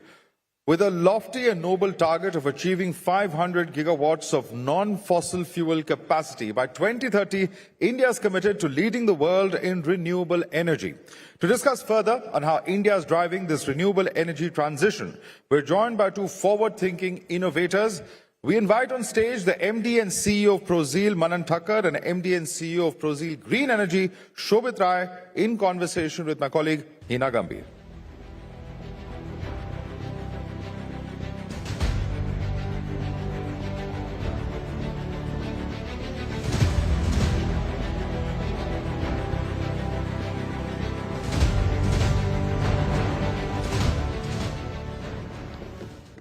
Thank you, Madhav. Good evening, ladies and gentlemen. Thank you, Manan and Shobhit, for joining us here today. Now, ladies and gentlemen, let's tell you a little bit about ProZeal. It's a company that is helping corporates go green. In a way, it is the decarbonizing partner for many corporates. And as Madhav called you forward-thinking innovators, I'd like to tell our viewers that they entered into this renewable energy space in 2011, the time when we were just talking about it. So firstly, picking up from the last conversation, I want to ask both of you, what was the problem were you two trying to solve when you entered into this space when we were just talking about going green in 2011? Manan. So when we started, actually there was, when we see the problem, all the industries were using thermal power. Okay.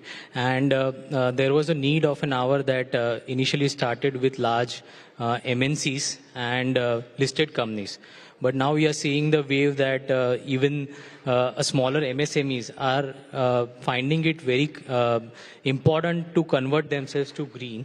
Though that was a problem where we thought that there is a need for power in the country. When the country is growing, the power is the key element for any industry or commercial. And again, a green power which is a cheaper source and it is free from fossil fuel.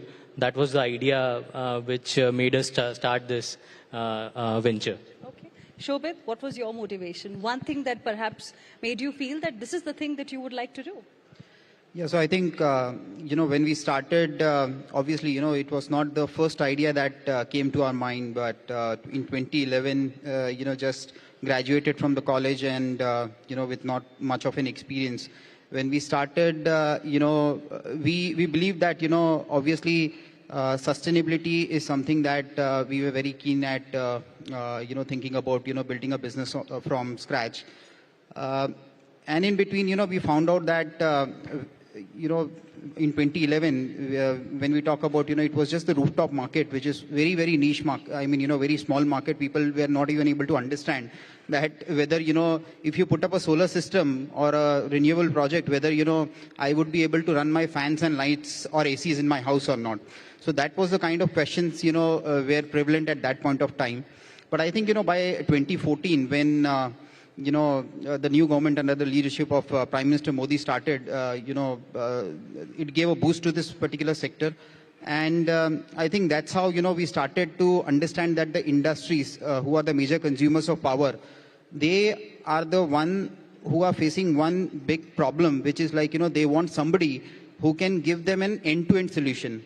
And that is how, it all started. And from there, obviously, we kept on innovating the new business ideas, started thinking about, understanding the problems, what exactly they need, how do we, scale up this particular business. And, that's how the journey started. And we are here in 2024.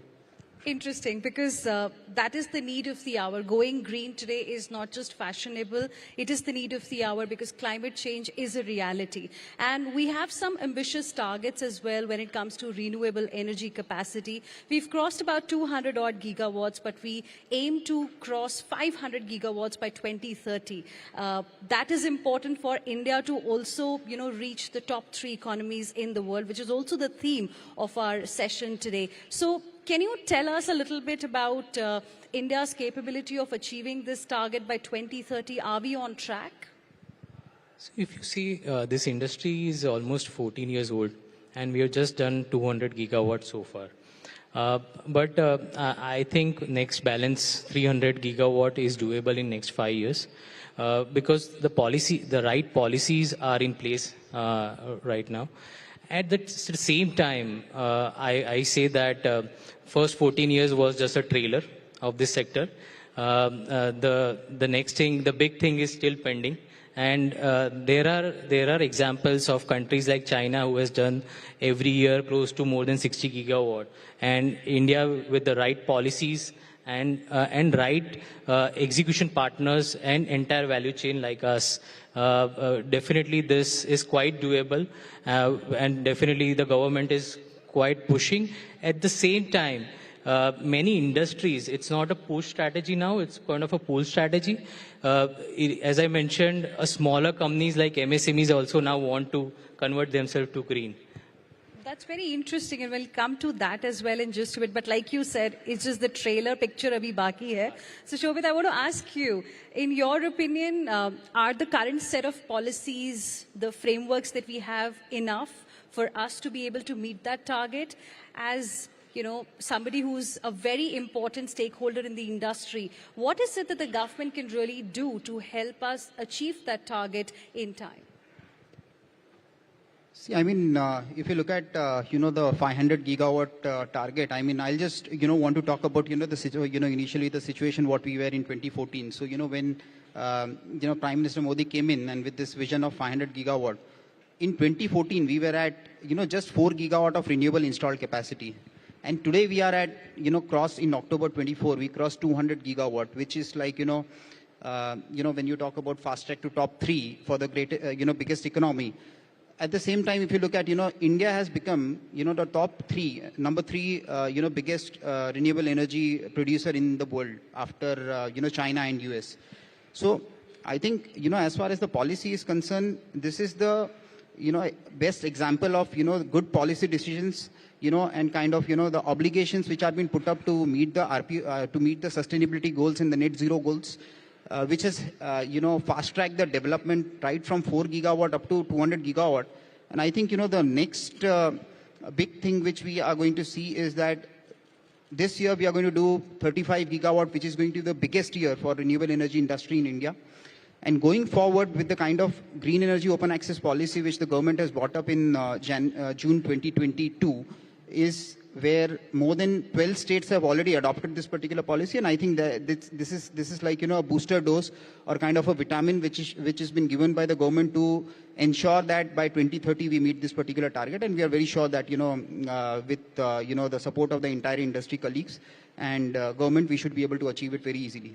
Clearly, a partnership is going to be very, very important between the government, the private sector, and the new companies that are also now setting up, for example, the startup space. Because if this partnership happens right now, then perhaps their DNA will have sustainability or transitioning to this renewable energy space at a very early stage in their life's journey. So what kind of a shift are you seeing right now in the industries?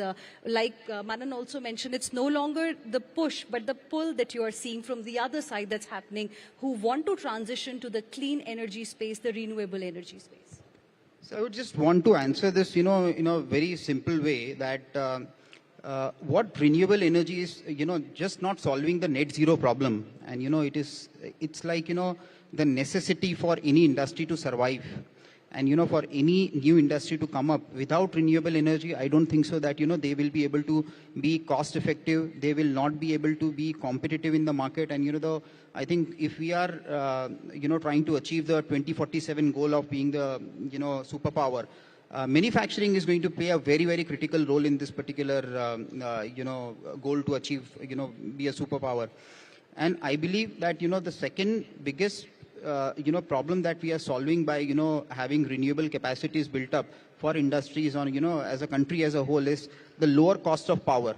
Because if you look at, today, I think renewable power is the cheapest power. And, without this, we will not be able to compete with, the giants manufacturers who are sitting out in China and, other parts of the, world to manufacture and, reduce their cost of goods. Because in many industries, if you look at, more than 50 to 60% of the raw material is power.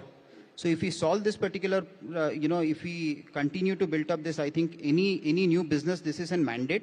And I think, the third important aspect for renewable is that, employment. I mean, if you look at, I think employment is one of the most talked about subject, whenever whether it is, in politics or you talk about, general public. Last year in 2023, this sector gave more than 1.02 million new jobs. And if you look at reports, it says that as far as job creation is concerned, by 2030, we will have, almost 3.5 million new jobs created out of this. And by 2047, this sector can have an opportunity to create a job creation of more than 35 million, which is like even bigger than what automotive sector has been able to do that in last 3.5 decades. So even automotive sector today employs 28 million, new jobs.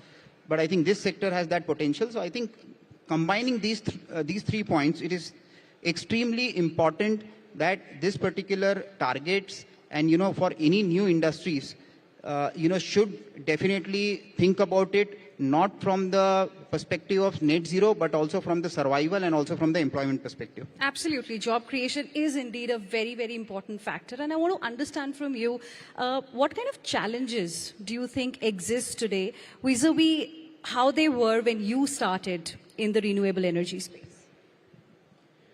So first of all, when we started, the entire ecosystem of the technologies was not here. So we were relying on developed nations, and for manufacturing we were dependent on China.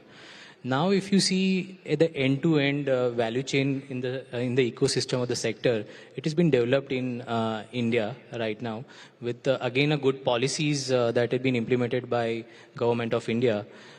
So now for any new player it becomes much more easier, because initially to understand the technologies we need to travel, we need to see how it works and all. But now it's much more easier. Even I say, as Shobit mentioned, that initially we were asked that how will you run our factories with solar power, but now there is a stage everybody knows that how much a kilowatt would generate. So that is the awareness in the ecosystem overall. So that is one of the challenges which was there. Again, there are two biggest challenges in this sector, that is land and evacuation, which is again government is forcing and investing on different policies for land as well as for power equation. They're spending a lot to increase the substations, because this is, as you increase your renewable capacity, you need power equation facilities. So these two challenges has been solved by government and still working on it, which was a problem in way early in 2014. As you said that, what we have seen in the last decade or so has just been the trailer. We know that this is one sector that thrives on innovation. So in the next decade, what are some of the big breakthrough ideas or innovations can one really look forward to? Can we also expect, AI in some way to come into this sector, or has it already made an entry into this sector? So this sector is evolving in terms of technology. So if you see, this is a 500 gigawatt is a standalone demand for our power for our industries and various other needs. If you see the new technologies in terms of green hydrogen, green steam, where again the input power is renewable, where another 100 gigawatt is required in next 5 years. So new technologies in terms of integration of wind, solar, hybrid for RTC power, which is very much critical for optimizing the power evacuation facility. And at the same time, AI has started involving in our tech, where the designing of the plant can be done with the softwares in minutes, which was taking weeks time. Okay, so this kind of technologies have been started in our sector, and in coming times it will be adopted more. But mostly it will go towards designing of the plant, and there are robotic systems that will be, these are implemented for cleaning of the solar modules, and which will improve the efficiency as well as improve the efficiency of the cleaning. That's very interesting. And what about you, Shobit? The breakthrough ideas perhaps that could drive the next decade in terms of sustainability, transitioning to renewable energy? See, one of the, very important thing that, just Manan mentioned, that land and evacuation. So, land is something that obviously, it's beyond control. But as far as evacuation is concerned, you look at, right now we have got close to 4.8 lakh circuit kilometers of transmission network, which is available in India. But, it has to be utilized efficiently. And where the efficiency is going to come up is that, by, digitizing the grids, using AI and blockchain technologies, so that whatever is the power generated at any part of the country, which is through the green corridor, can be transmitted and, can be efficiently utilized. Because, even if you're generating, your loss levels are so high, but if you are going to implement this grid digitization, I think this is going to help in efficiency, and this is also going to help us in reducing the tariffs. So this is going to be one of the breakthrough technologies or, going forward, which can help the economy in a big way. And one last question for both of you. Now can we safely call you veterans in this particular industry? And for those who are now trying to enter into the renewable energy space, what is that one advice that you would like to give? So I would say we are quite young, but at the same time quite old. Quite old in the industry. See, this sector, I would say it's a $25 billion industry year on year. For any new player, everybody will have a share of its pie for each segment of the sector, whether it's manufacturing, EPC, or the development of the projects. Idea is to have a quality plant and which will last for 25 years. So that was what the Prozil was built on, that because you are the partners, as you rightly mentioned, we are partners for the large industries and they don't know about solar or wind. So this life of the plant is for 25 years and it should last for that. So that's the quality of the plant, and that's very much important for any new entrepreneur who is coming in this sector. Okay. Advice and your goal. What next for the next decade? So I have a very simple philosophy that I think for any businesses that, we want to build it from scratch. I think one thing is that, you need to be disciplined. I think whenever I talk to my team members, I say that, however talented you are, but I think the first quality that, you should have is discipline. So I think discipline, and, you have dedication towards work, you should have direction, you should know, and final is, the decision making. I think as far as the decision making is concerned, for any entrepreneurs, it is an, loud and clear message that, you need to be a little aggressive. You need to know what is the right risk to be taken. I mean, obviously risks are never wrong or right, but again, you need to take your chances, because, you cannot wait for things to happen. You need to make things happen. So I think, these are the messages. And as far as, for the next decade for Prozil is concerned, I think definitely as a company, we currently have, 3% market share in the overall renewable space, which is what, we want to try and increase it. We want to increase. Currently, we have 18 states where we have 2 countries that we have presence. But I think, we want to make this as a global company. And we are set right to, we have this launch pad now. Right. And next 10 years, I think we should be across the country and any part of the world. I think, you'll hear our name as one of the top performers, as well, one of the largest renewable energy companies. All right. We wish you good luck for that. Thank you very much, Manan, as well as Shobit, for joining us. Thank you.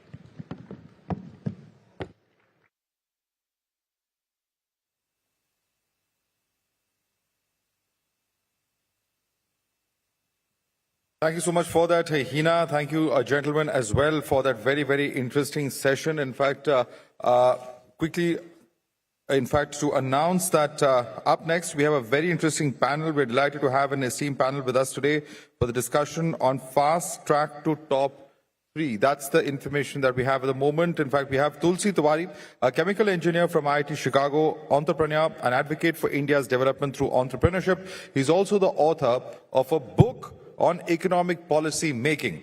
Next, Gurumurthy Ramachandran, who's an aeronautics engineer and also the founder of Zang, making insurance accessible to all as part of the Viksit Bharat vision. He wants to take Zangam from being technology-oriented to be purpose-oriented business.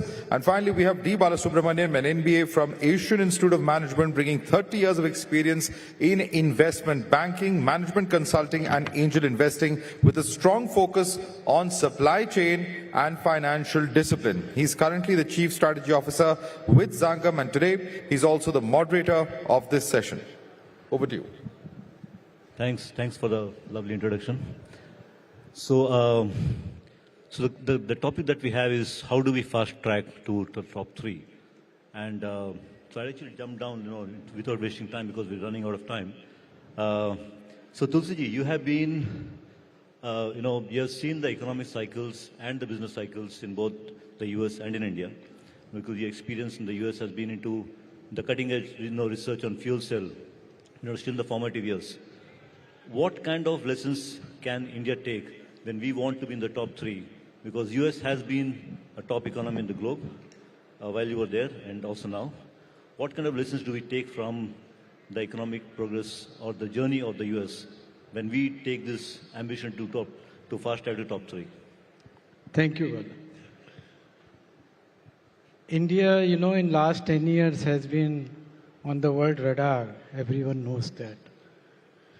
There is every reason now, obviously, for every Indian in India as well as out of India to aspire for what we are calling is the 3rd rank. Maybe someday 2nd rank, dare to do 1st rank, decades to come. Fair enough. My prime concern is that it's not about only that ranking of GDP, because that is not a sufficient condition. You see, GDP, with due respect to the economists, we have been measuring GDP only in quantitative terms. Ever since it was invented in 1934 by Nobel laureate economist, we are not measuring the quality aspect of GDP. So it is not enough just to talk about GDP in terms of quantity. It is also equally important to talk about in terms of quality. I'll mention, and this is not a theoretical construct, let me mention to you about, you mentioned about USA, which is the 1st ranker now, right? And US was the 1st ranker in 1970s also when I went as a student to America. But that America and this America are two opposite Americas. We need to understand clearly that what is the difference between first USA. There was a time post-World War 1945 to around mid-70s. That's the time I went to America. Economy grew in America from practically negative in 1945 to a point where average American had a 70% prosperity, average American, by the time mid-70s. What does that mean? That 30% of your time is invested for basic survival needs, whereas 70% extra time is available where people could think and do creative work.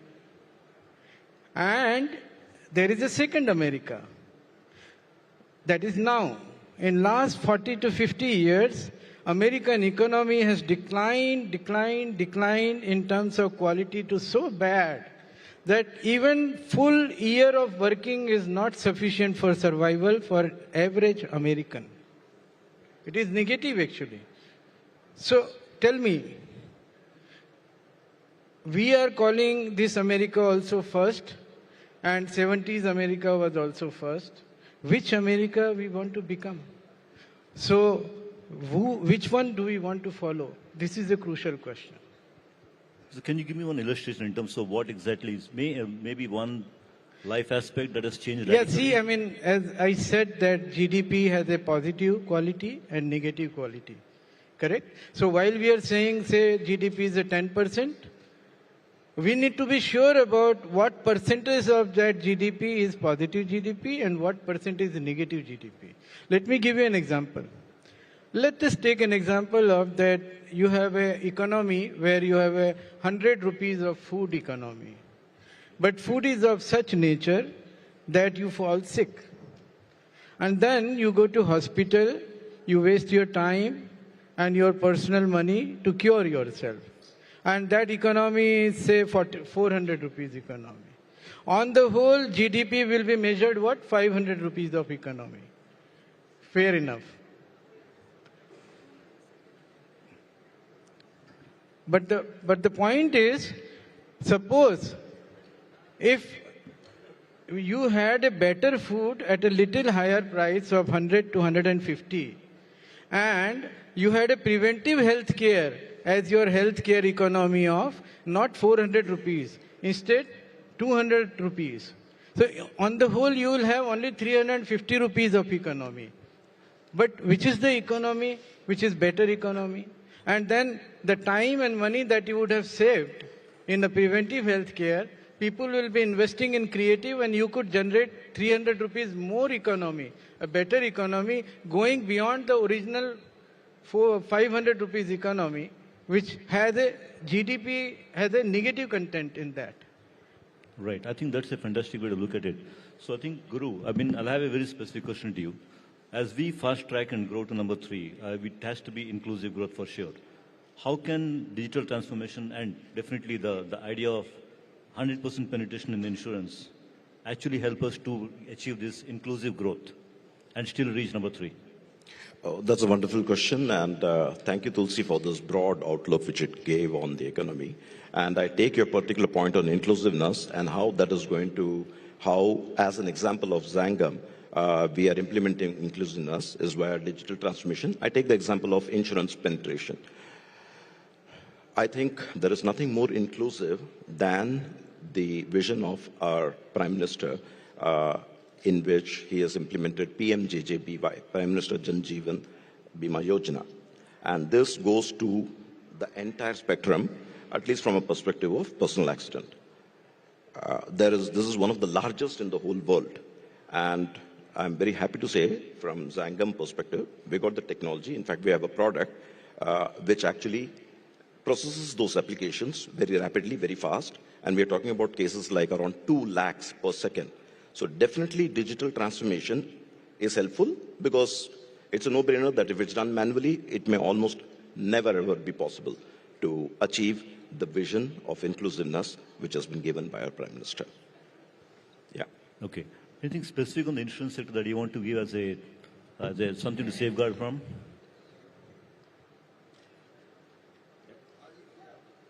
Okay, I think just maybe a quick bite. Okay. So I think, basically what we wanted to say here is that, insurance as a sector can actually help us to fast track to number 3, where we need to take care of. One is the penetration, which can be through technology, digital transformation. At the same time, build trust, which is faster claims processing using digital technologies. So I think we are running out of time. Yeah, absolutely. I'll just make one point, maybe for the next 30 seconds. There is also a question of trust, which comes in penetration, and that is one of the major points which will be hurdles which will need to be addressed so that it becomes 100% penetration.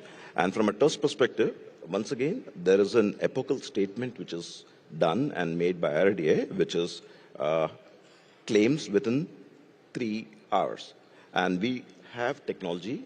I'm very happy to say Zangam has got technology which is taking it forward. So the final point is, yes, it's only by digital transformation that inclusiveness and robust, let's say, economy, which is fast tracking to number 3, can be possible. So on that note of timely processing, I think our time's up. So we'll actually make a way. Thanks again. Thank you so much, gentlemen, for that. Thank you so much for that session indeed. And ladies and gentlemen, I'd like to invite upon our stage with the AI poised to contribute $500 billion to India's economy by 2024, and the country rapidly becoming a hub for innovation and semiconductor manufacturing. At the forefront of this growth is Honorable Minister for Information, Broadcasting, Railways and Electronics and IT, Shri Ashwini Vaishnav. He will be joined on stage by Navika Kumar, Group Editor-in-Chief of Times Now. I'd like to invite both of you on stage, please. A big round of applause, ladies and gentlemen, for Honorable Minister for Information and Broadcasting, Railways and Electronics and IT, Shri Ashwini Vaishnav.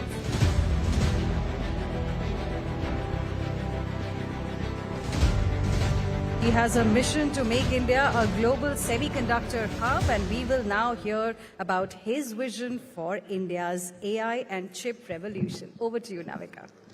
Thank you, Hina. Thank you, Madhav. Ladies and gentlemen, let's put our hands together to welcome the big minister with the big success rate as far as delivering elections in his party is concerned, Mr. Ashwini Vaishnav.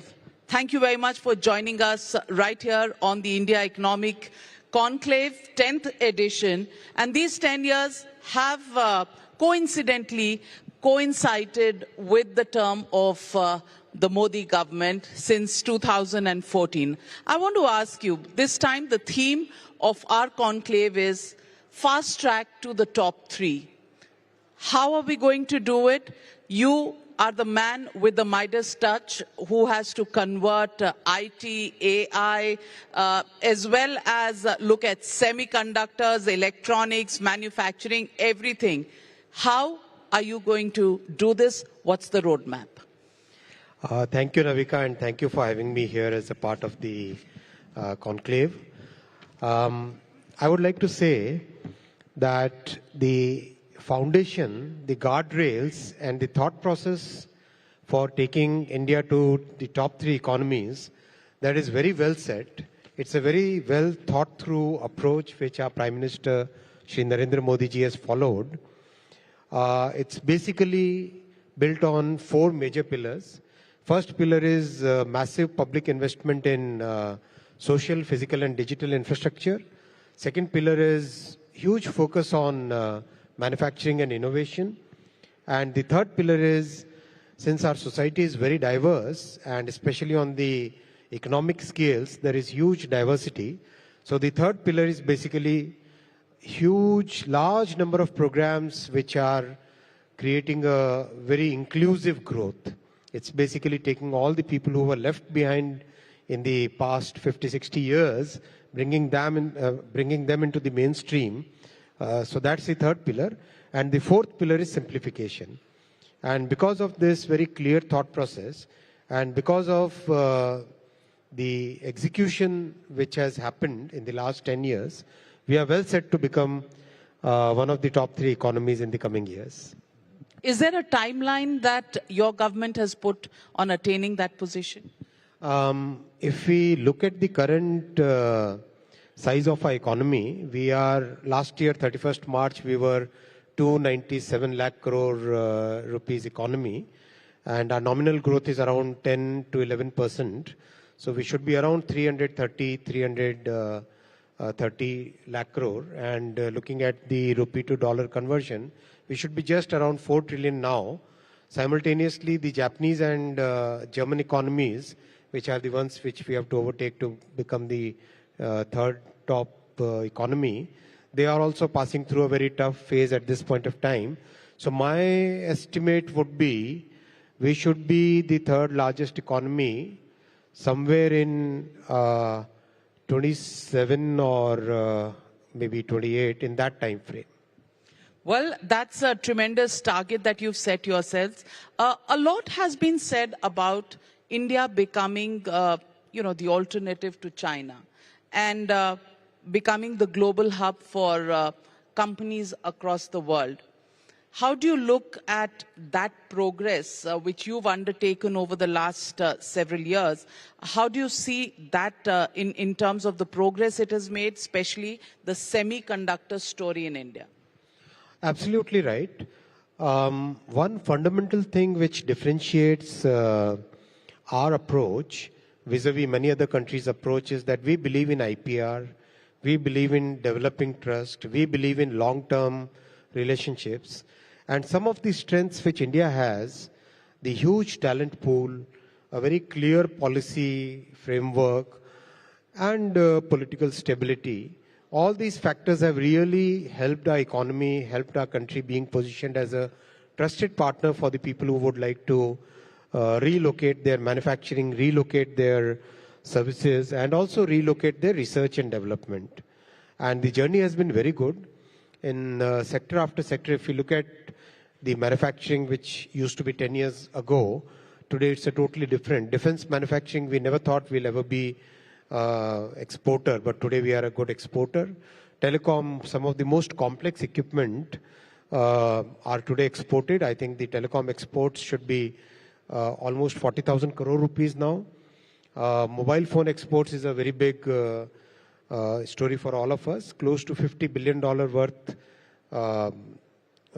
production, and exports are also commensurate. There are factories, for example, Apple is having a factory in Hosur where I visited. Amazing level of precision. And some of the stories have a very good human angle. One of the factories that I visited in Noida, so the girl who was working on the assembly line, when I asked her, what's your experience? She said she comes from a village which is like almost 150 kilometers away from Patna. So she said when she goes back home to Bihar, the entire village, basically today the village respects her more than the village pramok when she goes and tells that she manufactures mobile phones. So it's an amazing journey. It's such a big social transformation. Same is the case with semiconductor. Our country tried getting semiconductor industry into India way back in 1962. Lots of efforts were made. I don't say that the efforts were in any case lacking. Efforts must have been proper, but fortunately, it's only during Prime Minister Shri Narendra Modi ji's period that we got success. Our policy was announced on the 1st Jan of 2022, and here we are in December of 2024, and we have already 5 units where the construction work is going on, and somewhere in the middle of 25 we should see the first made in India chip shipping out. Well, first made in India chip coming soon to our country, that clearly is a great achievement. You spoke about political stability. Yes, political stability from the government is there. But what do you do about the parliament where we see more theatre, more adjournments, more what's called ho-halla than we actually see debate on policy issues? We definitely want to run the parliament well. From the NDA side, we are very clear that parliament is a place, as per our constitution, that is a place where we should have very healthy debates, good, strong, fact-based debates, and the opposition should come up with constructive ideas, constructive criticism. It's very unfortunate that the opposition is shying away from its responsibility by taking the route of disruptions. That's very unfortunate. Let me ask you, there's a huge charge that has been put by your party, your government, on the opposition leader, Rahul Gandhi, and you've called him virtually somebody who's working against the interest of India. The issue of George Soros and the association of the Congress party with it has been brought up. Considering you are the INB minister and the IT minister, are there any specific links that you can talk about? And is that going to be investigated? See, we have seen a very clear pattern. Just before a parliament session is to begin, something comes up. We had Pegasus coming exactly 3 or 4 days before the parliament session came in.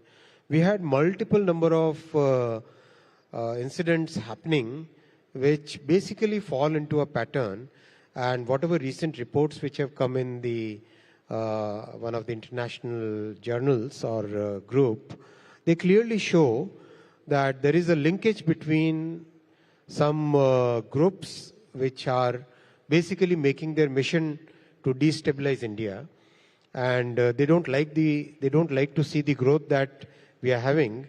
And if you link that, if you look that in the perspective of how many of our opposition party senior persons are senior leaders, they are in a sense trying to denigrate our country, in a sense trying to in all their international speeches and international interactions, they want to show down, they want to keep they obviously don't look at the successes of the country. And when a country succeeds, it is a success of it's success of 1.4 billion people.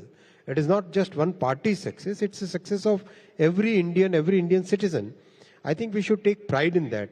Why try to kind of criticize on the foreign soil? So that pattern is very clear, Navika ji, and that pattern is something which is very disturbing. I don't think any responsible political party should get into that trap. If you're referring to the media part, report on this, they did make a mention of the hidden links between investigative journalism and the US government and the OCCRP having links with Soros. But the media outlet has also denied the usage of their report by your party to attack the opposition. So the report that you're depending on is actually questioning the conclusions that you are drawing. How do you respond to that? It's part of the whole system. I'm sure they would have, once they publish something, after that, the world is free to look at what they have published and draw the conclusions from the data that they themselves have brought out. Now, they're saying that they cannot use, somebody cannot use what they have published. That's like, is that part of journalism? If Times Now today gives out a statement or publishes a news item and Congress tomorrow uses it to attack us, right? Then can Times Now say that, no, we did not allow Congress to? It's not. It's once it is published, it's available for the world. So will an investigation follow about the links? The authorities and legal enforcement agencies, they'll do what they are supposed to do as per the laws of the land. Let me also ask you, there seems to be a confrontation between the Treasury benches and the opposition. The opposition says you don't allow the House to run. You say they don't allow the House to run. There is one-upmanship. If they want to debate a certain issue, you come up with another issue. Now we have a situation where there's a no-confidence motion against the chairman of Rajya Sabha. There is a privilege motion against the Parliamentary Affairs Minister. Mr. Vaishnav, the question I want to ask you is, where is this going to take us? Where is it going to end? And is there any hope of the Treasury benches and the opposition benches coming to a consensus to take the country forward? Listen, we are very clearly focused on development of the country, improving the living standards of our people, making sure that the opportunities for middle class are better, making sure that the poorer sections in the society, they get the basic needs. There is an inclusive growth. And for that, our mission cannot be stopped by the disruptions in the parliament. We will remain focused. We are very open-minded also. They wanted a debate on constitution. We said, of course, there should be a debate on constitution. Congress party is the party which hijacked the constitution and 1975. We should not forget that. They are the ones who have made so many amendments in the constitution. Congress party is the party for which the Supreme Court had to come out and say that there is a basic structure of the constitution which cannot be overridden by the party. So, who are the ones who are pointing fingers? Congress party, when it is pointing that one finger, they should look at the four fingers which are getting pointed at themselves. So the question is, we want constructive debate, we want the House to run, we want the country to focus on the future that we all deserve, the dream that all of us took when we got into whichever field of life that we are in, making a prosperous country, making sure that everybody has opportunities. That's the dream that we are all working towards. Why shouldn't Congress be a part of that dream? While many people today are speculating that the cabinet has passed the decision on one nation, one election, is that to set the cat amongst the pigeons at a time when the opposition is protesting, one could say, far too much in Parliament? Listen, we have made a very clear announcement in the manifesto of Bharatiya Janata Party for the general elections that we believe in one nation, one election, and it's very important. Why should the country waste so much time in conducting elections when the time for building our nation is the most important priority that we have? We have such a clearly laid out path and we have such a big task in front of us that at least next 15-20 years, we should be totally focused on getting the work done. There should be one election done. Then the rest of the period, we should focus on doing the work for our country.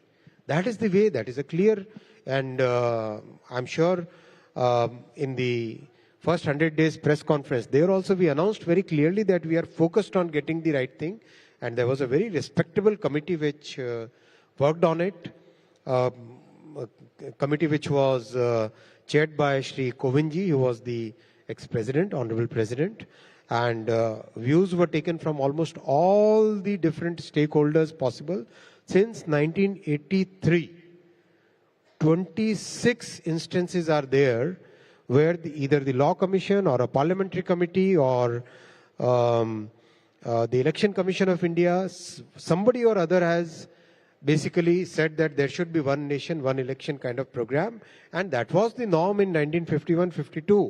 In 1957, almost 6 assemblies, the elections to 6 assemblies was preponed so that there can be a simultaneous election. So there is nothing wrong about it. It's a very positive thought and it's very good for the country. Why should we have a period of model code of conduct where you can't do anything, can't do the development projects? Why should we have so much of the force deployed into elections the entire year? So I think that's a very good thought. Will the bill come this session? Listen, when the bill comes, you'll come to know. You're not going to fall into answering that question directly. I give answers to all the questions directly, exactly what is required to be said. Okay, you wear so many hats. Do you get confused? Sometimes IT, sometimes electronics, sometimes INB. So in INB, let me ask you, the big issue these days is censorship. Our country has had a long tryst with censorship, and now there have been noises inside Parliament and outside about OTT platforms and censorship there. What are your views on that? See, I'm very clear in my views on this subject. See, the context of safe harbor, that came in 1990s. And this came at a time when internet was being developed. Internet was something very new. It was limited to universities, limited to a very few technical oriented people.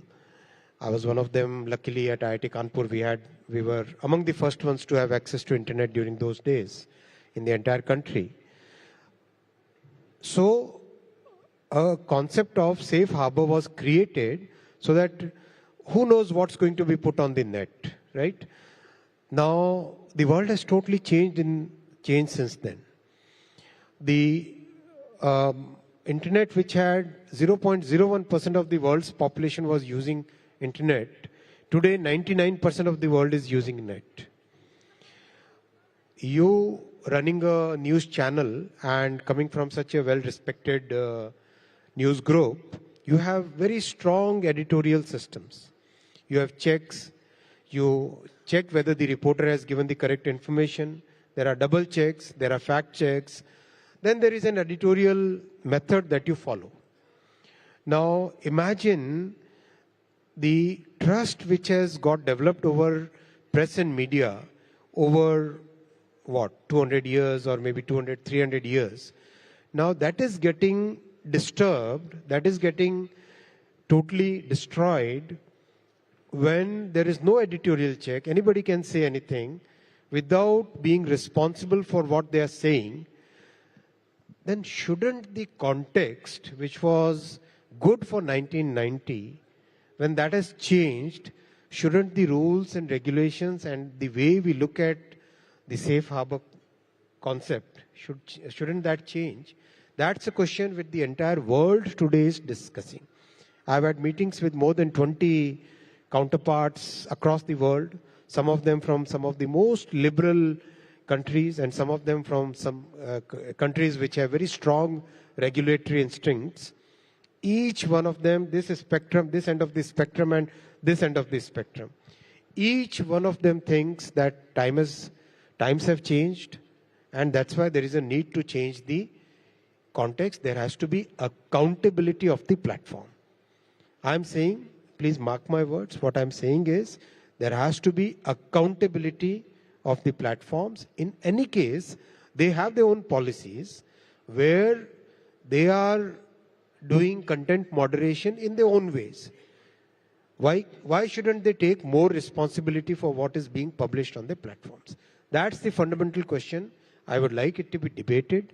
I would like all the people who are connected with this, the world of media and the world of technology, and also everybody who's interested in this, please come out, share your views, give your opinions, let the society come to a consensus, and then we can move forward to take that forward. Artificial intelligence. What are the strides that have been made? Open AI and the challenges that it throws up. Also, we've seen cases, that have come up in courts on open AI, on Wikipedia, the information, the also acknowledgement of the content, especially because we come from a news group. Any platform and their search engines can choose our content. How do the payment platforms work? What's the kind of, policy that you're looking at in this direction?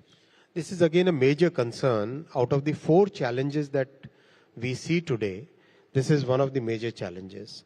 The challenge is, if the content has been created with so much care, so much effort, so many resources having been put to create that content, and AI digests it without compensating the people who have created the content. It's a big challenge. It's again this is an issue which is being debated across the world, and a solution has to come out for it. There has to be a fair share between the parties, the people who are creating the content and the people who are digesting it and presenting it in a different way. So I believe that there has to be a fair share between the two. So is there a policy discussion in your ministry on how to regulate this? And how soon will we see this policy? Yes, we are debating, we are discussing with almost all the stakeholders, and recently I had a couple of meetings, 2 very serious meetings with the media groups also, and I'll request you to come forward and take your part of the responsibility and educate the people, make them understand the entire. This is a complex issue which has to be understood by a much larger section of the society, and let the society debate and come up with a consensus. Because on the one hand we have the freedom of speech, on the one hand we have innovation requirements, on the one hand we have the safe harbor clause, and on the other hand we have the fair compensation to content creators, accountability of the media. So there has to be a consensus around it, and societies go forward only. The sustainable way forward is when we create a consensus on such contentious issues. We'll shift hats again, and now you can wear your hat as the Railways Minister. And let me ask you, in railways, on the one side, the big challenge has been safety.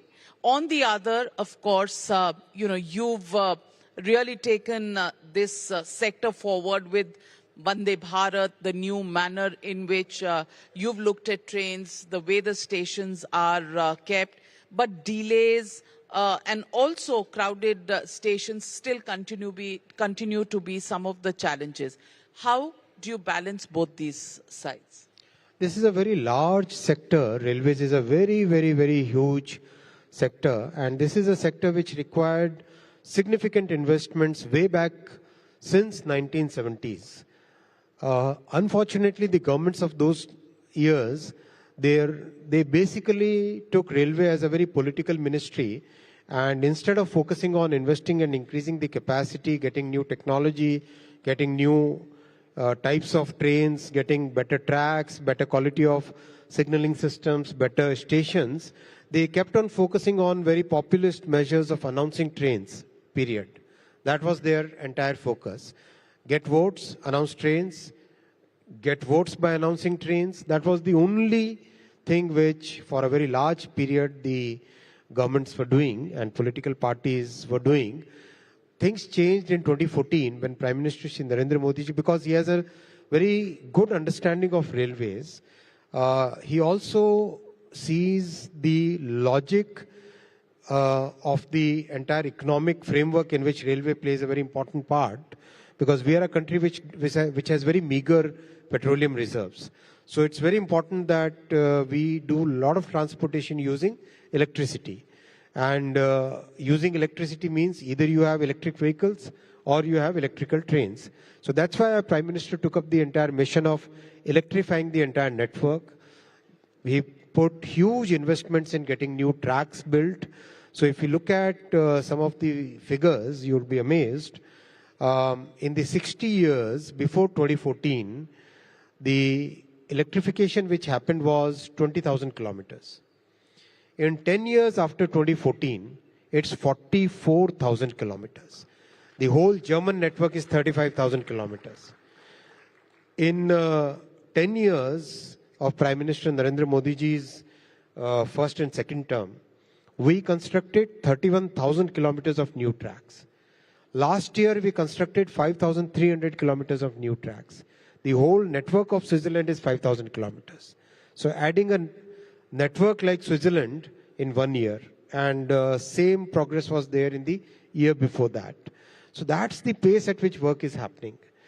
Imagine Kavach kind of technology, automatic train protection technology, ATP it's called, that was introduced globally in all the major railways way back in 1990s and early 2000s. And it's a matter of pride for us. At least our government took interest in it. But the governments before that totally neglected all that safety. One of the most important safety technologies. We developed, our Prime Minister put a big focus on it. He said that we should have our own technology. And today we have one of the finest technologies in place. Recently when the Kavach 4.0 was being tested, I visited Kota to Savai Madhopur. The driver, the loco pilot, when he saw that a red light, which is 5 kilometers away, cannot be seen if you look out of the window, is visible on the dashboard. He was so confident and so happy with it, because then he doesn't have to depend upon the fog outside or the distance outside.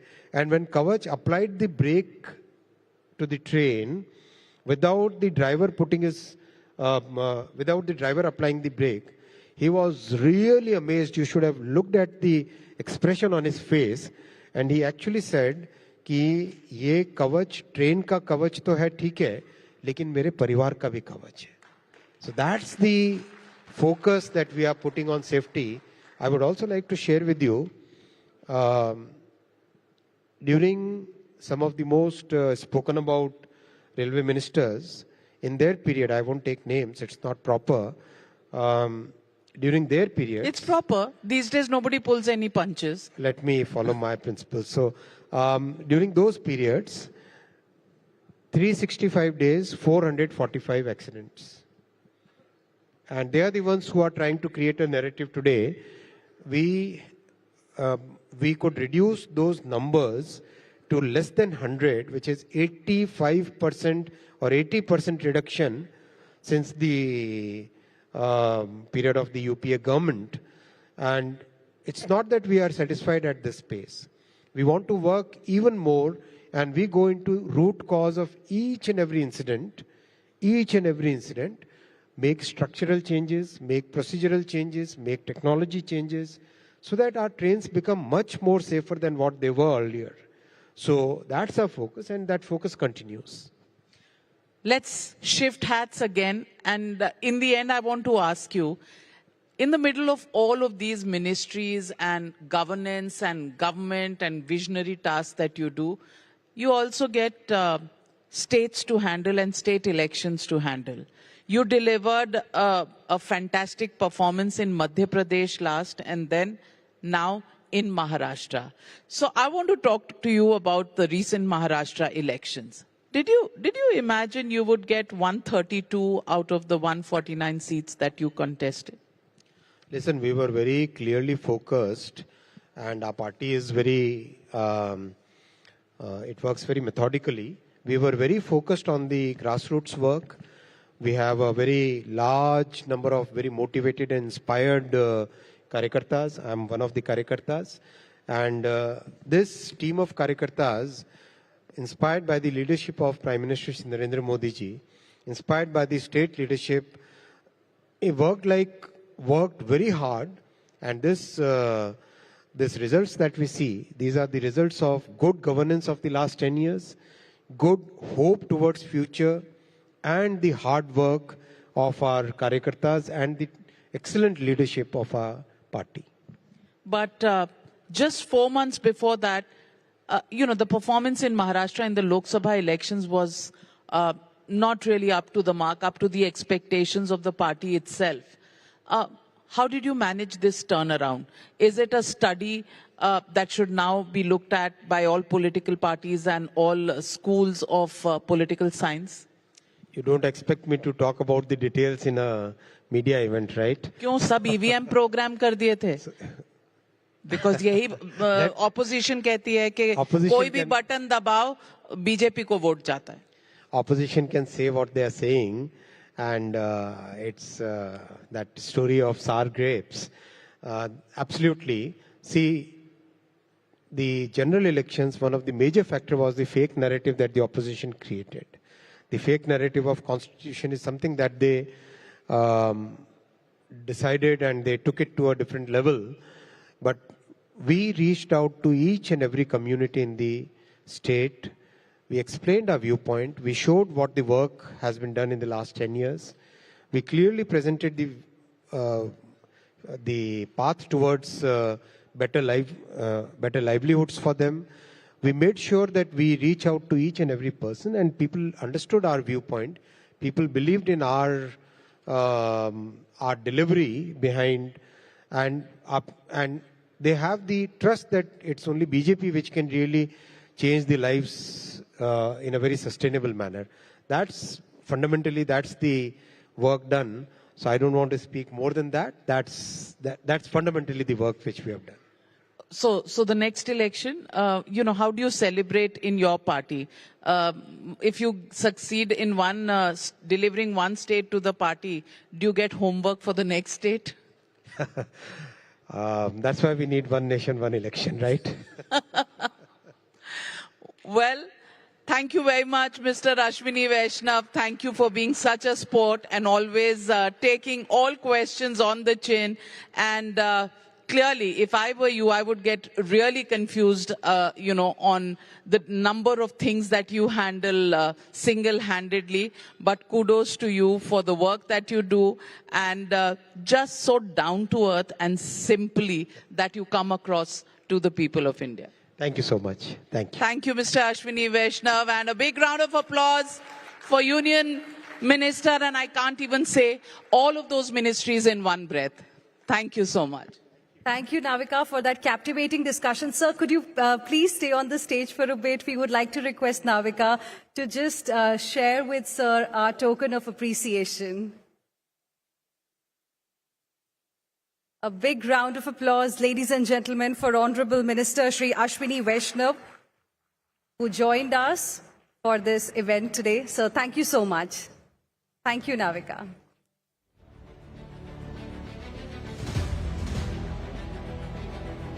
Moving on, ladies and gentlemen, as India moves towards a net zero 2030, it has rapidly become a leading producer and consumer of biofuels. Well, talking of bioenergy, we are pleased to have the man deemed a leader in sustainable biofuels. Please join me in welcoming on stage the founder and MD of True Alt Bioenergy, Vijay Nirani, who's going to be in conversation with Aisha Faridi. A huge round of applause, ladies and gentlemen.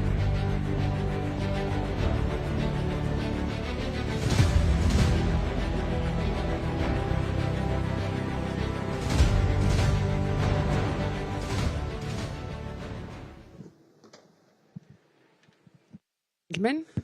Yeah, okay. Vijay, why don't you test your mic as well?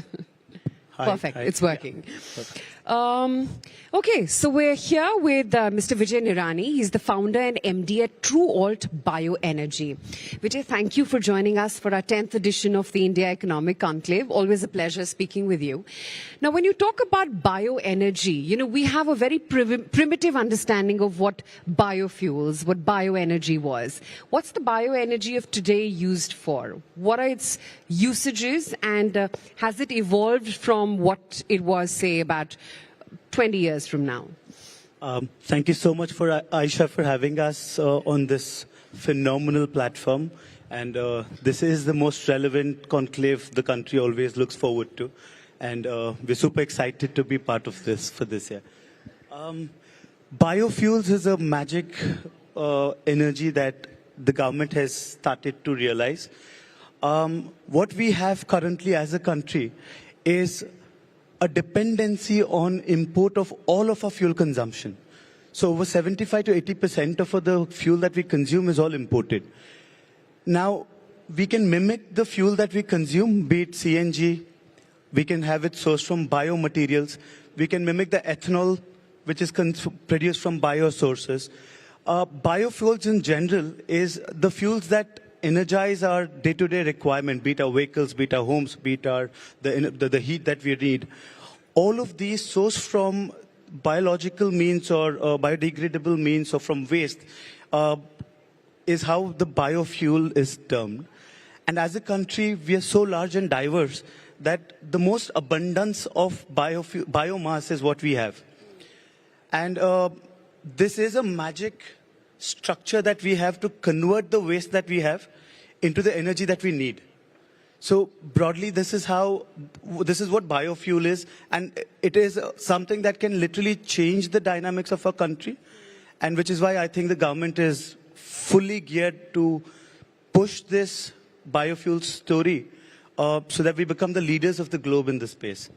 So Vijay, you at TrueAlt Bioenergy, tell me, we've all understood now what biofuels can do, what could be the usages. But you in your business, how is it that you imply this energy, and what all products do you see it being used for, and what is it that you already cater to? So as a company, we are traditionally from the sugar industry, right? One of the most boring industries that there could be. Now there comes the National Biofuel Policy. With the launch of the National Biofuel Policy, we had so much of opportunities. The spotlight suddenly fell on the most traditional and boring of businesses. Yeah. You know, be it agriculture, farming, or fuel. You know, there's nothing interesting about how fuel is made, right? But we all need the fuel on a daily basis. So on the backdrop of this, we got into the biofuel space when the Government of India launched the National Biofuel Policy. The idea here was to try and utilize the abundance that we have. This is a story of, it's a very interesting story where we are a story of national Atmanirbharta, we are a story of nation building, we are a story of self-reliance, we are a story of farmer empowerment, we are a story of energy transition, we are a story of being green or clean for the next generations to come, to pass on the baton of Mother Earth. And more importantly, this story, the biofuel story, is something that puts glamour to the most boring of the industries that we just spoke of. Now, what we have, or what TrueAlt does, is we utilize multiple of these biomass or agricultural waste or municipal solid wastes into creating multiple of value-added products. We currently make first-generation ethanol using molasses, which is a byproduct of sugarcane. We use the damaged grains. Eventually, we'll be using biomass, that is agricultural residue, or the sugarcane leftovers, that's bagasse, to make ethanol. These are all the feedstocks which we as a country have in abundance. Using these, now currently TrueAlt is making 1G ethanol, where we're currently the largest by established size. We make close to 2 million liters of ethanol per day. And we can make compressed biogas or bio-CNG. It's very alarming as a statistic to learn that over 70 to 80% of the gas that we consume is imported. In spite of having so much of abundance, and there is no science, there's no technology in it.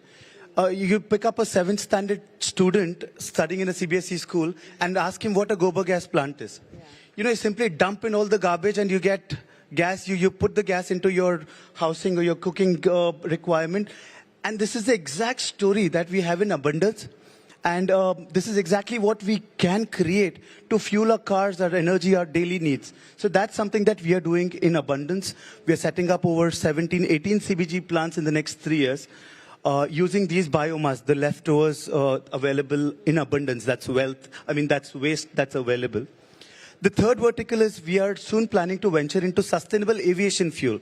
Now, we are already on the path to creating a clean environment, be it the road transport, right, or be it the rail transport, by substituting the crude with EVs.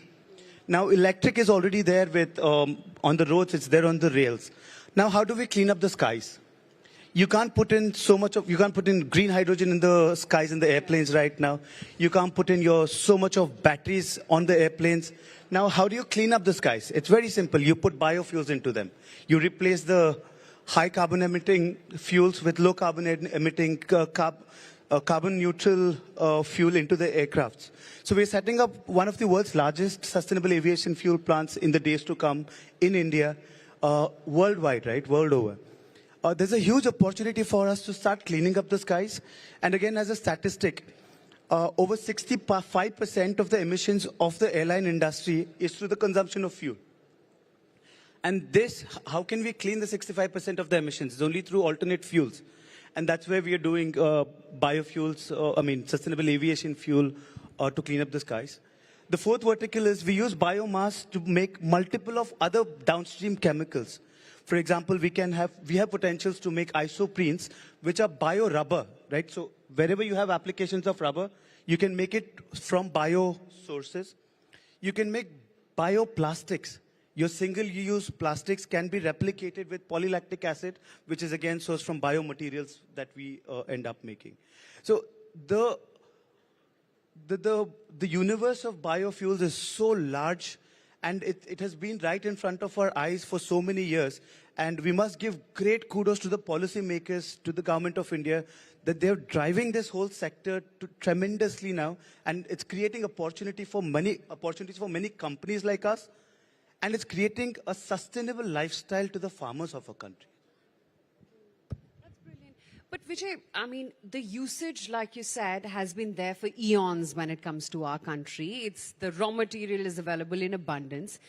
What about the adoption? Because from what I see is the adoption of biofuels still remains very uneven. On the contrary, we have had such a beautiful way the policy has been driven. 2019 is when the National Biofuel Policy was launched. That's exactly when a beautiful policy called Ethanol Blended Petrol Program was launched. Let me just give you a very interesting story here. The idea that the government had was we start blending 20% of ethanol with petrol by 2030. The policy was so beautiful, and India as a country is such a dynamic, such an absorbing and such beautiful minds in the country here, that they actually drove this story so beautifully that we ended up achieving our 10-year goal in less than 4 years. Yeah. We were supposed to start blending 20%. The preponed plan was by 2025. We're almost ready to blend 20% by 2024 itself. Let me give you brief numbers and very hard-hitting number. You know what this 20% of ethanol blending created? It created a savings of close to 80,000 crore rupees in foreign exchange. This 80,000 crores otherwise would have gone to an OPEC country for import of crude. Yeah. Now that money is going to a farmer sitting in the remotest of village and creating a buying power for the farmer. And when the farmer, the weakest of the guys, have a buying power, the country definitely gets geared up or accelerated to reach the $5 trillion vision that the government has. Absolutely. Now again, in terms of the bio-CNG story, Satat is a program that Government of India launched back in 2020. And the idea was to set up over 5,000 CBG plants. Now, gas is something that you can't literally transport very far because you have to store it in a high pressure, high structure sort of a thing. the government is so beautiful. I must tell you. So the first plan that we set up, and it's not just for me, they handheld tiny companies that made 30 crore, 40 crore, 50 crore investments, and they asked us what the trouble here is. Because they know for a fact that if a few companies are successful in achieving this bio-CNG story, where our municipal solid waste or agricultural residue can be created in making gas or biogas, then you're looking at a humongous growth. Now, this bio-CNG has become so wide accepted that across board, it is being built. So many large cap companies have pledged to invest billions of dollars in this space. So I must say there is a humongous acceptance to biofuels already, and it is creating a circular benefit to everybody in the value chain, including the government. Yeah, but Vijay, it's clear that you just highlighted very beautifully as to the multiplier effect and as to how the benefit of adoption of biofuels reaches to the grassroots farmer himself. But tell me, within this, where is India in the pecking order, and what is it that we can learn from other countries like Brazil, for instance, who have adopted this policy very, very beautifully and been very successful at that? Again, we are only about 35 years late into the biofuel story. So fortunately, unfortunately, we have a brilliant government in place who understands the whole nuances of the potentials of the country, and they're actually trying to polish our country so that we shine brighter. Now, Brazil started this biofuel story back in 1985. Wow. And let me give you a very interesting story, right? So again, the top 5 developed nations have all adopted biofuels to the brink. Brazil being the highest consumer of ethanol. America is second, being the second largest consumer of ethanol. Third is China, again a largely developed country. Fourth is the European Union. And now India has picked up to become the 5th largest in less than 4 years. So that's what the biofuel story has been doing to the country. Now, a very interesting analogy to this. What we have as a country to learn from the developed countries like Brazil, like America. So our current ecosystem allows a blend rate of about 20% into the fuels, into the vehicles that we have today. Brazil in 2001, 2003 launched something called as the flex fuel vehicles, which can consume different variants of fuels. Right? So it can consume 100% of ethanol, or it varies from 5% to 100% of ethanol, where you can play with your petrol consumption. So in terms of demand and supply of your fossil fuel to your biofuel, the market becomes very, acceptable of your fuels that are available. So Brazil did this in 2003, which is why the biofuel story they could develop from back then. And I think India is absolutely on the similar roadmap where we launched our biofuel story where ethanol just picked up on availability. Now, since the availability will start shooting up year on year, it's the right time for us to start launching the flex fuel vehicles. And when flex fuel vehicles become a reality, it not only becomes cost efficient for the consumer, because as against a liter of petrol that sells for 100 plus rupee per liter, today ethanol is sold at 65 to 70 rupees a liter. Now there is a huge saving of close to 40% on the fuel cost for the consumer. There's not only the cost of, a savings in the cost of for the consumer, there's a humongous carbon saving for the globe that we create. Third thing, the country as a whole benefits because more the adoption of biofuels, less the import of crude, more the local economy gets benefited because where do we source these from? It's from the localest of, the remotest of villages and the farmers, right? And it's such a beautiful story. The more the adoption, the better the country, the better the economy, and the better the world, the globe eventually becomes. Absolutely. But the other thing that I wanted to talk about, since you're talking about such fast adoption of biofuels, at one side, we're also seeing an as fast and swift adoption of EVs as well. So, what I'm confused with is, do they coexist? Do they replace each other? So we would always want it to coexist, and we would want to complement each other. Because there are spaces where EVs and biofuels become a norm. So Toyota has launched a car called SHEV, Super Hybrid Electric Vehicle. Okay. So what this does is the electrolyzers are launched. I mean, they have padded in the car. The EVs are charged. The same EVs are taken into the vehicle, and green hydrogen is formed. They consume water, and hydrogen is what the car runs on. And when the car runs on hydrogen, the EV batteries again gets recharged.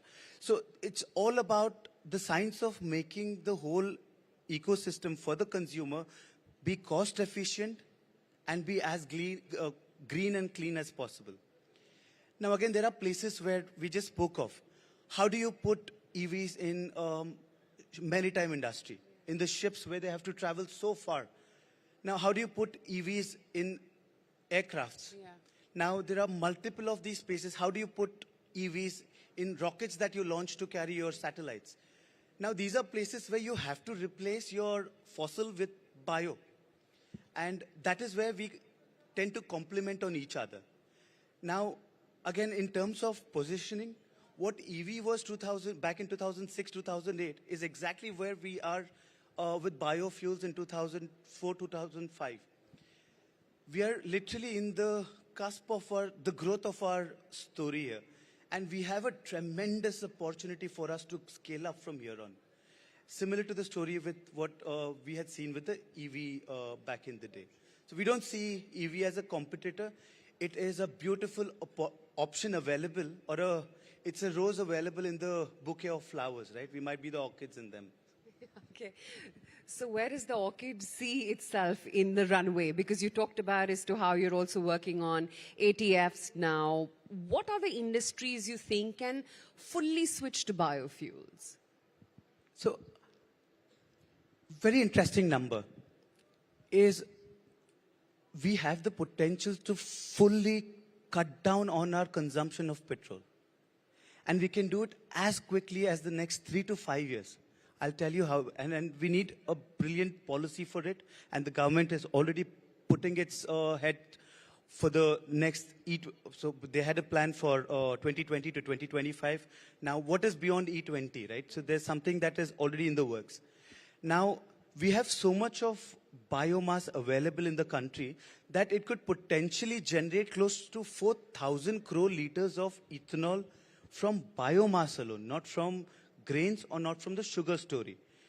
The rice straw that we have, the varieties of agricultural waste that we create, the municipal solid waste, the waste that we sell out on a daily basis, all of them, the industrial effluents, all of these can become a huge value-added products, not waste anymore, to create these fuels so that we can completely cut out on our consumption of petrol. Now, that's the kind of potential this industry has. And with the right policy, okay, why could we achieve this growth in just 4 years? Is because there's this beautiful policy where there was a interest subvention scheme available for putting capex in the space. There was an assured offtake. There was an assured price for it. And India being a beautiful country, when we have visibility on price and some assurances, we can do wonders. The minds in the country are so brilliant, they can do wonders.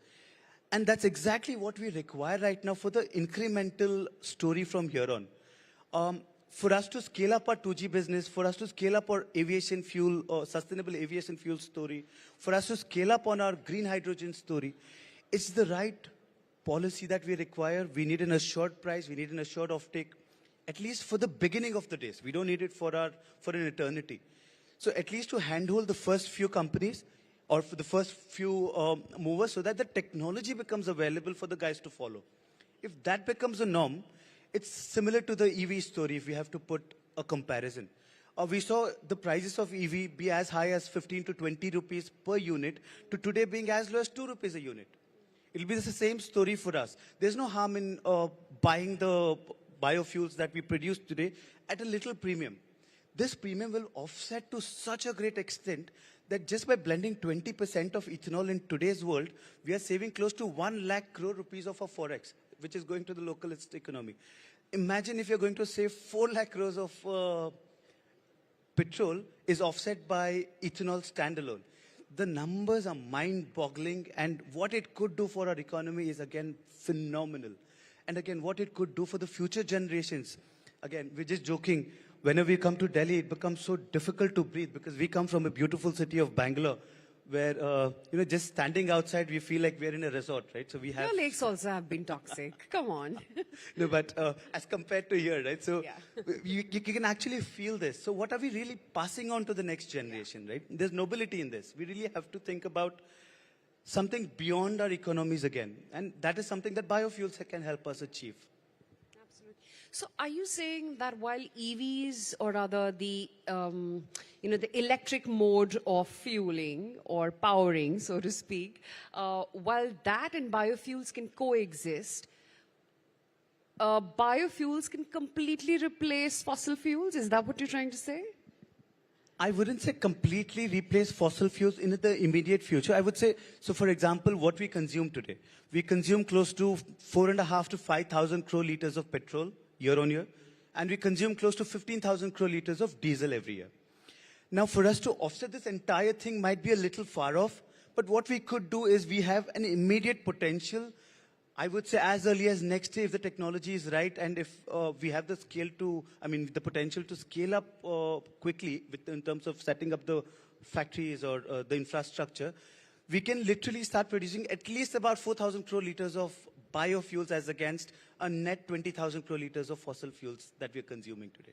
And where do you see the immediate use happening? Would it be with the auto industry where you have hybrid cars, EV and biofuels both? I would say we are betting on all the sectors. So now there is a huge premium that the global markets are giving for aviation fuel. There's a huge opportunity in the maritime industry for green ammonia. So instead of burning these high calorific or high carbon intensive fuels, green ammonia is being replaced in the maritime industry. Now, the automotive industry on road, they've already started replacing the typical fossil fuel based engines. Most of the vehicle manufacturers have already started doing that in great lengths. Adoption of EVs becomes so advanced. Adoption of biofuels across the globe has become so advanced.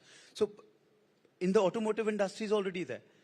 Now, when we speak of the household, when we consume, say, LPG for that matter, it's a very simple application. Most of our households still consume LPG, which is an imported, high carbon intensive fuel. Ethanol has the potential to completely replace that at least. So in the houses where we burn the LPG, we can fully replicate LPG with ethanol as a cooking fuel. Now, ethanol burns more cleaner. It is more of an indigenous fuel. So most of the African countries have already adopted ethanol as a cooking fuel. So that is another major application of biofuels that we can immediately start seeing. Now again, we just had our Honorable Railway Minister speaking before this. The railway industry has moved so tremendously fast in adopting of EV, the electric locomotives already, that they've already become so clean and green in the network of rail lines that we have in a country as large as us and in such a big rail infrastructure that we have. So the applications are humongous in the biofuel story. And not just on these. Again, when we speak of our daily consumption, be it the FMCG products that we have. Now, most of the sustainable people have shifted to not using single-use plastics. Yeah. Now, the bio story has a tremendous opportunity to mimic a single-use plastic. We can have polylactic acids, biopolylactic acids come into play where we replicate use of single-use plastics and we have polymers based on biofuels, which are degradable. That's a humongous application that we have. Again, rubbers that we just spoke of. There is such a big chemistry available and how we can tweak the chemistry between the carbons and the hydrogen atoms that we have sourced through the biomechanics. It's amazing that how the world can shift. And the way that we used to earlier worry that every year the temperatures are rising almost by half a degree, and India being exactly situated on the equator, right? We should be the highest, the most worried globally, because we are the closest to the equator, and every degree that raises, it impacts our entire ecosystem the most. But we see the European Union being tremendously cautious about how the... Proactive. Absolutely. Yeah. And we are already getting there. So our vision of 2070 to be net zero, again, the Prime Minister has taken an incremental targets to be carbon neutral by 2045. These amazing times that we are living in. But Vijay, tell me, the solution seems so possible and so achievable. And like you said, that the technology has been there with India for decades now. Why is the implementation then been that slow? And are there infrastructure challenges in mass-scale implementation? Is that why we've fallen behind? The first thing is, at least me personally, or our industry, the sugar industry, is absolutely happy, at least कि देर आए दुरुस्त आए कि हम सब बहुत खुश हैं, because back in the day when I introduced ourselves saying we come from the sugar industry, people used to actually say, अरे बहुत बुरा हुआ आपके साथ. Today we are being seen with humongous, we have the limelights being thrown at us, right? Otherwise, कौन बुलाता हम लोगों को? Like, you guys be happy working in the villages, right? Like you said, not fashionable sector enough. Not at all fashionable. So today, what we lack, right, is this is not something that is so technologically advanced that is as difficult as putting something into Mars or sending a rover to Moon or something of that sort. It's simple identification of the potentials and driving the potentials to convert into reality. And that's what exactly the National Biofuel Policy is doing for us. And with that, companies like us, I'll tell you, we are not even a very age-old company, right? We have a history of less than 2.5 years. Sure. And we're growing almost, debatably, at a rate of almost about 100% year on year. Yeah. And that's what the country, the policy has created for us. And what lacks for us simply is the right policies in place. We have the right minds, we already have the technologies in place, we have the intent to shift to biofuels, and we have the benefits of shifting to biofuels. Yeah. If you ask me what's lacking, we need even more dynamic policies for us to get there faster. Yeah. We know for sure we are going to get there, and this becomes the primary source of fuel for the globe as a whole. We will definitely get there much quicker with the right policies in place. And I'm sure we're going to get there. Thank you so much, Vijay, for your time. Thank you so much for speaking with us. Thank you. Rani, and thank you, Aisha, for that perspective. May I please request Aisha to please present a token of appreciation to Mr. Nirani, graciously offered by our luxury partner, Damilano. A round of applause, ladies and gentlemen, for Mr. Nirani. And without wasting any moment now, I would like to call upon stage former Chief Justice of India, Justice D.Y. Chandrachud, who better to speak on transforming the Indian judiciary than someone who has the first-hand experience, right? And for this conversation, I would once again like to invite Navika Kumar on the stage.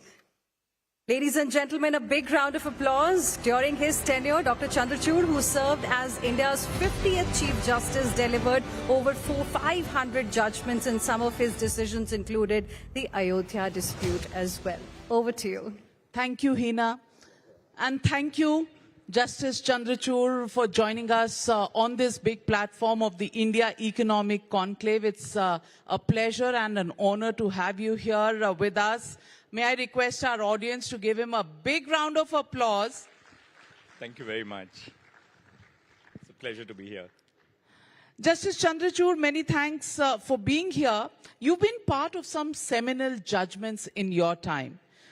Be it the Ayodhya case, Justice Gogoi was the CJI at that time, but as the Chief Justice of India, the electoral bonds verdict, or whether private property qualifies as material resource of the community, your judgment on gay marriage, among others. How do you look back at your tenure as a judge and then as the Chief Justice of India?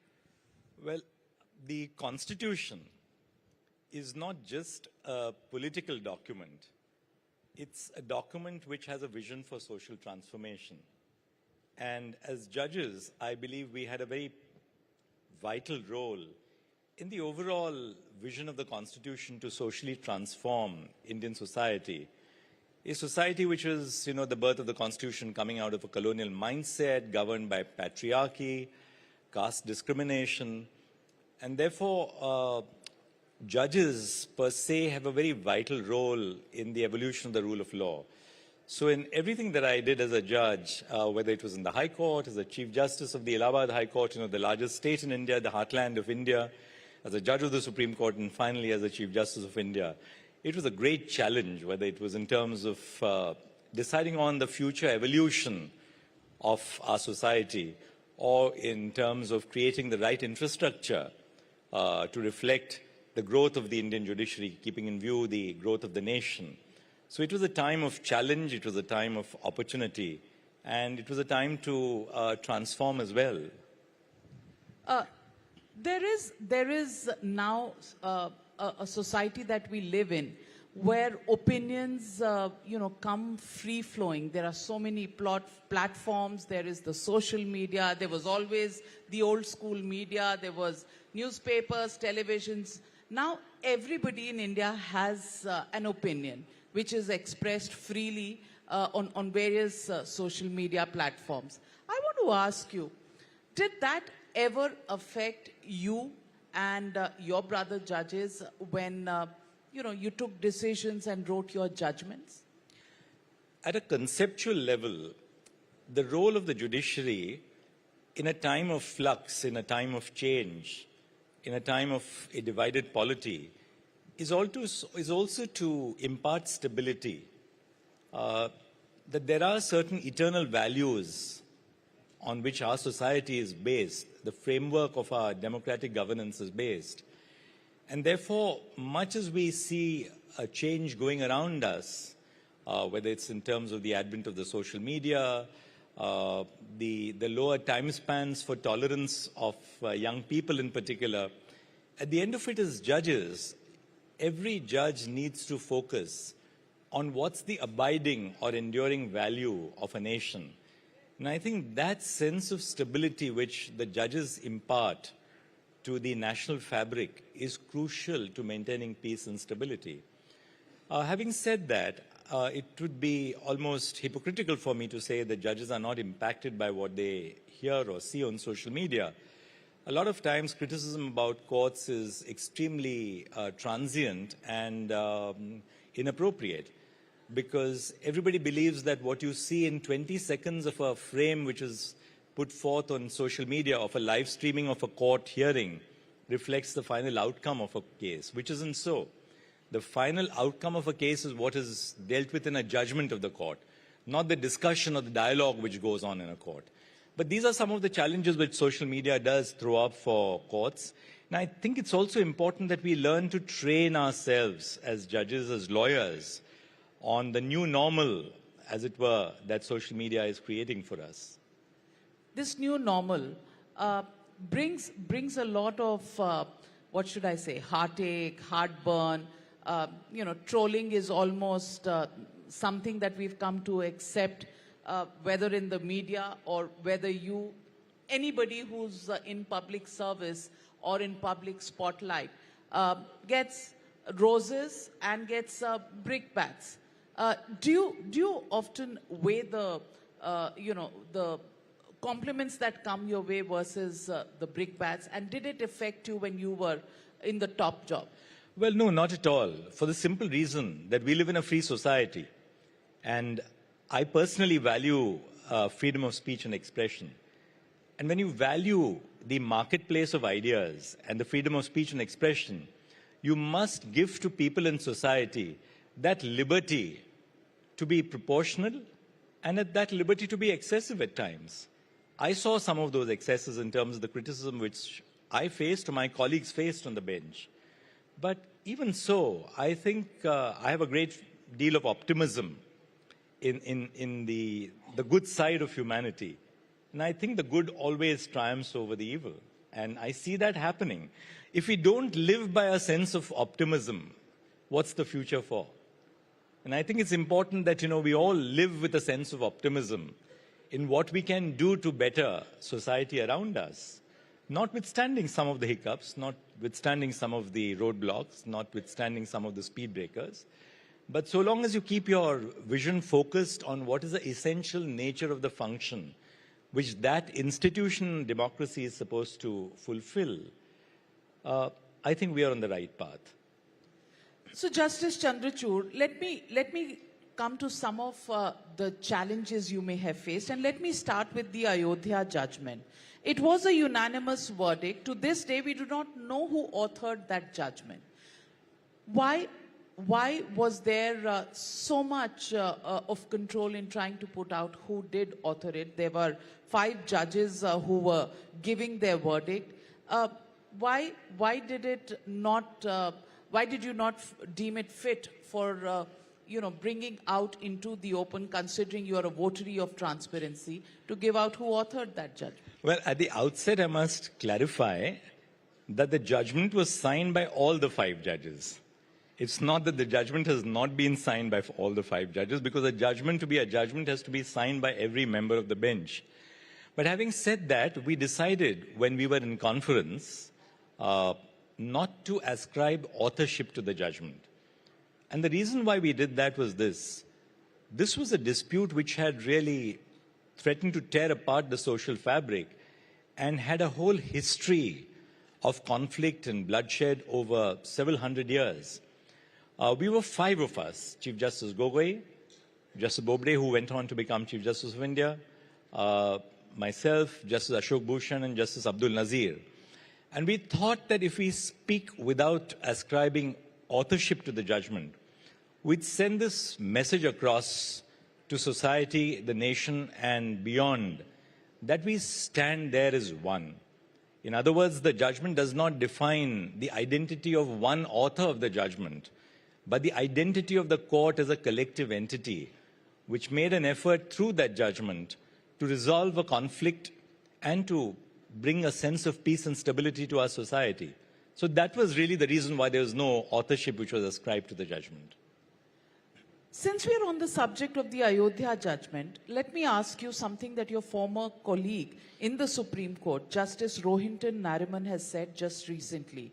In his criticism of the Ayodhya judgment, he said secularism was not given its due at all. He also mentioned that the structure that was found under the mosque was probably a temple, but not something that may have been the Ram temple.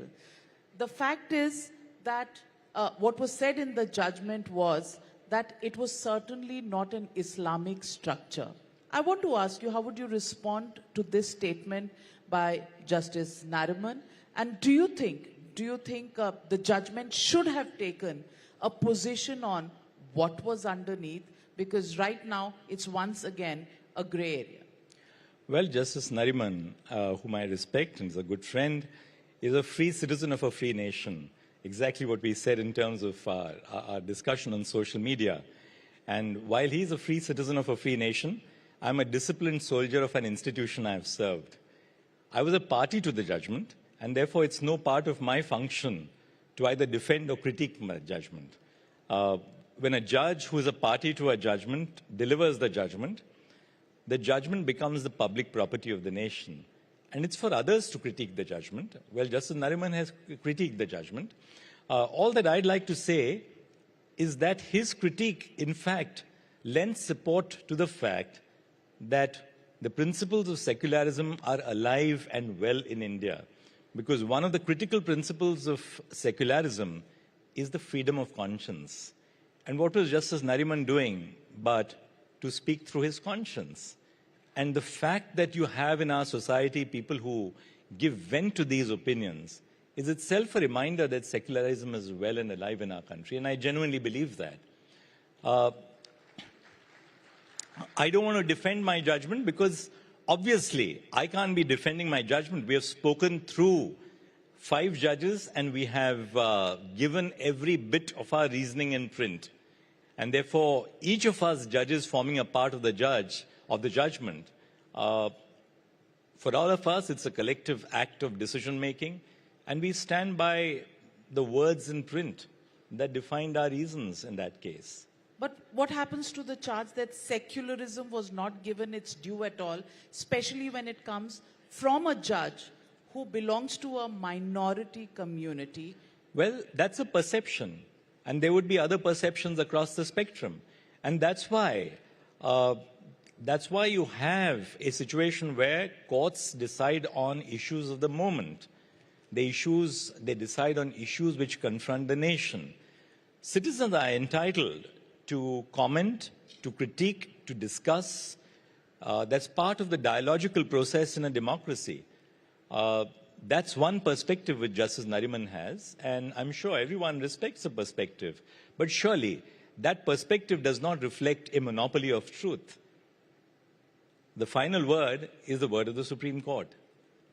Well said, and I hope that settles the debate. But I also ask you this question because many observers at the time of the judgment, including legal experts, said that judgment was a setback to evidence-based law.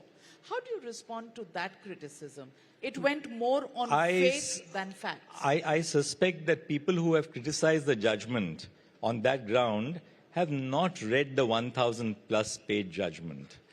A lot of people who talk about judgments without reading any page of the judgment.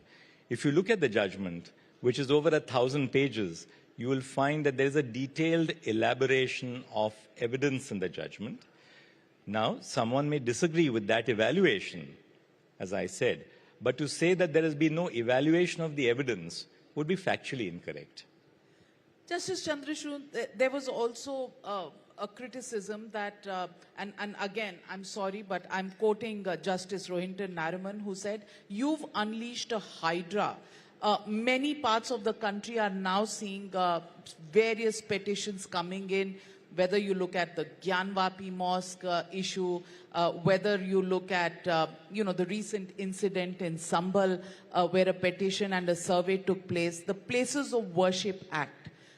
That seems to be the issue under challenge. It's present in the Supreme Court. It came up during your term as Chief Justice. Well, today the Supreme Court has passed an order.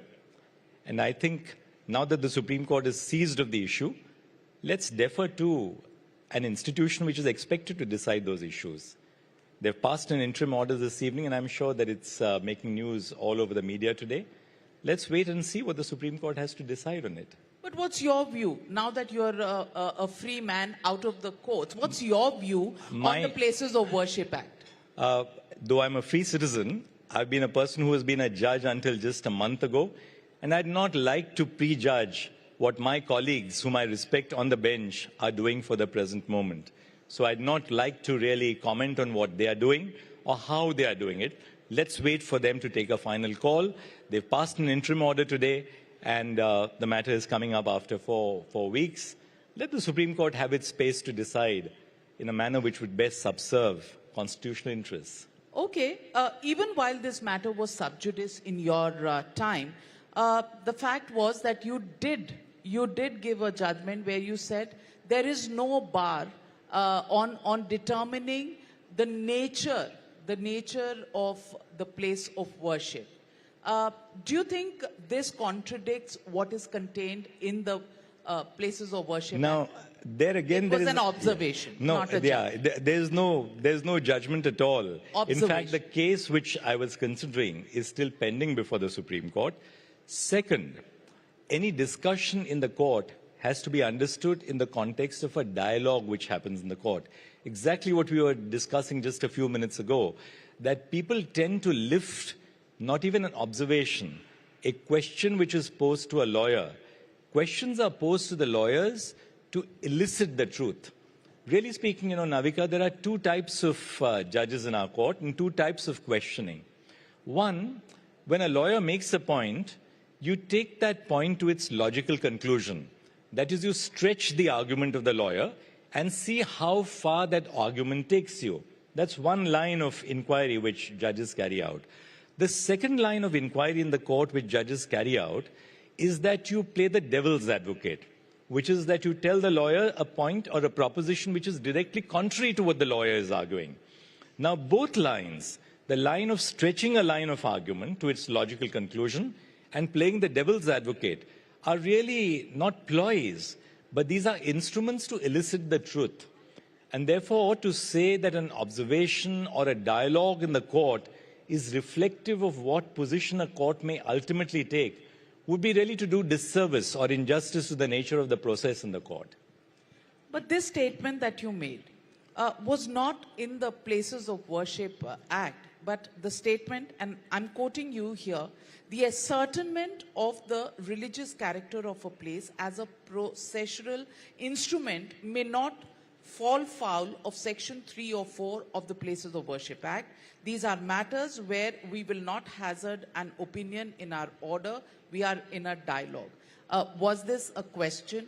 Was this a devil's advocate? Because the opposition... Navika, you began by asking me, you said that it was a judgment, and I clarified it's not a judgment. It's a part of the process of a conversation which takes place in a court. In a court, you don't have addresses by lawyers that, one person speaks and everyone listens, and then the other person speaks and everyone listens. What happens in the court is like what happens in the rest of society. We are the argumentative Indians in a court. So people interrupt, judges give their, their analysis of an argument. They put forth their doubts. And unless the last word in a case is said in print, whatever happens in a court is really for that moment. It has no precedential value. It cannot be used in any future proceeding. And that's the beauty of the dialogue. If you prevented judges from engaging in a free-flowing conversation, you'd essentially prevent the truth from coming out. When I was at the bar, I would be extremely reticent and extremely hesitant if I was to argue before a court who didn't give their possible view, an opinion, a question, because the easiest thing in the world for a court to do or a judge to do is to keep quiet when an argument is going on. And you don't know as a lawyer what case to meet. So the beauty of the dialogue which takes place in our courts is that it reflects that there is a rational discourse.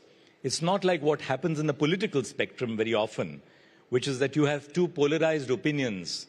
You have a reasoned, rational dialogue on the basis of logic. And it is in that rational dialogue and discourse in the court that the truth is ultimately synthesized and it emerges. So it's important to understand the nature of the judicial process before we really jump to conclusions that an observation by a particular judge on a particular point was intended to be a final conclusion. At the same time, I don't want to get into the Places of Worship Act at this point of time because my court is seized of the matter. As a former Chief Justice of India who has just laid down office a month ago, I think it would be improper on my part to now start prejudging issues which would be shortly decided by the court. I'm asking you a question on the basis of the social discussion, strife, call it what you may. On the one hand is the Places of Worship Act. On the other is the Waqf Board Act. Waqf is currently, many people say, an instrument of land grab in some cases. If I just point out one instance, there are many others, but one instance in your own state of Maharashtra, in Latur, a land that was held by farmers, 103 farmers, 300 acres of land, suddenly, after 160 years that the families and generations have been, tilling that land, farming on that land, they get a notice from the Waqf that it is their property. Do you think there is a need to revisit some of these laws as they exist today? Well, as society evolves, there's obviously a need for the legislature to look at fresh perspectives on any law, whether it's income tax, whether it's laws governing religion, whether it's laws governing social custom. And that's what the legislative process in a democracy is all about. And that you cannot deny to the legislature. What's the distinction between the work which, say, the courts do and what the legislature does and what the executive does? Right? You have these three very important pillars of a democracy. Courts look at individual cases. They look at individual cases of the use or abuse of law. of justice or injustice in the facts of a case pertaining to two people, or more than two people. The legislature, on the other hand, looks at patterns, right? It looks at patterns of social behavior. Now, when the legislature looks at patterns of social behavior, whether it's in the context of family law, the criminal law, the labor law, or even taxation, it could be a variety of legislations, economic legislation. The legislature is not looking at just individual cases, but it is looking at what is the distilled wisdom which emerges from individual cases of the use or abuse of law. And therefore, you cannot deny to the legislature in a democratic polity the right to have a fresh look at legislation. It's not merely the power of the legislature to do so, but it's the abundant obligation of the legislature to do so. Now, obviously, in a written constitution such as India, what the legislature does not have the final or conclusive voice. What the legislature does is subject to judicial review, and if the legislature has transgressed the line between what is constitutional and what is not constitutional, obviously the law would be susceptible to be a challenge. But that's the whole process of checks and balances which the Constitution has created in a democratic society like ours, giving to the people's representatives the ultimate power to create new laws, to alter new laws on the basis of their shared understanding of the polity. Yet, on the other hand, you have an unelected body, namely the judges, who, as I said, stand for certain abiding values, the values of equality, liberty, fraternity, human dignity, to assess the validity of legislation. And then you have the third arm of the government, the third arm of the state, which is the executive. Now, the executive equally is an elected executive, and they have been entrusted with duties under the Constitution. I do not, as a judge, as a former judge, begin with a notion of pessimism, that all the institutions in a democratic policy are either bound to fail. Then what's democracy all about? You have to trust your institutions and allow for the operation of the checks and balances which restrain the exercise of power by everybody, including by the judiciary itself. Very important points that you make, but you ducked the question I asked you. No, I'm conceptualizing. I'm conceptualizing what you said. I'm a student of political science and from the media, so I'm going to press my point. Have you seen enough cases of the charge of land grab under the Waqf Act? Because it is a matter that is creating some amount of social strife. Navika, you want me to get into a political controversy. I answer questions based on the facts of a particular case. If you discuss the facts of a particular case, I'll deal with the facts of a particular case. So far as I'm concerned, I've explained to you that the legislature is entirely within its rights to decide as to whether a law needs to change. It's for the judiciary to decide whether the altered law meets the fundamental tenets of the Constitution, and I'll keep it at that. Well, so then let me ask you, the Supreme Court on several occasions has said that the Uniform Civil Code is something that we should move towards. Do you think the Constitution bars a relook at the Uniform Civil Code, or barring other than personal laws, some of the areas of religious doctrines or laws that are different between different communities? See, for one thing, the whole notion of a uniform civil code is not alien to our Constitution, because the notion of a uniform civil code is intrinsically a part of the directive principles of state policy. Now, the directive principles of state policy cannot be enforced like the fundamental rights can be enforced, but yet they are fundamental to the governance of the country.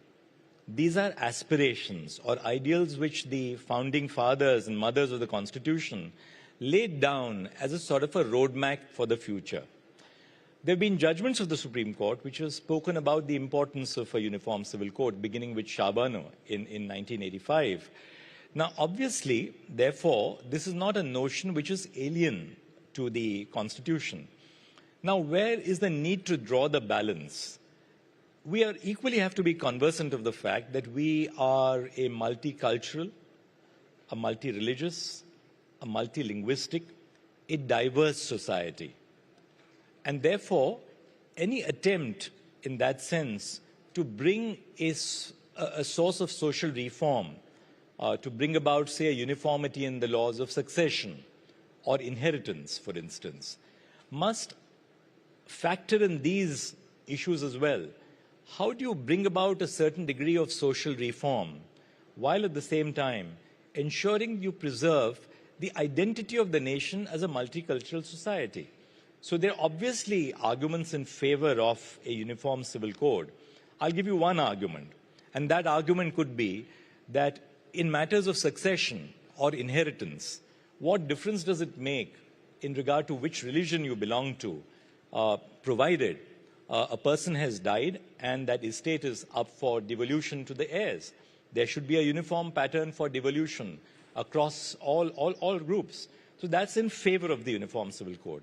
But equally, there would be concerns in a multicultural society, in a multi-religious society, of ensuring that essential concerns of diverse segments of the society in regard to their own identities should be preserved.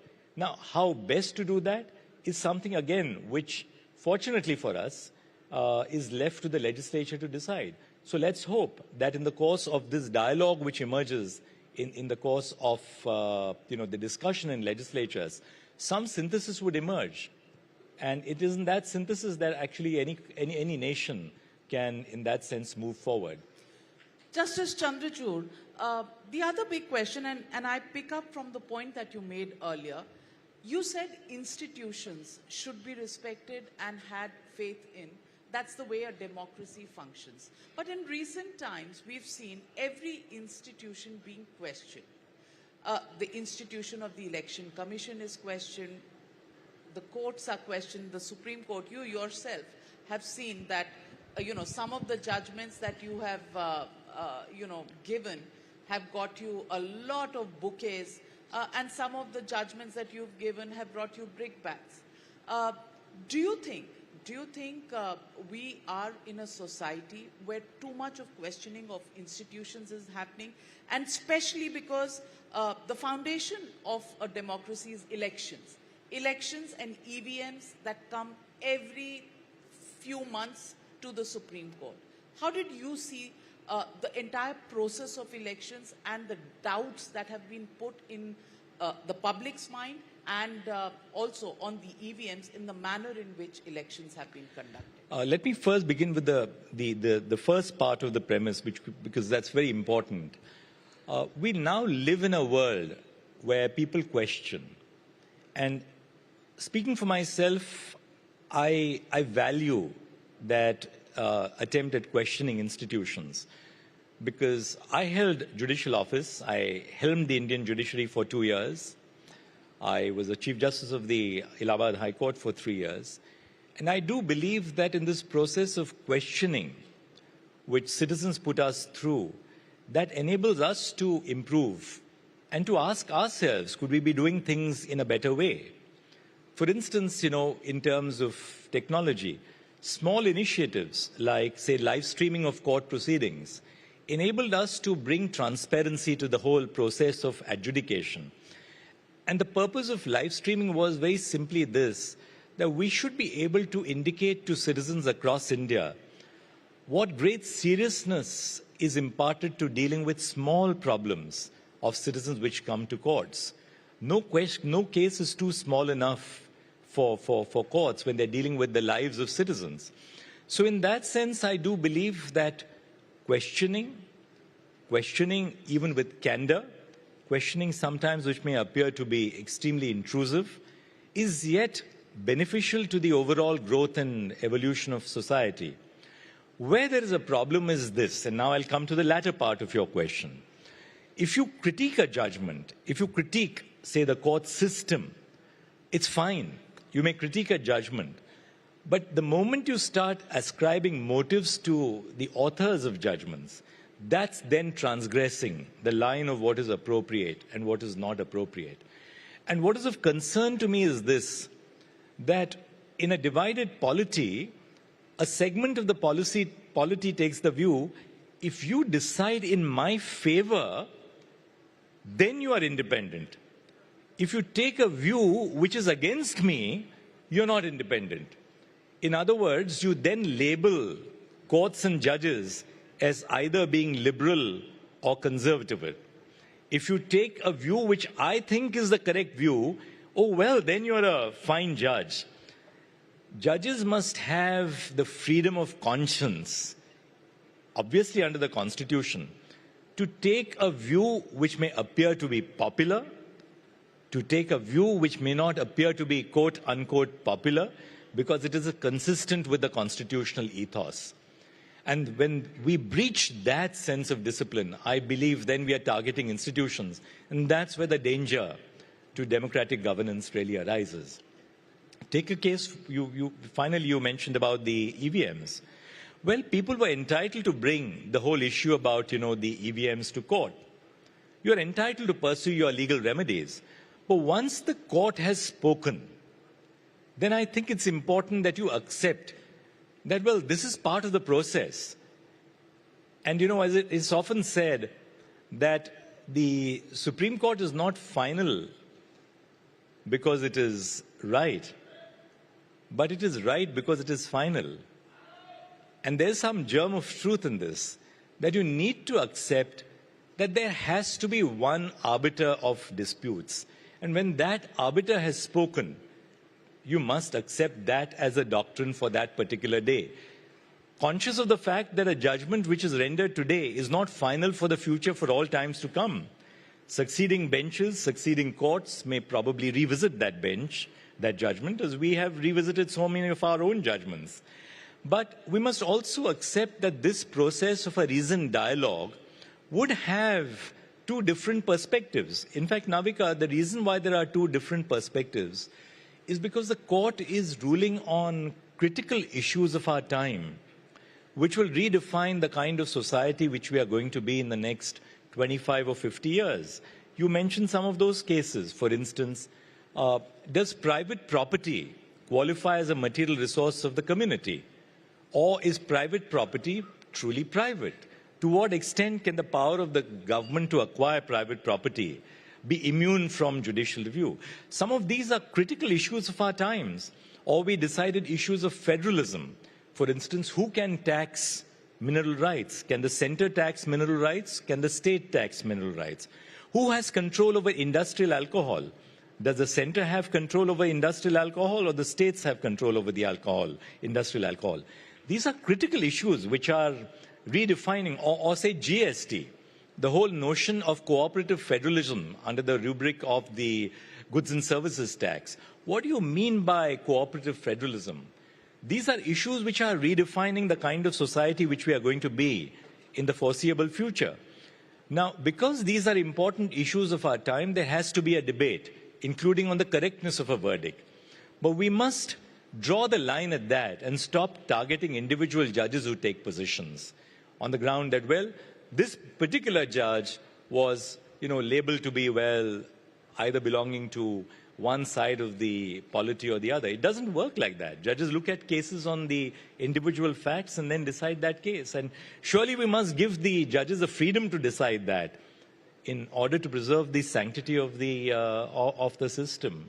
So you were a section of the polity's poster boy when you came heavily on the electoral bonds, but at the same time some judgments like Article 370 and its abrogation, well, you let them down. There are these ecosystems, and many people have said this. And let me now ask you, as a human being, as part of the society, rather than just as a judge, there are ecosystems, and everybody thought you came from the liberal ecosystem, freedom of speech, and they had some expectations, and then. There are certain incidents that happen, there are certain judgments that happen, and everything turned and you became the bad boy of the same liberal ecosystem. Were you surprised? Did it affect you? Well, of course not, because as judges, you decide, as I said, on the facts of that particular case. And I have a fundamental opposition to the kind of labeling which is attributed to judges. Labels such as being liberal or, labels such as being conservative, they have an underlying political premise, which is based on the supposed political ideology of the court or the judge. And it just doesn't work that way. For instance, you would find just a day before I retired that we decided the Aligarh Muslim University case. Or the day before that, we struck down the judgment of the Allahabad High Court, which had ordered the closure of madrasas across the state of Uttar Pradesh. So you will find in the life of a judge, judgments which to a certain segment of the polity may go both sides, because you decide where the balance of the Constitution lies in its application to the facts of that case. And I think it doesn't work like this, that, well, all judgments of a particular judge must follow an anticipated course which one side of the polity would like that judge to follow. It doesn't work that way. That's not how the heart of judging is. We're all trained professionals who've, we've developed our skills in the art and craft of judging, and that's what the Constitution expects us to do. Well, these days, the definition is not liberals versus conservatives. It's often liberals versus bhakts in the Indian ecosystem. So if you're liberal, then you're part of, the opposition kind of ecosystem. And otherwise, you're a bhakt. That's how the media is labeled too. Right. But there again, I have a caveat, which is that a judge does not have to be an atheist to be either true to the Constitution or to be, in that sense, true to the oath. The Constitution does not require judges to be atheists to be true to their oath to the Constitution. You may have your own faith, you may have your own belief system, but you still do justice to citizens when they come across the cultural spectrum in search of justice. That's a big statement coming in from you, Justice Chandrachud. I want to also talk about reforms, judicial reforms, which is an issue close to your heart. A very recent case that has grabbed the social media space talks about this man, who has a 34-year-old man who has committed suicide, Atul Subhash. And he brings up his tryst with the courts, with the matrimonial case, and what he went through. While I don't know what's the truth, what's not, we only know the version from a dying declaration that this man has given. But it does throw up the light on the issue of what happens in the lower courts. Yes. As the former Chief Justice of India, you must have read about this case. What do you think about this case and the issue of the crying need for judicial reform? I agree with you when you began by saying that, honestly, we don't know the truth of what happened. You have, on the one hand, the suicide note, which has been widely reported in the media. You also have the complaint by the wife, which has also been reported in the media. And, particularly when human relations are involved, as in the case of a spousal conflict, it's very difficult for us sitting, in the course of a platform like this to actually deduce as to what happened between them at that particular point of time. Very often in personal relationships, including spousal relationships, the conflict is not between right and wrong. It's a conflict sometimes between right and right. It's sometimes a conflict between wrong and wrong. And that's perhaps, reflective of what happens in the court very often. I'm not talking about this particular case because, I don't want to be even remotely saying that, one of them was at fault and the other wasn't. We just don't have the relevant facts, which would be deduced on the basis of evidence. But what is of concern to me, and I share your concern, is that particularly in the context of family law, our society is undergoing this huge flux more and more young people are extraordinarily mobile socially, economically. Women are up in the employment space, in the workplace. Marriage is under stress because spouses live in two different parts of the country or two different parts of the world. Now, this is putting tremendous stress on the family as a unit in our society. And I don't think that our judicial system today is equipped to deal with these issues of family conflict. Yeah, we have our laws. We have the family law. We have our personal laws. We have the Hindu code. We have the other laws governing other communities.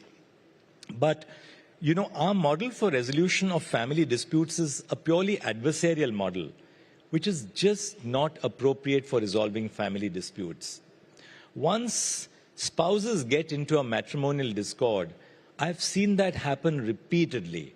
You know, the longer it takes to resolve their disputes, the worse it becomes. Because then they start washing all the dirty linen, they tend to rope in each other's relatives, and then there's a point of no return which is reached for spouses.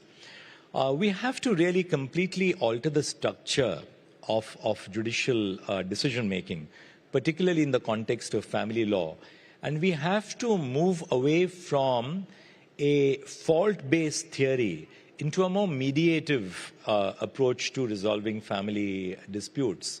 But that's, of course, a very serious issue which has to be debated upon. But I believe that, you know, our family law today has to be completely reworked in terms of its procedural underpinnings. We have to have a completely different approach from the court system to resolve family disputes. Otherwise, I've seen young couples getting into a dispute when they were 23 and 24, and they are fighting until they are 40 years old, sometimes 50. I even had a matrimonial dispute in a Parsi matrimonial case when I was a judge of the Bombay High Court, when the disputing parties were in their late 80s. And you can imagine, lives are destroyed. So we need to completely alter the structure of the Indian judicial system, particularly in the context of family disputes. Justice Chandrachud, you brought a lot of transparency to the collegium system of recommending judges. But do you think, I mean, the Supreme Court in the past has rejected the idea of a National Judicial Appointments Commission. But do you think there should be a chance that should be given to it again, given the fact, you know, that judges choose judges, something that has been debated and discussed very often? Maybe the idea came before its time and therefore was rejected. Do you think there is a cause or a need or an opportunity to relook at that system? You know, we now have a system where the collegium system is in place. You have a final judgment of the Supreme Court which has said that, well, the National Judicial Appointments Commission, the NJAC, was unconstitutional. So there's no point in us, you know, sort of hypothesizing on what could be. I think the effort today has to be on what can be done within the existing system to make it more objective, more transparent. And that was part of what we did. For instance, over the last several years, we put out the resolutions of the collegium on the internet to tell people why we are taking these decisions in regard to the appointment of a particular judge to higher judicial office. We laid down the parameters which we follow in making appointments. For instance, you know, seniority, merit, integrity, diversity in terms of gender or region, the high courts, diversity in terms of having more marginalized segments of the society into the judicial system, be it, you know, the scheduled castes, the scheduled tribes, the minorities in our country, to give a broader and a more diverse representation, having more women into the Indian judiciary, so on and so forth. So there have been a lot of steps which we have taken. There is a perspective, though, which you did mention and which I must share, that perhaps the Supreme Court should have allowed the National Judicial Appointments Commission to work itself out for a little period of time to see how it was actually working out in practice. And there is a very, very strongly held belief amongst very respected scholars that perhaps if the Supreme Court had allowed it to work out, it could have then found out whether it was working in a constitutional way, as opposed to, nipping it in the bud at the threshold. But now that we have the judgment of the Supreme Court, I think it's important that we find ways and means to make the process objective. But to, again, go back to what you said, that this is the process, the collegium is the process of judges appointing judges. That's not so. The recommendations for appointment of, say, High Court judges emanate from the High Court's collegium, which consists of the Chief Justice and the two senior-most judges. After the recommendation is vetted at the level of the states, because we are a federal polity, by the chief ministers and the governors in the states. One part of the recommendation comes to the Supreme Court. One part of the recommendation goes to the government of India, where the Intelligence Bureau would do an antecedent check on the background of that particular candidate. All the inputs of the union government are put together in the file, which is then sent to the Supreme Court of India. The Supreme Court of India would consult, the Chief Justice of India would consult all the judges of that court who are based in the Supreme Court. For instance, so if an appointment was to be made from the Bombay High Court or the Allahabad High Court, where my career had taken me as a judge or Chief Justice, I would be consulted on those appointments. So what happens, therefore, is that the process is multi-layered. It's not that, the judges have the last voice or the last word on who would be appointed. Yes, the appointment originates in a recommendation by the judiciary, but the government, which is a vital stakeholder, has a very important has a very important voice in the process of judicial appointments. And that's how it actually works out as well. Justice Chandrachud, it's been a pleasure talking to you, and I just want to end this by asking you on a personal note, how have the last 4 weeks since you demitted office been for you? Do you feel less pressured? Do you feel less judged? Because, when you're in that big chair up there, the public scrutiny is very, very intense. How's life today? Well, when you step down from the bench, you realize what a great opportunity and what a great time it was, a memorable time in your life, where you could actually make a difference to the lives of individual citizens. And perhaps in that sense decide in whichever way the course of our society for the future. But having laid down office, I can now live the life of a private citizen, unburdened of the responsibilities of office, not the pressures of office, but the responsibilities of office, because there's no case which is too small, there's no case which is too big. But at the end of it all, you also judging is a very difficult lifestyle, because you're aloof from friends, you're aloof from society. And I was a judge for 24 years.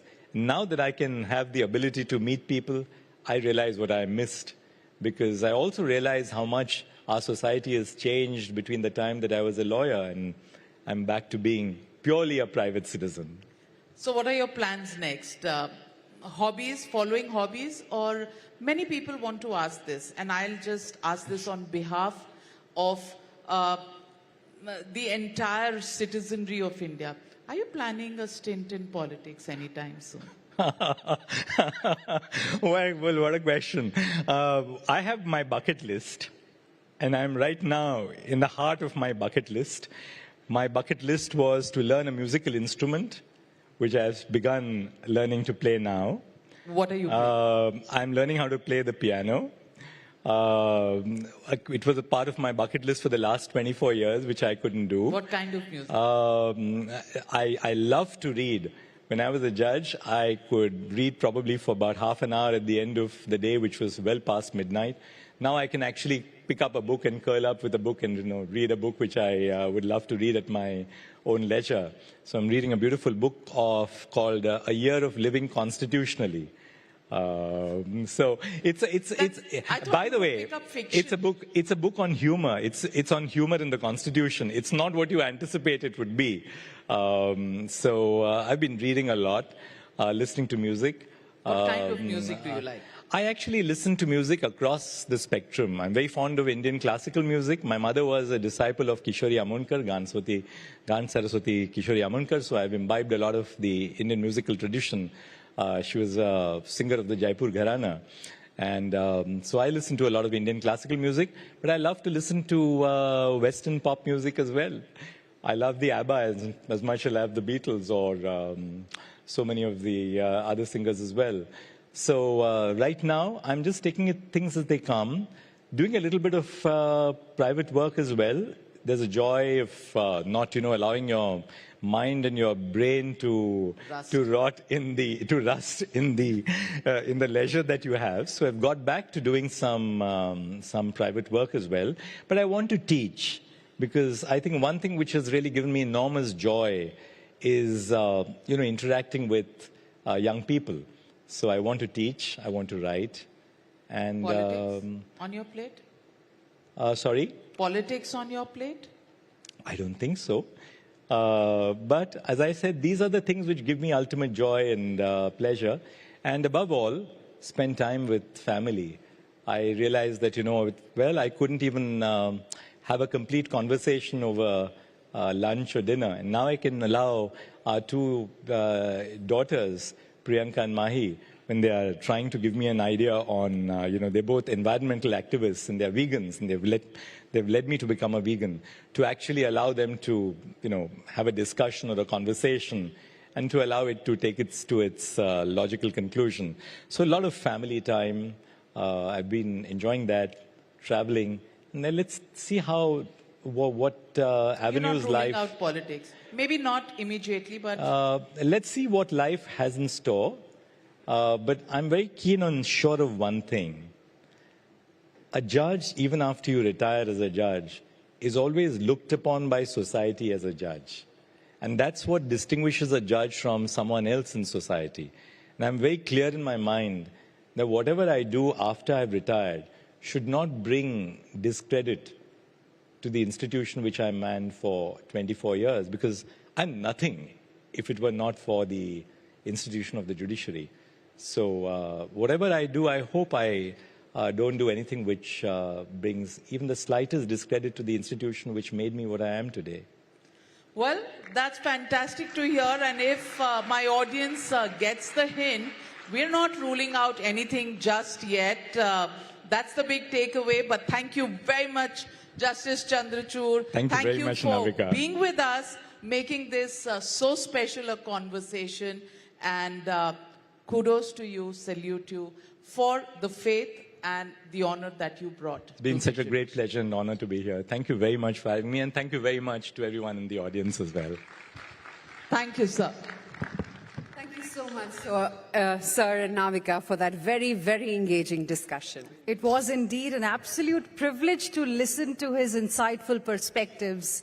A big round of applause, ladies and gentlemen.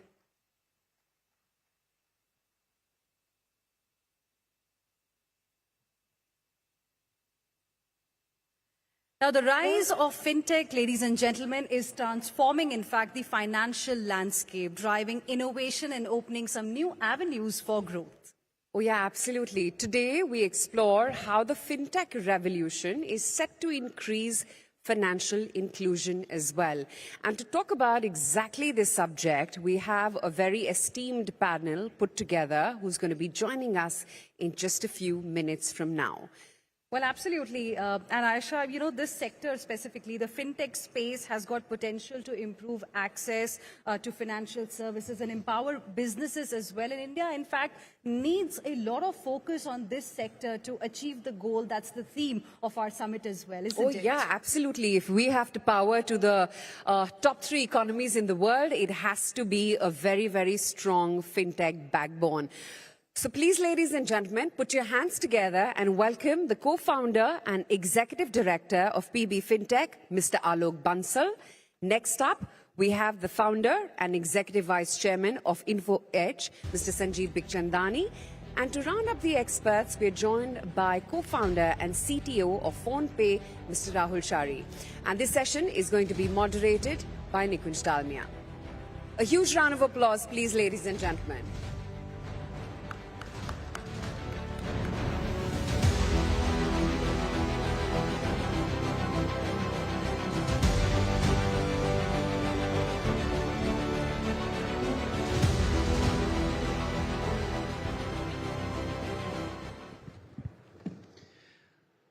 Good evening, everyone. And this is the 10th edition of IEC. 10 years ago, startups in India were perhaps at a very incubation stage. Now they've become center stage. Startups in India have identified the problems, the solutions, and they've managed to scale it up. But this is our 10th edition, so we want to make it very special. And the guest is always on the right side of everybody, which is Mr. Sanjeev Bikhchandani. He had invested in Zomato, and after the first check, Zomato stock has gone up 2,200 times. Policy Bazaar, Alok would tell us better. The number, it's a few hundred times. So that's the fact I'm sharing with you. But there is one more fact which I'll share with you, that Mr. Bikhchandani, every time he comes on IEC, he will tell us that which is the next big investment he's doing. So for those who are planning to go, please come back. Money making idea aane wala hai. Now I've introduced you so nicely. You want me to answer that question? Next big investment, Abhi? Matlab, we don't know. We invested in 120 startups since in the last 15 years. Of those, 2 are Zomato and Policy Bazaar.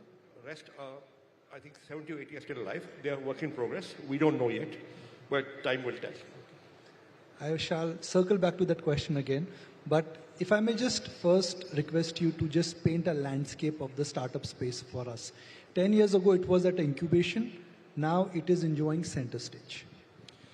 Well, actually, if I look back, so I'm 61 now, and I began to work in industry in 1984, straight after college. 40 saal ho gaye. In those 40 years, there has been a sea change in the Indian business landscape. In hindsight, it looks like a revolution, but actually it's an evolution. Most revolutions are evolutions, right? And if you look at it, a lot of value, a lot of employment growth, investment has gone into companies and industries that did not exist or barely existed in 1984. So IT services did not exist, barely existed. IT-enabled services did not exist. Internet did not exist. E-commerce did not exist. Mobile telephony did not exist. Mobile apps did not exist. Private sector airlines did not exist. Private sector banks barely existed. Private sector insurance companies did not exist. Digital payments did not exist. Right? None of that stuff existed. And it is, देखो 40 साल में बहुत कुछ हुआ. And the truth is, a lot of this change has been driven by startups founded by first-generation entrepreneurs. Not all of it, but a lot of it. And therefore, startups actually are central to India's growth story over the last 40 years, and in all likelihood for the next 40 years. So Infosys was a startup in 84, HCL was a startup in 84, look at the employment market cap today, they built India's brand, they built the IT industry. So company after company that are giant today was a startup at some point, maybe 20, 30, 40 years ago. I mean, Zomato has founded in 2008, listed in 2021 in the Sensex today. You're going to see more and more. So it's pretty clear that the giant companies, some of them, the giant companies of tomorrow, some of them are the startups of today. And therefore, startups are really important and central. Now, ये change, ये जो हुआ है, कहाँ से हुआ है? Number one, it's because there are many, many, many people who are trying to be entrepreneurs. So the number of founders has multiplied manifold. Second is there are role models and success stories. There are role models and success stories of people who've done it before. Okay. Third is there is money available. Fourth is there's talent. And fifth is there's enabling policy and regulation and frameworks by the government, especially in the last 10 years or 9 years since Startup India. So I think all of these things have led to this. I think it's very good that the government today recognizes this, that startups are central to India's growth story and is taking positive action.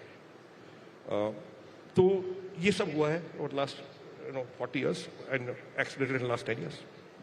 I'll stop here. Alok, I remember Rakesh Jhunjhunwala, late Rakesh Jhunjhunwala once told me that when he started investing in the stock market, his mother told him, don't invest in stock market, beta shadi nahi hogi. So when you started your journey in the startup world, what advice did you get? And were you married that time? Yeah, I was married luckily. as Sanjeev mentioned, Policy Bharat journey started in 2008, and at that time, startup was still something which was not the preferred course of action for any corporate person per se, right? In fact, there are few of us in our batch at IIM who always thought about doing something of our own, and we had to create a list of companies that we want to apply to in order that, for the placements. And you will be surprised to know Times Group by number 1. Because the sort of roles offered by Times Group when they came for PPT were really, really exciting. And they almost told us that, okay, you can go into, say, Patiala and open a FM channel and run it independently. And it was like, wow, that will be great experience. So somewhere there was always this thing at the back of the mind that you want to do something of your own, but what and when was not very clear. So you just keep on a lookout for opportunities, and the way to think about it at that time, at least in 2008, was that if it didn't work out, you can always go back to the corporate life. You have got good relationship with your ex-managers, ex-bosses. Maybe you lose out on that 1 or 2 years. That's the downside potential. Now today the things are very, very different. Today everyone wants to have people in the team who have got startup experience. So tables have turned totally from that perspective. But you can't overthink. To be honest, if you start thinking too much in terms of what will happen, what can go wrong, you can find excuse to do it, you can find excuse not to do it, both sides. So somewhere you have to be little crazy to take that bet. You have to obviously ensure that you get support from your family, because the decision that you take will impact them as well. So you have to take them along. But my only advice is don't overthink if you have to do it. And if you are able to find an opportunity where you think putting 5-10 years of your life at that stage of your career is worth it, why not? एक ही तो जिंदगी है, तो try कर लो. Okay. Tell us your story when you took the plunge. And I'm using the word plunge because 10 years ago it was indeed a plunge and a leap of faith. What inspired you to take that leap of faith? And for those who want to take a leap of faith now, today, has the scenario changed? So it's already 9 years into PhonePe now. 9 years back when we started, doesn't seem long back, but it's been a sea change. If you look at how the internet ecosystem has evolved, how the startup ecosystem has evolved, and how the status, as Sanjeev was mentioning, of startups, the talent around startups, and the encouragement of the ecosystem, the policy makers, the regulators, etc., significantly changed. So for us, so PhonePe is actually my third stint as an entrepreneur. Started way back in 2009. That time, I think we had started with a media distribution business. We were actually powering music streams. And I remember my co-founder's father, Sameer's father, telling us, "Itna padhai karke gaane bechega." That's what you were planning to do. And then we joined Flipkart, e-commerce took off. When we started PhonePe, it was with a very simple thought process that we had seen through e-commerce the frailty of the payment ecosystem and the fact that if India needs to actually transition into being a digital economy, payments at the infrastructure level needs to be solved. And that was the simple thinking, that if we are going to be able to solve payments at the infrastructure level, India is going to transition into the digital economy. We are going to be able to build something that is population level scale impact, and everything else, glory, money, etc., secondary. The excitement was about solving that particular piece of the puzzle for transitioning India into the next stage, right? And we were actually building something like UPI before UPI came on board, and then UPI happened and it was love at first sight.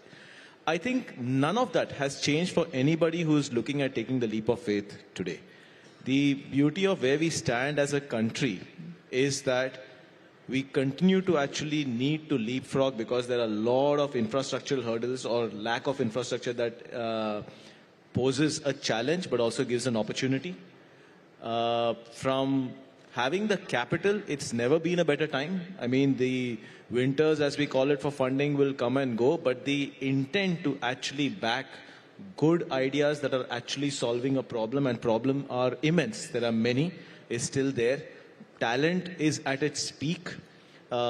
as a population, we are the most aspirational population that exists in the world today. So any sort of new idea, new solution that you put out there, the adoption rate is going to be immense. So I believe that there's never been a better time to be an entrepreneur in our country than today. So startup is about identifying a problem, finding a way to fix it, and then how can you scale it, to put it very simply. Where is this big pot of honey in the economy or in India right now, where you would advise the audience here and back home, those who will be watching, that they can really take that leap of faith? So I think from an economics perspective, right, there are two ways you can actually look at India. One is if you look at it from what we call as the consumer businesses or the consumer internet businesses. You have to be actually very, very careful and cognizant of the fact that India is a DAO country, which is daily active users, but daily active customers wise, it can be actually significantly lower. So it's razor thin margins at scale, and you have to be very, very cognizant about that fact and say that what are typically what we call as ARPU numbers, average revenue per user, that you may actually correlate for a similar solution out west will be nowhere close, right? And if you're able to actually prove out a unit economics at scale with the cost that it takes to actually plow the rails towards that, get into it. Otherwise, I think the opportunities have to be looked at from multiple niches, agri-tech, insurtech, possibly actually building for financial inclusion of particular segments of society that are being left behind. Opportunities to build good, solid businesses, not being seduced by being the next PhonePe, which is at a significantly larger scale, but looking at problem spaces that are more niche, verticalized, and have great unit economics and also a need in society. I think that's the way to go.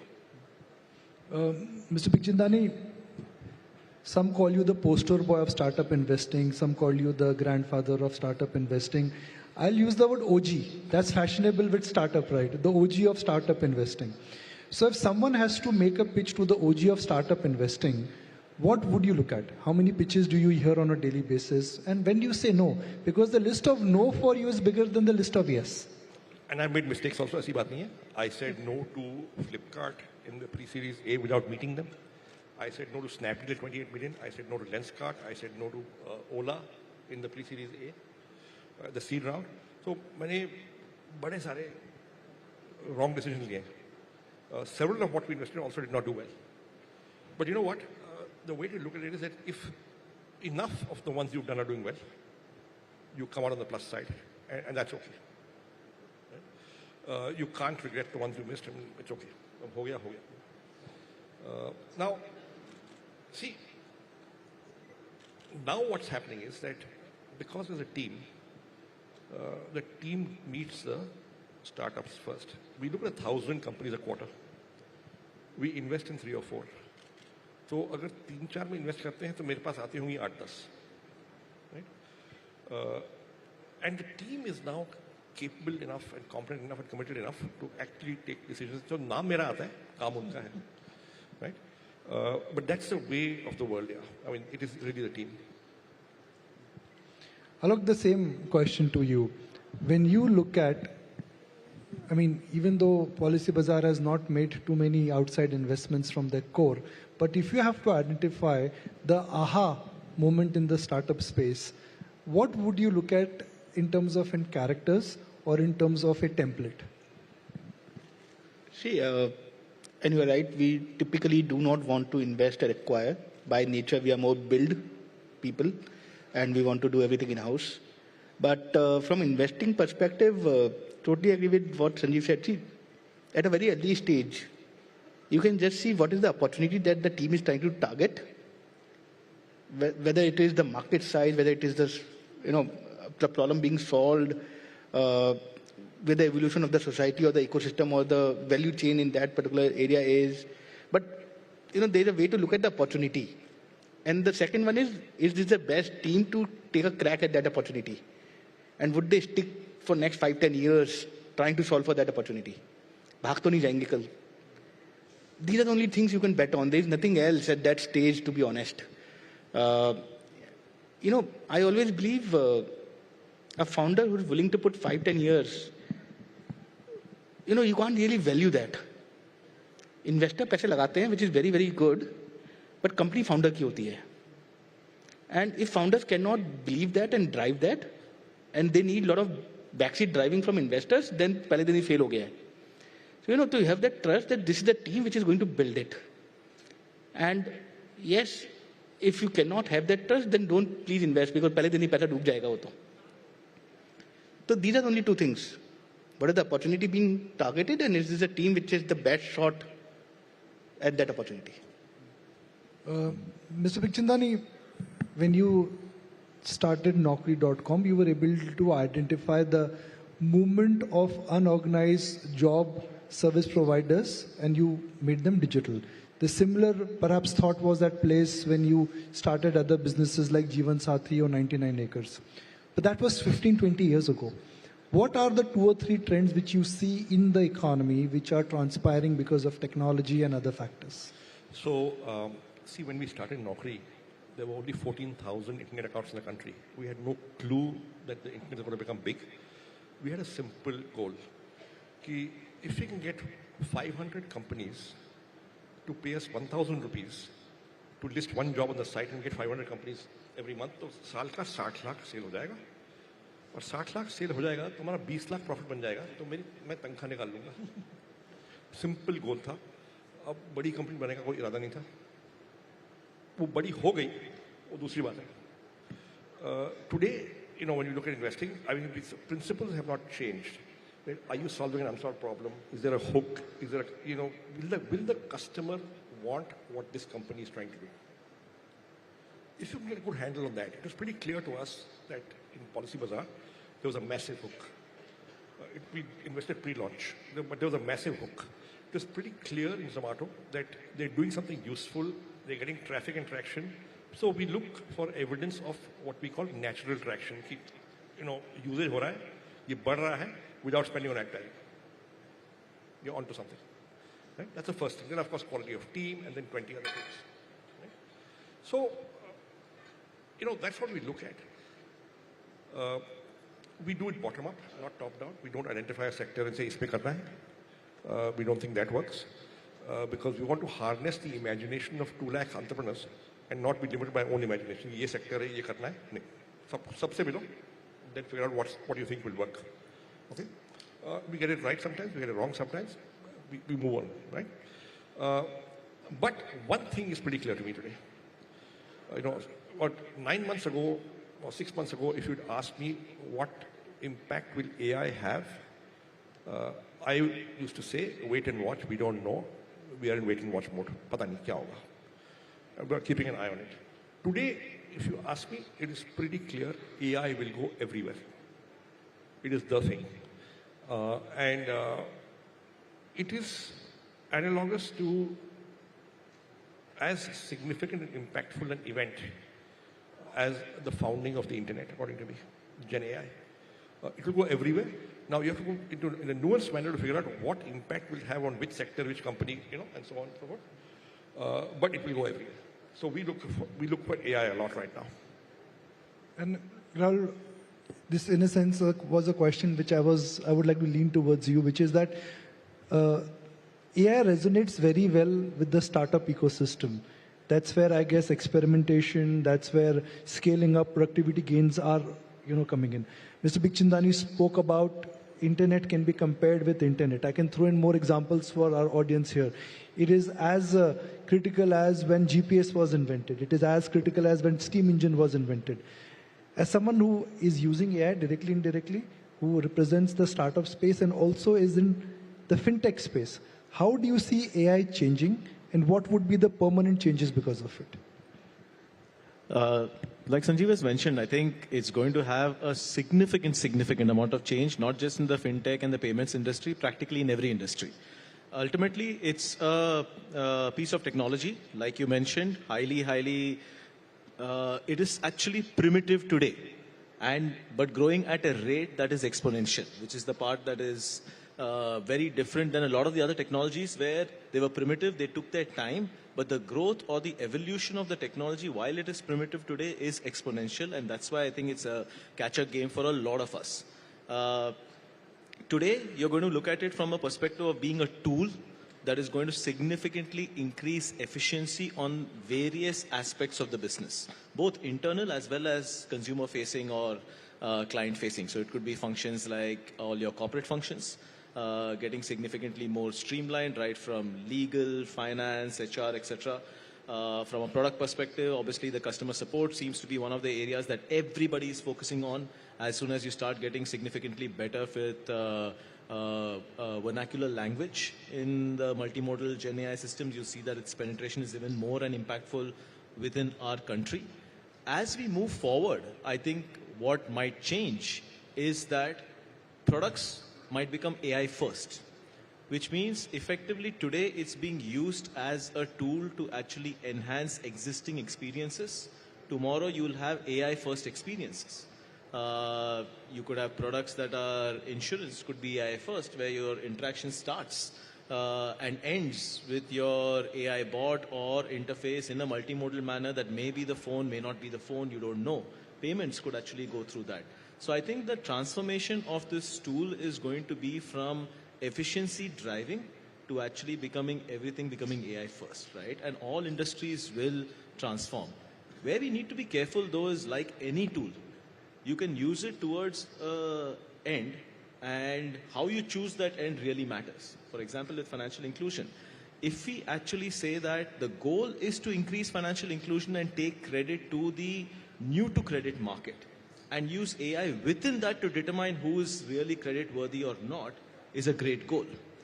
But to say that let AI determine who all is credit worthy today might actually leave out a large part of the society. So that's just one example. I think how we deploy AI is going to matter a lot, because then you're going to actually either be inclusive in AI technology or you're going to leave out a large part of the population. I think that's the main concern that I have.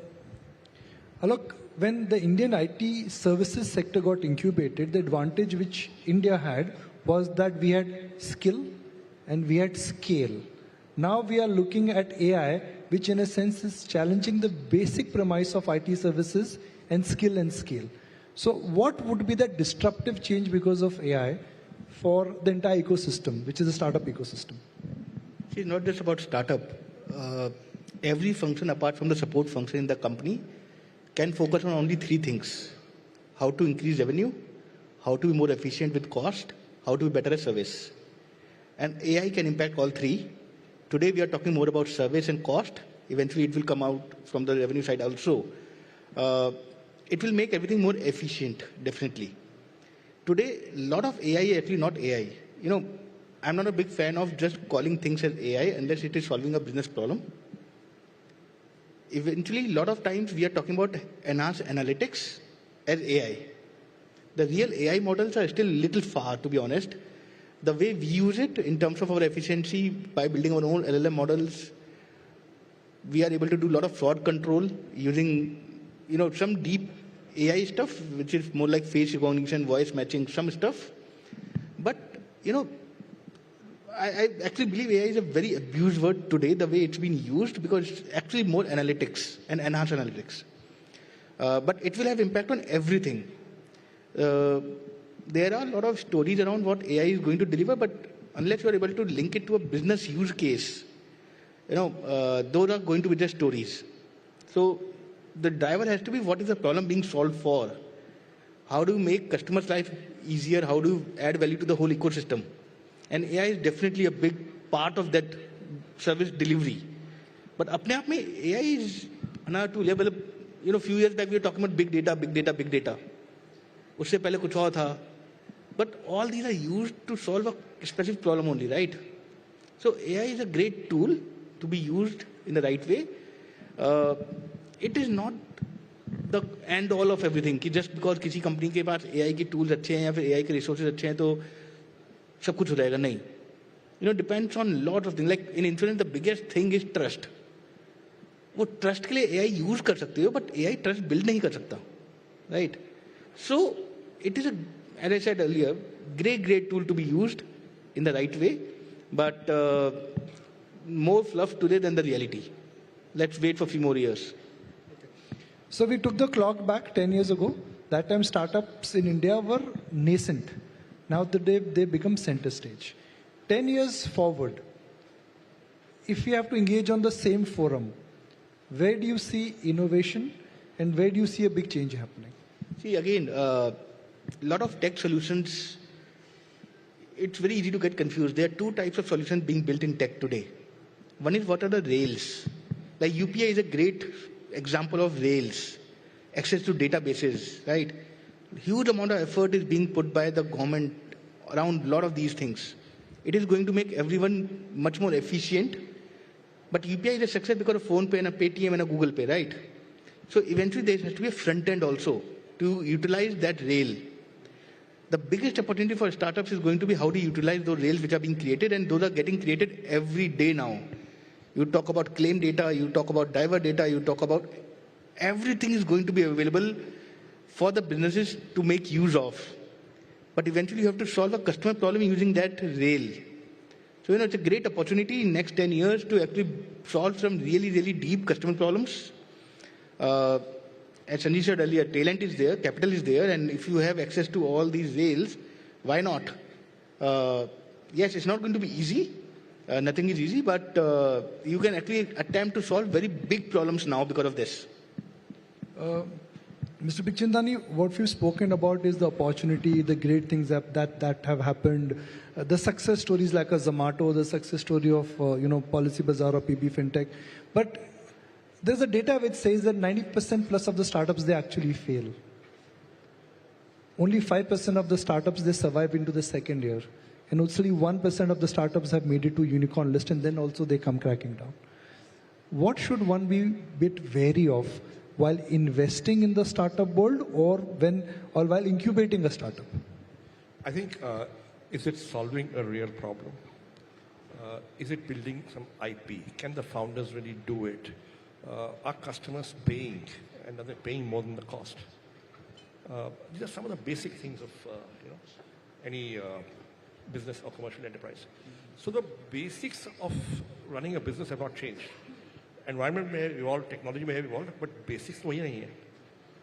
लोग ठीक है कि नहीं, मेहनत कर रहे हैं कि नहीं, customer को माल चाहिए कि नहीं, or are they spending more than they're earning? Can they spend less than they're earning continuously, or are they going to, where is break-even going to happen and when? So I think it's been a fascinating session, Mr. Bikhchandani. I'm still hunting for the next Zomato from you. I think we've been very lucky. Some of these are, Zomato, Policy Bazaar, they are once-in-lifetime kind of investments, and we got them early in our investing journey. I think that's very, very lucky. And if we get a few more good ones, that'll be very fortunate. I wish you good luck. Alokji, thank you very much. And it's such a pleasure to interact with you. Before I wrap, what is this about startup founders? They never wear a suit. हमेशा sports shoes पहन के office में जाते हैं. Even investors के सामने भी पहन के जाते हैं. It's just that that's the skin that we're most comfortable in. Well, good luck, guys. Thank you very much. And like I said, that 10 years ago, this entire space was at an incubation stage. Today, it's become the center stage. And if India has to indeed march towards this entire trend, $10 trillion economy mark, I'm sure startups today will play a very large role. With that, let's put our hands together for this lovely panel. And thank you very much. Request all of you to stay with us for just a few moments on stage. We'd like to present you with a token of appreciation graciously offered by our luxury partner, Da Milano. And Nikunj, you'll have to do the honors, please. On your left. A token of appreciation from our side.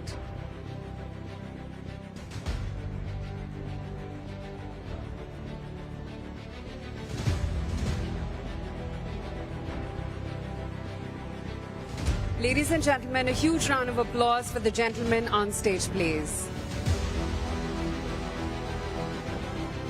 And it doesn't stop here. We've got a very, very special showstopper, shall I call him, or show closer for day one of the India Economic Conclave.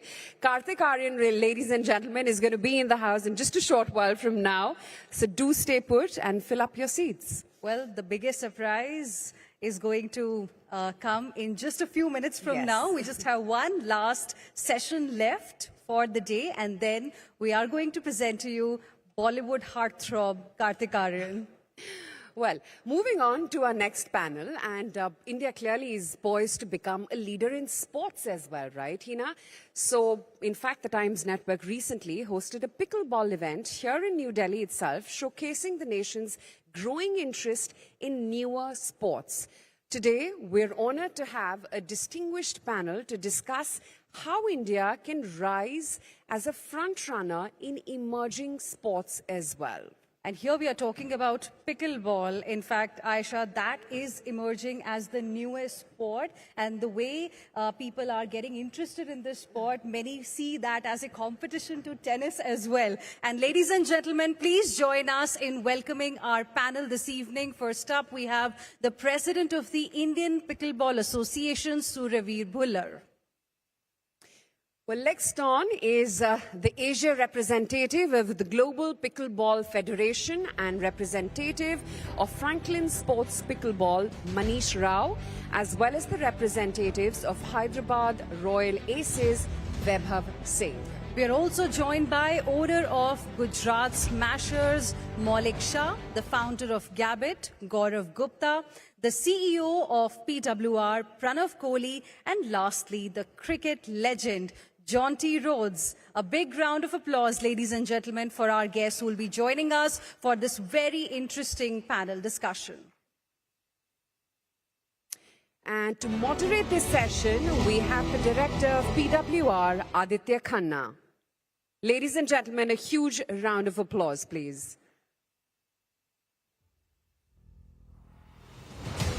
If we can have the panelists right up here on stage. And I can see them walking in just a second from now. We're here to talk about how India can leapfrog beyond the first love, that's cricket, and how is it that newer sports can actually come into the foray and how they can actually take India on the world map even further. New love there in the you world go, of sports. our panelists. Take your pick.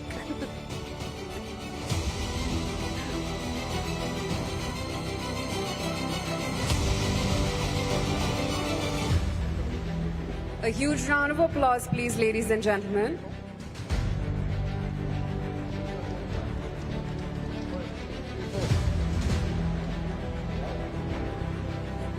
Aditya, over to you. Your mics will be on your seats. And with that, I hand it over to Aditya. Good evening, ladies and gentlemen. We're going to talk about the new age sport, pickleball in India. And I'd like to welcome all our guests over here. And thank you for having us over. My first question is going to be to Pranav Kohli, who's the CEO and founder of Pickleball League Asia Private Limited. Pranav, what do you think about pickleball in India and the league that you've launched? What are your thoughts on growing it further? Yeah, first of all, thank you everybody for having me here. And I know it's late in the evening and everybody wants to go out and have some drinks, but bear with us for a second while we talk about an emerging sport, which I believe is going to be the most played sport in India.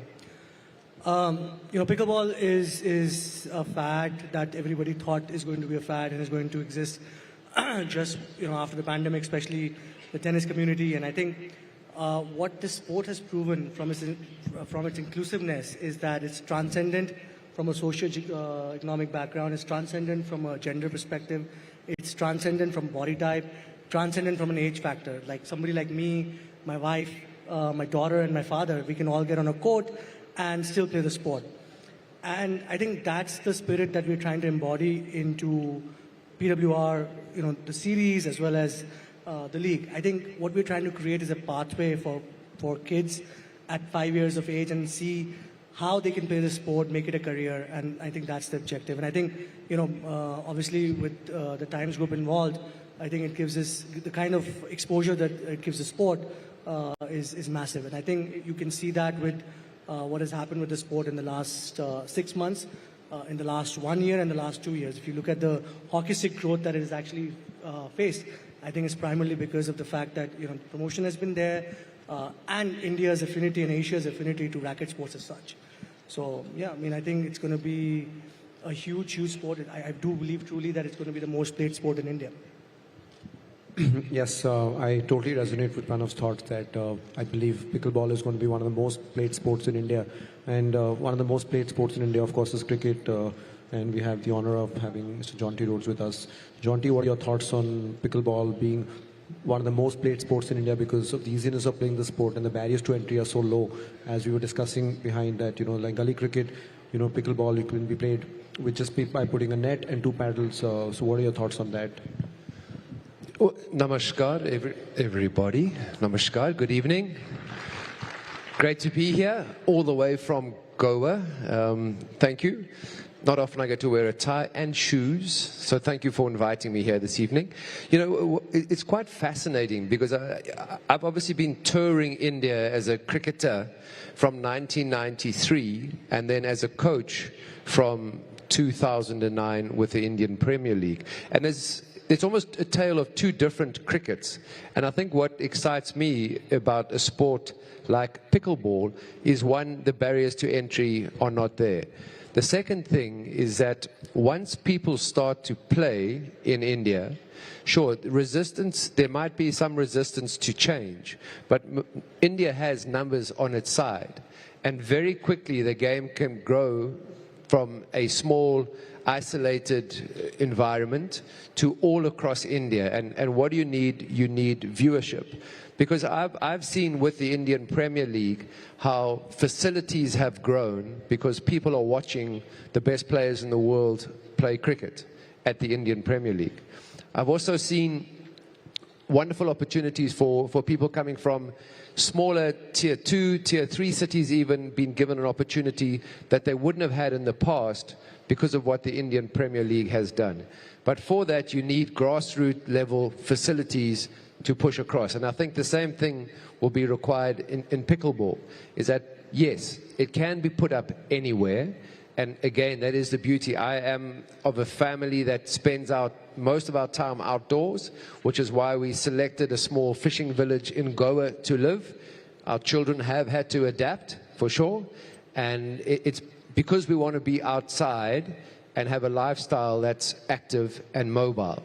So I think from a perspective where I know there's always been a deep passion for cricket in India, but the first time that I watched Kabaddi was in the hotel in Bangalore when I arrived with the Mumbai Indians, and I was shown the sport. And I just wanted to grab a few of those players as the fielding coach and bring them into my team. So it's been amazing because up until then, living in Goa, I watched Kho-Kho, I watched Kabaddi in the various rural areas. And if people are given an opportunity in India, we've heard all today from an economic and even a political point of view, there's this real growth mindset in India. People know what they want. And give somebody in India an opportunity, and I've been amazed to see how that has grown. And that includes cricket. I mean, India are the #1 team in the world in five-day cricket not so right now on the rankings, but 5-day cricket, 50 over and T20. And it's only really since the success of the Indian Premier League has taken it to that. It's grown the game in such a way. So I think, without comparing anything to cricket, any other sport to cricket, I think if you have the ability to get people to watch the game, that's a huge step forward in taking pickleball to everybody. So I'm always excited when it involves families, as you rightly said, when it involves people being outside, and of course a ball. I am a ball kind of guy. I'm always excited that this sport can go places in India. We need to get a court near Jonty. Well, that's the thing. I mean, if I'm living in Goa, I like to be outdoors.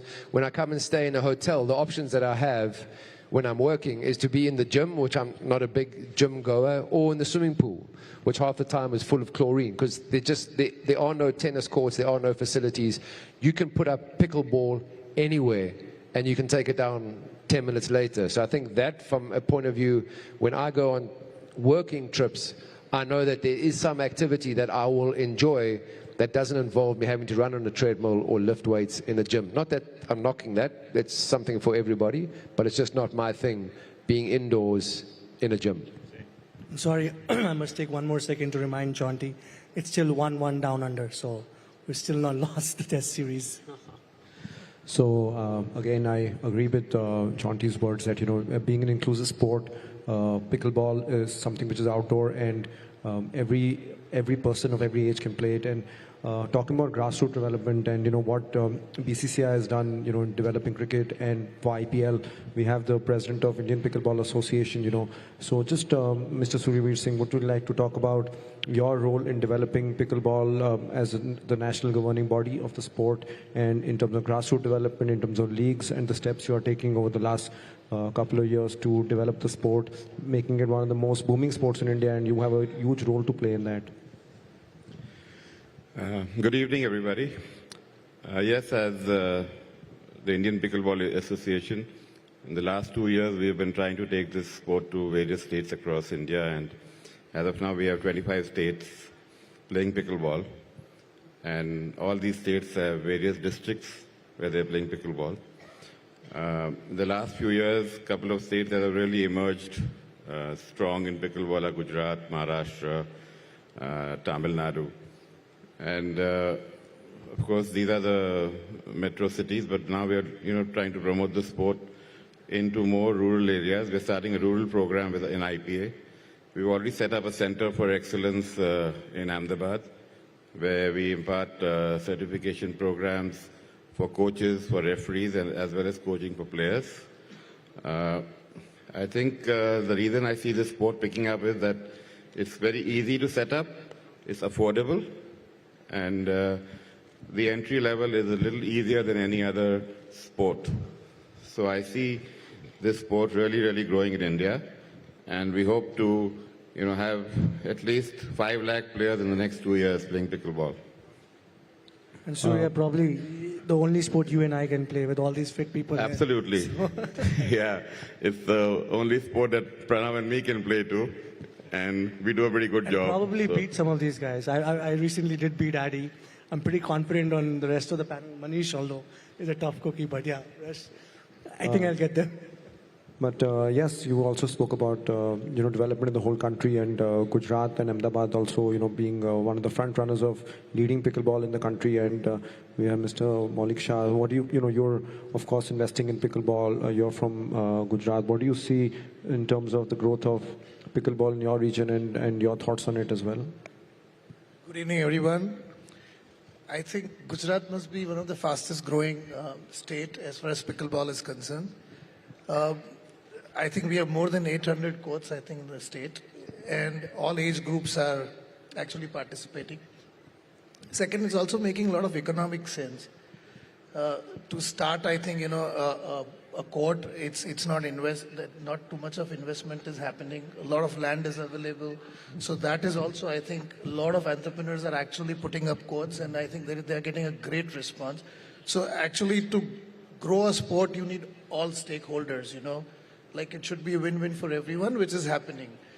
Second, I feel that I myself is actually, along with a group of other, associates, we are, I think, in the process of investing in a league which is starting very soon.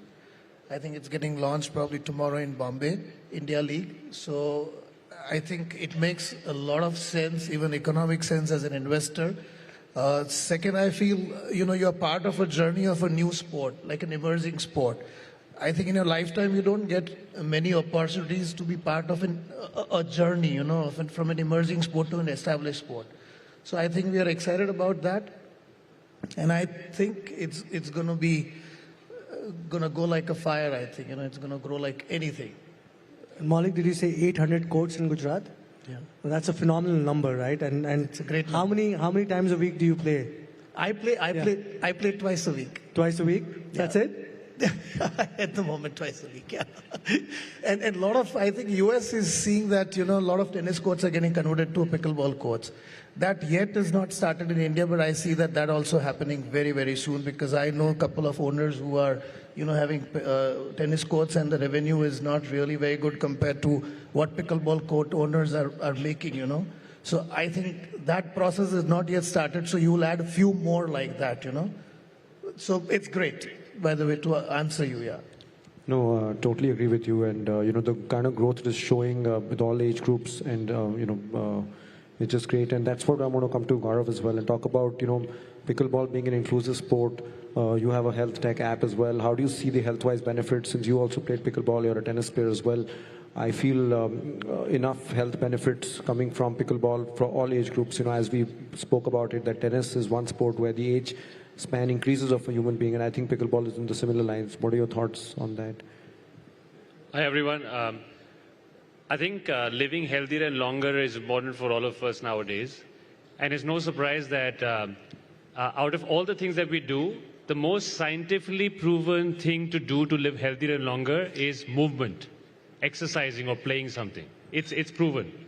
And I think pickleball being such an inclusive sport just makes it so much more easier for people to be just healthy, live longer, like a family sport or just friends going out and doing that. And we spoke about tennis. Tennis is right up there. And I was actually very surprised, to be honest. I'm a tennis player, otherwise. I was surprised to see how tired I was in just 15 minutes of pickleball, singles game. So that was lovely to see. The other thing that's, I think, interesting is, given how technology is progressing now, you can actually track a lot of your health metrics while you play pickleball or do sports. It's as simple as wearing a ring on your finger. Like a smart ring, it actually tracks all your stats and makes it even more interesting. I don't know how many of us know that there's a metric called VO2 max. It's the amount of oxygen you can take through while you're playing sports or working out. Single most metric related to longevity. And now, because of these variables, it's very easy to track. And as a person, if you're playing a sport, you should actually think about, am I improving my VO2 max or not over a period of time? And that also gives you a kick to keep playing again. And if you improve your VO2 max, you will definitely live healthier and longer. So I think there is so much goodness and health that can come out of playing sports like this, which are readily available. Infrastructure is easy. Anybody can play it.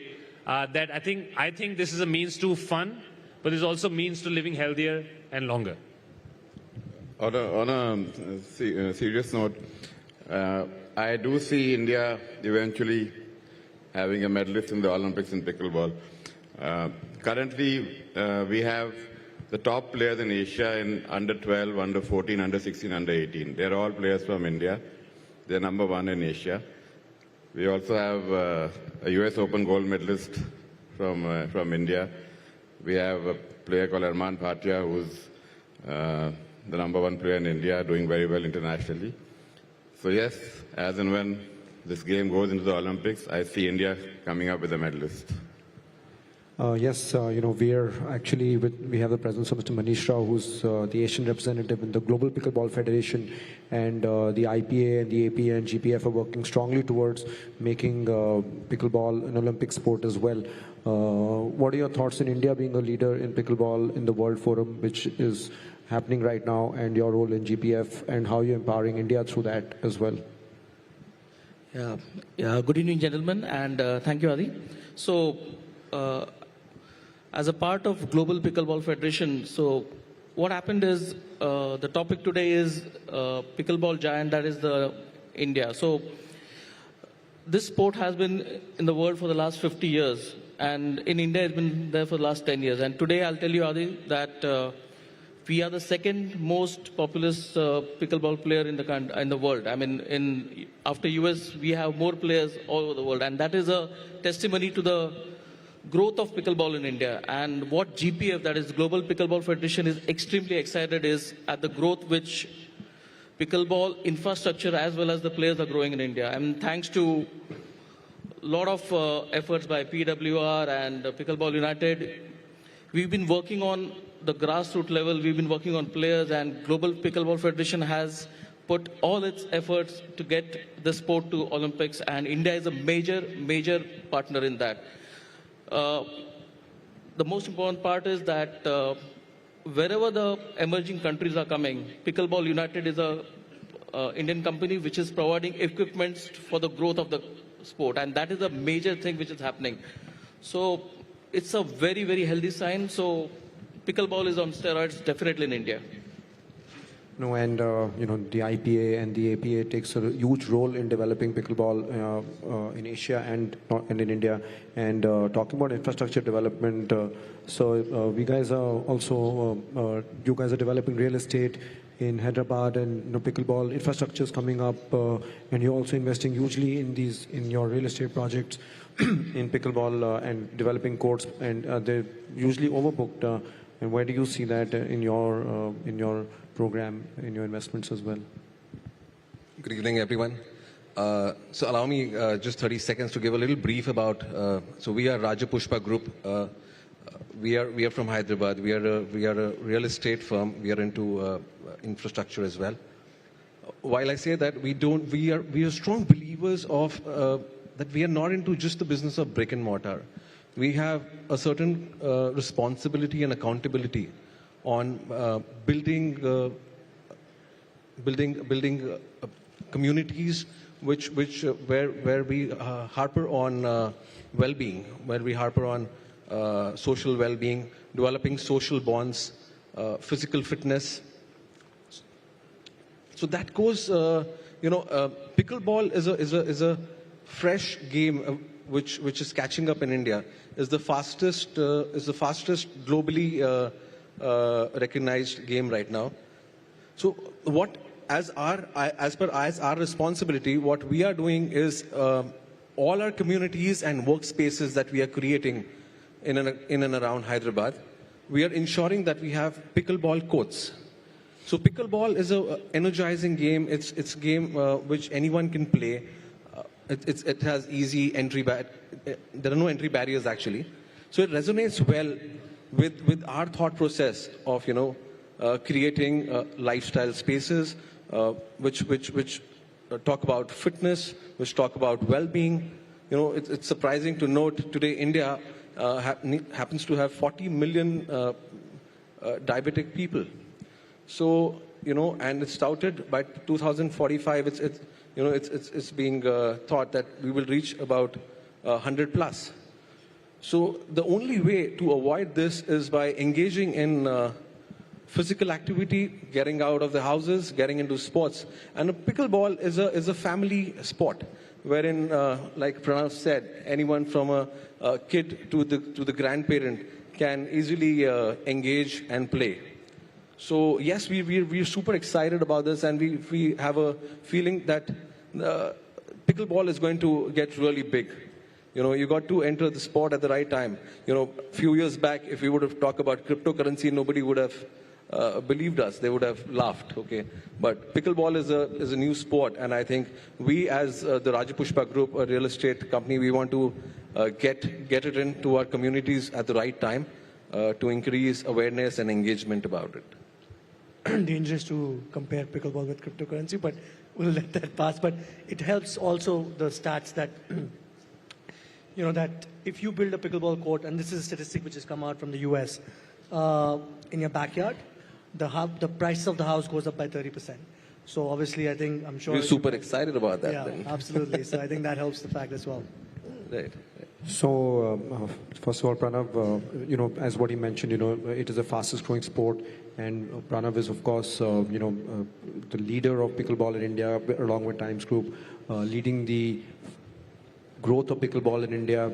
And your closing thoughts, Pranav, with the esteemed panel about their comments, and where do you see the league, the grassroots development, and the ecosystem of India, where Times Group is front runner along with you to develop the sport? And closing thoughts from you regarding the sport and where you can take it. Yeah, firstly, I'm super excited about the panel. It's such a diverse group of people from different parts of the country and outside the country, and we're still staying in the country, not in the country, and supporting Australia? No. World Test Championship.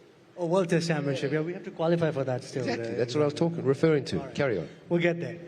But yeah, it's so exciting to hear everybody's thoughts, and I think this panel kind of basically brings everything together, from tracking in sports and specifically new age sports, because obviously traditional sports like, if you're running or swimming or walking or playing any other traditional sport, people have their traditional ways of measuring. But like when you're skeptical about how much workout did you get playing pickleball, I'm sure there are tracking devices and other things available which can help you get through that. speaking about, grassroots development, what John D spoke about, and having the president of Indian Pickleball Association and Manish here from Global Pickleball Federation also, gives us confidence on the governance side of it and building the sport, because the two cannot exist, independently. So our vision at PWR and also with our partners, Times Group, is basically to have a coexistence of governance as well as, the league side of it. So you have, as we were discussing earlier, the BCCI structure was always available, but what kind of gave it steroids was IPL. What we're trying to do is, trying to have both of these structures available from day one, rather than, building one first, because you can't build the other without without the other. So I think, it's an exciting time for the sport. I think having somebody like the Times Group, which has the kind of presence that they do across India, you're going to be seeing pickleball a lot more in a lot of different avenues, whether it's digital, whether it's linear, whether it is newspapers, whether it is any kinds of channels or radio, and any kind of marketing initiatives that are there. And that excites me. So building something in that space where a lot of media, a lot of attention is being dedicated, just tells me that there's a bright future to this. Thank you and congratulations. We have Andrea Agassi also coming tomorrow to launch the Indian League. Thank you again, ladies and gentlemen, and look forward to making pickleball the biggest sport in India. And thank you to everyone for your time. Thank you. Thank you.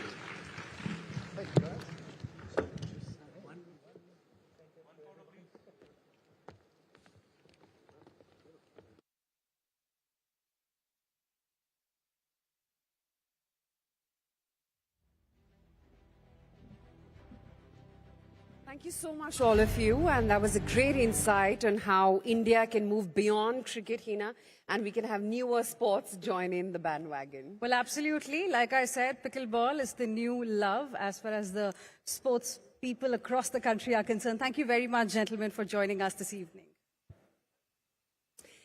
Well, ladies and gentlemen, our final session that all of you have been waiting for and have been grabbing seats for that is with a firecracker actor known for his dashing good looks and hardworking nature. He made his debut at the age of 19, while I think he was still in engineering college. We'll figure that out. Well, that's right. We have, in fact, as a special treat for you all, ladies and gentlemen, we would like to welcome on stage in a candid session Karthik Aryan, Unplugged, champion of 2024, and he's going to be in conversation with Navika Kumar. A big round of applause, ladies and gentlemen.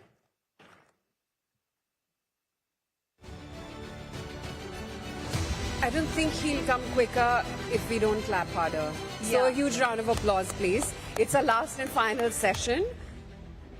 So once the claps reach him, he will enter. Louder. If you want him faster on the stage. Okay. He's right behind us. Okay.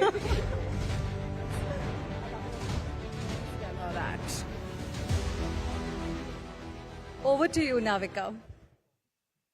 Thank you, Hina. Thank you, Aisha. And Karthik Aryan, do I get an opportunity to shake your hands? And ladies and gentlemen, are we just losing it? Can we really hear it? Can you give it up for the man who brings in those big ones at the box office? Are you everybody's favorite yet, Karthik Aryan? Thank you so much, man. Thank you for the lovely introduction. I think I would like to believe that. And I would like to actually wherever I go, मैं अभी आपको वही बोल रहा था कि मुझे लगता है मुझसे ज़्यादा मेरे आसपास सबका फ़ायदा बहुत हो रहा है. So I hope that continues. And right now I'm too excited to be here in Delhi and amongst you guys. So thank you for having me here. Thank you very much for being here at the India Economic Conclave. It's the 10th edition. We've been doing this for 10 years, just like you've been delivering hits for the last, I don't know how many movies. But this year, Chandu champion and then Bhool Bhulaiya 3. बस जेबों में कितना भरा हुआ है ये बता दो आज. Everybody wants to know from you. 400 crore से ऊपर तो भूल भुलैया 3 है. So क्या कहते हैं आपके प्रोड्यूसर्स आपको? आई थिंक अगली कौन सी कार खरीदनी है, कौन सी कार बट नहीं, जस्ट किडिंग। आई थिंक मेरे प्रोड्यूसर्स, बस मुझे ऐसा लगता है कि जिस तरीके का ये साल गया है 2024, आई थिंक मेरे लिए बहुत इम्पॉर्टेंट ईयर रहा है प्रोफेशनली, और मुझे ये बहुत यादगार साल है और मुझे ये हमेशा के लिए याद रहेगा। आई एम सो, मतलब मैं अभी यही सोच रहा था कि 20 दिन बचे हैं बस ये साल खत्म होने में। रुक जाए, थम जाए ये थोड़ा साल। सा थम जाए, थोड़ा सा लकी साल है, बहुत लकी साल है। I want this year to continue. तो and but I can only hope that 2025 and the subsequent year वो भी ऐसे ही जाए जिस तरीके से ये गया है। और लास्टली मतलब 2024 में जिस तरीके से भूल भुलैया 3 ने अभी कमाई की, जिस तरीके से वो फिल्म के वी वर रियली नर्वस जब फिल्म रिलीज हो रही थी। क्यों? या वो होता है, थोड़ा सा जिटरी होता हूँ मैं, थोड़ा सा रिलीज के पहले थोड़ा सा नर्वस एनर्जी आ जाती है। एक्साइटमेंट भी था, लेकिन फिर भी बहुत आई थिंक ऐसा लग रहा था कि दिवाली में ये रिलीज होना, क्या लोग थिएटर्स जाएंगे, देखेंगे, यू नो, इट जस्ट थोड़े बहुत चीजें आती हैं, बहुत सवाल आते हैं, अननेसेसरी सवाल आते हैं। But it worked out really well, and the kind of records or the reception that we got for the film, it's unreal and unbelievable. So I'm thankful to the audience and fans. Fantastic, fantastic. Coming from a youngster, coming from somebody जो outsider माना जाता था।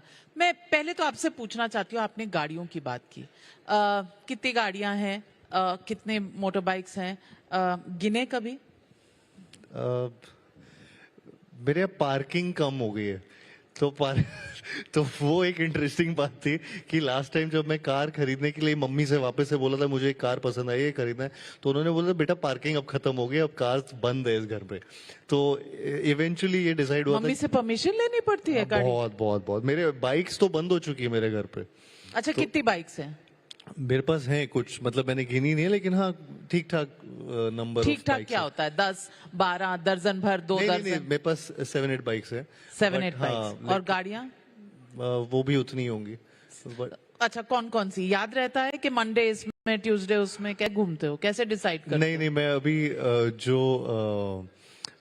अभी तो मैं एक ही गाड़ी में घूम रहा हूँ, एंड इतना मैं डिसाइड नहीं कर पाता हूँ कि कौन सी कार किस दिन। मैं एक बार मैं एक गाड़ी, मतलब मैं डिसाइड कर लेता हूँ कि ये अभी मैंने लास्ट खरीदी है, तो मैं उसी के साथ कैसे बोलूँ कि मैं थोड़ा सा उसके प्रति लॉयल रहता हूँ उस गाड़ी के।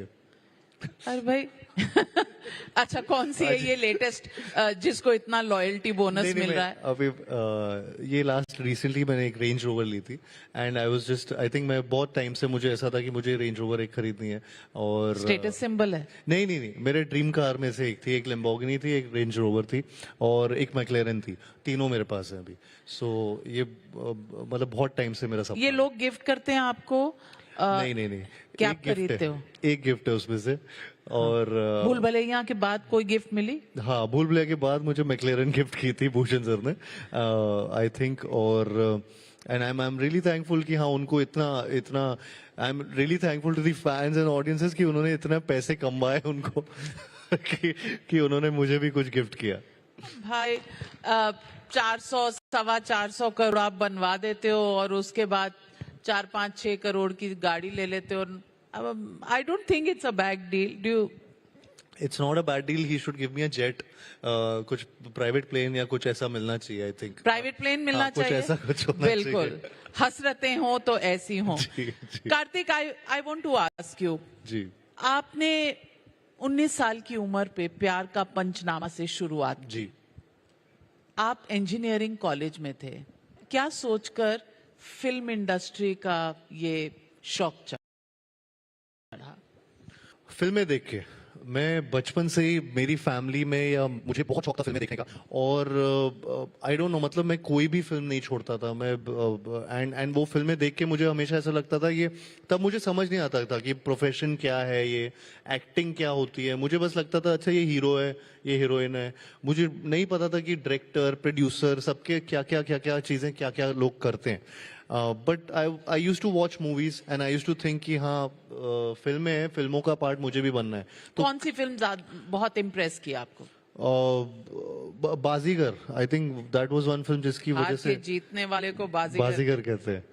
तो आई थिंक आप तो हारे ही नहीं, आप तो जीते चले जा रहे हो। तो आप बाजीगर स्क्वायर हो गए? नहीं, बहुत बार मैंने अपने पूरी जर्नी में कई बार बहुत सारे फेलियर्स भी देखे और उन्हीं से उभरते हुए सक्सेस भी देखी है. सो आई थिंक वो बस उतार चढ़ाव मैंने देखा है. एंड बिफोर जब मैं फिल्म इंडस्ट्री में आया भी था तो बहुत सारे रिजेक्शंस देखे थे, और वो रिजेक्शंस में मैं हमेशा मतलब कभी भी बस ये था कि उन रिजेक्शंस तो होते थे, लेकिन कभी भी ये नहीं सोचता था कि मेरे में कुछ कमी. मुझे लगता था इन्हें दिखाई नहीं दे रहा है अभी. ये थोड़ा सा ऐसा लगता था कि इनको डाउट है तो ये इनका लॉस है, मेरा लॉस नहीं है, मेरा शायद कभी ना कभी होगा. तो वो जद्दोजहद चलती रहती थी. मैं सोचता रहता था कि हाँ नहीं, और ज्यादा मेहनत करूंगा, कुछ ना कुछ क्रैक होगा, कोई ना कोई ऑडिशन क्रैक होगा. एंड फाइनली प्यार का पंचनामा जो पहली फिल्म थी मेरी, उसका ऑडिशन क्रैक किया था. 2-2.5 साल मुझे लगे थे वहां तक ऑडिशंस में रिजेक्शन सुन के. एंड फाइनली ये हुआ मेरी लाइफ में. बट घर में कभी स्ट्रेस होता था? बिकॉज मम्मीज नॉर्मली होती हैं कि भाई मेरा बेटा इंजीनियर बनने चाह रहा था, अब ये फिल्मों का भूत कहाँ से? उनको तो बताया नहीं था मैंने. मैं एक्चुअली उनके हिसाब से DY पाटिल नवी मुंबई में पढ़ाई कर रहा था और बीटेक कर रहा था अपना. मैं यहाँ आया ही ये फैमिली को बोल, क्योंकि मैंने एग्जाम सारे उन कॉलेजेस के दिए थे जो नवी मुंबई या मुंबई के आसपास हो, ताकि मैं ऑडिशंस दे पाऊँ, इंडस्ट्री के पास आ पाऊँ.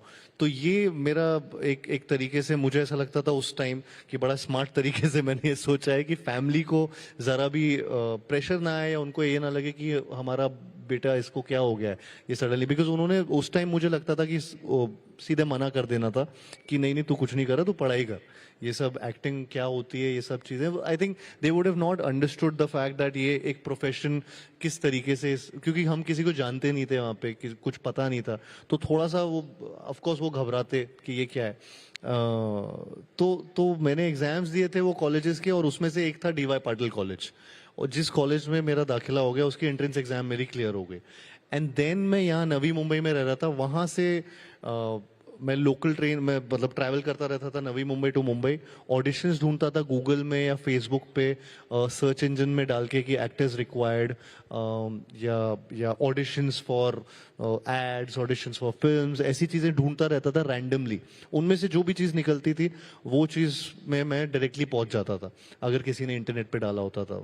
तो मुंबई में बहुत ऐसे ऑडिशंस होते थे और वहां पहुंचता था. और And it took you 2 years. It took me 2.5 years, yeah. Almost 2.5 years. And your first check, जब साइन किया प्यार का पंचनामा? प्यार का पंचनामा में अराउंड 60,000 ऐसा था 1 साल 1.5 साल के लिए. और 60,000 जी रुपए? हाँ. कभी ड्रीम किया था कि एक दिन रेंज रोवर आएगी मेरे पास? ड्रीम तो किया था मैंने, और बहुत बहुत सॉलिड तरीके से ड्रीम था मेरा कि हाँ नहीं मुझे ये ऐसे कार्स खरीदनी है, या फिर मेरा ये रेंज रोवर खरीदूंगा किसी दिन, या फिर कुछ ना कुछ ड्रीम कार होती है लैम्बोर्गिनी, ये सब चीजें थी. बहुत सारे ऐसे ड्रीम्स थे जो तो वापस गए उस नवी मुंबई के हॉस्टल में इन योर रेंज रोवर और लैम्बोर्गिनी के बॉस यहाँ से लोकल पर चलता था और अब लैम्बोर्गिनी लेकर आ गया हूँ? एक्चुअली मैं अपने पता नहीं पुणे का रास्ता जब आता है तो कई बार ट्रैवल करता था, और मुझे कार को ड्राइव करने का बहुत शौक है. तो मेरा कॉलेज ऐसे बीच में 1-2 बार पड़ा था. तो फर्स्ट टाइम जब मैं ऐसे कार से गया था तो मेरे लिए फुल सर्कल हो गया था वो लाइफ का, कि यहाँ से मैं एक्चुअली या तो लोकल ट्रेन रहता था स्टेशन पे, या फिर वो शेयरिंग कार्स जाती थी हाईवे पे. तो उनमें वो 5 रुपए देके आपको वो पूरा मुंबई तक वहां तक पहुंचा देते थे. ऐसा कुछ होता था वो शेयरिंग पे. तो ड्राइवर्स आते थे, वो ऐसे 7-8 लोग बैठ जाओ और आप कार से पहुंच जाते थे. तो for me it was a thing कि यार वहां से यहाँ तक की जर्नी वो पूरा एक रिकैप हो जाता है. तो वो मेरा फर्स्ट टाइम ऐसे हुआ था जब मैं ऐसे पुणे के लिए ट्रैवल कर रहा था यहाँ से.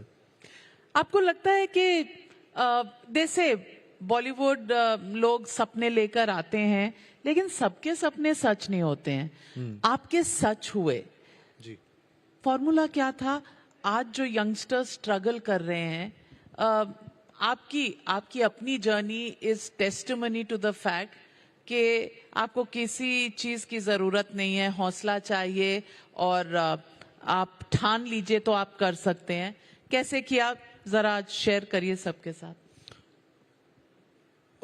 एक सेट फॉर्मूला नहीं है, लेकिन मुझे ऐसा लगता है कि जो मेरे लिए वर्क किया वो ये चीज थी कि मैंने कभी भी अपने ऊपर इतना सेल्फ डाउट नहीं किया. मैं हमेशा से वो सेल्फ बिलीफ रखा कि कुछ भी हो जाए कि मेरे में कुछ अगर मुझे लग रहा है कि कोई गलती है, किसी ने कोई पॉइंट आउट किया है, तो एक्टिव वो क्रिटिसिज्म भी मैं उसको पॉजिटिवली लेता था. मैं उसको अपने हार्डवर्क से उस चीज़ों को और बेटर करता था और अपने ऊपर मेहनत, जेन्युइनली मेहनत करता था, और अभी भी वो करता हूँ. तो कोई भी चीज़, कोई भी कमी मुझे ऐसा लगती है तो मैं उस चीज़ को और बेटर करने की कोशिश करता हूँ. एंड वो चीज़ मेरे लिए बहुत वर्क की. तो जब मैं ऑडिशंस पे जाता था हमेशा ये सुनता था कि you are unfit for this role, या फिर नहीं, आप लाइन से भी निकाल देते थे. वो लाइन में भी नहीं खड़े होने के लिए टाइम होता था, बिकॉज हम लोग बहुत सारे लोग आते थे ऑडिशंस के लिए. उसमें से वो ऐसे होता है ना कि अनवांटेड लोगों को हटाओ, तो उनमें से मैं भी एक होता था. तो हम सबको ऐसे रिजेक्ट किया जाता था. और मैं अगर ट्रैवल करके कोई और भी ऐसे आता होगा, मैं भी जाता था, तो हम लोग 2-2 घंटा दूर से ट्रैवल करते थे, और फिर सिर्फ एक बार वो सुन के, अनफिट सुन के, वापस 2 घंटा की जर्नी करके घर जाना होता था.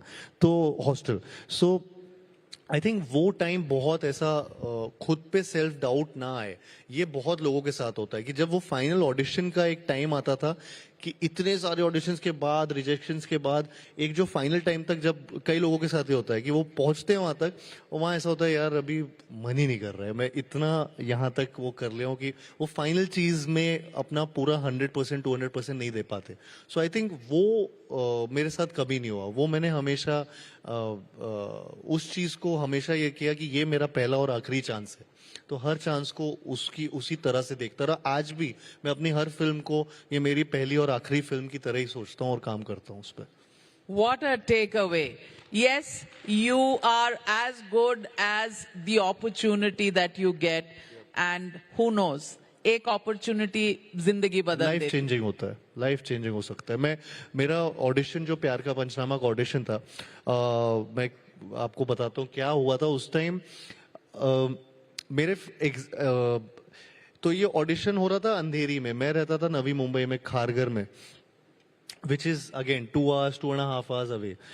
तो और मेरा उस दिन एग्जाम था कॉलेज में, और या तो मैं एग्जाम दे सकता था या फिर एक ऑडिशन एक फिल्म का, जो मुझे गूगल में कहीं पे, फेसबुक पे कहीं पे मिला है, जिसमें बस बोला गया था कि 6 या 5 लोग, नए लोग चाहिए, न्यू कमर्स को मौका मिल रहा है, उनके लिए ऑडिशंस है, दीज आर द रिक्वायरमेंट्स, आप ये ऑडिशन के लिए आ जाइए. तब फिल्म का नाम नहीं पता था, तब किसी का नाम उससे अटैच नहीं था, सिर्फ कुछ नए लोग एक फिल्म बनाना चाह रहे थे, उनके लिए ऑडिशन हो रहा था. और वो एक्चुअली में शायद से गूगल पे देखकर आप चले? हाँ, मैं फेसबुक पे था. तो फेसबुक पे मैंने एक किसी के वॉल पोस्ट पे देखा था, और ग्रुप कम्युनिटीज होती थी तो उसमें डाला हुआ था, एंड कई बार वो फेक भी होते थे. तो अब मेरे पास ये ऑप्शन था कि शायद या तो मैं यहाँ जाऊं या तो मैं अपना एग्जाम दूं कॉलेज का. अभी मैं ये ऐसा एडवोकेट नहीं करूंगा कि कोई अपने कॉलेज के एग्जाम्स छोड़िए, पर वो उस दिन ऐसा संजोग था, ऐसा वो था कोइंसिडेंस कि एग्जाम भी मेरा उसी दिन था. And I don't know, something in मुझे ऐसा गट फीलिंग आया कि नहीं, मैं ये नहीं छोड़ना चाहता हूँ, ये opportunity. And I had no idea कि वो फिल्म मेरी पहली फिल्म बन जाएगी, या वो film that will come and turn into प्यार का पंचनामा, या उसका वो मोनोलॉग बनेगा. Monologue, well, audience demand, popular demand, वो monologue became your identity. You got remembered by that. एक बार हो जाए. प्रॉब्लम ये है कि वो लड़की है, और क्या प्रॉब्लम है. प्रॉब्लम ये है कि मैं चाहता हूँ मेरी लाइफ में कोई प्रॉब्लम ना हो, लेकिन अगर मेरी लाइफ में कोई प्रॉब्लम ना हो तो ये उसकी लाइफ की सबसे बड़ी प्रॉब्लम है. And bullshit she is worried यार, उसे तो सेलिब्रेट करना चाहिए, because isn't this exactly what she wants. Seriously यार, आजकल तो जो वो मुंह खोलती, मन करता है मुंह में कुछ टूस दूं. ट्रस्ट मी, 6 महीने में I have had it all, सब देख लिया मैंने. अरे कौन सा प्यार, कैसी रिलेशनशिप, काय की खुशियां. रिलेशनशिप का मतलब होता है and your own happiness. A happy woman is a myth. Fantastic. And you remember this. या ये तो मतलब मैंने अभी आधा पौना पेज बोला है, ये 6 पेज का था, जो 6 मिनट 5.5 मिनट का डायलॉग था. सेकंड पार्ट में ये 12 मिनट का डायलॉग किया था हमने शूट, जो जब लगाया गया फिल्म में, आई थिंक वो तब 7.5 मिनट का होगा. So it was actually a record. How many takes did it take? One take. One take? Yeah. The first. New actor, one take, yes. And unforgettable moment that everybody remembers till date. Oh my God, you're a sensation. Irony is that Facebook पे जहाँ पे मुझे audition का पता चला था, मैं उस एग्जाम में फेल हो गया था ऑफ कोर्स, क्योंकि मैं इस ऑडिशन पे गया था। तो जो फेसबुक पे मुझे ये ऑडिशन का पता चला, उसी में ये डायलॉग, ये मोनोलॉग जो मेरा ऑडिशन टेस्ट था इन अ वे, क्योंकि 4 महीने तक हमारा ऑडिशन चला था, तो चौथे महीने पे उन्होंने मुझे ये मोनोलॉग दिया था फाइनल ऑडिशन के लिए, and then I deliver that audition and मेरे को कॉन्ट्रैक्ट मिला था। Facebook was a one app जिसमें वो वायरल हुआ था, वो मोनोलॉग उस टाइम 1 साल बाद, जब 2 साल बाद फिल्म आई थी। तो मतलब कोइंसिडेंटली उधर से ही मुझे फिल्म का मौका मिला था और उधर ही वो वायरल हुआ था। हर किसी के वॉल पोस्ट में वो वाला डायलॉग या मोनोलॉग हर जगह था। So do you call it destiny or do you call it Karthik Aryan का एक single focused वो एक शाहरुख खान का डायलॉग भी है ना, कि अगर आप कुछ मांगे तो पूरी शिद्दत से मांगे तो पूरी कायनात आपको। हाँ, तो आई थिंक मुझे लगता है मैं पावर ऑफ मैनिफेस्टेशन पे बहुत बिलीव करता हूँ और वो मेरे लिए बहुत वर्क की है। मैं हमेशा ये बहुत बार ये कॉन्वर्जेशन होता है मेरे साथ, क्योंकि कई बार मुझे ये बोला भी जाता है you have डिफाइड all the odds against all odds, you have, तो मुझे हमेशा ये लगा है कि शायद मैंने वो चीज़ों को बहुत मैनिफेस्टेशन किया है, एंड कि मुझे ये इस प्रोफेशन में जाना है, मुझे इस प्रोफेशन में अच्छी मूवीज करनी है, मुझे अच्छे रोल्स करने हैं, मुझे व्हाटएवर, मुझे ब्रांड्स एंडोर्स करने हैं, मुझे मेरी लाइफ में यहाँ पे पहुँचना है। ये सारी चीज़ें मैंने एक्चुअली अपने दिमाग में सोची हैं, ड्रीम किया है, एंड एक्चुअली मैं उनको अब जिया भी है और जी रहा हूँ। आई थिंक वो, क्योंकि वो स्टार्ट ही अगर आपसे हो तो आई थिंक इट्स लिमिटलेस। कई लोगों का स्टार्ट ही ये लगता है कि वो डाउट आ जाता है कि नहीं यार, ये तो मुझसे नहीं होगा, ये तो हो ही नहीं सकता, ये मैं कहाँ वहाँ पे पहुँच पाऊँ। मुझे लगता है कि अगर वो इंसान वहाँ पे पहुँच सकता है तो आप भी पहुँच सकते हो। तो ऐसा कुछ, मतलब वो भी तो इंसान है जो वो चीज़ कर रहा है जिसको आप करना चाहते हो। सो आई थिंक वो बिलीफ अगर आप में है तो आप कहीं भी पहुँच सकते हो, and I think that is my whole motto in life. Fantastic. Let me also talk about Chandu Champion. You got a lot of accolades for that role, that film. कैसा लगा जब जावेद अख्तर साहब, Shabana Azmi ji, Katrina Kaif, and then Mary Kom, likes of that. You get compliments from all of these people. What was that role like? It was unreal. Chandu Champion is, I think, gem in my filmography. मेरे लिए हमेशा वो एक film होती है कि actor की life में, I think Chandu champion is that rare film जो आई थिंक मेरे लिए हमेशा वो एक्सपीरियंस यादगार रहेगा। और उसका जिस तरीके से प्यार जितना मुझे मिला उस फिल्म से, जितना प्यार not just from the audience and fans but also the industry, also the sports athletes. I think this was one of the first film जो पैरालंपियंस पे बनी थी। मैंने श्री मुरलीकांत पेटकर जी का रोल उसमें निभाया था, और उनकी कहानी 50 साल से मतलब मुझे भी नहीं पता थी, यहाँ पे बहुत लोगों को हमें नहीं पता थी कि उनके अचीवमेंट्स क्या हैं। एंड जिस तरीके से पिछले साल हमारे पैरालंपियंस ने भी परफॉर्म किया पैरालंपिक्स में, वो भी बहुत अनरियल था। तो वो इस साल, तो आई थिंक वो सब चीज़ें पता नहीं क्या हो रहा था कि एक साथ अलाइन हो रही थी। And I met so many you know para athletes, and उनके साथ भी कॉन्वर्जेशन हुआ। इनफैक्ट जिस तरीके से बाकी एथलीट्स हमारे इंडिया के जिन्होंने ये फिल्में देखी और इस बारे में बात की, I think I've gotten so much love for this film. It's unreal. And कितना प्रिपेयर करना पड़ा था इस फिल्म के लिए?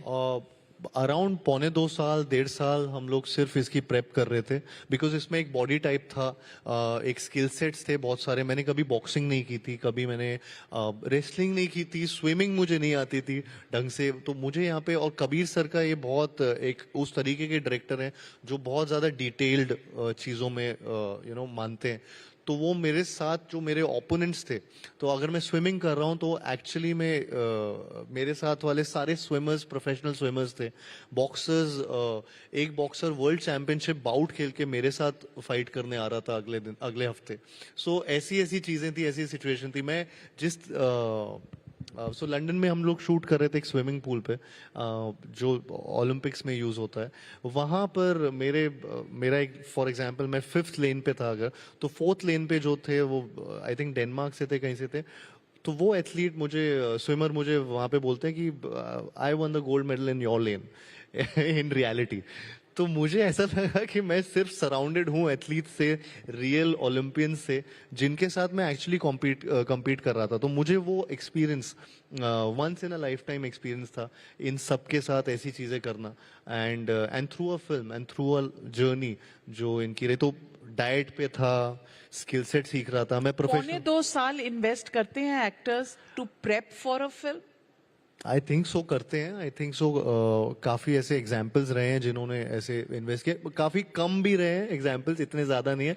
लेकिन मुझे आपको जब इस तरीके का रोल मिल रहा है, मतलब मेरे लिए बहुत इंपॉर्टेंट एक खुद से भी एक ये था कि मैं करना चाहता था ऐसा रोल। मैंने जब weight did you lose for this? I lost around 18 kgs for that role. हाई कितना? जिसमें मेरे बहुत था मैं ये तो अब मैं पोस्ट चंदू चैंपियन के बाद हूँ, लेकिन उसके last person who should ask anybody. But I think मैंने एक फिल्म की थी फ्रेडी उसके पहले, और वो फ्रेडी में मुझे वेट गेन करना था। तो तब मैंने ऑलमोस्ट 20 किलो वजन बढ़ाया था उस फिल्म में।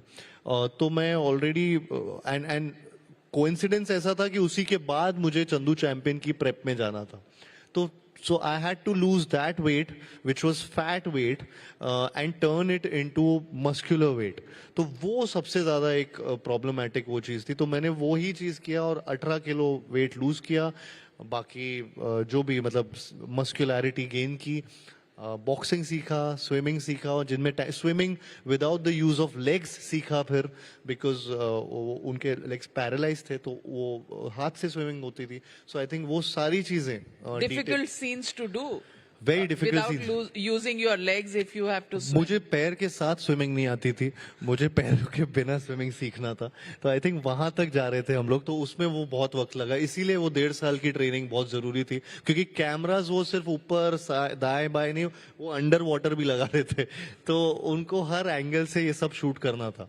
And did you use any body doubles? नहीं, इसमें बहुत रेयरली बॉडी डबल, मतलब ना के बराबर यूजेज था, बिकॉज वो फेस और वो जरूरी थे, एक्सप्रेशंस एंड सब चीजें एंड बॉडी लैंग्वेज वो मैच करना नामुमकिन है।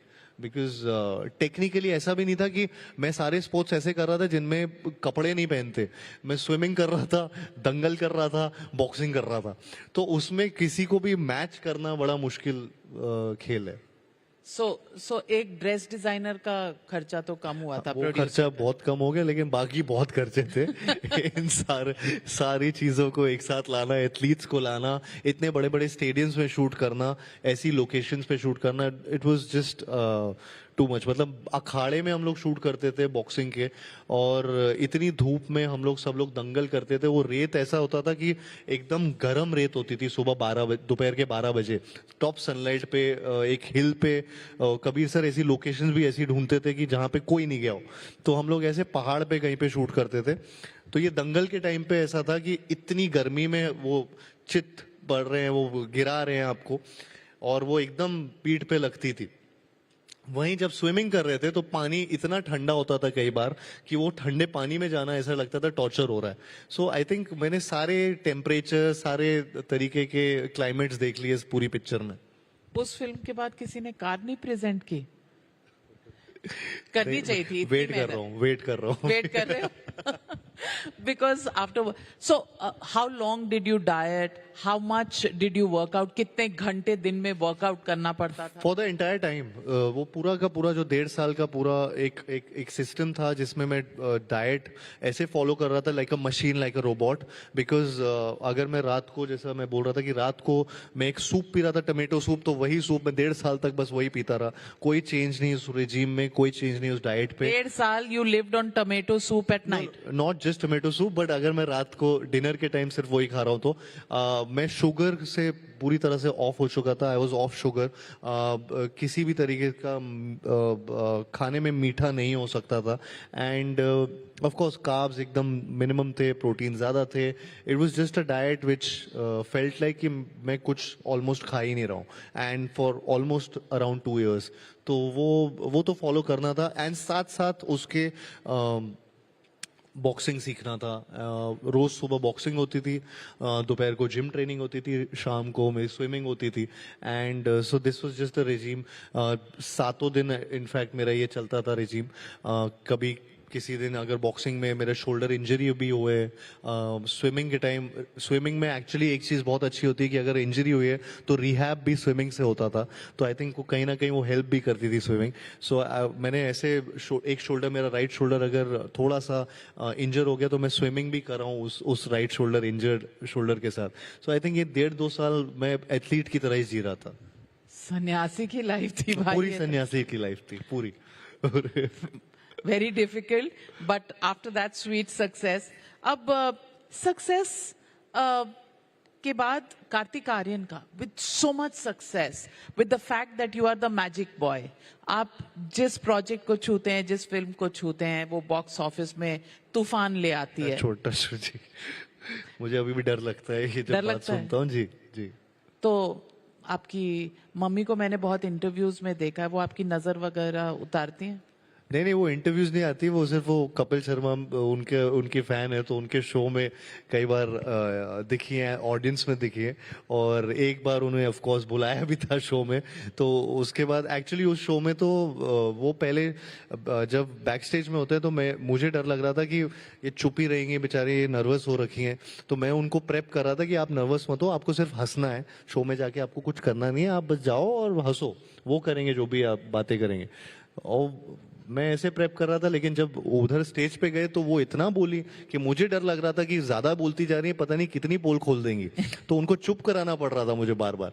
तो पोल आपने वैसे खुलने नहीं दी थी। अब Kartik Aaryan, rapid fire, relationship status? Single. Ready to mingle? हंस रहे हो यार। लोग जानना चाहते हैं। How can such an eligible bachelor be left alone? मेरे ना मैम बहुत ऐसे रिलेशनशिप्स की न्यूज बहुत आई है बीच में, तो मैं ना अब वो घबराहट होती है जब भी ऐसी न्यूज आती है, तो मैं ना एकदम थोड़ा सा बहुत ऐसा हो गया हूँ कि कहीं बचता रहता हूँ कि ये कुछ भी ऐसी न्यूज ना है। मैं क्यों? हाँ, What's the big deal? Big deal नहीं है, मतलब कई बार But you're a young man. हाँ, having a girlfriend is the most normal thing. हाँ, लेकिन I have to meet the right girl now in life. तो रॉन्ग, अब तक जो मिली है वो रॉन्ग थी। आपने कहा नाउ, अब टाइम्स नाउ पे नाउ बोलोगे तो सवाल तो उठेगा ही। मुझे लगता है कि मैं हाँ, नहीं, मैं ऐसा नहीं बोलूंगा कि कोई भी wrong girl, I think right girl at the right time. So your relationships so far haven't worked out, so now you're giving it some time. What are you looking for? Giving myself some time. I think I need some time alone also in life, because I've been. बहुत नहीं हो गया alone. बहुत काफी time. Tomato soup पीते पीते 2 साल आपने निकाल दिए। फिर अब भूल भुलैया में भूल भुलैया करते रहे, और आपका जो कैरेक्टर है, मंजुलिकाओं के अराउंड बहुत घुमा हूं मैं। तो, लेकिन बाबा जी भी तो बहुत फेमस हो गए हैं। अब बाबा जी, आप अपना फ्यूचर खुद ही बता दो, राइट लड़की कहाँ है? मैं होप करता हूँ कि रेजोल्यूशन लेता हूँ कि 2025 में मुझे कोई मैं रिलेशनशिप में चला जाऊंगा। हाँ, समथिंग्स नहीं, ऐसा कुछ ब्रू नहीं हो रहा है। ऐसे नहीं हो सकता। तो 2025 में रिजल्ट कैसे आएगा अगर अभी 20 दिन में तो 25 है। हाँ, अच्छा, कैसे तो इतनी जल्दी कैसे आ जाए? हाँ, तो कुछ चल रहा होगा ना, कुछ भी नहीं। मैं होप कर रहा हूँ ऐसा मैजिक हो जाए रू बाबा की लाइफ में। कुछ कैरी फॉरवर्ड, कोई रीइग्निशन ऑफ द ओल्ड? नहीं, मतलब ऐसा कुछ सोचा नहीं है, और ऐसा नहीं है अभी तक, कुछ नहीं है। आपकी मम्मी तो बहू ढूंढ रही है कब से? ऐसा उनने नहीं, बिल्कुल नहीं ढूंढे, वो खुश है, मैं सिंगल हूँ, बहुत खुश है एक्चुअली। क्यों? I mean, क्यों मतलब? हमारी इंडियन माओ का, और that is the way they show in cinema also, कि बेटा सेटल हो जाए तो अच्छा है, तो प्रेशर नहीं है। बट बेटा सेटल्ड ही है ना, अच्छा खासा कमा रहा है बेटा, अच्छी खासी चीजें कर रहा है लाइफ में, एकदम ब्लिंकर्स पे। बट ऑनेस्टली मम्मी कहती नहीं है कि बेटा आप ढूंढ ले कोई? नहीं, अभी फिलहाल तो नहीं कहती। आगे जाके कहें तो अलग बात है, लेकिन अभी I think she is happy with the way my जितना फोकस से मैं अपने करियर पे हूँ। आई थिंक डरते हो मम्मी से? हाँ, बहुत डरता हूँ। हाँ, पापा से ठीक, इतना नहीं डरता, मम्मी से डरता हूँ। भाई पापा थोड़े ऐसे इतना ज्यादा बोलते नहीं है मुझे, या घर पे मम्मी से सब डरते। पापा भी मम्मी से डरते। घर घर की कहानी. हाँ यही वो एक बार बोलती हैं तो सब चुप रहते हैं. But are you a good boy? Literally, you're showing कि आप बड़े good boy हो, मम्मी की हर बात मानते हो. नहीं ऐसा नहीं है. मैं टोमेटो सूप पीता हूँ, गर्लफ्रेंड मेरी है नहीं, मेरे पास लंबी लंबी गाड़ियां. ये गाड़ियां किस काम की अगर कोई किसी को घुमाया नहीं उसमें? मैं बगल की सीट खाली अच्छी थोड़ी लगती है. नहीं मैं अभी टमेटो सूप पीने से गुड बॉय थोड़ी बन जाते हैं. वो तो वो ठीक है. वो तो डाइट है. थोड़ा सा फ्रैंकली स्पीकिंग थोड़ा सा कन्फेस करो बेटा. नहीं मैं सोच रहा हूँ कि मैं कन्फेस करूँ क्या. मैं जो बातें बताई वो तो मैं कर रहा हूँ, लेकिन मैं जो और भी कर रहा हूँ तो मैं वो बताना नहीं चाह रहा हूँ ना. नहीं अब ये बात फ्रैंकली स्पीकिंग सच बोलना चाहिए. आपकी इतनी क्वालिटीज हैं उसमें और आप सन्यासी ऑलमोस्ट हो, तो झूठ तो बोलना नहीं चाहिए. सच ही बोलना चाहिए. तो दिल पे हाथ रख के बोलो कि दिल हाँ दिल गलत साइड में मत ले जाओ बॉस. करेक्ट जी. बहन डॉक्टर है ना, बहुत मारेगी. इसीलिए बहुत मारेगी अगर भाई दिल का साइड ही नहीं जानता कौन सा है. मेरे पास 2 दिल है. 2 दिल है. अच्छा, तो जो पब्लिक को दिखाते हो वो खाली वाला दिखाते हो, जहां पर कोई है वो दूसरी तरफ रखा हुआ है. नहीं ऐसा नहीं. मुझे जेन्युइनली मुझे पहले बोला गया था कि मेरी हार्ट रेट थोड़ी ज्यादा जाती है, तो इसका मतलब है हिंदी में कि दिल ज्यादा धड़कता है मेरा. तो ये मुझे धड़कते हुए दिल में भी अगर अब तक लड़की नहीं है और आपको देख के लड़कियों का हार्ट रेट फास्ट हो जाता है, व्हाट्स हैपनिंग? कहीं ना कहीं पता नहीं प्रॉब्लम है. आई थिंक हम ज्यादा लोगों को मिल ही नहीं पाते इस इंडस्ट्री में. ऐसा यही रीजन है. ज्यादा से ज्यादा आप जिनके साथ काम कर रहे होते हो आप उन्हीं को मिलते हो.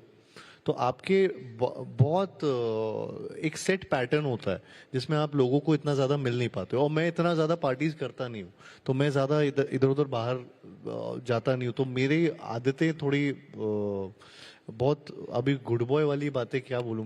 मैं बाहर ज्यादा जाता नहीं हूँ. तो मेरे स्मॉल टाउन, आप ग्वालियर से आते हैं. मैं ग्वालियर से हूँ. हाँ. अभी भी मुंबई की पूरी छाप नहीं है. नहीं ऐसा नहीं है. मतलब मुझे जेन्युइनली मुझे ऐसा लगता है कि जितना मुंबई ने भी मुझे बहुत कुछ दिया है, और ऐसा कोई छाप वाली बात नहीं. मुझे मुंबई की भी बहुत क्वालिटीज अच्छी लगती है, लेकिन मेरे अंदर जो ग्वालियर का एक ग्वालियर बॉय है वो मेरे अंदर अभी तक जिंदा है. एंड आई थिंक वो हमेशा रहेगा, वो कभी नहीं जाएगा. बॉलीवुड लोग कहते हैं कि आउटसाइडर्स को बहुत जल्दी अपनाता नहीं है. What is your experience? I think मुझे जहाँ तक मेरा एक्सपीरियंस रहा है, मैं यहाँ पे जो भी मैंने अभी तक पाया है उसमें बस ये चीज़ ज़रूर रही है कि मैंने ये ज़रूर देखा है कि ये शायद से पता नहीं बॉलीवुड है या कोई और भी इंडस्ट्री हो, ये देयर इज दिस सेंस जहाँ पे जब आप लोगों को ऑफकोर्स जानते हैं तो आपकी कुछ चीज़ें आसान हो सकती हैं. लेकिन at the end of the day आपका टैलेंट और आपकी success he will speak volumes for you. Of course even play field नहीं है, ये मैं झूठ नहीं बोलूंगा इस बात पे कि ये चीज़. और ना मेरे को इस बात की कोई सिंपैथी भी चाहिए लाइफ में. मैं बहुत कंप्लीट हूँ एंड अपने आप में बहुत खुश हूँ. मुझे कोई इस चीज़ का टैग या कोई चीज़ नहीं चाहिए कि अरे यार ये बेचारा ये नहीं. मैं बस एक सवाल का जवाब यही देना चाहता हूँ कि वो इवन प्लेइंग फील्ड नहीं होती है. तो आई थिंक कहीं ना कहीं इस तरीके से वो हमेशा सामने आती है बात कि आउटसाइडर्स को इतना मौके नहीं मिल पाते. वो इसलिए भी नहीं मिल पाते क्योंकि हमारे पास इतना एक्सेस होता नहीं है. मेरी फैमिली में कोई ऐसा नहीं है कि कोई डायरेक्टर है या कोई कोरियोग्राफर है या कोई एक्शन डायरेक्टर है. नहीं, हाँ, तो कोई भी नहीं है. So who can open doors for me. So मेरे डोर्स मैं खुद ही खोल रहा हूँ. And I want to be the hardest worker in the room. And I think जब मेरे को अपॉर्चुनिटी मिली तो मैंने वो ग्रैब की, और फिर उसके बाद दूसरी अपॉर्चुनिटी, तीसरी अपॉर्चुनिटी. शायद से मुझे उस लेवल की अपॉर्चुनिटीज नहीं मिली हो जो दूसरों को मिल पाई हो, लेकिन मैंने कोई कसर नहीं छोड़ी उन चीजों में.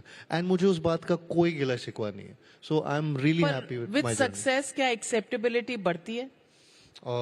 With success of course. Acceptability नहीं, मुझे लगता है विद सक्सेस आपको ज्यादा ऑथेंटिक काम मिलना मिलने लगता है, जो शायद से आप पहले क्रेव कर रहे हो, वो आपको मिलता नहीं था पहले, वो आपको काम मिलने लगता है. एक्सेप्टेबिलिटी, आई मीन सी, मैं यहाँ पे यही बोलता हूँ कि I am not here to make friends, and मुझे उस बात से कोई वो नहीं है कि एक्सेप्ट हो रहा है या नहीं. You हो have रहा no friends in the film industry? I can call them colleagues, I can call them कि work colleagues जिनके साथ मैं काम करता हूँ, but friendship मेरे हिसाब से जो कॉलेज में एक फ्रेंडशिप होती है, जो आपके स्कूल के फ्रेंड्स है, वो आप उनको डिनाई नहीं कर सकते. I have met wonderful people in this industry, but it's a different scenario. Relationship. हाँ, it's a different relationship. So what does Karthik Aryan's normal day look like? काम पे जाते हैं, then how do you relax? Everybody comes back, chills, either with friends or something. आप क्या करते हैं? मेरा एक्चुअली मैं इतना चिल नहीं कर रहा होता हूँ. सारा टाइम काम ही करते हैं? सारा टाइम मेरा वो कंप्यूटर की तरह काम ही चलता रहता है दिमाग में How पूरा time. boring, Karthik Aryan? Yes, it is kind of boring, but maybe I'm trying to entertain people by me being boring. So I think that's the whole point. So मैं लोगों को entertain कर रहा होता हूँ. Does anybody in the audience believe कि ये इतना boring आदमी होगा? कोई believe नहीं कर रहा. सच बोलिए. मैं ये नहीं बोल रहा कि मैं बोरिंग हूँ. मैं अपने लिए बोरिंग हूँ. मैं दूसरों के लिए बोरिंग नहीं हूँ. नहीं, लोग क्या ये सच बोल रहा है कि कुछ है जो ये नहीं बता रहा? देखिए, कोई नहीं मान रहा. कह रहे हैं कि भाई ये आपने एक मुखौटा पहना हुआ है. आप you want us to believe this, but तो आप that's not. सोच रहे होगे कि मैं घर आऊंगा, उसके बाद मैं तैयार होके कोई पार्टी में जाऊंगा, चिल करूंगा. तो लैम्बोर्गिनी लेके क्या ड्राइंग रूम का चक्कर लगाते हो? नहीं, लैम्बोर्गिनी लेके मैं ड्राइव पे चला जाता हूँ कभी भी. ऐसा नहीं है. जब अकेले? हाँ, म्यूजिक लगाता हूँ, अकेले ड्राइव पे निकलता हूँ. अब मेरी कल की पैदाइश है, मैंने मान लिया आपकी सारी बात, और यहाँ जितने लोग बैठे हैं वो मान रहे हैं. मैं अपने राइट वाले दिल पे हाथ रख के बोल रहा हूँ.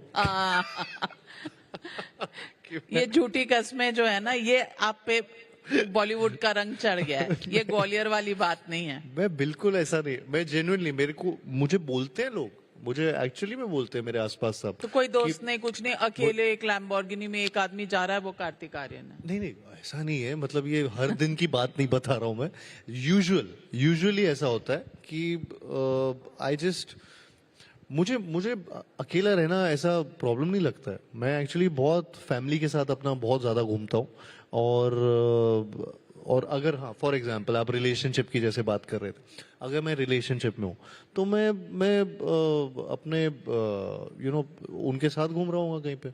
लेकिन अगर तो मैं ये बता दो ना कौन है, ये तो बता दो. अगर होता तो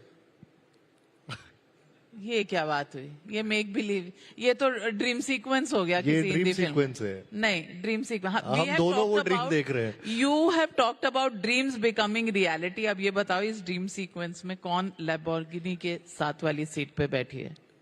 एक लड़की ही होगी. हाँ, आई होप. नहीं, आई ऑल्सो होप.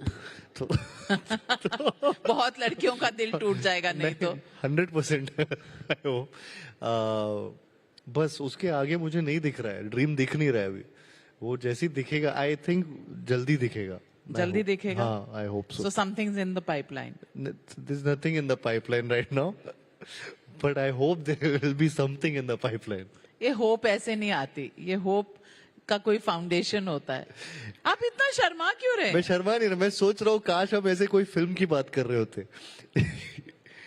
तो फिल्मों की बात तो की. There is more to life than just films. Correct. That's true. But Karthik Aryan बताना चाह रहा है कि बस मैं फिल्म्स करता हूँ. Are you saying that your private life is private? It's a cliched term, and I think it went out of fashion decades ago. I genuinely try to make it private. मेरी actually personal life बहुत public हो चुकी थी, और मुझे reasons नहीं समझ आते थे. लेकिन अब काफी टाइम से एटलीस्ट मेरी जेन्युइनली मेरी लाइफ एक प्राइवेसी में मैं अपनी लाइफ रखता हूँ. लेकिन हाँ, मैं स्पोर्ट्स बहुत अभी ये बोरिंग लगेगा, लेकिन मैं स्पोर्ट्स बहुत खेलता हूँ. मैं फुटबॉल बहुत पसंद करता हूँ, क्रिकेट बहुत पसंद करता हूँ. तो I think I make those plans with some colleagues of mine, या जिनको मैं जानता हूँ, और कुछ मेरे दोस्त हैं, तो उनके साथ मैं ये सब चीज़ें बहुत करता रहता हूँ. कि स्पोर्ट्स मूवीज देखने जाता हूँ काफ़ी. So I'm asking you a straight question. And be absolutely truthful. You don't want to talk about the person in your life. That's entirely your right. But at least you should say, ki, yes, I have somebody in my life, but I don't want to talk about her. We respect that. But at least sach to bolo. Yes, I don't have anyone in my life.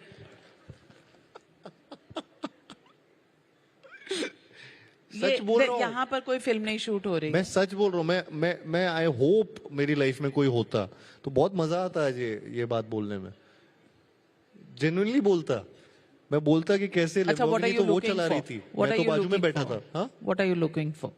What am I looking for? तो एकदम ही matrimonial हो गया है मेरे लिए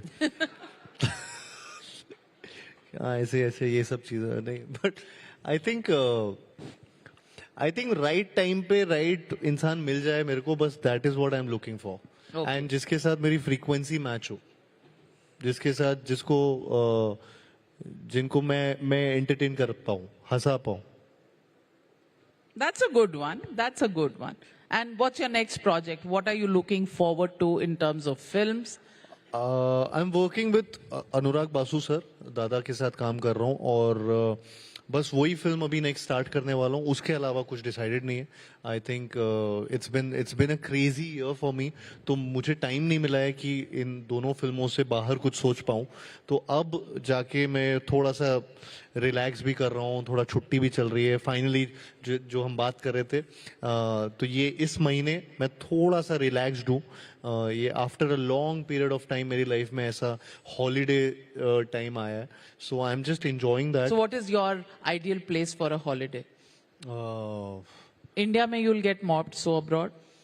नहीं India में भी मुझे बहुत मैं इनफैक्ट इंडिया में बहुत ट्रैवल किया अभी हाँ वो तो 20 सिटीज का टूर आपने किया भूल भुलैया वो मैं हॉलीडे नहीं वो मैं काम कर रहा था पर मैं अभी जयपुर में गया था वहाँ पे मैं बहुत I think I really had fun Goa गया था ऑफ कोर्स तो वहाँ पे भी एंड सो मैं इंडिया में अभी 2-3 जगह पे ऐसे गया था बाहर अगर मुझे जाना होगा तो आई डोंट नो मैं पेरिस जाना चाहूँगा Okay. Ji. So that's next on your agenda. Ji. And you know, what kind of music do you listen to when you're driving your Range Rover, Lamborghini, Mini Cooper? भागते हुए भी पसंद है music cardio करते What kind of music? Anything मुझे hip hop पसंद है मुझे रोमांटिक सॉन्ग्स पसंद है मुझे मेरा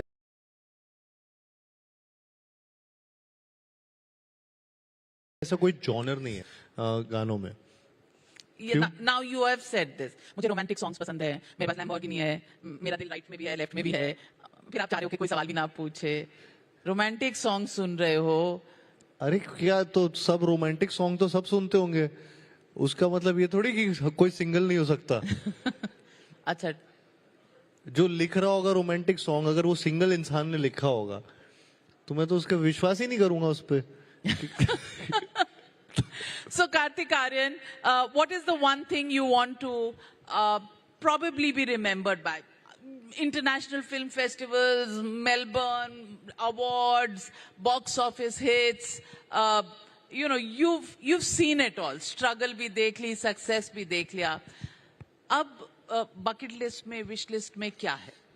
I think I want to make films वो जिन्हें लेगेसी फिल्म्स कहा जाता है आई थिंक चंदू चैंपियन जिस तरीके से मेरी लाइफ में एक लेगेसी फिल्म है मेरे लिए and I feel I just want to be remembered for these entertaining films and I think वो मैं आगे करते रहना चाहता हूँ होलसम एंटरटेनर्स होलसम फिल्म्स जो सबको पसंद आए एंड यादगार रहे सालों तक हिस्टोरिक रहे और पिक्चर और अब जब भी फिल्मों की बात आए तो उन फिल्मों की भी बात हो वैसे तो प्यार का पंचनामा भी बहुत यादगार फिल्म है लोगों को डायलॉग्स बहुत याद हैं भूल भुलैया के जी व्हाट इज कार्तिक आर्यन्स मंत्रा in life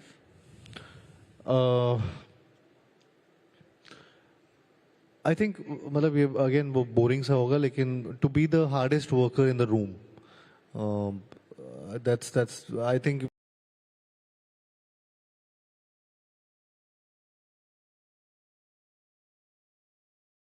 put me in any room, I'll be the hardest worker, and that's been my thing altogether. Well, Karthik Aryan, I would say your mantra, the way I see it, is dream big and have the belief that you can make it come true. For me, that's what Karthik Aryan stands for. Thank you. And thank you for giving all those people who come from small towns the space to dream big. And उम्मीद करके कि हाँ सपने सच भी होते हैं. Karthik Aryan, pleasure to have you on this stage. Thank you very much. Thank you so much. much. And congratulations, and we salute your hard work and your body of work and the way you're so grounded despite all this success. Fantastic. Big round of applause, ladies and gentlemen, for Karthik Aryan. Thank you very much. And with that, Aisha and Hina, over to you.